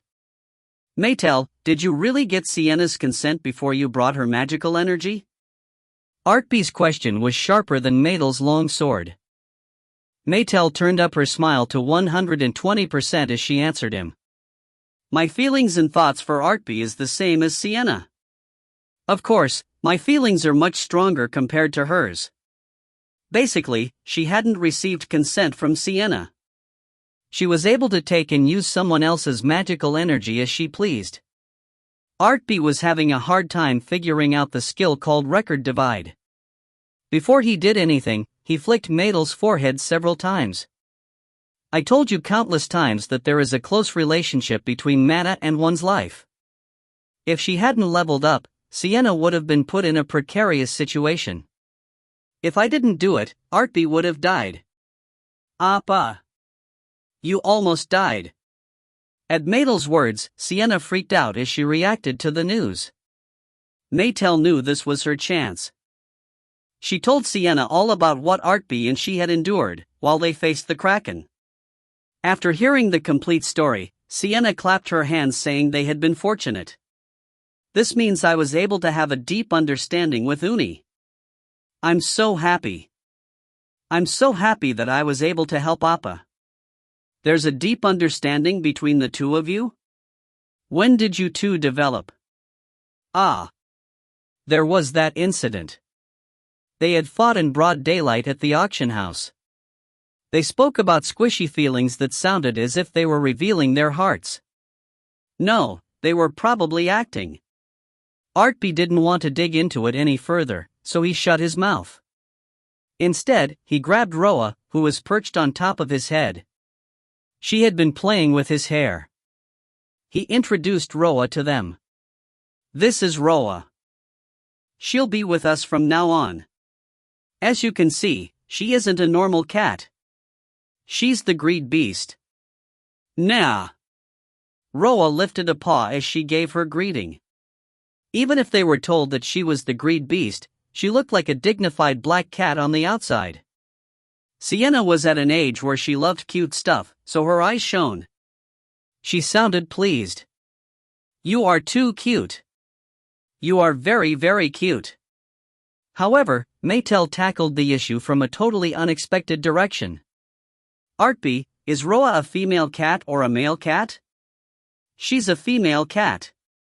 Are you trying to compete even with a beast? Nya. When Maetel heard that the cat was female, she started growling. Maetel became guarded. Roa, who had to face Maetel's hostility, was taken aback by it. She really is cute. No, Artpe. This isn't the time to be doing this. There was a cordial atmosphere amongst the heroes' party. Mycenae couldn't stand it, so she expressed her anger. Yes. I'll go out. I'm coming. TSK. Artpe was lackadaisical as he got up. He put his robe around his body. No one instructed her to do so, but Roa entered into his robe out of her own accord. She hid atop his head. It was the corpse of an enormous level 267 large monster. It was something rarely seen in the human world. Artpe felt depressed at the thought of facing the humans demonstrate their greed. He got out of the bed first, then he waited for Maetel and Sienna to equip themselves. After they were done getting ready. Artpe, I'm hungry. Appa, I want to eat buttered corn. All right. Let's eat before we go. Nia. Really? Artpe. They decided to go eat first. You are finally up? We've been waiting for you, magician. It was as if they had been trying to eat all the meals they had missed for the past 2 days. They enjoyed their meals thoroughly before they went to the square. It seemed all the foreign nobles of Diaz, the Lord of Freight and the merchants were all gathered here. If things went a little bit awry, a much dirtier and thicker greed compared to what was seen in the auction house yesterday would emanate from them. Wow. It looks really big seen in this light, burp. You dummy, don't speak and burp at the same time. Where did your dignity as a human go to? It really is big. Appa killed this. Appa is too cool. Of course, they weren't the only ones there. The kraken was so large that he wondered how they moved the corpse inland. Moreover, the kraken's corpse had been kept intact. It was being guarded by an awe-inspiring number of guards. Artpe was baffled by all of this, so he asked the Lord a question. I've only killed the kraken. The lunatic wave has started, so it won't end until the winter ends. Is it okay for you all to be here doing nothing? Since you've killed the kraken, the size of the wave has decreased. 2 days has passed, yet the size of the wave barely increased in size. We still have time. This is all thanks to you. The more important thing right now is the kraken. Magician. We want to talk to you about divvying up the kraken's loot. Kuhun. The foreign nobles were jumping up and down in excitement. The only one that was subdued amongst them was Freight's lord, Count Millard. He probably also coveted the kraken's corpse, but the defense of Freight was more important to him. Even if you don't raise your voices, the magician will understand your words. Everyone should calm down, and we should wait for him to speak. This will allow us to do this quickly, and it'll finish without any conflict. How can I do that? These bastards are trying to steal my share of the Kraken through unfair reason. Who are you accusing of theft? I acquired the share to the barrier wall through the merchant over there. I bought it with my magic stones early on. I'm different from you guys, who held out giving the magic stones until the last moment. You only gave it up because you didn't want to die. Everyone should calm down.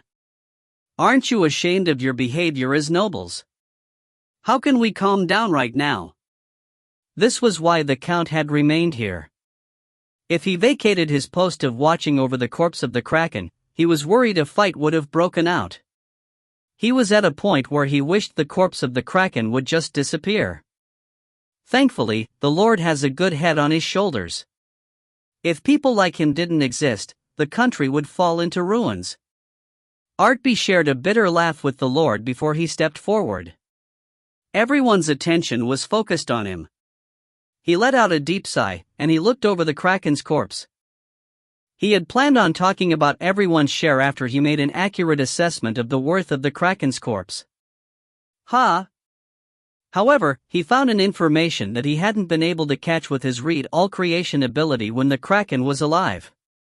During the fight, he hadn't been focused on analyzing what was within its body. He had focused on its health and overall status of the Kraken. It was understandable as to how this had happened. The read all creation was a godlike ability that allowed it to discern all information that could be seen through his eyes. However, there was a limit on how much information Artpe could receive and process. This was why he had trained his ability to show him information on topics he was focused on. In conclusion, he had done a thorough search of the Kraken's inner anatomy, and he was barely able to find an entity within it. Besides the fact that there is something within it. It is still alive? Moreover, this being belongs to the race of. Wait a moment. This smells like another quest.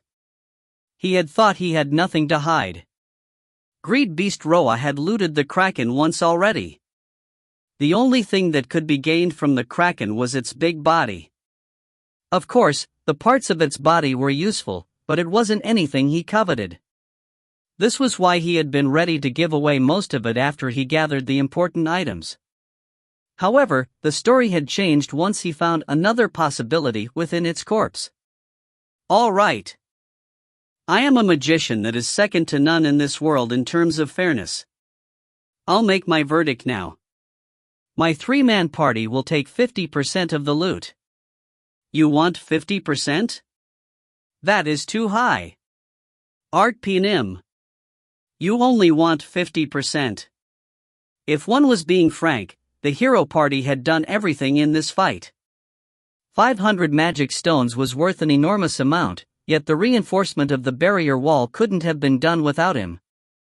Moreover, Sienna and Maetel wouldn't have been there.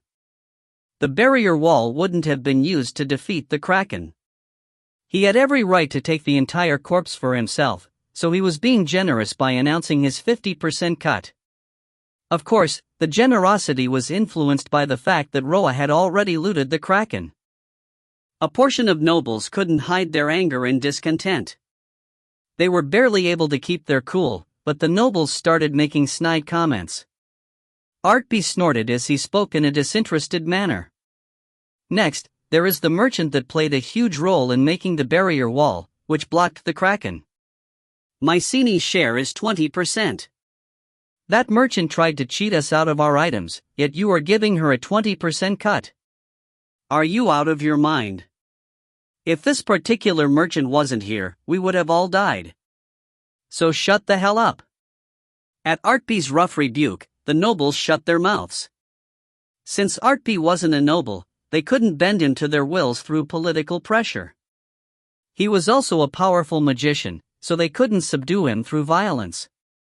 If Artpe had tried to coerce them all through his magic, they could have shouted with righteous anger.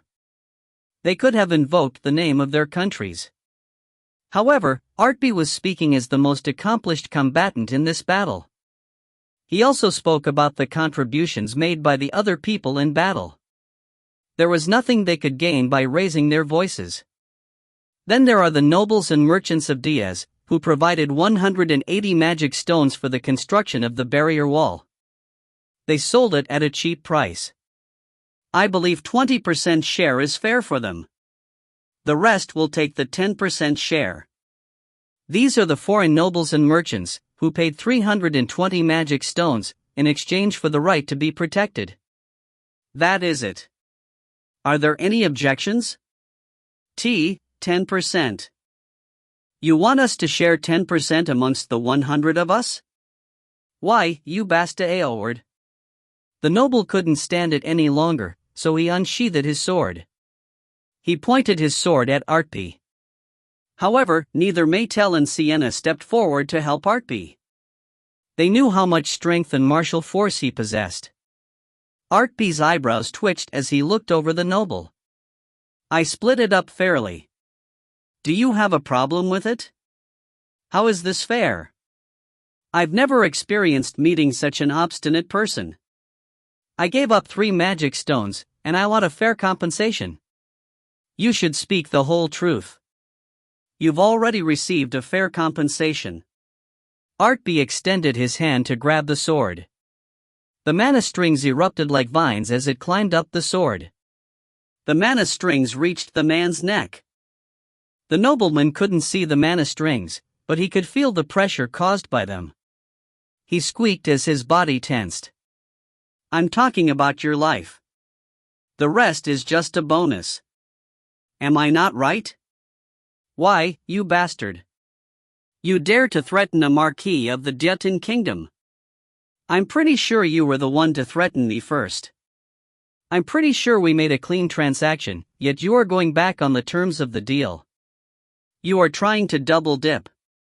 If that isn't a form of threat, what is?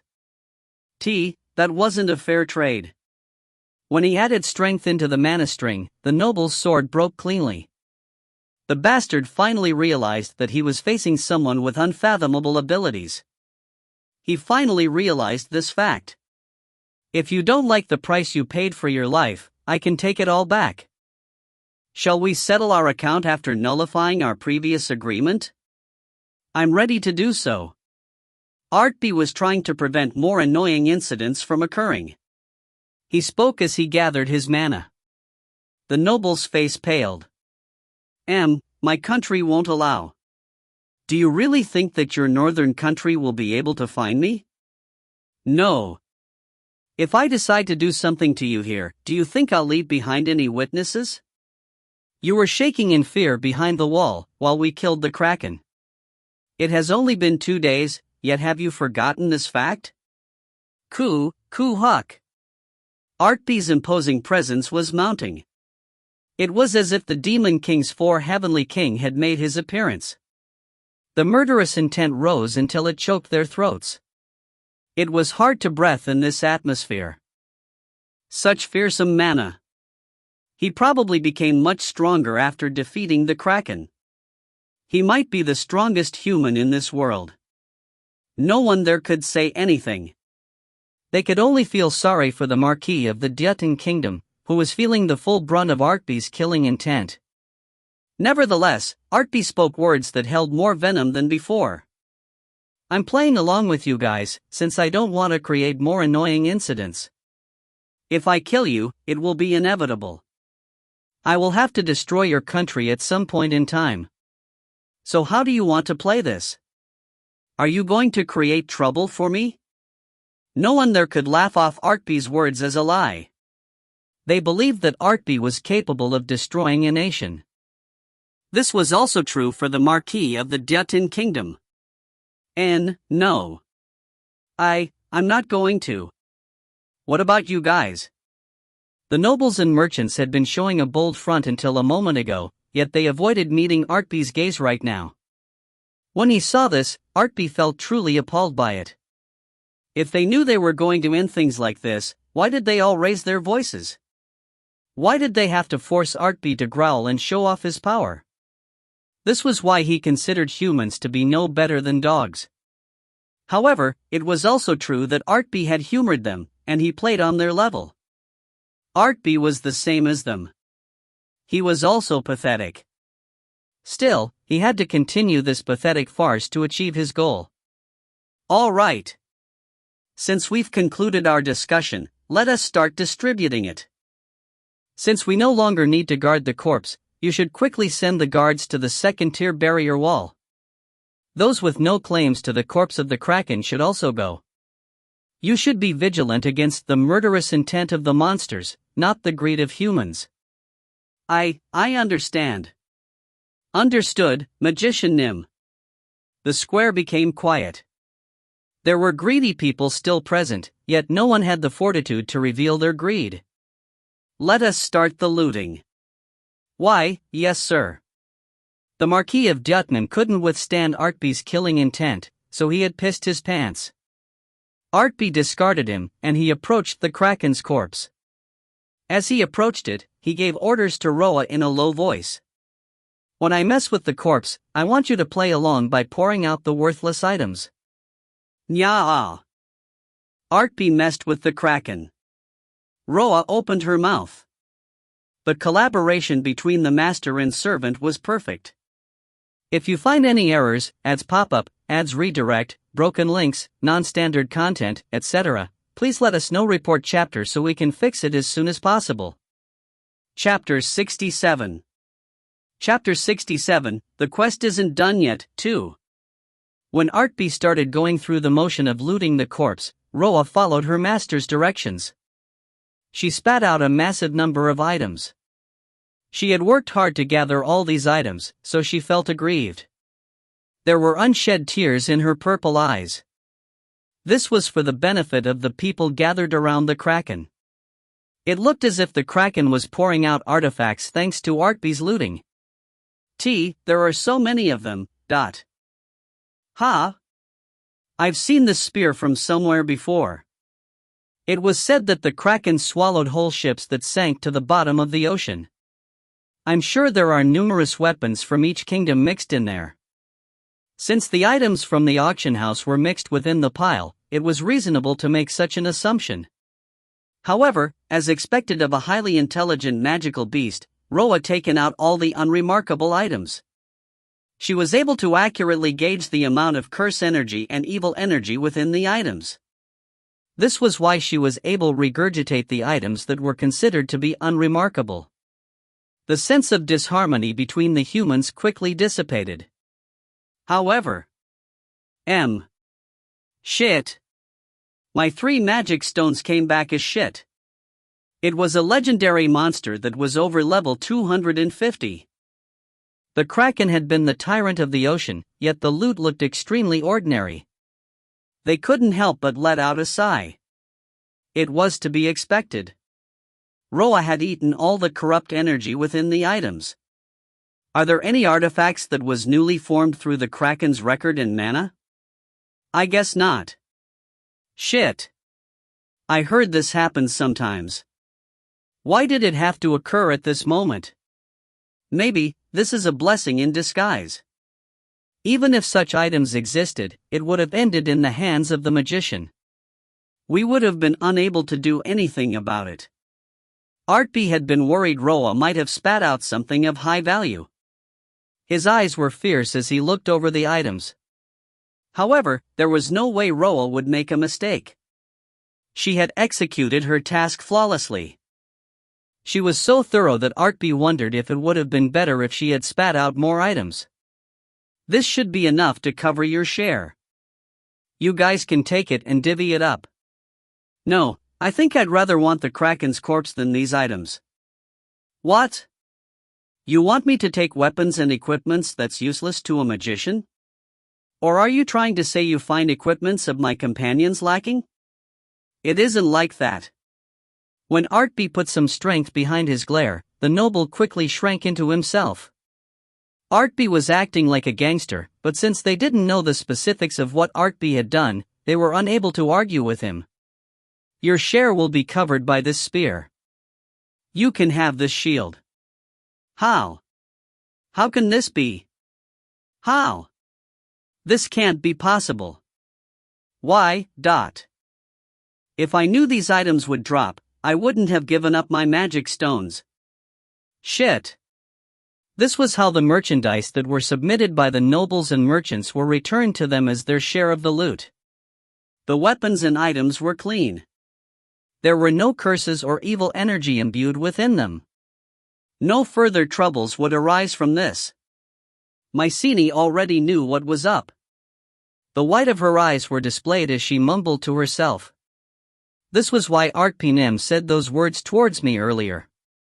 The Kraken's corpse solely belongs to my party and Mycenae. People who received their shares should join the front line. Even if you are foreigners, you entered into the Dia's kingdom, so you all have obligations to help out against the lunatic wave. I'm sure you are aware of that fact? There still might be something left within the Kraken's corpse. So what if something remains within it? Artpe smirked as he questioned the Nobel. What are you going to do about it? You qualify for 1/1000 share of the loot, so what right do you have to make such a demand? I'll go to the barrier wall. Artpe is too cool. Artpe was successful in chasing off the nobles and merchants. If he took the entire Kraken for himself, they would have become suspicious. This was why he used his mana strings to slowly remove the tentacles. He was working on the 20% of the Kraken he would have to give to Mycenae. Mycenae looked worried as she watched the humans leave. They were grinding their teeth in frustration. She grabbed his sleeve. Artpe, it is truly satisfying to see you act this way, but it also means Diaz won't be able to avoid the backlash. You are probably right. They can't do anything to me, so that'll pick on people they will have better odds against. They'll lodge complaints against the nobles of Diaz. I see. You are right. This will lessen the influence of the nobles, and it would give the puppet king some breathing room. Even if the nobles try to lessen the damage by shifting the blame to the puppet king, the result will be the same. Either the nobles will get weaker or the puppet king will become weaker. It is an either-or situation. In either case, it'll help Silpenin recover his kingdom later on. Mycenae received an unexpected answer, so she was at a loss for words. She hadn't the faintest idea as to how far ahead Artpe was thinking about. Of course, Artpe wasn't thinking too seriously about his answer. He was just noting the fact that it wouldn't be too bad if things turned out like that. I'll cut them up for you roughly at this size. I'm sure I don't need to explain to you on how to process a Kraken? Artpe seems to know everything. I don't know everything. I just know what I know. I'm pretty sure I told you this before. Mycenae's share was quite generous. She was given half of the tentacles, and a good amount of the Kraken's body was carved out for her. It was more than enough for the Anywhere Company to celebrate her return. The only problem was the fact that she still had to haul this big body parts back. I heard the body could be used as ingredient to create a mana reagent. It can also be used to make nutritious tonics. It is the part of the body with the most use. However, the most coveted part is the tentacles. Roa had absorbed all the curses and the demonic gene, so the Kraken had been weakened. Still, a Kraken was a Kraken. The tentacles became tougher in death. Each tentacle had tens of thousands of suction cups and hooks on the surface. The tentacles were frightening. Many weapons could be made with just one tentacle. Amongst all the weapons that could be made, the most famous one was a whip made from the Kraken's tentacle. There are parts we can sell from the head. You can look forward to that. You should give up on the ink. I'm going to use it. Artpe knew he was very lucky. The Kraken had been gripped with madness, so it wouldn't have been strange to see the Kraken swivel its head in all directions to spray its ink. He didn't know if the Kraken liked to fight only with its body or if it was unable to expel any of its curse. The Kraken hadn't used its ink during the battle. It either rammed the wall with its body or it swung its tentacles. This is the Kraken's ink? I've never heard of it. I can see why. It is usually used for curse magic. Moreover, there's also the fact that not many people survive an encounter with a Kraken to spread such information. Even if you want to sell it to me, I won't buy it. Maybe this was the after effect of what had gone on in Freight. Just the mention of curses made her face turn deathly pale. Mycenae's ears fluttered as she backed away. He cackled when he saw this. He changed the subject. Actually, it isn't only used with curses. It is used in creating high-rank magic books. A massive amount of pure mana was infused deeply within the ink through the years, so a magician could easily create a magic book with this ingredient. These magic books won't be absorbed into one's record after reading it once. It's like the Demite gemstone. It absorbs record to evolve. It supports the magician as it becomes enriched. That has nothing to do with curses. You are making fun of the trauma I suffered. Mycenae's body and ears trembled from the indignation she felt. Artpe cackled once again when he saw this. Maetel was watching Artpe from behind him. There was a slightly withdrawn look in her eyes. Artpe, let's hurry up and take what is ours. Then we can go rest. I have something I want to talk to you about. Maetel, your voice sounds a bit scary. I'm just too tired right now. I'll become better soon if you are by my side. If you are near me. Your voice just turns scarier. Artpe lost his nerve at the odd energy coming from her. He could no longer open his mouth. Mycenae also felt as if she would be murdered by Maetel if she remained here. Under such fears, she called forth the staff from her company. She quickly ran away after she gathered everything she could gather. The butchering of the Kraken continued. There were still some people left. These particular humans still held lingering attachment towards the Kraken, so they had remained to watch. However, they soon realized Artpe was just butchering the Kraken. There was nothing new that could be gained from the Kraken. They had no choice but to leave. This was how Artpe passed the time as he waited for everyone to disappear from this place. However, the Lord of Freight continued to wait until the end. It was quite unexpected. From what I've seen of you, I thought you would be the first to run to the top of the barrier wall. Artpe paused from his task of butchering the Kraken, and he spoke towards the Lord. As if he had been waiting for this, the Lord nodded his head as he spoke. Of course, the lunatic wave is important. However, I thought this would be the only time I would be able to talk to you. When he heard those words, Artpe paused for a brief moment. It was imperceptible. Artpe commended the Lord inside for figuring that out, but his outer appearance remained calm. What are you talking about? I'm in the same boat as you. I can't get out of here until winter. Is that so? I got the impression that you were going to leave immediately. That is why I wanted to express my thanks before that happened. Even if you aren't leaving soon, I'll give you a token of my appreciation. Thank you. The Lord spoke those words as he pushed a small pouch towards Artpe. The pouch was imbued with fairly deep magic. It was none other than a dimensional pouch. I would have liked to have repaid you with a better item, yet this is all I have left. Still, in terms of how much it can hold and its ability to reduce weight, it was evaluated to be the best in this country. It should have plenty of space to put in the Kraken. Artpe had been listening half-heartedly to the Lord's explanation as he took the item. His eyes turned round in surprise. He couldn't help it. What the? You weren't exaggerating. This really is an amazing treasure. Dimensional pouches were somewhat common. However, when one tried to find the better functioning dimensional pouches, the price increase was very steep. Then there were the ones that couldn't be bought with money.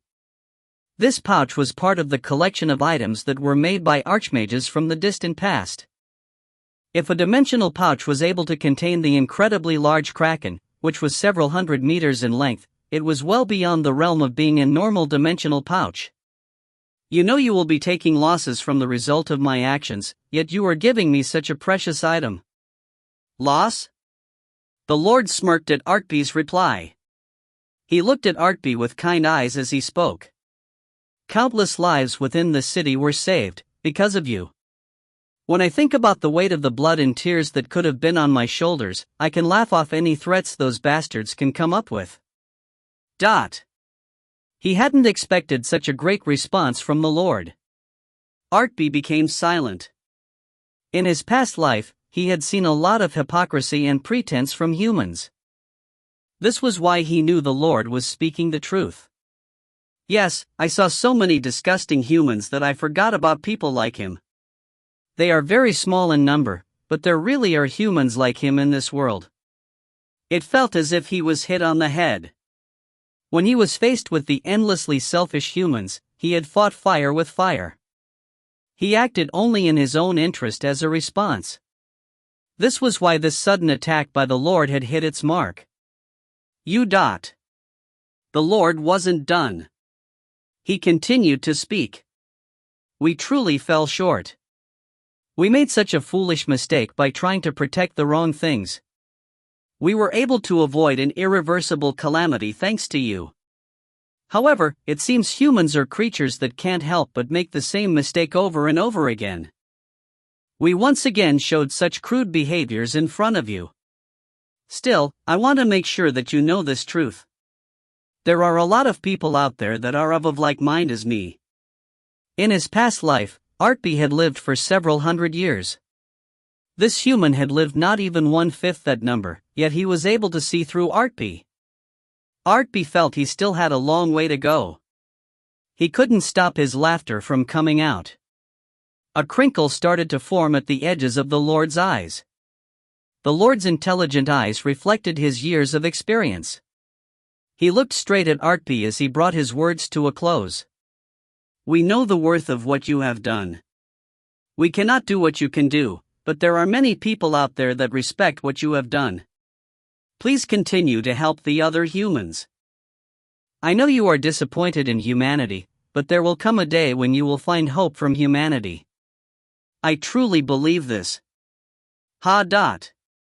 It was a complete defeat. However, it didn't feel too bad. Artpe took the dimensional pouch being offered. He nodded his head as if it couldn't be helped. I'm just one human. The fact that I become disillusioned and disappointed by humanity doesn't mean it'll greatly affect the human world. All right, Lord. I'll be sure to remember your words. It is very fortunate that you think so. The Lord was past being middle-aged, and he was at the cusp of entering his latter years. When he saw the spite within Artpe's eyes lessen by a small amount, he let out a truly bright laughter. Artpe was strangely embarrassed when faced with the Lord's smile. He snorted as he turned his gaze away. However, words that didn't match the expression on his face leaked out. I will be leaving soon, but it was my fault for destroying the reinforced barrier wall. I'll reconstruct the first barrier wall. No, the barrier wall was used to defeat the Kraken. It was done out of necessity. Moreover, the place where the first barrier wall stood is filled with water and monsters now. Do you really think that'll be a problem for me? No, it won't be a problem. Then I'll head to the front line ahead of you. I'll say this again. Thank you very much. The Lord had already seen what Artpe could do. The Lord laughed as he expressed his thanks once again. He headed towards the front line where the humans and monsters were confronting each other. He didn't turn around to look at Artpe. Artpe's 3-man party was the only ones left there. Are we going to leave this place too, Artpe? We'll have to finish butchering this bastard. The work he had to do right now had to be done away from prying eyes. However, he had received a special tool. He didn't really need to stay here. He put the entire Kraken within his pouch. The pouch remained light. He grinned in satisfaction as he turned to look at his party. All right. Let's go receive our next quest. Quest. The Kraken had fulfilled its role, and it exited the stage in an ignominious manner. It was time to meet the new character that would appear from within its stomach. A new stage would be set. If you find any errors, ads pop up, ads redirect, broken links, non-standard content, etc., please let us know. Report chapter so we can fix it as soon as possible. Chapter 68. Chapter 68, The Quest Isn't Done Yet, 3. The humans were in a heated battle at the port. They were trying to stop the advance of monsters that were coming out from the ocean. No one was the wiser when they left the city to head towards the mountain. No, there would be one person within the city who would notice. Etna knew he had left, but she didn't follow after the party. It seemed she was going to behave by waiting at the inn. I think we are far enough. When he reached a large clearing, Artpe took out the corpse of the Kraken from his dimensional pouch. He had taken off a lot of parts for Mycenae, yet the corpse was still enormous. After butchering the tentacles and body of the Kraken, the corpse was at a size where the dissection of the corpse wouldn't be too great of a challenge. We are almost done with the body. All right. Let's put that aside for now. You are going to use it on the barrier wall? Right, Artpe? Artpe couldn't help but laugh at Maetel's sharp insight. For some reason, she became unusually smart regarding any work related to Artpe. That right. I'm going to dry the Kraken's body, and I will grind it into fine powder. It'll become a great ingredient that will allow me to reinforce various materials. As expected, Artpe is too kind. I'm just trying to restore the barrier wall, so they can't use it as a talking point against me. No one believed the bullshit Artpe was spouting. Artpe simultaneously activated several magic as he spoke. He let out fire, wind, and mana strings. He dried the body of the Kraken, and he minced it into fine powder. After putting away the powder inside his dimensional pouch, the only part left was the Kraken's head. Let's do this. It wasn't an exaggeration to say that the head was the most important part of the Kraken. Artpe let out his mana strings, and his movement became more careful.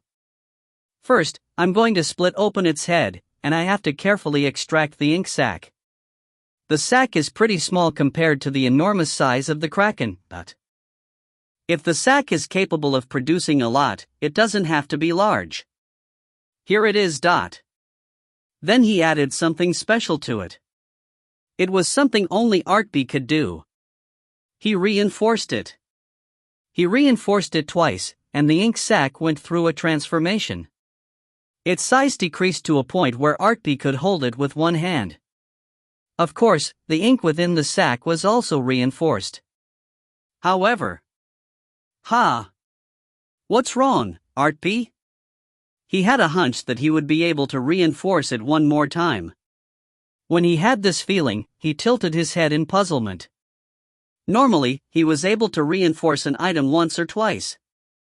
It was a limit that couldn't be surpassed without the support of ingredients like the magic stones. Did my skill evolve thanks to the fight with the Kraken? It was as he suspected. He had to rampantly use his reinforcement skill in the fight against the Kraken, and it allowed him to acquire some kind of an achievement. When his EXP was being tallied, his reinforcement skill had grown. As a result of this venture, Artpe's reinforcement skill had reached level 51. When he arrived at Freight, his skill level had been 43. He had gone through an amazing burst of growth. No, the skill level wasn't the important part right now. The important part was the fact that he could use reinforcement 3 times on his party's equipment without the need of magic stones. Hey, you guys should come here too. Yes. Artpe immediately reinforced the ink sac. Then he reinforced his boots and the other equipments of his party members in one fell swoop. The effect was amazing.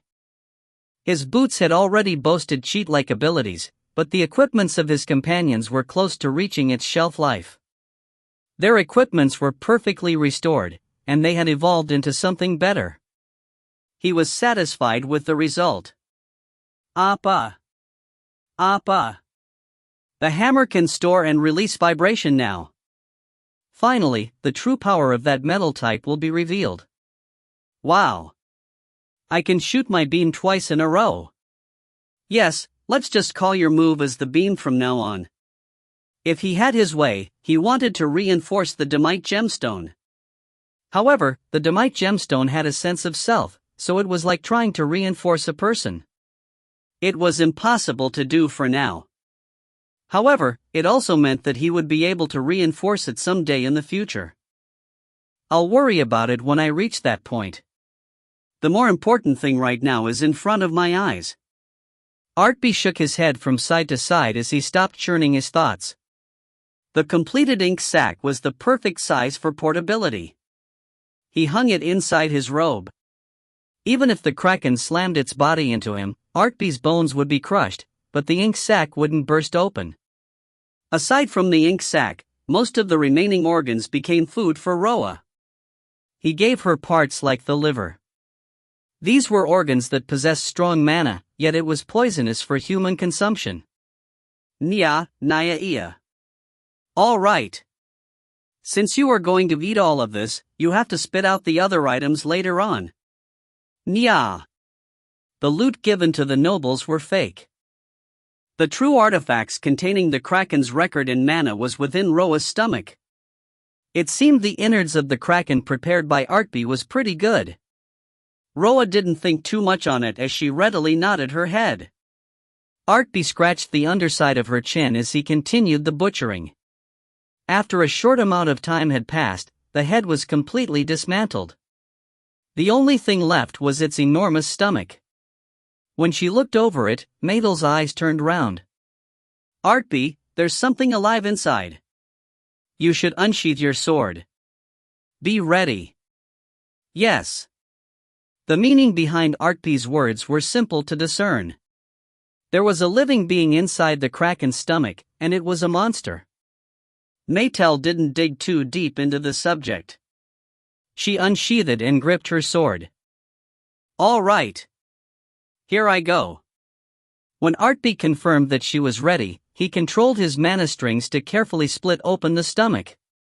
From within it, a beauty with dazzling white skin and ocean-colored hair appeared. Kuuhuuk. She had a very distressed complexion, and she was gasping for air. There was no vitality or magical energy remaining within her body. She would have died within a day or two if she had remained inside the kraken. Moreover, the demonic gene had invaded deep into her body. It was obvious that she had been a sacrificial lamb for the demonification experiment.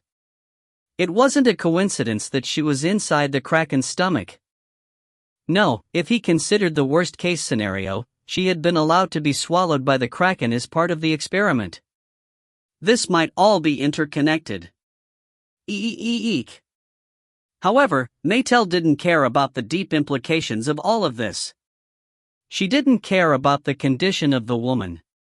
The only thing that mattered was the fact that the woman was naked. Maetel grinded her teeth in anger as she pointed her sword at Artpe. Now I will use this sword on Artpe's eyes. Calm down.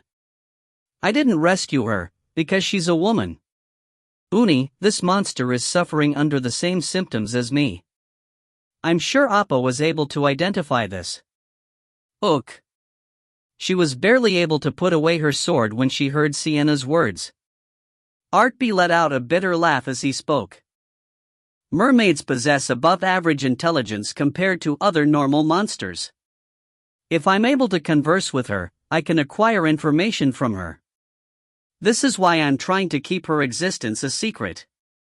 That is the reason why I'm trying to save her. What are you going to do after you extract the information? Will you kill her afterwards? Maetel had once declared that all monsters were her enemies since they all did bad things. However, it seemed she didn't have the courage to point her sword towards a mermaid groaning from weakness. Artpe was inwardly relieved by this fact. He shook his head from side to side. I won't kill anyone that will help me. I'll make a similar arrangement as the one I made with Deus, so you don't have to worry about it. Yes, I understand.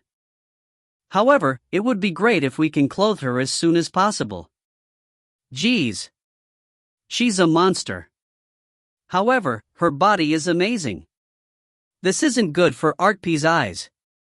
It was true that she was a monster, but the mermaid looked exactly like a human on the outside. It did feel weird to stare at her naked body. Artpe quickly placed a cloth over her naked body. Nia? Yes, you know your stuff. I'll leave it to you. Roa sensed that it was her turn, so she trotted off of Artpe's shoulder. She hopped onto the mermaid's stomach, and she opened her mouth wide. Nia Owaung. That was all she needed to do. The demonic gene, which was dominating the mermaid, was sucked into Roa's mouth. It was a clean extraction. Artpe knew she possessed this talent, yet he couldn't help but be surprised when he witnessed it in action. I'm glad that the Chaos Egg absorbed the obsidian of greed. It really is an absurd ability. If we had Roa from the beginning, neither I nor Appa would have suffered. At one point, Sienna had been in the same situation as the mermaid. She had been reborn as an evil reflector through Artpe's hands.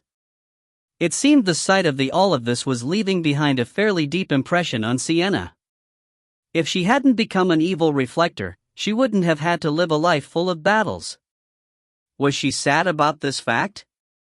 Artpe had such thoughts for the first time as he watched Sienna. She was always laughing, so he might be under a misconception. Maybe she. However, I'm able to travel with Appa and Uni thanks to what happened. I prefer my current situation, Appa. Are you learning mind-reading skill with Maetel? Ha. He couldn't even have his own thoughts around his party members. Artpe grumbled as he retrieved Roa. She let out a playful yawn.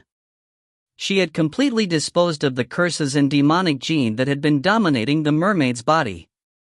Aside from the weakened state of the mermaid's body, she was fine. Basically, she went from a critically fatal state to a normal fatal state. Sienna. Yes. Sienna put down her hammer, and she approached the mermaid. Sienna extended a hand towards the mermaid. Her warm magical energy flowed into the mermaid's body. The mermaid immediately opened her eyes, which was ocean blue. It was the same color as her hair. She let out a groan. Ku hook. Artpe let out a bitter laugh as he opened his mouth. The words that flowed out of his mouth wasn't the language of the humans. It was the language of the monsters. It was specifically a language that would allow him to communicate with underwater monsters like the mermaid. You regained consciousness in one go. Since the demonic gene was fostered within you, you should be in pain right now. However, your body is being purified right now, so you should endure it. Keh hook. How great would it be if one could endure pain just because someone told one to endure it? Sienna's magical energy spread towards the entirety of the mermaid's body. It bolstered her vitality, and her wounds were being healed. However, the mermaid couldn't endure the pain of the healing process, so she screamed continuously. It might have been better if she hadn't regained consciousness. She suffered, because she had immediately regained consciousness. Fortunately, Sienna's mana was specialized. She was able to bolster the magic within the mermaid. She was able to finish the healing in short order. Kaak hikwahudat. Sienna took back her hand, and she backed away. Her treatment was finished, yet it seemed the mermaid was still in the throes of pain. She intermittently let out a moan as she crawled up into a ball. There were tears in her pure eyes, and one could see fear towards the humans surrounding her. Artpe shook his head as he spoke to her. You'll be fine now. The wounds, curses and demonic gene are no more. You won't die if you obey my words. It was such a sinister statement that he would have been worthy if he was chosen to be the Demon King. The slender mermaid shook in fear when she heard his words. If Maetel was able to understand his words, she would have been angry with him. Unfortunately, she didn't know the language of the monsters. However, the answer that was given by the mermaid was unexpected. I understand. You rescued me from overwhelming danger. I will serve you as my master. Ha! Ah. So that's how it is. Even amongst the humans, there was a debate as to whether mermaids were monsters or a kindred species. They were one of the races where the opinions were split. When the Loatic wave approached, they lost some of their sense of reason. They appeared alongside the normal monsters to fight the humans. This was why the popular opinion was that the mermaids were monsters. However, they were also unique in the fact that mermaids of high intelligence were able to escape the effects of the lunatic wave. Moreover, the ones with the high intelligence were famous for repaying their debts no matter the cost. If the debt was small, they repaid the debt through gems from the ocean. If the debt was large, they dedicated their lives to the person they were beholden to. They became subservient. Normally, people interact with mermen and mermaids as enemies. Therefore, it is very hard for them to incur a big enough debt where they will dedicate their lives to you. This rarely happened in history. If Maetel found out about this, it would become a huge headache. Maetel didn't care if she was a monster or not. Maetel considered all pretty female to be potential enemies. Still, he had saved her with the aim to mine information from her. He would just release her from her debt after things resolved itself somewhat.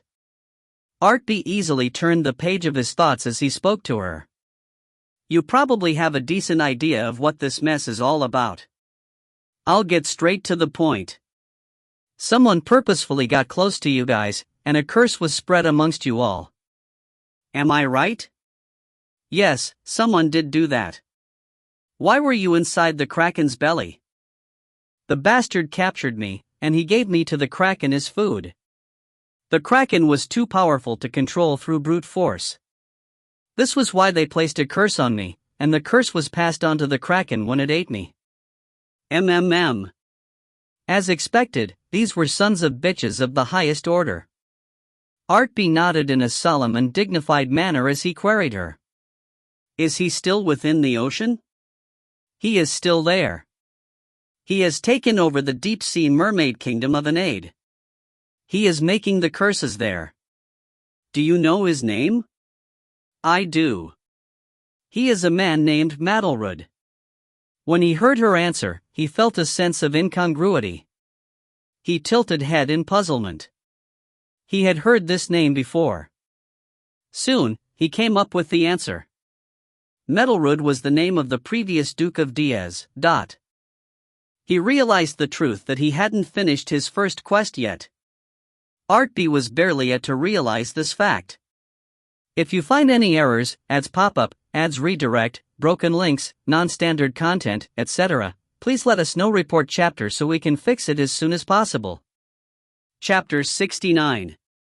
Chapter 69, The Quest Isn't Done Yet, 4. He immediately gathered all the information he needed to know from the mermaid. Then he took off his own camouflage artifact. He put it on the mermaid. Maetel once again became enraged at this gesture.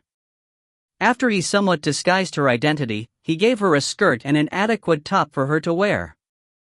Then he returned to the city with her. Of course, the lunatic wave was still going on, so the streets of the city was as quiet as ever. Everyone was trying to survive until the end of the lunatic wave, so they had changed their way of life.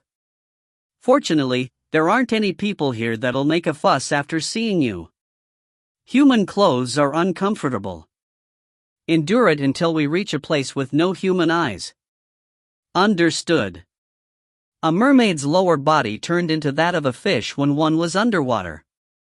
However, when one came out to dry land, the mermaid's lower body naturally turned into human legs. The mermaid became bipedal.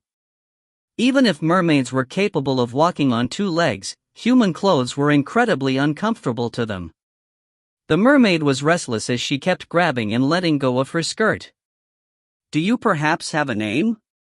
I do. My name is Reincarnated. For your convenience, you can just call me Cheryl. All right. You probably won't have any occasions to call me by my name, but my name is Artpe.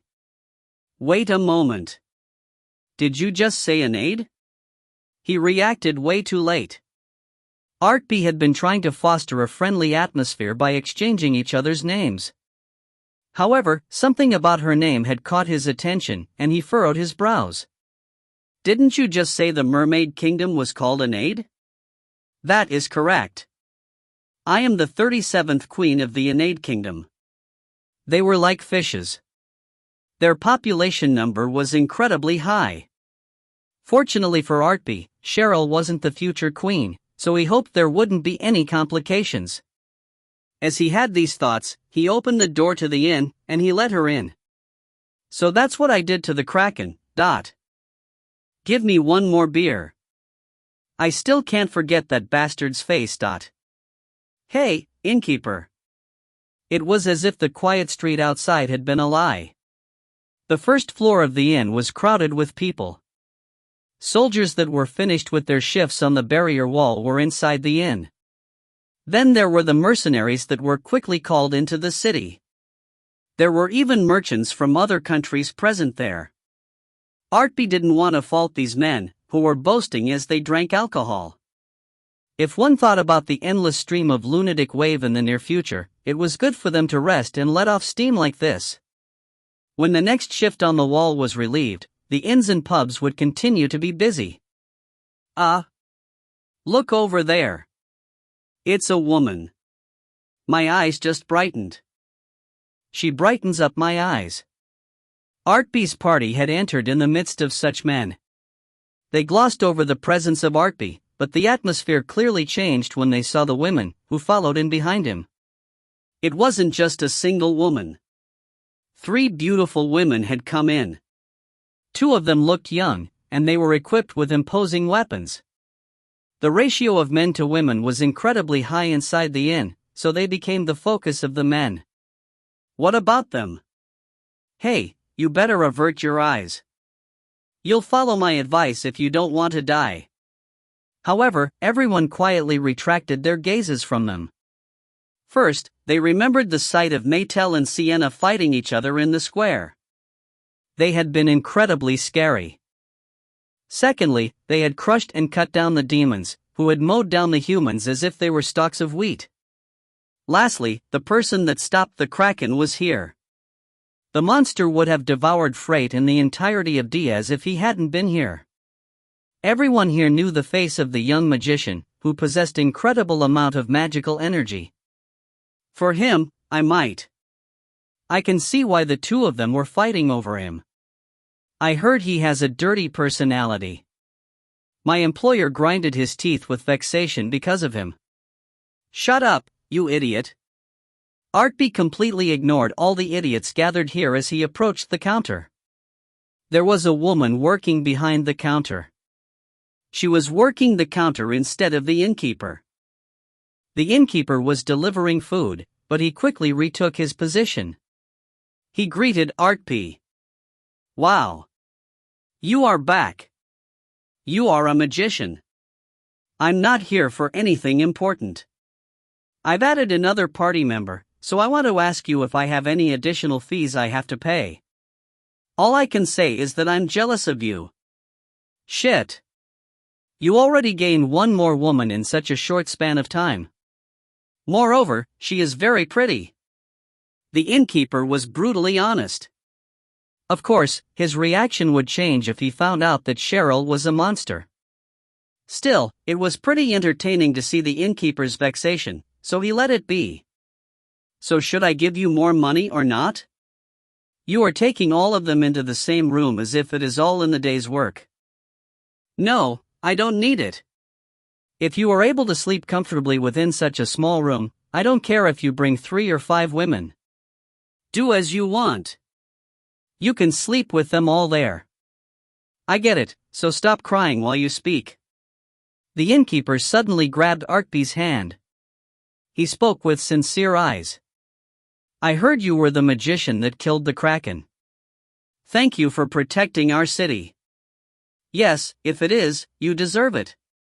Please fulfill my dream in my stead. You can fulfill my fantasy of having enough wives to fill up a villa. You are being really creepy. Can you let go of my hand? The innkeeper had met a lucky adventurer who would be able to fulfill his dream. It seemed he was in a good mood. The innkeeper declared in a generous manner. AET. I'm in a good mood. I'll provide dinner for you guys for free. Since you are providing a free service, can you deliver it to our room? Delivery service was impossible, but it was possible to take out the food. Artpe took the buttered corn cobs, which were the specialty of this inn, and other hot foods to his room with his party members. Hoo-oo! When they entered the room, they were free from the gazes of other people. This was why Cheryl immediately threw off her skirt. Maetel immediately launched herself towards Artpe, and Artpe swiftly dodged Maetel as he threw a cloth towards Cheryl. He praised himself, since he somehow managed not to upend the plates he was carrying. Cover yourself with this. Understood. After the suffocating and desperate struggle, the four of them settled into the room. Maetel remained wary of Cheryl. Sienna hugged Roa, who had exited Artpe's hood. Unlike Maetel, who was wary of Roa for being a female cat, Sienna had taken a liking to Roa. Are you sure that is edible? Ha? You mean this? Try it. Cheryl's eyes were planted on the buttered corn cob. He wordlessly handed one over to her. Cheryl hadn't been fed properly, so her bony hands closed around the butter corn cob. She started to slowly gnaw on it. You should eat it slowly. You are healed, so you won't have any problems digesting the food. However, you aren't immune from a stomachache. Understood. Thank you very much. He spoke as he gave each party member a cob. You can call the mermaid as Cheryl from now on. She'll be with us until the quest ends. She will only be with us until the quest ends. She is a monster, but she won't oppose us. You can be at ease. Quest that horrible curse is spreading inside the ocean, Appa? The Archduke is a bad man. That curse should never see the light of day again. He had been worried that they would focus on Cheryl. Fortunately, Sienna and Maetel was focused on the quest. He nodded his head as he spoke. You already heard this from me, but the ones responsible for the demonification experiments are hiding underneath the ocean. This includes the Archduke and his remaining forces. He is probably with some demons. In the process of suppressing the Archduke's forces, Artpe had seen the work of the artifacts released by the Demon King's army. He had suspected that the Demon King's army wouldn't let go of the Archduke so easily. It seemed they had retrieved the Archduke. Maetel was the ex-Archduke, and he was a non-combatant. He took his remaining magicians, who had experimented with the curse, to the ocean. At the command of the Demon King's army, he seized the mermaid kingdom of Enade, and he had started spreading the curse. When he coveted the seat of monarchy after chasing out the previous king, I recognized what kind of man he was. You really get tired of facing someone like that. I can never forgive him. Appa, you are going to punish him. Both Maetel and Sienna had memories regarding the demonification curse, so they couldn't laugh about it. Blood, tears and death of countless people dwelled within their memories. They had thought everything was resolved without them needing to attack the palace. That was why Artpe's party had quickly went on their way. However, now that the Archduke was in their way, there was no reason not to tidy up the loose end. Artpe bared his teeth as he replied. Of course. In truth, he wasn't doing this just to carry out the quest. Artpe bit into his own buttered corn cob as he spoke. If all of this hadn't occurred, we would have been on a boat by now. I've already told you that our destination is Edia, right? Yes. However, the lunatic wave. That's right. Basically, any travel across the ocean is blocked when a lunatic wave occurs. Since all ports are shut down, no ships can depart. However, that doesn't mean we can't cross the ocean. If we can't travel atop it, we can travel underneath it. Underneath the ocean. Ah. Sienna tilted her head in puzzlement, but her eyes turned round as she turned to look at Cheryl. She was still busy gnawing at the buttered corncob, but her existence was a form of an answer. That's right. You said it was an underwater kingdom. Yes, whether it is humans or monsters, the maintenance of roads is the first thing that has to occur when building a nation. I'm thinking about borrowing their road to cross to Edea. He had never been to the Mermaid Kingdom, but he knew of their existence. Moreover, he knew that they had created an underwater passageway that was free from being attacked by other monsters. He had heard about this before. However, he had no use for such roads in his past life, and if it was possible, he didn't want to use it in his current life. However, the path atop the ocean was blocked, and they had a reliable guide now. There was no reason for them to hesitate using the underwater road. So that's the main reason why Appa helped Cheryl. It will also be necessary for us to fight the bad guys in the process. You are correct. Do you guys have a rough idea of what is going on? Yes. The humans were talking about whether they should save the Mermaid Kingdom. It was unknown as to whether she could understand them. Cheryl was still focused on eating the corncob. She had the look of a mature human woman, yet she was showing an innocent side of her. She possessed a subtle allure. At that moment, Maetel whipped her head around towards Artpe. Artpe? No, I wasn't charmed by her. It's the truth. Shit. He was sure these girls were using mind-reading skills. Why couldn't he confirm it through his read all creation ability? Artpe clicked his tongue. He turned his gaze away as if to avoid her interrogation. He thought about the fact that he didn't have the time to play around here like this. He stood up from his seat as if the right moment had come. You guys should eat dinner then rest. We'll head out tomorrow. Nah. Roa had behaved herself until now as she remained in Sienna's embrace. However, she jumped back into Artpe's hood. Maetel pouted as she argued with Artpe. You are running away, because the topic got difficult. What about Appa? I have things I have to resolve in the city. I have to put up the barrier wall, and I have someone I have to meet. When you say you have to meet someone, Maetel mumbled to herself as she repeated his words. The light in her eyes changed in a flash. Until now, she had the eyes of a wife worried about her husband cheating. However, her eyes currently held the look of a maiden trying to hold back her lover from heading into battle. Artpe, you can't got with that woman. Okay? If Sienna had said this, he would have understood it since she had met Etna. Maetel hadn't met her, yet she was somehow able to discern what was going on. This was the first thought that came into his mind. If you are so worried, you want to follow me? No, I trust Artpe.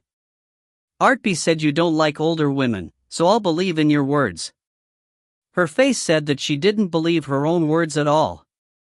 Moreover, he had no idea how she found out Etna was an older woman. Artpe became a bit upset, but this was karma. He gently brushed Maetel's head, who was looking at him with worried eyes.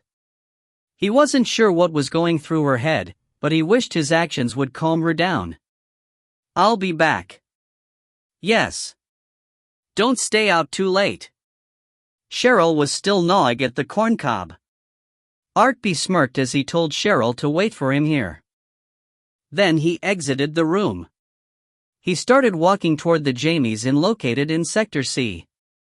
If you find any errors, ads pop up, ads redirect, broken links, non-standard content, etc., please let us know. Report chapter so we can fix it as soon as possible. Chapter 70. Chapter 70, The Quest Isn't Done Yet, 5. Janie's inn should have been similar to the inn occupied by Artpe's party. However, the atmosphere inside the inn was subdued. Artpe opened the door to the inn. When he entered, he saw that every single person had their head buried in their table. What the hell? Nah. Artpe surveyed his surrounding. He wondered if they were in mourning. A female waitress ran up to him, and she whispered to him. A man tried to make a pass on a pretty woman, and she dot. The following story was something a normal male shouldn't hear if one wanted to maintain one's mental health. Indeed, everyone was taking some time to extend their sympathy towards this man. Artpe also gave a short prayer. He prayed for the rest of the man's life. He would no longer be able to have any children now, so he wished the man to live an enjoyable life. He wouldn't be able to enjoy himself. After he finished his prayer, he raised his head. The female employee asked him a question with a solemn expression on her face. Would you like to order something? No. I'm here to meet someone. Before Artpe ascended the stairway, he wondered if he should go put on a codpiece. However, he gave up on the idea, since he couldn't stop her if she truly wanted to harm him. I need a chastity belt instead of a codpiece? No, she has a law-abiding spirit. She won't lay her hands on an underage male. Artpe ignored Roa's narrowed eyes, and he knocked on the door at the end of the third floor. It was the corner room. She had been constantly emitting a thin thread of magical energy. It allowed him to locate her. Even if he didn't have his Red All Creation ability, he would have been able to easily locate her room. Come in. I'm coming in. Artpe heard Etna's reply. He relaxed as he opened the door when he heard her calm voice. For a split second, he worried a sack would be placed over his head. Fortunately, that didn't happen. Artpe. Hello, Etna. A beauty with burning red eyes was standing there. Yes, hello. Are you feeling a bit better? Yes. He thought the greeting they had exchanged hadn't been that bad, but Etna remained still. She didn't budge from her initial position after opening the door. Artpe felt the need to say something, so he opened his mouth. I came here to give you what I promised. I wanted to come here as soon as possible, but I lost consciousness. It's all right. I haven't been waiting too long. Etna had a soft smile on her lips as she spoke. However, she clamped her mouth shut when she saw the sword that appeared in Artpe's hand. The long sword had a red sword aura, and it was named the Netherworld Flame Sword of Madness. It was famous for being the sword of a knight, who performed admirably during the rebellion within the DS Kingdom. In truth, the fire spirit Meltia was sealed within the sword. It allowed the user to perform incredible feats, but in the end, it took the wielder's life as the price. It was a demonic sword. Of course, Roa had completely extracted all the curse from it, so the fire spirit could leave the sword if it wanted to. This was obvious, but the curse was something that couldn't be harvested so easily even if one wanted to do it. No, I'm not alright anymore after seeing this. The curse. How were you able to pull this off? No, if I start talking about it, it'll lead me to talk about all the other thing I want to ask you. He was sure he had done everything she wanted, yet Etna's expression remained absolutely serious. Her mouth moved several times as if she was about to say something, but in the end, she closed her eyes shut as she sat down on top of the bed. The brief silence felt as if it had lasted an eternity. A hollow voice flowed out from her mouth. Artpe. Who are you? I'm young, yet I have a crazy combination of level and ability. I'm a damn fine kid magician. No, I'm not talking about that. There is this sword, and the infallibility you showed me that day. Are you perhaps a... However, she couldn't finish her words. Artpe could clearly see the black shackles around her neck. It was an absolute yoke that couldn't be broken if one was from the demon race. What I'm trying to say is, the shackles disappeared. It seems she was successful in choosing her words. I have a bad feeling about this. It is as if I'll have to fight you one day. It feels inevitable. I'm much weaker than you right now. If you want to kill me, now is the time. Eat? Artpe spoke jokingly, and it caused Etna to glare at him as if she really wanted to kill him. Artpe finally smirked as he continued to speak. We aren't going to fight right now, so why worry about it? If we do fight later on, we can worry about it when we reach that point. I envy you. You are able to speak such words with ease. You always seemed like an old soul, yet you are acting your age right now. I am a kid. Yes, you are a kid. How the hell did I? After Etna finished her words, she let out a big sigh. However, when she raised her head again, her expression became a bit brighter. All right. I give up. I'll do as you suggested. It would be foolish for me to worry about it. I'm living a life where I have no idea what I will do next. Are you feeling a little bit better? I'm not fine, but I decided to act as if it is fine. That is my specialty. Hoo-hoo. Her words made light of the situation, but from the perspective of someone hearing her words, he could tell that wasn't the case. However, her attitude changed before Artpe could react and say anything. She acted as if the prior conversation had never happened. Hoo dot. Her body became a little bit less tense, and her eyes narrowed slightly in a mischievous manner. She acted as if this was a normal interaction between a man and a woman. She asked him a question. So who is your girlfriend amongst the three of them? How come every single woman Artpe knew decided to use this question as an introduction? Artpe lamented as he opened his mouth. She's the most pretty one. Of course, he didn't have a girlfriend amongst the three of them. Even if his lie was revealed, he decided to pick lies that would put a broad smile on Etna's face. When Etna heard his answer, she let out a sigh as she replied. I'm glad you didn't answer by saying all three of them were your girlfriends. What if I had given that answer? I won't stand for a playboy who makes many women cry. That is why I would have put you in a situation where you would be able to make only one woman cry. Artpe got ready to run away as he spoke. I'm sorry, but could you translate it into words that I can understand? I would have immediately kidnapped you, and I would have bounced from this place. You stay there. Don't come this way. It's a joke. I'm joking. She was sitting at the edge of the bed. She patted the spot next to her. Artpe's own safety had been threatened, so he was very hesitant. However, in the end, he did as she wanted. Their bodies weren't touching, but the two of them were close enough that they were able to feel the faint traces of each other's body temperature. Artpe weirdly felt ticklish, so he tried to widen the distance from her. Etna kept looking at him with soft eyes, so he had to give up on that idea. Is that your cat? She is incredibly well behaved. She's my familiar. Meow. It seemed Roa picked up on the mood, so she was well behaved. No, she might be too afraid of Etna at an instinctual level. Etna extended her hand, yet Roa didn't even think about running away. She offered her body up to Etna.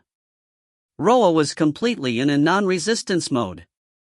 Etna also realized this fact, so she let out a bitter laugh. It has also been like this. Animals have always been sensitive to my energy. It has always been like this. I'll bring her back after I raise her. She'll be strong enough that she won't be afraid of you. Oh my. Are you already requesting another date? I'm glad it dot. Etna carefully retracted the hand she had extended towards Roa. This time she gently took Artpe's hand. Her hand was slender and delicate. Her hand felt hot as she grabbed his hand in its entirety. When Artpe tilted his head in puzzlement, Etna pouted as she spoke. You said you wanted to hold my hand. Ah. I cooked up those words, because I wanted your magical energy. Duke. The same sound that was coming out of Etna's mouth was heard from the joints of Arte's hand. Etna ignored Artpe's scream as she kept holding onto his hand. After a long while, she finally let go of his hand. His hand was red. You are young, yet you are trying to play with a woman. Are you saying it would have been fine if I was older? Yes. So please grow up fast. Huh. What the hell? Didn't he say something similar to someone? Artpe felt himself sink into an odd mood. Before he could dredge up the answer from his memories, Etna extended her hands to grab his shoulders. She gently pulled him towards her, and she gave him a light kiss on his cheek. Her kiss felt blissful hot, befitting the daughter of the phoenix. Who hoot? At the unexpected sneak attack, Artpe became dazed. Etna let out a bright smile as she stood up. There was a mischievous smile on her lips. When you grow up and if we don't need to fight each other at time, let's meet up once again in earnest. Didn't I tell you that I have a girlfriend? Who? Artpe used the invincible shield to protect himself, but his defense broke into tiny pieces. Etna snorted. You really think I can't tell that you were telling me a lie? You are great at hiding everything else. I don't know why you are so obtuse regarding this subject. It was weird. Everyone seemed to be able to read his inner thoughts today. He wondered if a magic that revealed his inner thoughts was placed on him. He explored his face with his hand. Etna let out a cloudless laughter when she saw this. I want to stay with you longer, but my time limit is approaching. I have to go now. Etna?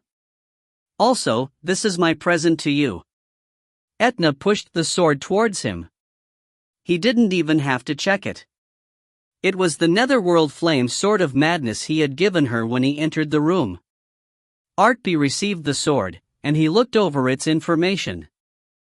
The fire spirit Maetel wasn't residing within it, but a powerful fire energy remained within the sword. Artpe immediately realized that it was Etna's power. It was absolutely inferior compared to the sword that had Maetel residing within it. However, the record left behind by Maetel remained inside the sword, and it worked harmoniously with Etna's power. It had turned into an artifact that was priceless. I'm not as good as you, but I'm skilled at enchanting items with my power. Please take care of this sword. You should think of it as me. You can't give it to that girl. I'll really hate you if you do. How the heck did she know that he had been planning on giving to Maetel? He was having such thoughts, yet he shamelessly shook his head from side to side on the outside. No, I was going to use it.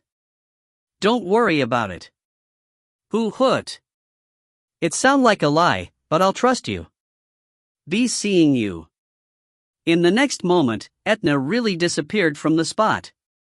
She completely disappeared using the same method she used in the pub couple days ago. However, she had traveled a much vaster distance compared to before. She controlled fire, yet she traveled quickly like the wind. Nah. At that moment, Roa was barely able to regain her composure. She hopped on top of Artpe's lap. She looked up at him as she cried. Her eyes were filled worry and fear. No, she isn't a woman that would be swayed by her affections. If a day comes where she has to kill me, she won't hesitate to kill me. Yes, if that happens, she'll probably be hurt more than me. That is why. Artpe thought about the lonely expression on her face, and the black shackles that encircled her neck. She was supposed to be a radiant fire that should be freer than anyone else. She wasn't able to spread her wings.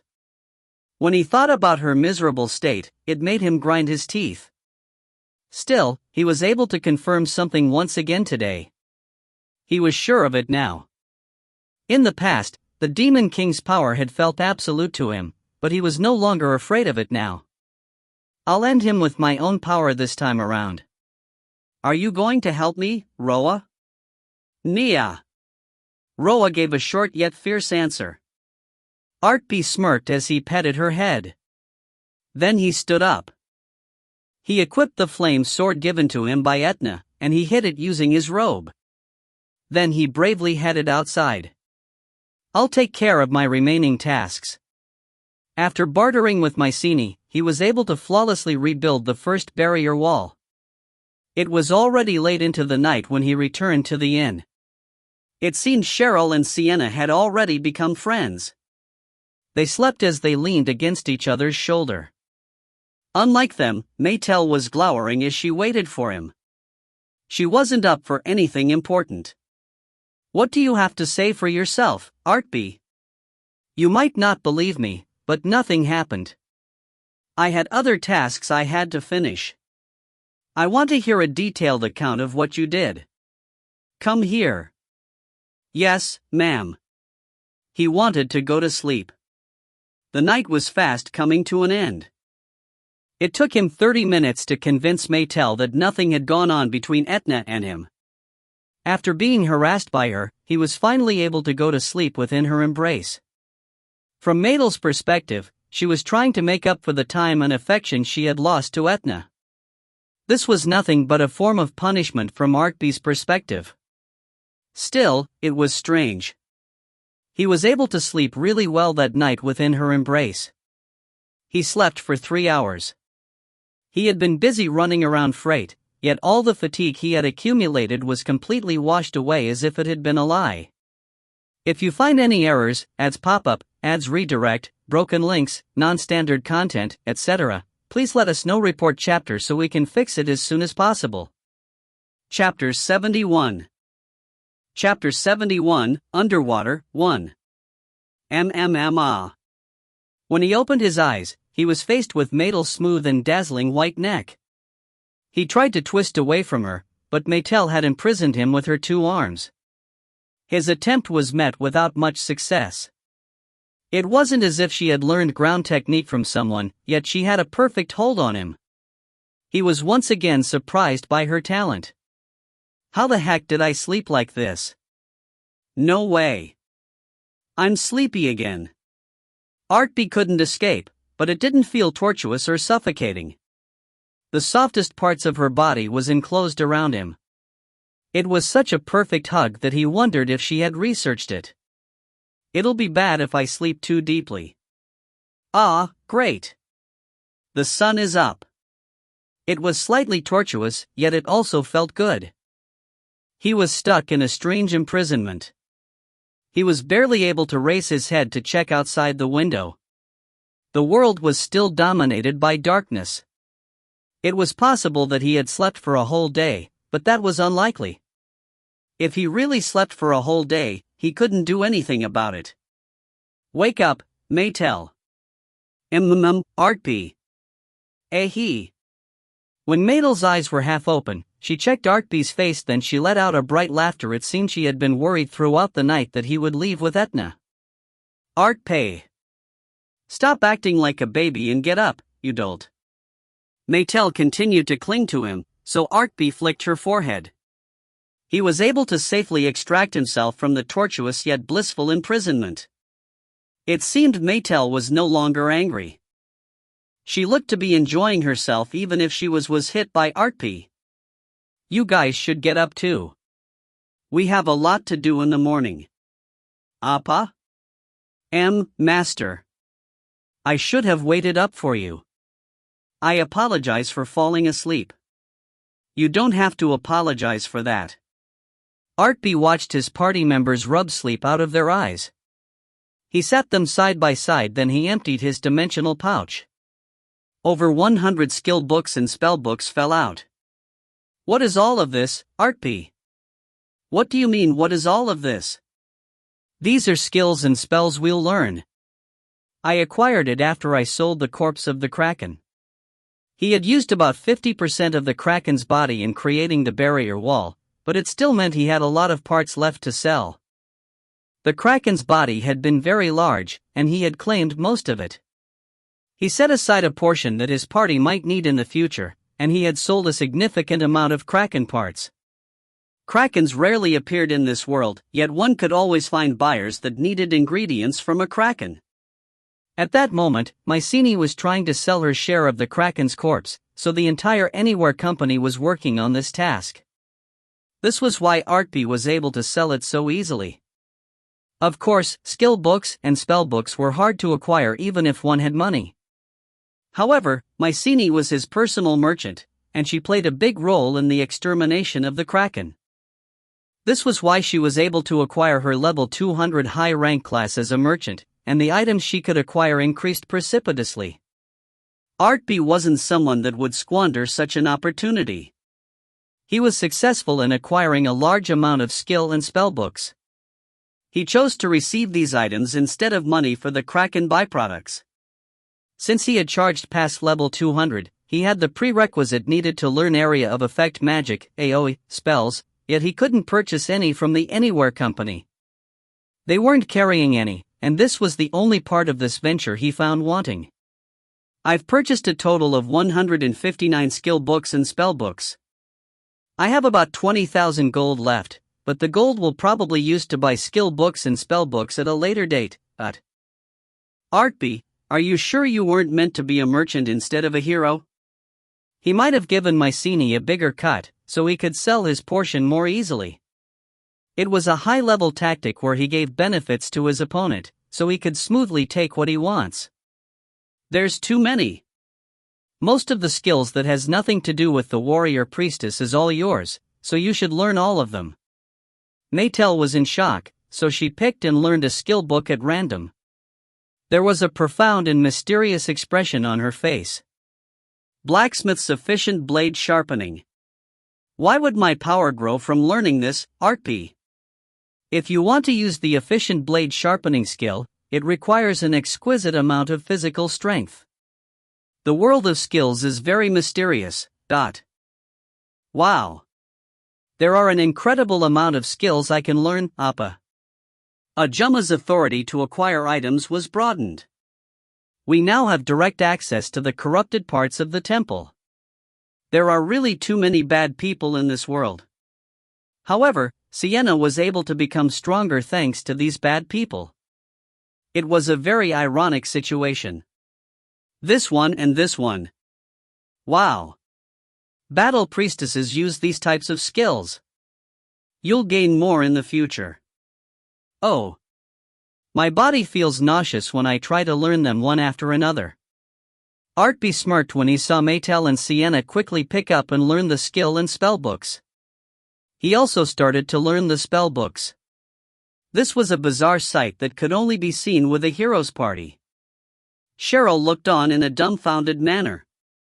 You learned the carpentry skill, so how will that skill make you stronger? I really don't understand it, Artpe. I also don't know how it'll be of help. However, I think I'll aid me in my life as a dairy farmer.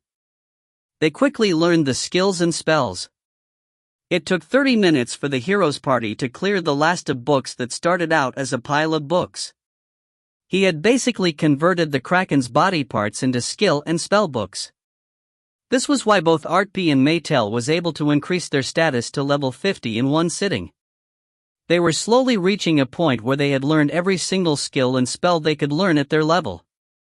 On the other hand, Sienna wasn't a hero, so there was a limit to which skills she could learn. Even if one took that into consideration, he had purchased a massive quantity of skill books for a warrior priestess, and common spells that were shared with priests. Her already monstrous status had gone through a significant increase.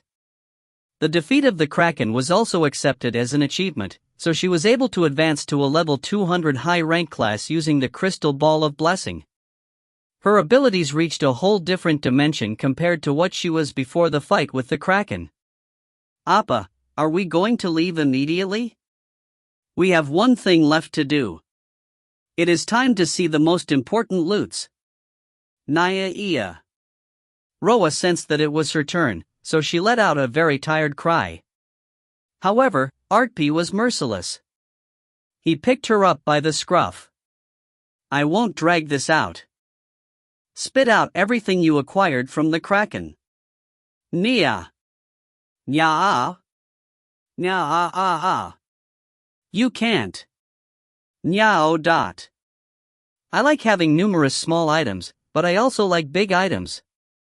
I want one for myself. Artpe coldly turned down Roa's request.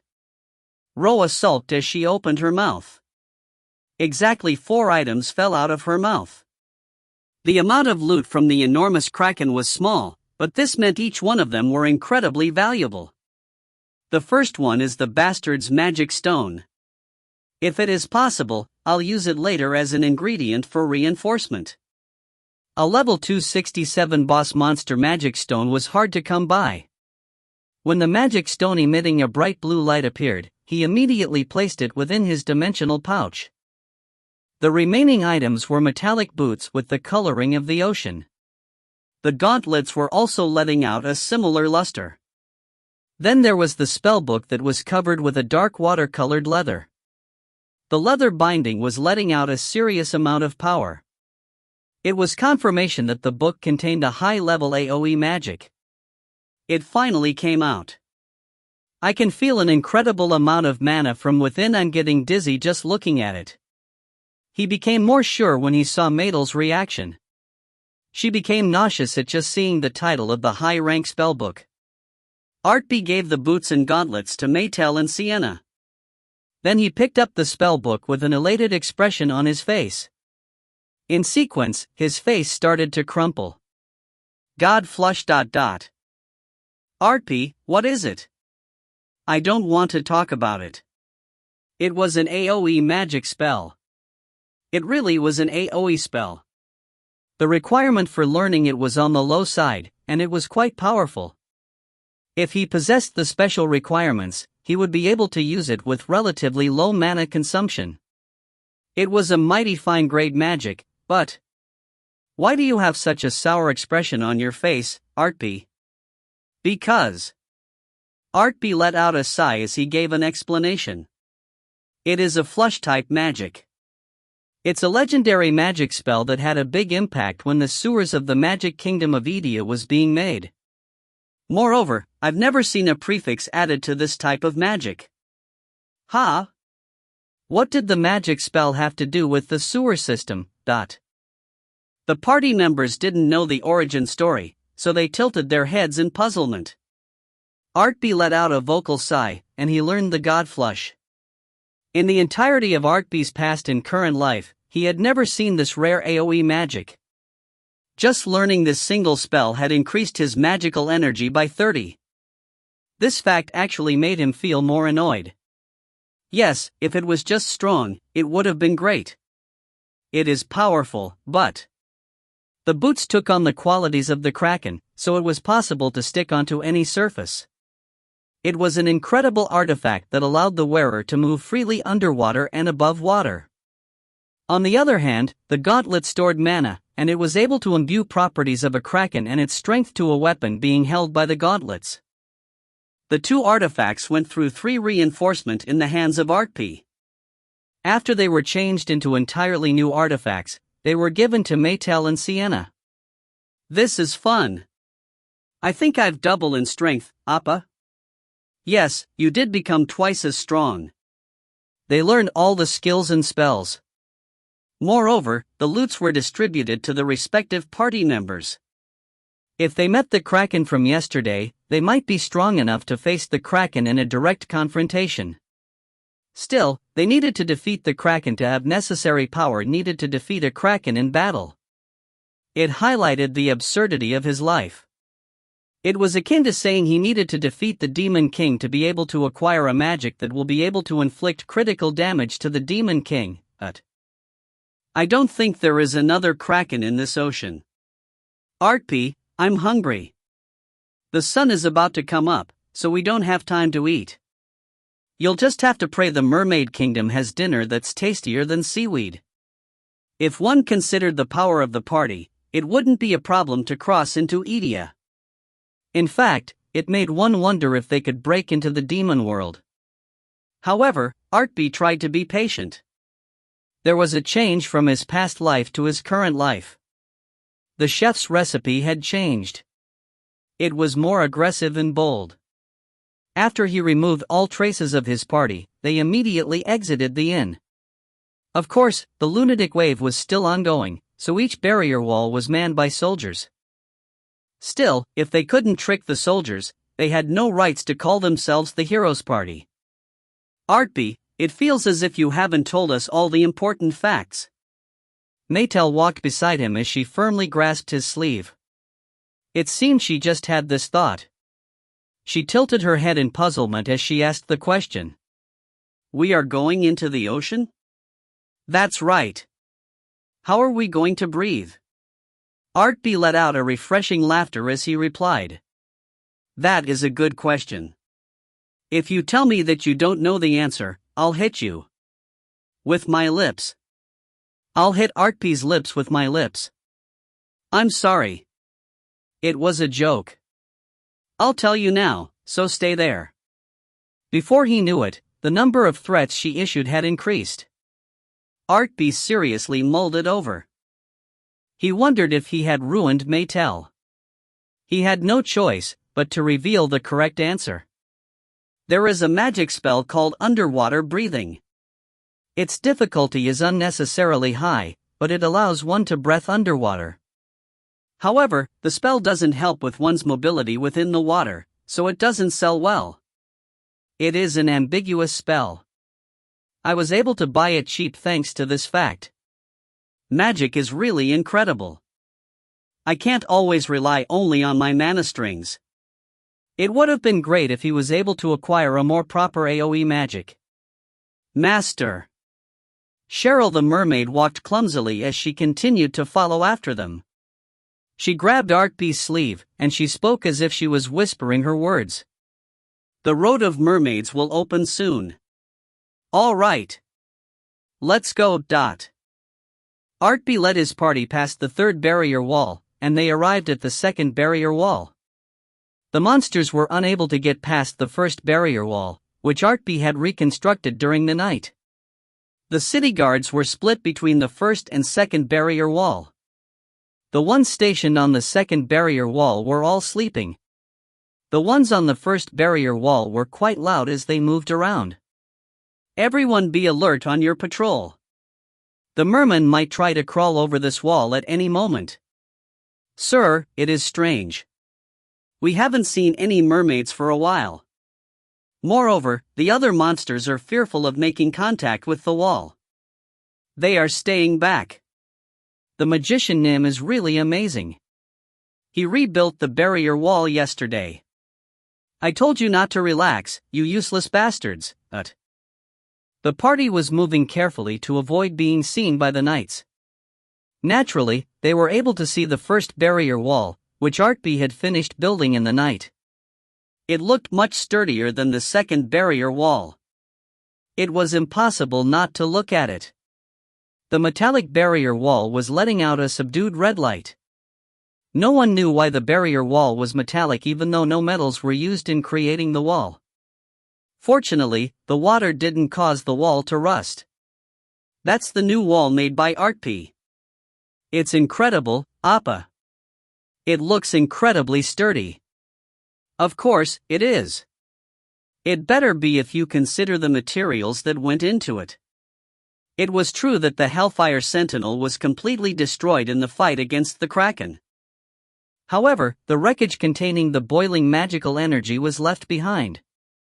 While Artpe blocked the swarming monsters, he retrieved the fragments. Then he combined it with the ingredients gathered from the Kraken's body to make a new first-tier barrier wall.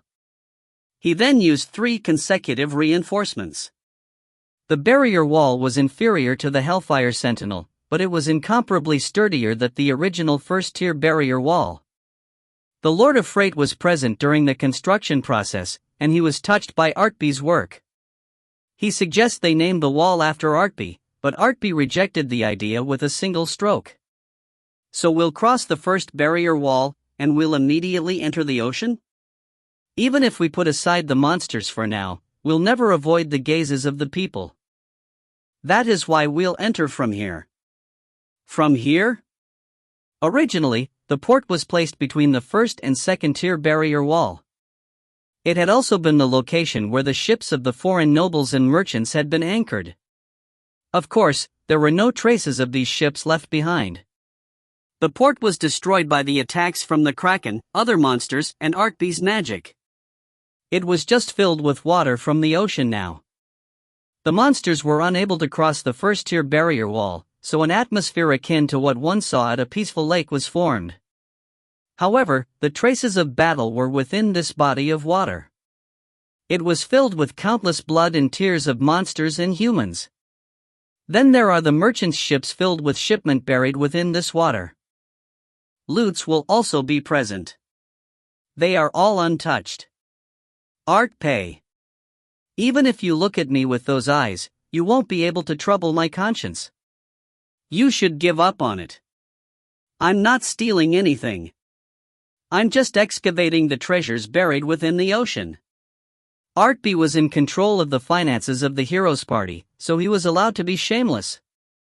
Maetel looked as if she really wanted to argue with him, but she stopped herself. It seemed she had a rough idea on how much the skill books and spell books had cost him. I know Artpe isn't always good. I know this, and I'm also bad for tolerating it. I would go further than that. I'll be blunt. I'm a bad guy. If that is all, let's go. Artpe casted the underwater breathing spell, and the party started walking. Of course, he didn't need to cast it on the mermaid Cheryl and the magic beast Roa. The fact that he was able to cast it simultaneously on 3 people was incredible. It was a waste of breath to expound on how amazing it was. Maetel, you should throw a rock over there. Yes. Maetel's powerful throw created an enormous ripple on the surface of the ocean. As a side benefit, several monsters nearby died. It wasn't even a skill. She just threw a rock. I heard something suspicious from over there. Could it be another Kraken coming this way? What's going on? The plan to create a distraction with Maetel had created a result that was a bit excessive. All the knights on top of the first and second tier barrier wall were looking towards the ocean. In that moment, the party entered into the artificial lake. They were able to make a clean escape, and the heroes' party submerged into the ocean. If you find any errors, ads pop up, ads redirect, broken links, non-standard content, etc., please let us know. Report chapter so we can fix it as soon as possible. Chapter 72. Chapter 72 Underwater 2. There really isn't much that is worth salvaging. Should you really be saying that, Artpe? Artpe grumbled with all his heart. Maetel couldn't believe what he was saying, so she asked again. She was justified in doing so. The dimensional pouch had plenty of space even when he had put in the Kraken's head. However, he had filled the dimensional pouch with the loot he had gained from the ocean. You should look at it this way. The truly important items were already put up for auction. If the ships contained items that were worth several 100,000 golds, they would desperately be trying to recover it by now. It wouldn't matter if the lunatic wave is going on or not. Isn't it, because they don't have the ability to enter the ocean and retrieve their items? Of course, there is that. Artpe's words weren't too far off from the truth.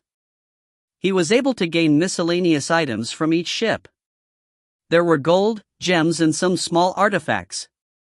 They were worth around 3,000 gold in total. It was enough to buy 2 pairs of underwear worn by the wife of Marquis R. No noble or merchant would risk their lives to recover such a pittance. There were a total of 50 ships, so I made around 160,000 gold. Maetel, this is called the economic of scale. Artpe is a really bad guy. Artpe did feel sorry for looting all the content of the ships, so he put the wreckage into a neat pile.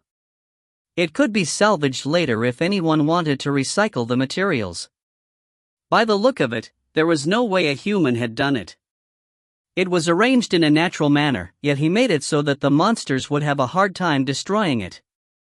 After he finished his work, he looked around his surrounding.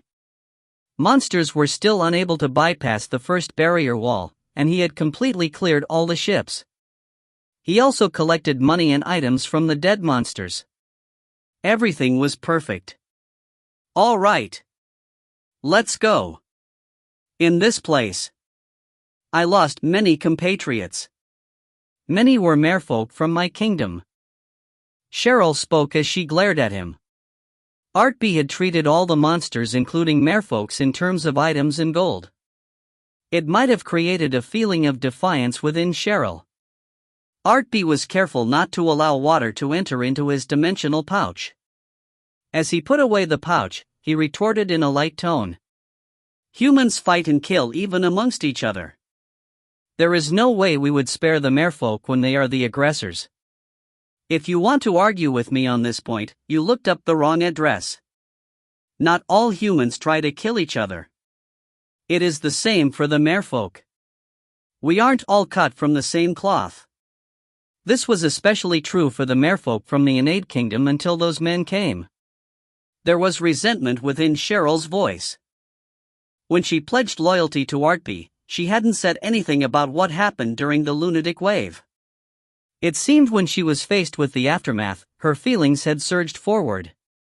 It wasn't as if Artpe couldn't understand what she was going through, so he gave a somewhat suitable response. However, if you guys stayed within the deep sea, there would have been no reason for the humans to be hostile against the merfolk. If Master can truly drive out our enemies and withdraw the curse casted over kingdom, the merfolk of the Innate Kingdom will never invade the human realm. The great flow of mana that visits us once a year will not guide our actions. Basically, she was implying they were civilized enough to be free from the effects of the lunatic wave. When he heard those words, he remembered that the merfolk hadn't played an active role in any events from his past life. This was why he became a bit more interested in the merfolk. The merfolk built their own civilization, so why didn't we pay much attention to them? Ah, that right. There has never been a case where one of the merfolk was able to get past level 200 to gain a high rank class. Their potential might be limited, or it might be an environmental factor. The actual reason was immaterial. They had never produced a powerful mermaid or merman that was able to leave their mark in history. Even if they had the advantage in number, over half the population were at a level where it made them useless. They were lousy monsters with levels in single figures. This was why humans and the Demon King's army hadn't paid any attention to them. The elite merman fighting units that were enhanced with the Curse of Madness can't contend with the Heroes Party or the Demon King's army. However, they can be used as a sufficient threat against the humans. They couldn't be transported using the ocean road. In his past life, the chef had focused more on cooking the Heroes Party instead of humanity. This was why the Demon King hadn't done anything like this in the past. As expected, one could tell a lot had changed from his current life just by looking at this single issue. Yes, he had already decided to wipe out the rest of the Archduke's forces.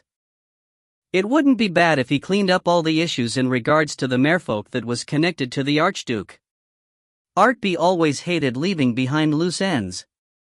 It was something that remained from his days as one of the 4 heavenly kings. All right. Most of everything you wish will come true if you guide us properly. I am Master's servant. I'll do whatever Master wants. I just follow Master's order. At Artpe's response, Cheryl's face visibility brightened. She was trying to hide her emotions, so she worked hard to reply in a calm manner. He couldn't help but laugh at the sight. Moreover, Maetel couldn't understand the words of the mermaid, yet she was glaring at them as she stood next to him. It was a bit scary. Appa. If we want to use that road, don't we have to be on the other side of the first barrier wall? What are we going to do now? Do we have to destroy that wall? I went through the effort of creating that barrier wall, so I won't destroy it with my hands. We'll tunnel below it, and we'll be able to exit on the other side. Since he couldn't bore through the barrier wall, he would make a temporary underwater tunnel to cross to the other side. It was such a simple plan that it made one wonder if such a plan was any different from making a hole in the wall. While Artpe's party members were taken aback by the news, Artpe took out 2 strands of mana strings. He intertwined the 2 strands, and he created a drill by rotating it. It was an exquisite use of mana and magic, but in the end, the magic was. Artpe learned a lot of magic spells, yet in the end, you used the mana strings. This is different. Artpe let out a smile of triumph, and he casted 2 more magic spells. The first was hyper rubbing. It was a magic that could increase friction to the extreme. The other one was called haste. It increased speed. It was almost impossible to combine magic spells. This was also true with combining the attributes of skills. However, Mana String was a unique spell.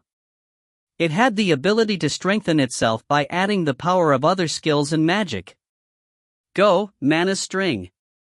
In the end, Appa can't deny the fact that you always use Mana String and hyper rubbing as your main power. That part of Artpe is too cute.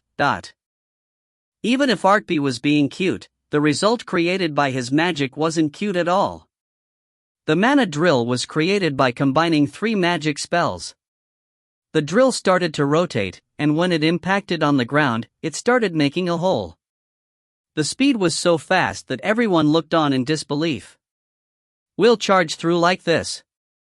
I know it is creating a cloud of dust, but you'll just have to endure it. Everyone outside will realize what is happening. Hurry! Go faster! Such a terrifying magic spell. The 2 strands of mana strings violently rotated as they widened the hole, then the tunnel started to lengthen. The members of the hero's party boldly ran through this tunnel. When they reached a depth that couldn't be covered by the first barrier wall, the mana strings immediately changed direction as they continued forward. Artpe was truly meticulous. He collapsed the tunnel as soon as they passed it. He perfectly tied the loose ends. All right. As expected, it worked perfectly.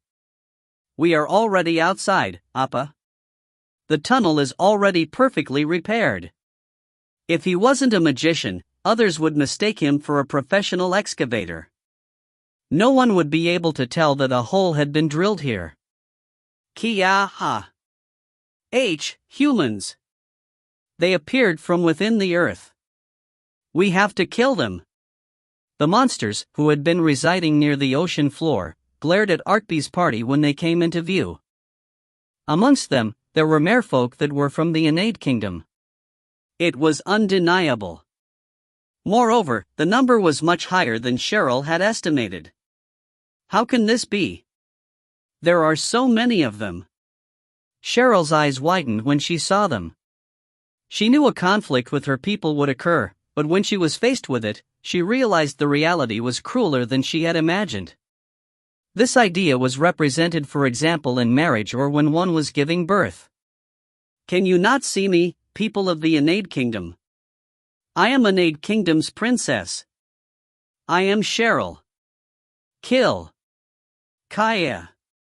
She readily presented herself in front of her vassals, yet their answer were spears and streams of water. Cheryl created a water spear, and she was able to block the attacks in time. Her face was filled with sadness and anger. How can this be? It isn't just the humans. They didn't even hesitate when attacking a mermaid. Am I to assume that all the merfolk within your kingdom is in a similar state? Before I was eaten by the kraken, only 5% of the population was like this. However, a week had passed, so I don't care how many of them were turned. No, it might be easier for us if all of them were placed under the curse. Why was that? The ones that were suffering under the curse would hold absolute animosity towards the force that had placed the curse on them. Artpe would be saving the merfolk from now on, and he would be in their good graces for saving them. It would make it easier to swing them towards his purpose. Moreover, even if there were countless powerful curses, he had a monster that could eat it all. He grinned his turn to ask Maetel a question. Maetel, the humans above have no idea what we are doing, right? Yes, I listened to their conversations. There is a fierce debate going on as to what they should have for breakfast.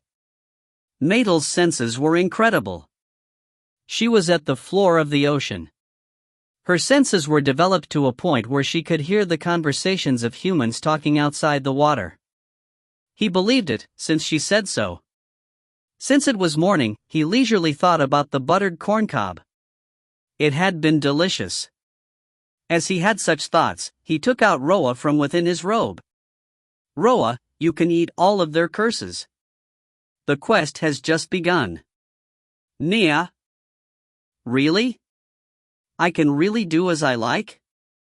Her purple eyes were twinkling as she checked once again with Artpe. He let out a bitter laugh as he nodded his head. Just don't kill them. Nia. Roa immediately shot forth inside the water. In the process, the black fog that had been maintaining the shape of the small black cat dispersed into the surrounding. Naya Wayang. Roa immediately absorbed the unclean energies from the broad domain. The merfolk of the innate kingdom were spread amongst the countless monsters. Their eyes widened as they felt pain. Kua huk. Kohuk huk. Where am I? After feeling the wretched pain, the merfolk of the innate kingdom became sound of mind. It seemed the other monsters were sensitive to the change that had occurred. They turned to reveal their animosity towards the merfolk. Artpe used his mana strings to cut off the heads of these monsters.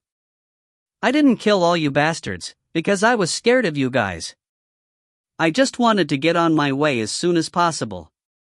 They couldn't even overcome the barrier he had erected. They had been listlessly moving around in front of the barrier, yet they dared to bare teeth towards him? Their foolishness was boundless. Artpe stretched out his two hands, and he freely swung 10 mana string. The ocean was being filled with the blood and corpse of the monsters. Cheryl had been in a stupor when she saw the mayhem created by Artpe and Roa. He gave a firm order toward Cheryl. You should retrieve the confused merfolk. You are the princess of the innate kingdom. Can you do this? They are being overwhelmed to this degree. My God. Cheryl once again realized that her master's abilities were much greater than what she had imagined. She had no idea if this would be a boon or a misfortune for her. What are you doing? Aren't you going? I'm going. Cheryl had been in a stupor when faced with the might of her master. When she heard Artpe's words, she quickly slapped her own cheeks. Then she rushed towards the water filled with blood, corpses, black fog, and confusion. She yelled out.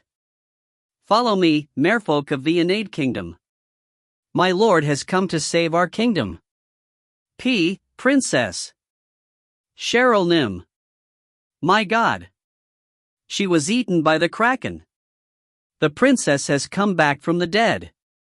Our princess has returned. Oh, Princess Nim. It didn't take long for Artpe and Roa to kill all the monsters in the region. Moreover, Cheryl was successful in gathering all the merfolk of the innate kingdom, who had regained their sense, around her. Even now the number of monsters influenced by the lunatic wave were increasing in number.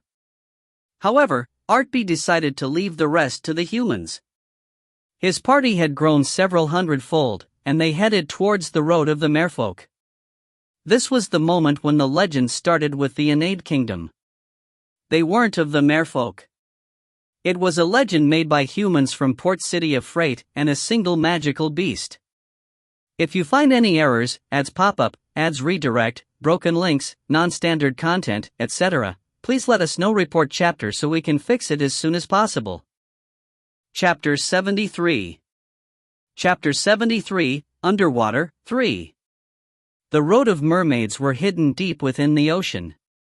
It was something that normal monsters would have a hard time finding. Of course, merfolk infected by the curse congregated near the road, but the combined number of curses present wouldn't even be considered a meal for Roa. Roa did a forced cleansing, and the freed merman joined their party as they entered into the road. "Look over there, Artpe. Is this all made out of magic? This is amazing. There really is a road within the ocean." When they entered the road of mermaids, the eyes of Maetel and Sienna turned round. In a good way, it felt as if they'd been hit in the back of the head. They were filled with wonder. First, the road was very large, and the demarcation between the road and the ocean was clear. Even if a normal sea monster was able to enter into the road, an environment had been created where these monsters wouldn't be able to do much within this road. Magic, yes, this is our race-specific magic. It is a contract that binds the whole race from the olden days. All merman that makes use of this road has to fortify and maintain this road. Artpe knew about the road of mermaids, but this was the first time he had seen it. When faced with the real thing, he couldn't hide his surprise. Unlike his surprised party members, he could accurately assess what had been done to create road using his read all creation ability. This was why his surprise ran much deeper. Road of mermaids. The mermen used their power over water to create a form of pocket dimension. All beings aside from the mermen will suffer reduction in power, and this loss of power in turn strengthens the road. The innate kingdom's road is unlike the other merfolk kingdoms spread across this world. It boasts a degree of standard that is unmatched by the other roads. Master. Her master possessed amazing abilities, yet he had been surprised by the road. Cheryl felt tremendous pride at this sight. By the time they reached the road, about 1,000 merfolk had been freed from the curse, and they had joined Artpe's party. Cheryl's mind and body had reached an equilibrium by this point in time. "You should be proud of it. It is an honor, Master." She couldn't hide the delight she felt at Artpe's praise as she answered him. Currently, she was in her human form. Basically, it meant the road of mermaids was a passageway with no water. They had used their mastery over water to separate this space from the ocean. By constructing it like this, you made sure the other underwater monsters couldn't make use of your road. This was well thought out. All mermen are able to breathe through either their gills or their lungs. Gills? Lungs? Sienna spoke in awe. Maetel, who heard her words, tilted her head in confusion. Sienna also grew up in a mountain village, so he had no idea why Maetel didn't know this information like Sienna. Artpe let out a quiet sigh, and he just stroked her head. Maetel's eyes narrowed in pleasure. When her eyes opened once again, she had completely forgotten about her question about the gills. While the party admired the road, the mermen recovered their thoughts and strength. They started becoming argumentative with Cheryl. "Princess, how dare you obey the orders of such a young human? If it is princess, you easily possess the qualification to represent our kingdom. Yet you lower yourself to a mere human. He will become the savior of our kingdom, so hold your tongue. He is above all of us even if we weigh our entire kingdom against him. You'll all realize this fact soon. Cook. If the princess says so. I do not doubt Princess Eyes. I'll trust and follow you." Artpe had been a bit worried. He wondered if the merfolk would rebel. However, Cheryl was able to take control of the situation. Since she was the 37th princess, he had wondered if she had any real authority. It seemed her authority was stronger than he had expected. Somehow, he knew this would cause more complications later on, and the inside of his head became more complicated. Naya. Are you still hungry? Naya. Roa kept tapping on Artpe's hand as she let out a cry. Until now, she had absorbed the curses within 1,000 merfolk. However, when she felt more curse energy in the distance, she wanted to immediately dash out. "Ah, all right. You can go on ahead and eat first." When Artpe gave his consent, she turned into fog as she raced down the road. The merfolk, who had their curses absorbed by her, shrank back. Artpe ignored them as he started walking. Shall we go too? I will guide you. No, they'll probably search us out first. No, that'll be impossible for them to do. Artpe's purple eyes flashed. Against the Kraken, he had been unable to gather all the information at once, because the Kraken had been too large. That wasn't the case anymore. I'll be the one to find them first, and I'll kill them all. The ocean was deep and large. The road was long out of necessity. Thankfully, the road was being treated as a form of pocket dimension that was cut off from the outside world. Basically, one was able to travel at an overwhelming speed on the road compared to traveling outside. Artpe's party was able to sense the reality of this fact when they saw the landscape of the ocean change. Wow! A shark just passed by us, Artpe. I'm glad you know what a shark is. I heard sharks are delicious. Artpe. He couldn't stand Maetel's pleading eyes, so Artpe used his magic to catch the shark swimming outside of the road. He recovered it, and he placed the shark inside his dimensional pouch. Maetel was full of glee as she clung to Artpe's arm. Cheryl was next to him, and she was shocked by what he had done. You manifested your magic outside of the Road of Mermaids, and you were able to teleport an item outside to recover the shark. I reinforced my boots once more. That is why I can use blink on small items under my possession. It isn't too big of a deal. The merfolk had created this pocket dimension, but Artpe was able to discern the structure of the pocket dimension using his read all creation ability. The act of manifesting magic outside the pocket dimension had been easy, and the recovery of the shark's corpse was easier than his prior task. Maetel couldn't comprehend his explanation, so she covered her ears as her head started to spin. The landscape wasn't the only thing that changed. As they traveled further down the road, they kept running into groups of dozen or several dozen merfolk. More merfolk kept joining their group. Cook! What the hell were we doing? Princess! It's Princess Cheryl! Roa had already sucked out all the curse. She had eaten the curses to its roots. The merfolk were in a state of confusion as they regained their sanity. However, Cheryl was able to calm them down. The process of the merfolk joining their group was smooth. They followed Cheryl. You are now in the 2nd Battalion. Go join them. Thanks to Princess Cheryl, we were able to regain our sanity. Princess is our only hope. We will regain what is precious to us from the ruffians who invaded our kingdom. Hurry! Let us march! As they progressed further down the road, the probability of encountering merfolk increased. Since they were deployed for the lunatic wave, these merfolk were combat troops. Even if they were combat troops, it was rare to find mermen or mermaids over level 100. They couldn't even put up a decent fight before their curse was sucked out by Roa. You are in the 3rd Battalion. And you will in the 4th Battalion. How long has it been since we were all gathered in one place like this? This isn't a good thing. The place we were supposed to defend with our life lies defenseless. If I try to think about what is going on inside our kingdom, a sigh automatically escapes my lips. Do not worry. We march with our savior. Savior. I wonder how skilled this so-called savior is. That's the question I want answered. The princess said to trust in him. That is enough for me to put my trust in him.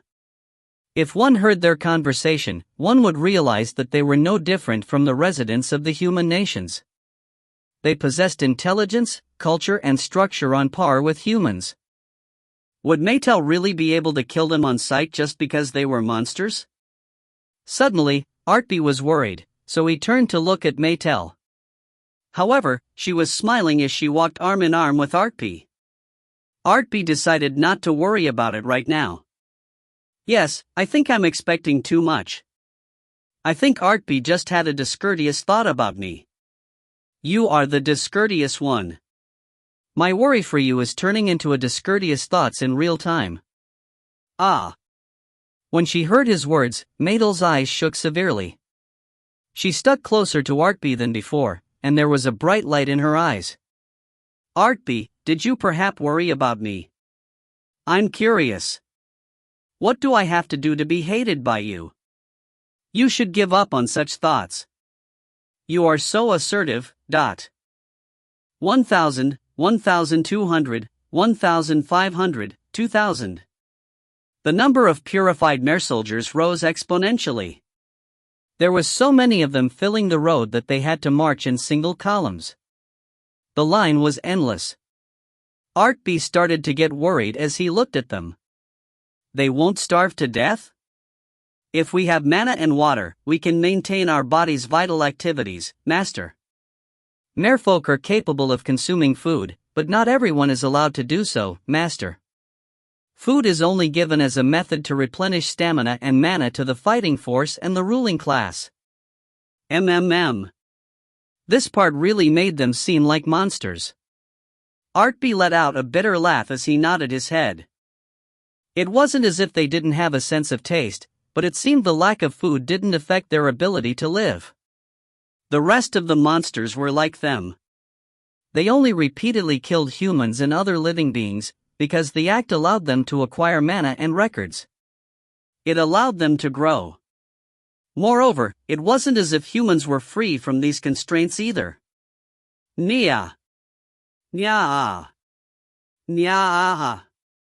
Nya nya. Nya nya nya. They were quickly marching down the road when they suddenly heard a cry. Roa's voice was loud. Everyone on the Road of Mermaids could hear the cry. It was akin to an exultant cry let out by a pirate captain when a treasure island was found. This sound. It is the sound of the magical beast. Princess. Get behind me. I'll protect you. No, you don't have to be on your guard. You've already experienced it, so you should know this by now. The magical beast is under the control of my master. He controls that horrific magical beast. The trauma caused by Roa couldn't be washed away. All the merfolk backed away in shock. Artpe was the only one puzzled by what had just happened. Why was she so happy? Roa was born recently, and the way she expressed her emotion was very simple. What could cause her to be so happy? Nya. Nya nya nya nya nya nya. It seems she found the source of the curse. Artpe, I'm starting to get a little bit worried. It's all right. This is business as usual. After 30 minutes, Roa came back with a bloated belly. She had an extremely satisfied expression on her face, and she promptly fell asleep in Artpe's arms. She had an extremely satisfied smile on her face, and she even talked in her sleep. Now a. You little rascal. She had fallen asleep before Artpe could tell her to rest. Was it a form of declaration saying she could no longer eat any more curse? He wondered if he should retrain her from the bottom up. However, if results were any indication, it seemed he wouldn't need to retrain her. The appalled voices that rang out in the distance was a proof of this. Kuaha. That was the artifact bestowed to us by the Demon King. What happened? Why did you blow up the entire laboratory, demon? You did this, human. Artpe, they are too noisy.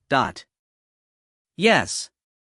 I somewhat expected this to happen, but it seemed Roa had already consumed all forms of negative energy existing within the kingdom. If you find any errors, ads pop up, ads redirect, broken links, non-standard content, etc., please let us know. Report chapter so we can fix it as soon as possible. Chapter 74. Chapter 74, Underwater, 4.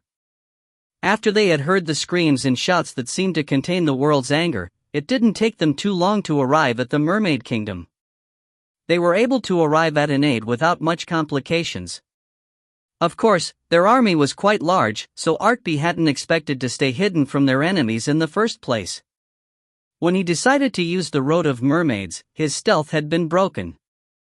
When he granted Cheryl's request of freeing the merfolk from their curses, the cat was out of the bag. Oh! I can see the entrance leading into the kingdom. It is connected directly to the road. The center of the Road of Mermaids is the Mermaid Kingdom. Of course, it is interconnected. Appa, I see other humans there. Ah, I also see a being that isn't human. The Mermaid Kingdom was protected by the magic that ruled over the road. In addition, there was another layer of dimensional magic that protected the kingdom. From outside, the Mermaid Kingdom looked like a miniature model placed within a crystal ball. It really was a beautiful sight. However, if one looked closely within the kingdom, one would find out that its beauty didn't reflect reality. A flock of humans was causing a huge disturbance within the kingdom. It isn't there. It's gone. The artifact he provided for us is gone. I'm sure the merfolk committed treason against us. You stupid and dull humans. You couldn't even protect a single item, and now you are making such a fuss. There was a blonde-haired demon woman amongst the humans. When he checked her information with his Read All Creation ability, he realized she was the demon that had a direct hand in creating the mess within the DS kingdom. He realized she was Tina. Are all the demons acting so boldly as her? Maybe, they are all working under their real name. When he heard that name for the first time, he had thought it sounded similar to Etna's name. He wondered in secret if Etna had switched up her name to work under a pseudonym. However, that idea was blown into smithereens when he met Etna in Freight. He had worried unnecessarily, because their names were constructed in a confusing manner. That sin alone made her deserving of death. Your Highness, the merfolk army is flowing back towards us. The curse was dispelled. There are humans amongst them. I remember getting a description of that bastard. Duke.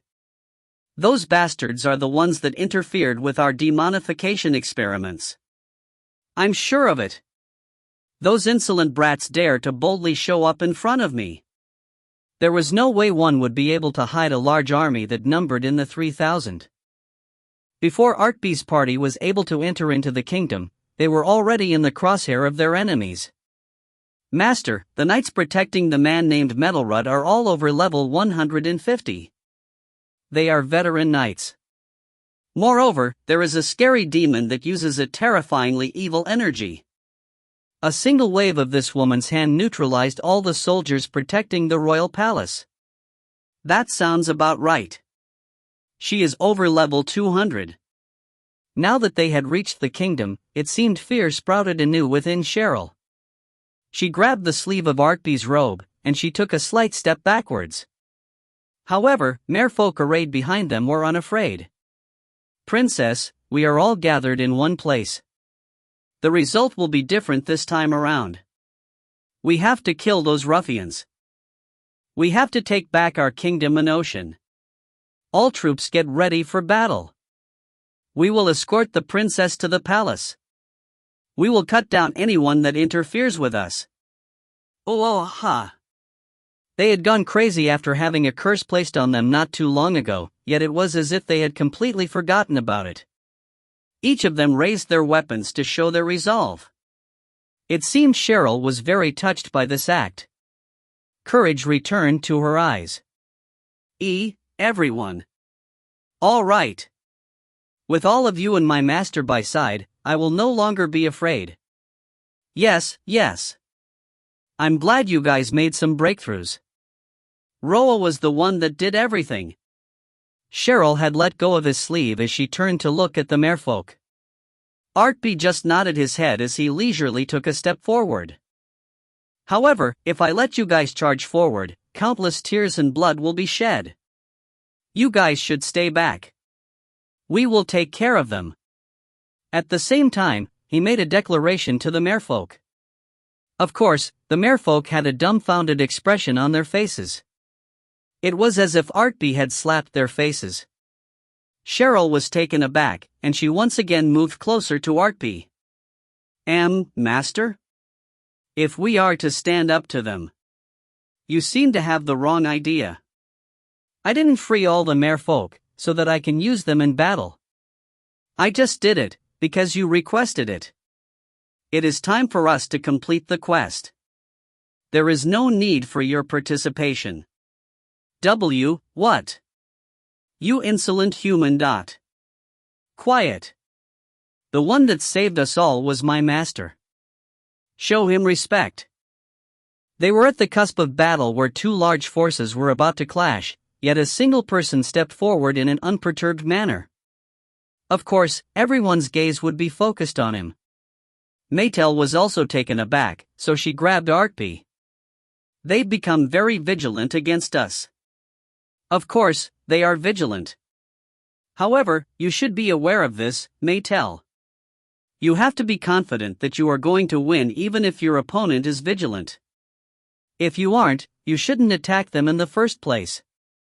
You should only be vigilant if you don't know the identity of your opponent, or if you can't discern their number. You only become vigilant if you aren't confident in your own forces. I'm not like that. Artpe's eyes were shining brightly. If a hidden kraken made its appearance, it might be a different story. However, he had made a thorough assessment of the players present here. It doesn't matter if there are a lot of them. They can even use whatever artifacts they have. They can't win against us. You know why? We caught a kraken that we shouldn't have been able to kill in this lifetime, and we've become incredible strong. This happens quite often with the Demon King's army, so you should keep this in mind. Their plan misfires quite often. Why, yes. Maetel quietened down as she accepted Artpe's convincing words. He smirked as he turned his gaze. He caught sight of the demon and Sienna. Sienna was gripping the handle of the hammer that was strapped to her back. Sienna, you should prepare yourself. Yes. There was no need for the entire heroes party to step forward. Artpe and Sienna would take care of this. The two of them would be enough. The chef's recipe had been pretty tight. However, as a result, the food transformed into something more delicious compared to the previous life's hero. Artpe looked defenseless as he conversed with his party members in front of his enemies. It seemed the demon was extremely irritated by this display. In the end, the demon named Tina attacked first. An evil energy shot forth. Death's baptism. You dare? Artpe snorted as he faced the black fog created by her. It was a powerful magic that could only be used by a demon over level 200, but... how can this be? Priest. They told me you were a magician. Her magic was extinguished in vain. It couldn't get past the semi-translucent barrier created in the air by Artpe. The barrier was one of the spells he had purchased in this venture. It was the temple priest's spell called Holy Barrier. Unfortunately, Sienna was walking down the road of the warrior priestess, so she couldn't learn the high-rank spell that was exclusive to the regular priest and priestess class. However, Artpe was a hero. He could willfully ignore such restrictions. He learned the spell. Sienna, it's time. Understood, Appa. Normally, when the flow of the battle was going poorly like this, the demon was in charge of saying something ominous. The demon would utter nonsensical words in such a way that would indicate that this wasn't over. It was supposed to make the hero's party feel leery. Artpe became annoyed when his opponents alluded to the fact that there was more to come in the future. He hated it. He just wanted to end the quest here. Please. Hoop. Sienna had been prepared to receive his firm instructions. She ran forward. It was as if she was shot out of a cannon. At first, everyone snorted at the sight, but in the next moment, their eyes widened in shock. Wait a moment, the energy emanating from that hammer. Can it be? This doesn't make any sense. She is too young. This is impossible. My eyes are playing tricks on me. Ha. There was a milky white energy coalesced around her hammer. It was the most iconic skill that could be learned by a person possessing the high rank class of warrior priestess. It was the divine hammer. Sienna's unique mana was infused with the skill. A strange aura that was neither light or dark was formed. It was a gray translucent aura. However, one thing was for sure. This energy was absolutely lethal against demons. Why, you even have a high rank class warrior priestess with you? Yes, I see now. The only human that is capable of using a magician's ability and a priest's ability at the same time. Eek. Human, I have an urgent business I have to attend to, so I'll be leaving now. When operating in the human world, demons had to be aware of the possibility of running into a hero. This was why they had to learn several important lessons before they were able to leave for the human world. One of the lessons was the bluffing skill. The demon had to make it seem that there was a backup plan that the hero would have to worry about. It was a tactic used to disturb the heart of the hero. Secondly, one had to promise the hero that they would meet once again in the future. It would put burden on the hero's heart. It was called the "I'll leave for now" skill. You are surely a hero. I'll leave for now, but now that I know your identity, you are finished. Soon, there will come a day where you will bow down to the Demon King. Who's gonna bow down to whom? I've done that so much that I'm fed up with it, you damned bitch. Demon language. Who the hell are you? After he was reincarnated as a hero, Artpe had put in tremendous effort to build up the foundation of 2 skills. Fortunately, luck had been with him, and he was able to perfect the 2 skills. It was time for these abilities to shine. Mana string. In the end, you used that spell again. Cook. Several strands of mana strings flashed forward. They streaked past Sienna to reach the demon. Teleporta. What the hell? I'll use the artifact. This one too. The demon had prepared for the worst-case scenario. She was able to cast her own teleportation spell, and she possessed the emergency blink artifact. This item was supposed to use to escape a crisis. Unfortunately for her, Artpe's mana string disturbed magical energy on top of interfering with the physical world. The magical energy she emitted was tied up, so she couldn't activate her spell. Moreover, he used his red all-creation ability to identify all her artifacts. He either snatched or destroyed all her artifacts. This was only possible using mana strings where magical energy and laws of nature was combined. Of course, it would be much easier to use a mana restriction spell. It can bind a target's mana for a limited amount of time. Shit. You always complain, but you are able to accomplish everything using your mana strings. Artpe is too cool. Huck. Hero. What the hell did you do to me? She had tried to teleport, but it was completely blocked off by Artpe's mana strings. Moreover, the mana strings was wrapped around her. She glared at him as she tried to manifest a different attack spell. However, before she could do anything, Sienna reached the demon. She brought down her hammer. Ha!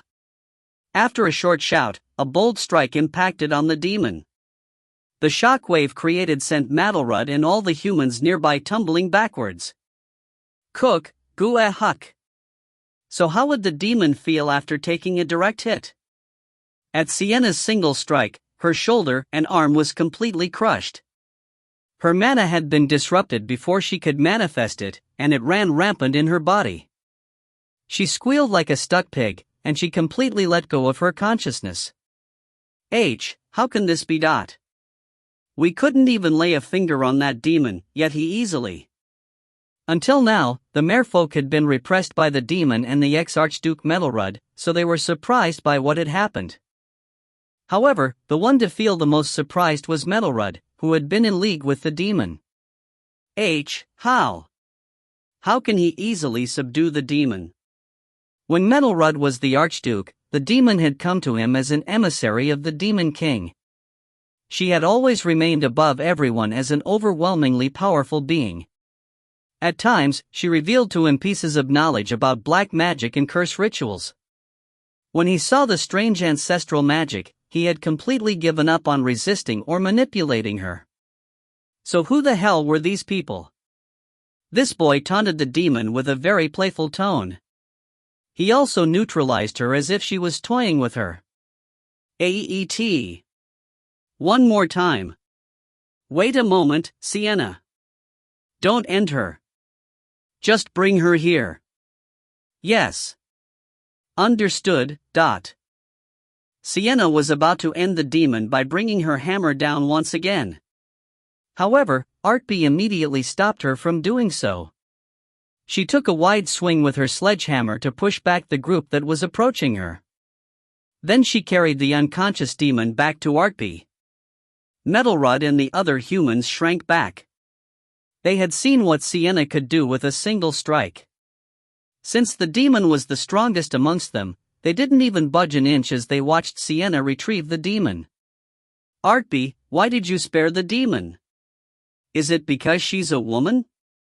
What did I ever do to deserve suspicion every time like this? I'll tell you all about it later.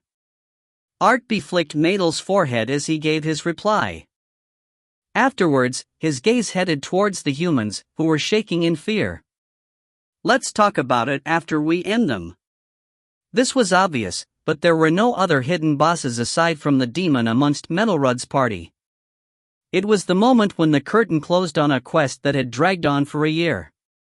If you find any errors, ads pop up, ads redirect, broken links, non-standard content, etc., please let us know. Report chapter so we can fix it as soon as possible. Chapter 75. Chapter 75, Underwater, 5. I was merely used by the demon named Tina. Maetel's face was crumpled. He was on his knees as he raised both his arms into the air. This was the first words spoken by him. Artpe nodded his head to indicate that Maetel should keep talking. So, in the beginning, her deal appealed to me. I wanted to become king. However, it was a trap.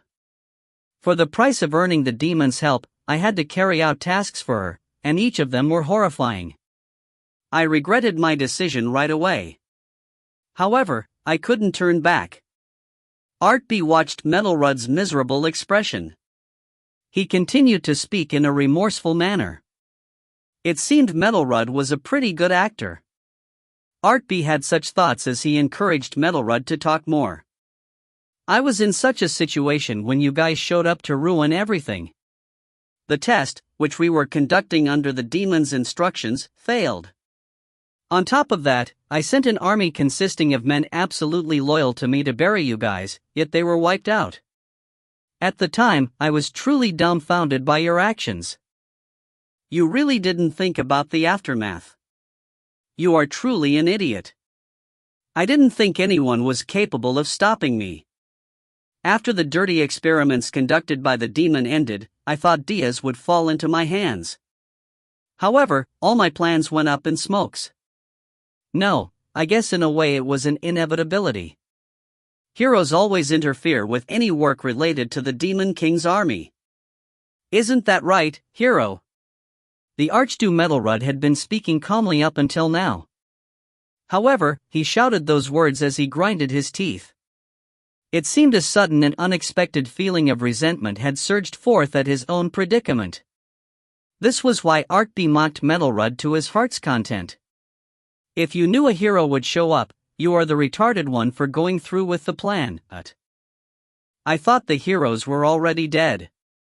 You foolish brats ran away by spurning the protection of our kingdom. If you hadn't run away, things wouldn't have turned out like this. Well, we became this strong thanks to not entering the palace. You guys are merely 12-year-old brats that ran away after rejecting the protection of our kingdom. You guys did that to become stronger? You were able to have such thoughts at that age? Maetel's expression turned blank at the unexpected answer. Artpe shrugged his shoulders. You should continue with your story. So what? When you were barely able to escape Diaz, was the demon with you? Cool. I was somehow able to preserve my remaining forces. I planned on gaining a foothold in another country. However, at that moment, the witch enticed once again. Enticed? Artpe stopped speaking. He had a good idea what had transpired, so he no longer had to hear what Metalrud had to say. There was no way Metalrud could have been ignorant of what had gone on around him. Artpe just had to look at the state of Anade to confirm this fact. Did you perhaps think about conquering the mermaid kingdom of Anade to use the merfolk as your soldiers? Let me take it a step further. Did you plan on using them to reconquer Diaz? I bet you wanted to retake the royal palace. It seemed Artpe had hit the nail on the head, so Metalrud remained silent. Artpe was baffled by this. What the hell did he say before? He was only used by Tina? There was no way that was true. He had known what he was getting into from the start. The demon and Metalrud had known each other's intentions from the start, and they had been in a mutually beneficial relationship. So tell me again. Who's taking advantage of whom? She lied to me. I never knew the curse would work like that. No, Artpe really didn't need to hear more of what Metalrud had to say. Artpe was so disgusted that he waved his hand. Mana string emanated from the tip of his fingers, and it cleanly severed the head of the former Archduke Metalrud. The bastard kept spouting disgusting excuses, and now he would be silent for eternity. Metalrud had once been at the top of a nation, yet his end was ignominious. However, if one considered the weight of what he had done here, he had met a peaceful end. His lordship. How dare you do that to our lord. If he is so precious to you, you should go serve him in hell. Kuhak. If he faced them any longer, he thought he would lose all the faith in humanity he had gained from conversing with the Lord of Freight. This was why Artpe severed their heads in one fell swoop. By the sound of it, it would have been better if he hadn't heard what they had to say. These men had cooperated with the Demon King's army. They weren't worthy of being heard. He was able to easily kill those powerful men. Amazing. We couldn't even put up a fight against them, yet he killed all of them with a single wave of his hand. The merfolk shrank back when Artpe's abilities were verified with their eyes. However, Artpe hadn't been explicitly trying to show off his power. He snorted as he retracted his hand, and he burned the corpses. The kingdom of the merfolk was similar to the road. There were places that were filled with air, and there were places that were filled with water. Moreover, the road of mermaids was connected to the entrance of the kingdom, so of course, this space was isolated from the ocean. This was why it was possible to use fire magic here. All right. This eliminates the possibility of them coming back as undeads to haunt us later on. So that is what you were worried about, Artpe. Just the mention of the Archduke Metalrud gave Artpe the hives. Artpe had done his best to leave no loose ends behind. He didn't turn back around until he meticulously searched for the remnants of Metalrud's forces. He made sure there wasn't any traces of them left behind. Now it was time for him to take care of the business in regards to the demon. Master. He was about to continue his work when he was interrupted. Of course, it was Cheryl. She was like a dog waiting for an order from her master. He couldn't ignore her, so Artpe gave her instructions first. All the evil energy within the kingdom was eliminated, so you guys take care of the rest. Our quest is completely over now. There is no reason why it'll affect you guys anymore. I understand, Master. Cheryl had been very nervous. She had thought they would have to face off against the combined might of the demon and the humans. However, everything ended quickly thanks to Artpe and Sienna. She was a little bit dazed, but she was able to quickly assess the situation. She quickly gave orders to the merfolk. Go to the test site, 1st Battalion. The curse is gone, but I'm sure there are still a lot of merfolk imprisoned there. The 2nd Battalion shall act as the emergency security force. I want you to make sure the civilians within the kingdom are safe. I also want the 3rd and 4th Battalion to join them. Go before it is too late. Understood, Princess. We will follow your orders. MMM. As expected, her dominion over the merfolk was too absolute when one considered the fact that she was the 37th princess. Artpe slowly started question what happened to the other 36 princes and princesses. The king of the merfolk had ruled this land before the invasion of the humans. Artpe wondered what had happened to him. They are all dead. After she instructed her underlings, she had returned to Artpe. Cheryl's answer to his question was truly shocking. What did you just say? They were fed to the Kraken. The royal family possessed the most mana and high-rank potential. Maetel and his group wanted to cast the demonification curse on the Kraken, who was already suffering under the curse of madness. They were all fed to the Kraken. Even if he didn't hear about it, it was obvious as to what had happened afterwards. Still, he felt the need to ask the question. He asked with a bitter expression on his face. So you are the last scion? You possessed the most potential, so you were the medium they were going to tie the curse together in the Kraken? I guess that is one way to look at it. The humans wanted complete dominion over the kingdom, so they weren't going to leave behind any variables like the royal family. Even if we weren't sacrificed in the experiment, they would have used some other method to get rid of the royal family. Since the 37th Princess Cheryl would tie the curse together within the Kraken, she was spared for couple more days, and she was safely rescued by Artpe before she died. When the merfolk were freed from the curse, they were relieved that a member of the royal family had survived, and they were following her. Even if there was a preposterous human standing behind her, they had no choice but to follow her. I should have known it would turn out like this.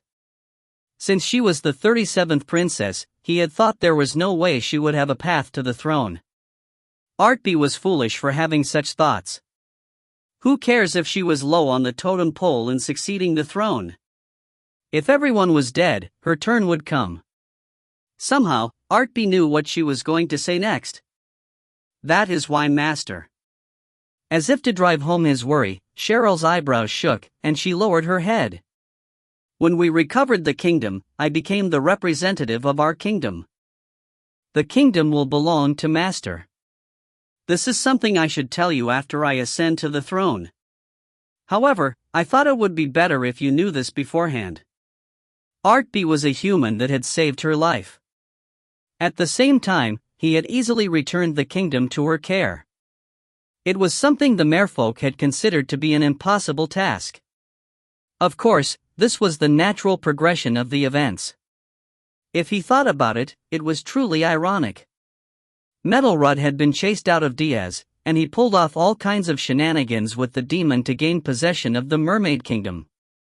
Artpe gained what they had wanted by defeating them. You just regained your kingdom, yet you are giving it all to me. Are you sure you are fine with this? Artpe let out a sigh as he asked the question. However, Cheryl answered back with an unwavering voice. We are determined to see this through. Master, you killed the evil men, who tried to dominate our kingdom through force and fear. You also released us from the curse. The merfolk must repay our debt. Even if you weren't my master, you would have become the ruler of our kingdom in the end. Her words were flowing out naturally like water, but it wasn't as if Cheryl looked completely thrilled about it. How could she enjoy handing over her kingdom to a human? Still, it was much better than being ruled by Maetel. This fact gave her comfort. Artpe was flabbergasted, so he asked her a question. Who the hell taught you to repay a debt no matter what? It is an instinct for the merfolk. We had to find a way to survive in this harsh ocean, and it is an ancestral wisdom that was ingrained within our body. Let us say you trust this wisdom, and you follow me until the end. What if I suddenly lose my mind someday? What if I ruin the kingdom like Metalrud? At that moment, the light in Cheryl's eyes shook. However, she immediately fixed her expression before answering him. Master won't do such a thing. You became a little bit worried by my words. That is true. How the hell is that wisdom? You are just being idiotically stubborn. But. When Cheryl looked at him with a worried expression, Artpe let out a laugh once again. Before Metalrud invaded the kingdom, the merfolk had never had any meaningful interactions with the humans. This was why Cheryl was still unable to judge the humans. This was why this single phrase from Artpe worried her. He thought her innocence was very cute. He didn't show any outward signs of what he was thinking, yet Maetel was like a wraith as she moved in to pinch his cheek. He was terrified of Maetel, so he quickly erased such thoughts. He gave Cheryl instructions. Do you remember the reason why I entered the Road of Mermaids? I do. Master wanted to use it to go to Edia. That's right. From the beginning, I only wanted one thing from you. I don't need you, and I don't want your kingdom. I'm fine with you just guiding me to Edia. You don't even have to follow me. It is sufficient to send a subordinate in your stead to guide us. What? The light within Cheryl's eyes shook. He wondered if she wanted him to explain it again, because she hadn't understood what he meant by his words. It seemed that wasn't the case. Master. Are you rejecting me? After a brief silence, Cheryl spoke. For some reason, her cheeks were puffed out. Artpe didn't know the reason behind her reaction, so he was baffled by it. He replied to her. No. It isn't as if I don't like you. However, I don't want to unnecessarily make trouble for you when you have to rule over an aide from now on. I've already solemnly promised everything that I am to you, Master. So why are you trying to put a stain on my promise? I'm not going to coerce you into doing anything you don't want to do. That is what I'm trying to say right now. You don't have to take my feeling into account. I want to repay my debt as an honorable mermaid. I want to repay the favor to a worthy master. This was giving him a headache. He took back his previous thought that said merfolk possessed intelligence on par with the humans. These guys were idiots. Nah. Ha? It isn't as if I don't like you, and I'm not saying you are annoying either. I'm not trying to insult you now. I just want to suggest the best path forward for you and your kingdom. I still have a whole life in front of me, and I can't be tied down by this kingdom. He was about to say this to Cheryl. However, Roa, who had been sleeping soundly after her feast, opened her eyes wide. You were sleeping well up until now, so what's up? Nya, nya nya. Nya hanya. After she squeezed out of Artpe's arms, Roa's butt started to wiggle by itself. This was obvious, but she only displayed such reaction when she detected a curse or an evil energy. She had already eaten all the evil energy within the kingdom, yet she was showing such a reaction. This was why it was impossible for him to comprehend what was going on. Nya nya nya nya nya? Nya nya nya hunya. Roa was willing and kind enough to explain it to her owner. Her butt and tail was wiggled back and forth as she did so. It was as if she couldn't wait to dash out. An energy that hadn't been here before has suddenly shown up? You think it is as delicious as the curse within the kraken? Nya. Kogua ha hai. Run away. Gua huck. When Roa gave a fierce nod in confirmation, a horrifying roar rang out at the same time as the scream of the merfolk. Cheryl's face turned pale when she heard the sound. She yelled out in alarm. My God. Our brief absence caused the ancient temple to show up. Artpe had a rough idea what her answer would be, but he couldn't help himself from asking the question. What is the ancient temple? It is where the horrific beasts of the ocean was sealed. The Innate Kingdom exists to protect the seal. We diligently rotated guards to protect the seal. However, we weren't able to protect it for over a week, because we were invaded by the humans. In the end, the seal is. Yes. I see. He let out a benevolent smile at Cheryl's reply, and he nodded his head. However, he was cussing up a storm inside. Of course, his quest wouldn't end so easily. He should have anticipated this when he was able to easily take care of the demon and the humans. The hero's tough destiny had brought out something they shouldn't have encountered. Their destiny had called out even the ancient monsters. If you find any errors, ads pop up, ads redirect, broken links, non-standard content, etc., please let us know. Report chapter so we can fix it as soon as possible. Chapter 76. Chapter 76, Underwater, 6. In his past life, the hero never went into the ocean. By the look of it, it didn't seem Maetel was scared of water, and she didn't seem particularly averse to the ocean. However, the magician joined up with the hero's party after the war with the demon race began. The hero's party wouldn't have been able to enter the ocean until the magician joined the party. Moreover, they didn't have the time to leisurely explore the ocean after the magician joined the party. This was the most rational explanation. Also, the Demon King's army hadn't paid attention to this place either. He never expected an ancient temple to exist within the ocean. When everyone became easygoing and inattentive after the death of the Demon King, this place would have suddenly been discovered, and it would have probably driven the world into fear once again. This place was set up like a hidden boss. Nya. Nyawoo. It isn't as strong as I'm making it out to be? All right. I'll trust in your words. After he received Roa's opinion on this matter, Artpe immediately turned to look at this party. He gave them instructions. I want the two of you to go ahead of me, and I want you to stall them. I'll follow behind you soon with Roa. Nya. Nya. Nya, nya, nya, nya. I'll be there soon, so hold tight. Yes, I understand. You have to come as soon as possible, Appa. Maetel and Sienna unhesitatingly nodded their heads, and they immediately ran forward. He didn't need to tell them where to go. After the seal was broken, the ancient temple was letting out a terrifying amount of energy. It was as if it was inviting outsiders to search it out.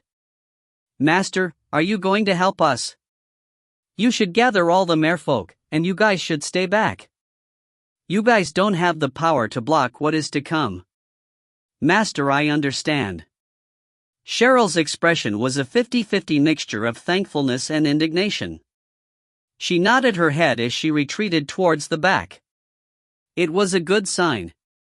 She was able to assess and accept her own shortcomings. It was something truly difficult for one to do. If she could do this consistently, she would be worthy of ruling over the merfolk. Nya. Just be a little bit more patient, Roa. This won't take long. The reason why Artpe hadn't left with his party members was quite simple. He still had someone he had to attend to. Hey! Get up! Cook! Koahuak! The demon had fainted after taking a thorough beating from Sienna. Artpe violently woke her up. The demon named Tina tried to attack Artpe as soon as she woke up. However, he had readied several dozen mana strings. She was immediately thrown to the ground. Gook, Gururuk. If you tell me what I want, I'll spare you. This is a promise. Ko'uhak. Gook. She couldn't move her body no matter how much she struggled. In the end, she realized the only body part she could move freely was her mouth. She glared at him with curse-filled eyes. She opened her mouth. Cook. You are being magnanimous, because you are a hero? Ridiculous. I'm just saying we should make a deal. For the price of guaranteeing your life, you should feel motivated to talk to me. What? She never expected such words to come out from a hero, so she had a dumbfounded expression on her face. Artpe didn't give her the opportunity to think too much on it. He immediately asked her a question. Who's giving you orders? Why would you ask such a useless question? The answer is obvious. He is the Demon King, who possesses peerless nobility and magical energy. Stop lying to me. He brushed aside Tina's words. A truly crafty light flashed within his purple eyes. There was nothing that could stay hidden in this world when faced with his eyes. You don't have a collar around your neck. Cook. When she heard his words, the demon's eyes widened. This was one of the 2 reasons why he had spared the demon. She was a demon that wasn't under the fetters of the absolute control. It was as if time paused for a brief moment. Artpe continued to speak. The Demon King does not trust the demons under his command, so he uses his absolute control no matter what. You are a demon dispatched to the human world, yet he didn't put his fetters over you? You should come up with a more believable lie. Who is it? Who is ordering the demons away from the eyes of the Demon King? That. How did. Tina stiffened at his words. She faced his unwavering eyes, and her body escaped from the control of her will. Her body started to shake. Blood was flowing from the mana strings threaded through her body, yet she was barely cognizant of the pain. How? You. Are you a demon? You are a demon. You have to be. I'm the one that is asking the questions. Are you going to give me an answer? Artpe's words were soft, but his attitude wasn't tranquil at all. Tina had thought Artpe was merely a hero that was very outstanding compared to his age. Currently, he felt like a godlike existence who could see right through her. She was having a hard time breathing. No. I can't tell you anything. I'm following the orders of His Majesty, the Demon King. Yes. Hero, you are merely a human boy. What would you know about any of this? You should think hard on it, Tina. Artpe raised one hand. A massive amount of magical energy was put into the mana strings, and they were packed tightly to form a transparent dagger. You aren't fettered by the absolute control, so you are able to talk. Isn't that right? You are free. You can choose between life or death. It is up to you. Nope. I won't. I'm afraid. I can't talk. You don't know, hero. You know nothing. Since he didn't know, he wanted to learn through her. She said she won't say anything, and he had no way of forcing it out of her. However, he did figure out one thing. This woman was about to face death right now, yet she was much more worried about someone else's wrath if she opened her mouth. All right. I have no choice, since you won't talk. In truth, it isn't as if anything would have changed if I found out his name. What? Artpe gave up on interrogating her. He let go of the sharp mana strings he had brought out. Tina was puzzled by his action, but her puzzlement soon turned into fear. She watched as a black cat stepped forward instead of Artpe. No. When faced with Roa, Tina finally realized what kind of power was hidden within the cat. In a flash, her fear spread through her body like a wildfire. It dominated her entire body. Roa, this is an experiment. It is a very important experiment. You know what to do? No. I'm not doing this, because I like Etna. I don't want to fight when it is unnecessary. Nya. You are being noisy. It isn't like that. Do you want me to get beaten to death by Maetel? Even as she heard the affectionate dialogue between the master and servant, Tina's body started to shake from fear. She used all her strength to move her body, but there was no way she would be able to escape this. Artpe's smile became twisted when he saw what she was trying to do. You guys experimented on humans. I want to conduct a similar experiment. However, I can only conduct this experiment on demons. No. Don't do it. I beg of you, hero. Just kill me. Please. You can't do this. All right. Shut up.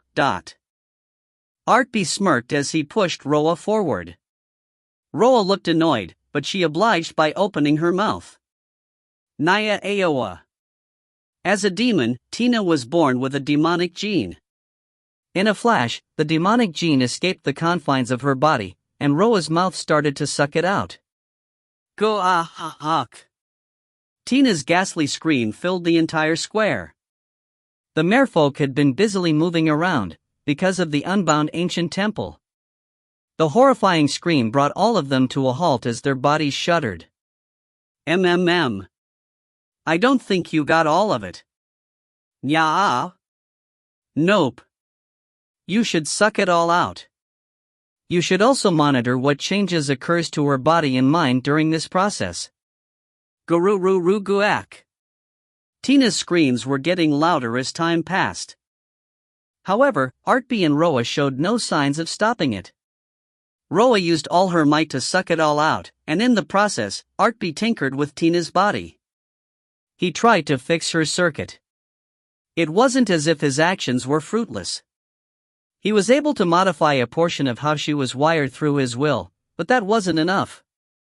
It wasn't easy to change the record of her race. Guak. Guguak. Kak. Gaguguguk. The demonification curse had tried to modify the body of Sienna. He was attempting something that was on a different level. He was extracting the demonic gene from a purebred demon, and he was trying to create a new race. If such a task was easy, Artpe would have been a godlike being instead of a human. He just needed to gain a small hint from this. That would be enough. Ah. As expected, I can't do it yet. Nah. No. We still earned a significant amount of record. Hook. Gook. How long had it been? Tina's screams seemed like it would never end, but her screams finally lessened in volume. She wasn't dead, but she was very close to being dead. Her skin was dyed blue, and her luscious hair had shriveled to resemble roots of green onions. She was barely gasping out her breath. This was the only evidence that she was alive. She no longer had tears to shed, so blood was flowing out from her eyes. It was hard to tell if she had her eyes opened or closed. I'll kill you. It seemed she still had enough energy to spit out those venomous words. Still, Roa had sucked out all her demonic gene, so nothing was left. Artpe spoke. How do you like experiencing this for yourself? You probably now have some idea as to how shitty your actions were. Isn't that right? You aren't a hero. You are more like a demon. As expected, we are cut from the same cloth, so I can't hide it. Yes, I think so too. Tina's words were filled with venom, but Artpe acknowledged her words with a cold smile on his face. Of course, not all demons were evil. However, they lost their innocence and purity over the course of their lives. In the end, they fell to become degenerates. This was why it was amazing to see Etna, who was able to keep her warm heart until the end. This was why he felt great pity for her. I was born as a hero, so I was trying to act like a hero. However, it was as I had suspected. I can't follow the road of a traditional hero. On the other hand, Maetel looked too good in the role, and I couldn't just leave her alone. I decided to do what works for me, while I support her. What do you think? Isn't the role distribution between us pretty great? Die. She was at death's door, and she yelled out those words with the last strength she possessed. It was a trigger for a curse. It was the worst kind of curse. It was a curse casted at the expense of one's life and soul. The curse twisted the destiny of the cursed closer towards death. It was a curse that one would suffer once or twice if one lived amongst the front lines. The only difference was that the purity of the curse was ridiculous high. Nia. Of course, her final curse was merely a tasty snack for Roa. Artpe stroked her head. Tina let out a hollow laugh when her curse was blocked. She had made the curse by squeezing her soul, yet it was all in vain.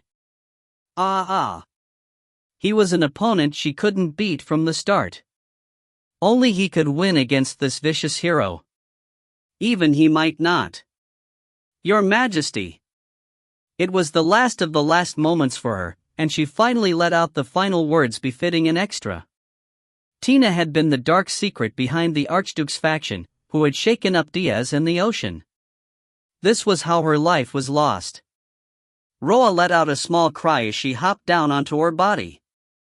All the magical energy holding her body together was gone, so her corpse turned into dust. The only thing left behind was what looked to be a spellbook. What the hell? This isn't a spellbook. It is a genuine grimoire. In fact, he had been searching for a suitable book he could use as a personal spellbook once he acquired an excellent ink called the Kraken's Ink. As it so happens, he had come across this book. Of course, it was a grimoire that was already inscribed with content. It would be a bit troublesome to modify it, but with Artpe's ability. A cold smile formed on Artpe's lips as he looked through the grimoire. Yes. That's right. If he thought about what this woman did in the human world, the content of the book was obvious. He no longer needed to delve deeper into the grimoire. He put it away. Naya Aya. No. It is mine. Nah. She slumped as she sulked. Roa tapped Artpe's arm with her tail. Artpe petted her as he picked her up, and he turned around. Cheryl was still waiting for him at the same spot. Master. All kinds of emotions were expressed on her face as she stared at him. Artpe was truly embarrassed, so he scratched his head. What is it? Did you witness everything? Now that you know what kind of human I am, this should go fast. You shouldn't serve a master like me. You should just focus on ruling your country. As a last request, you should forget about what happened right now. Thank you, Master. Wait a moment. What did she say? He heard words that should have never come out of her mouth. Was he mistaken? What did you just say? He was taken aback, so he asked the question in reply. Cheryl took short steps towards him. She grabbed both his hands as she spoke. If it is for you, I will do anything. You became the representative of the merfolk, and you expressed our rage. You punished our enemy the right way. Every merfolk of this kingdom will remember your benevolence. What was the right way? What was she talking about? She seemed to have interpreted his actions in a slightly weird way. Moreover, it seemed the misunderstanding was too deep to undo all of this. Artpe wondered what he had to say to this dumb fish, but he quickly gave up on that train of thought. I'm going to go to the temple for now. I will wait for you here, Master. Please come back safely. He knew something was wrong with Cheryl's words, which was full of loyalty, but he decided to go to his other party members with Roa for now. An unknown that had never revealed itself in his past life was waiting for him. If you find any errors, ads pop-up, ads redirect, broken links, non-standard content, etc., please let us know. Report chapter so we can fix it as soon as possible. Chapter 77. Chapter 77, is this really happening again? 1. Guguo ha. Cook. This region is falling apart. Everyone run away. Activate the defensive magic. Currently, the defensive magic. It doesn't work. The defensive magic can't be activated. I knew it would be like this when they invaded us. My God.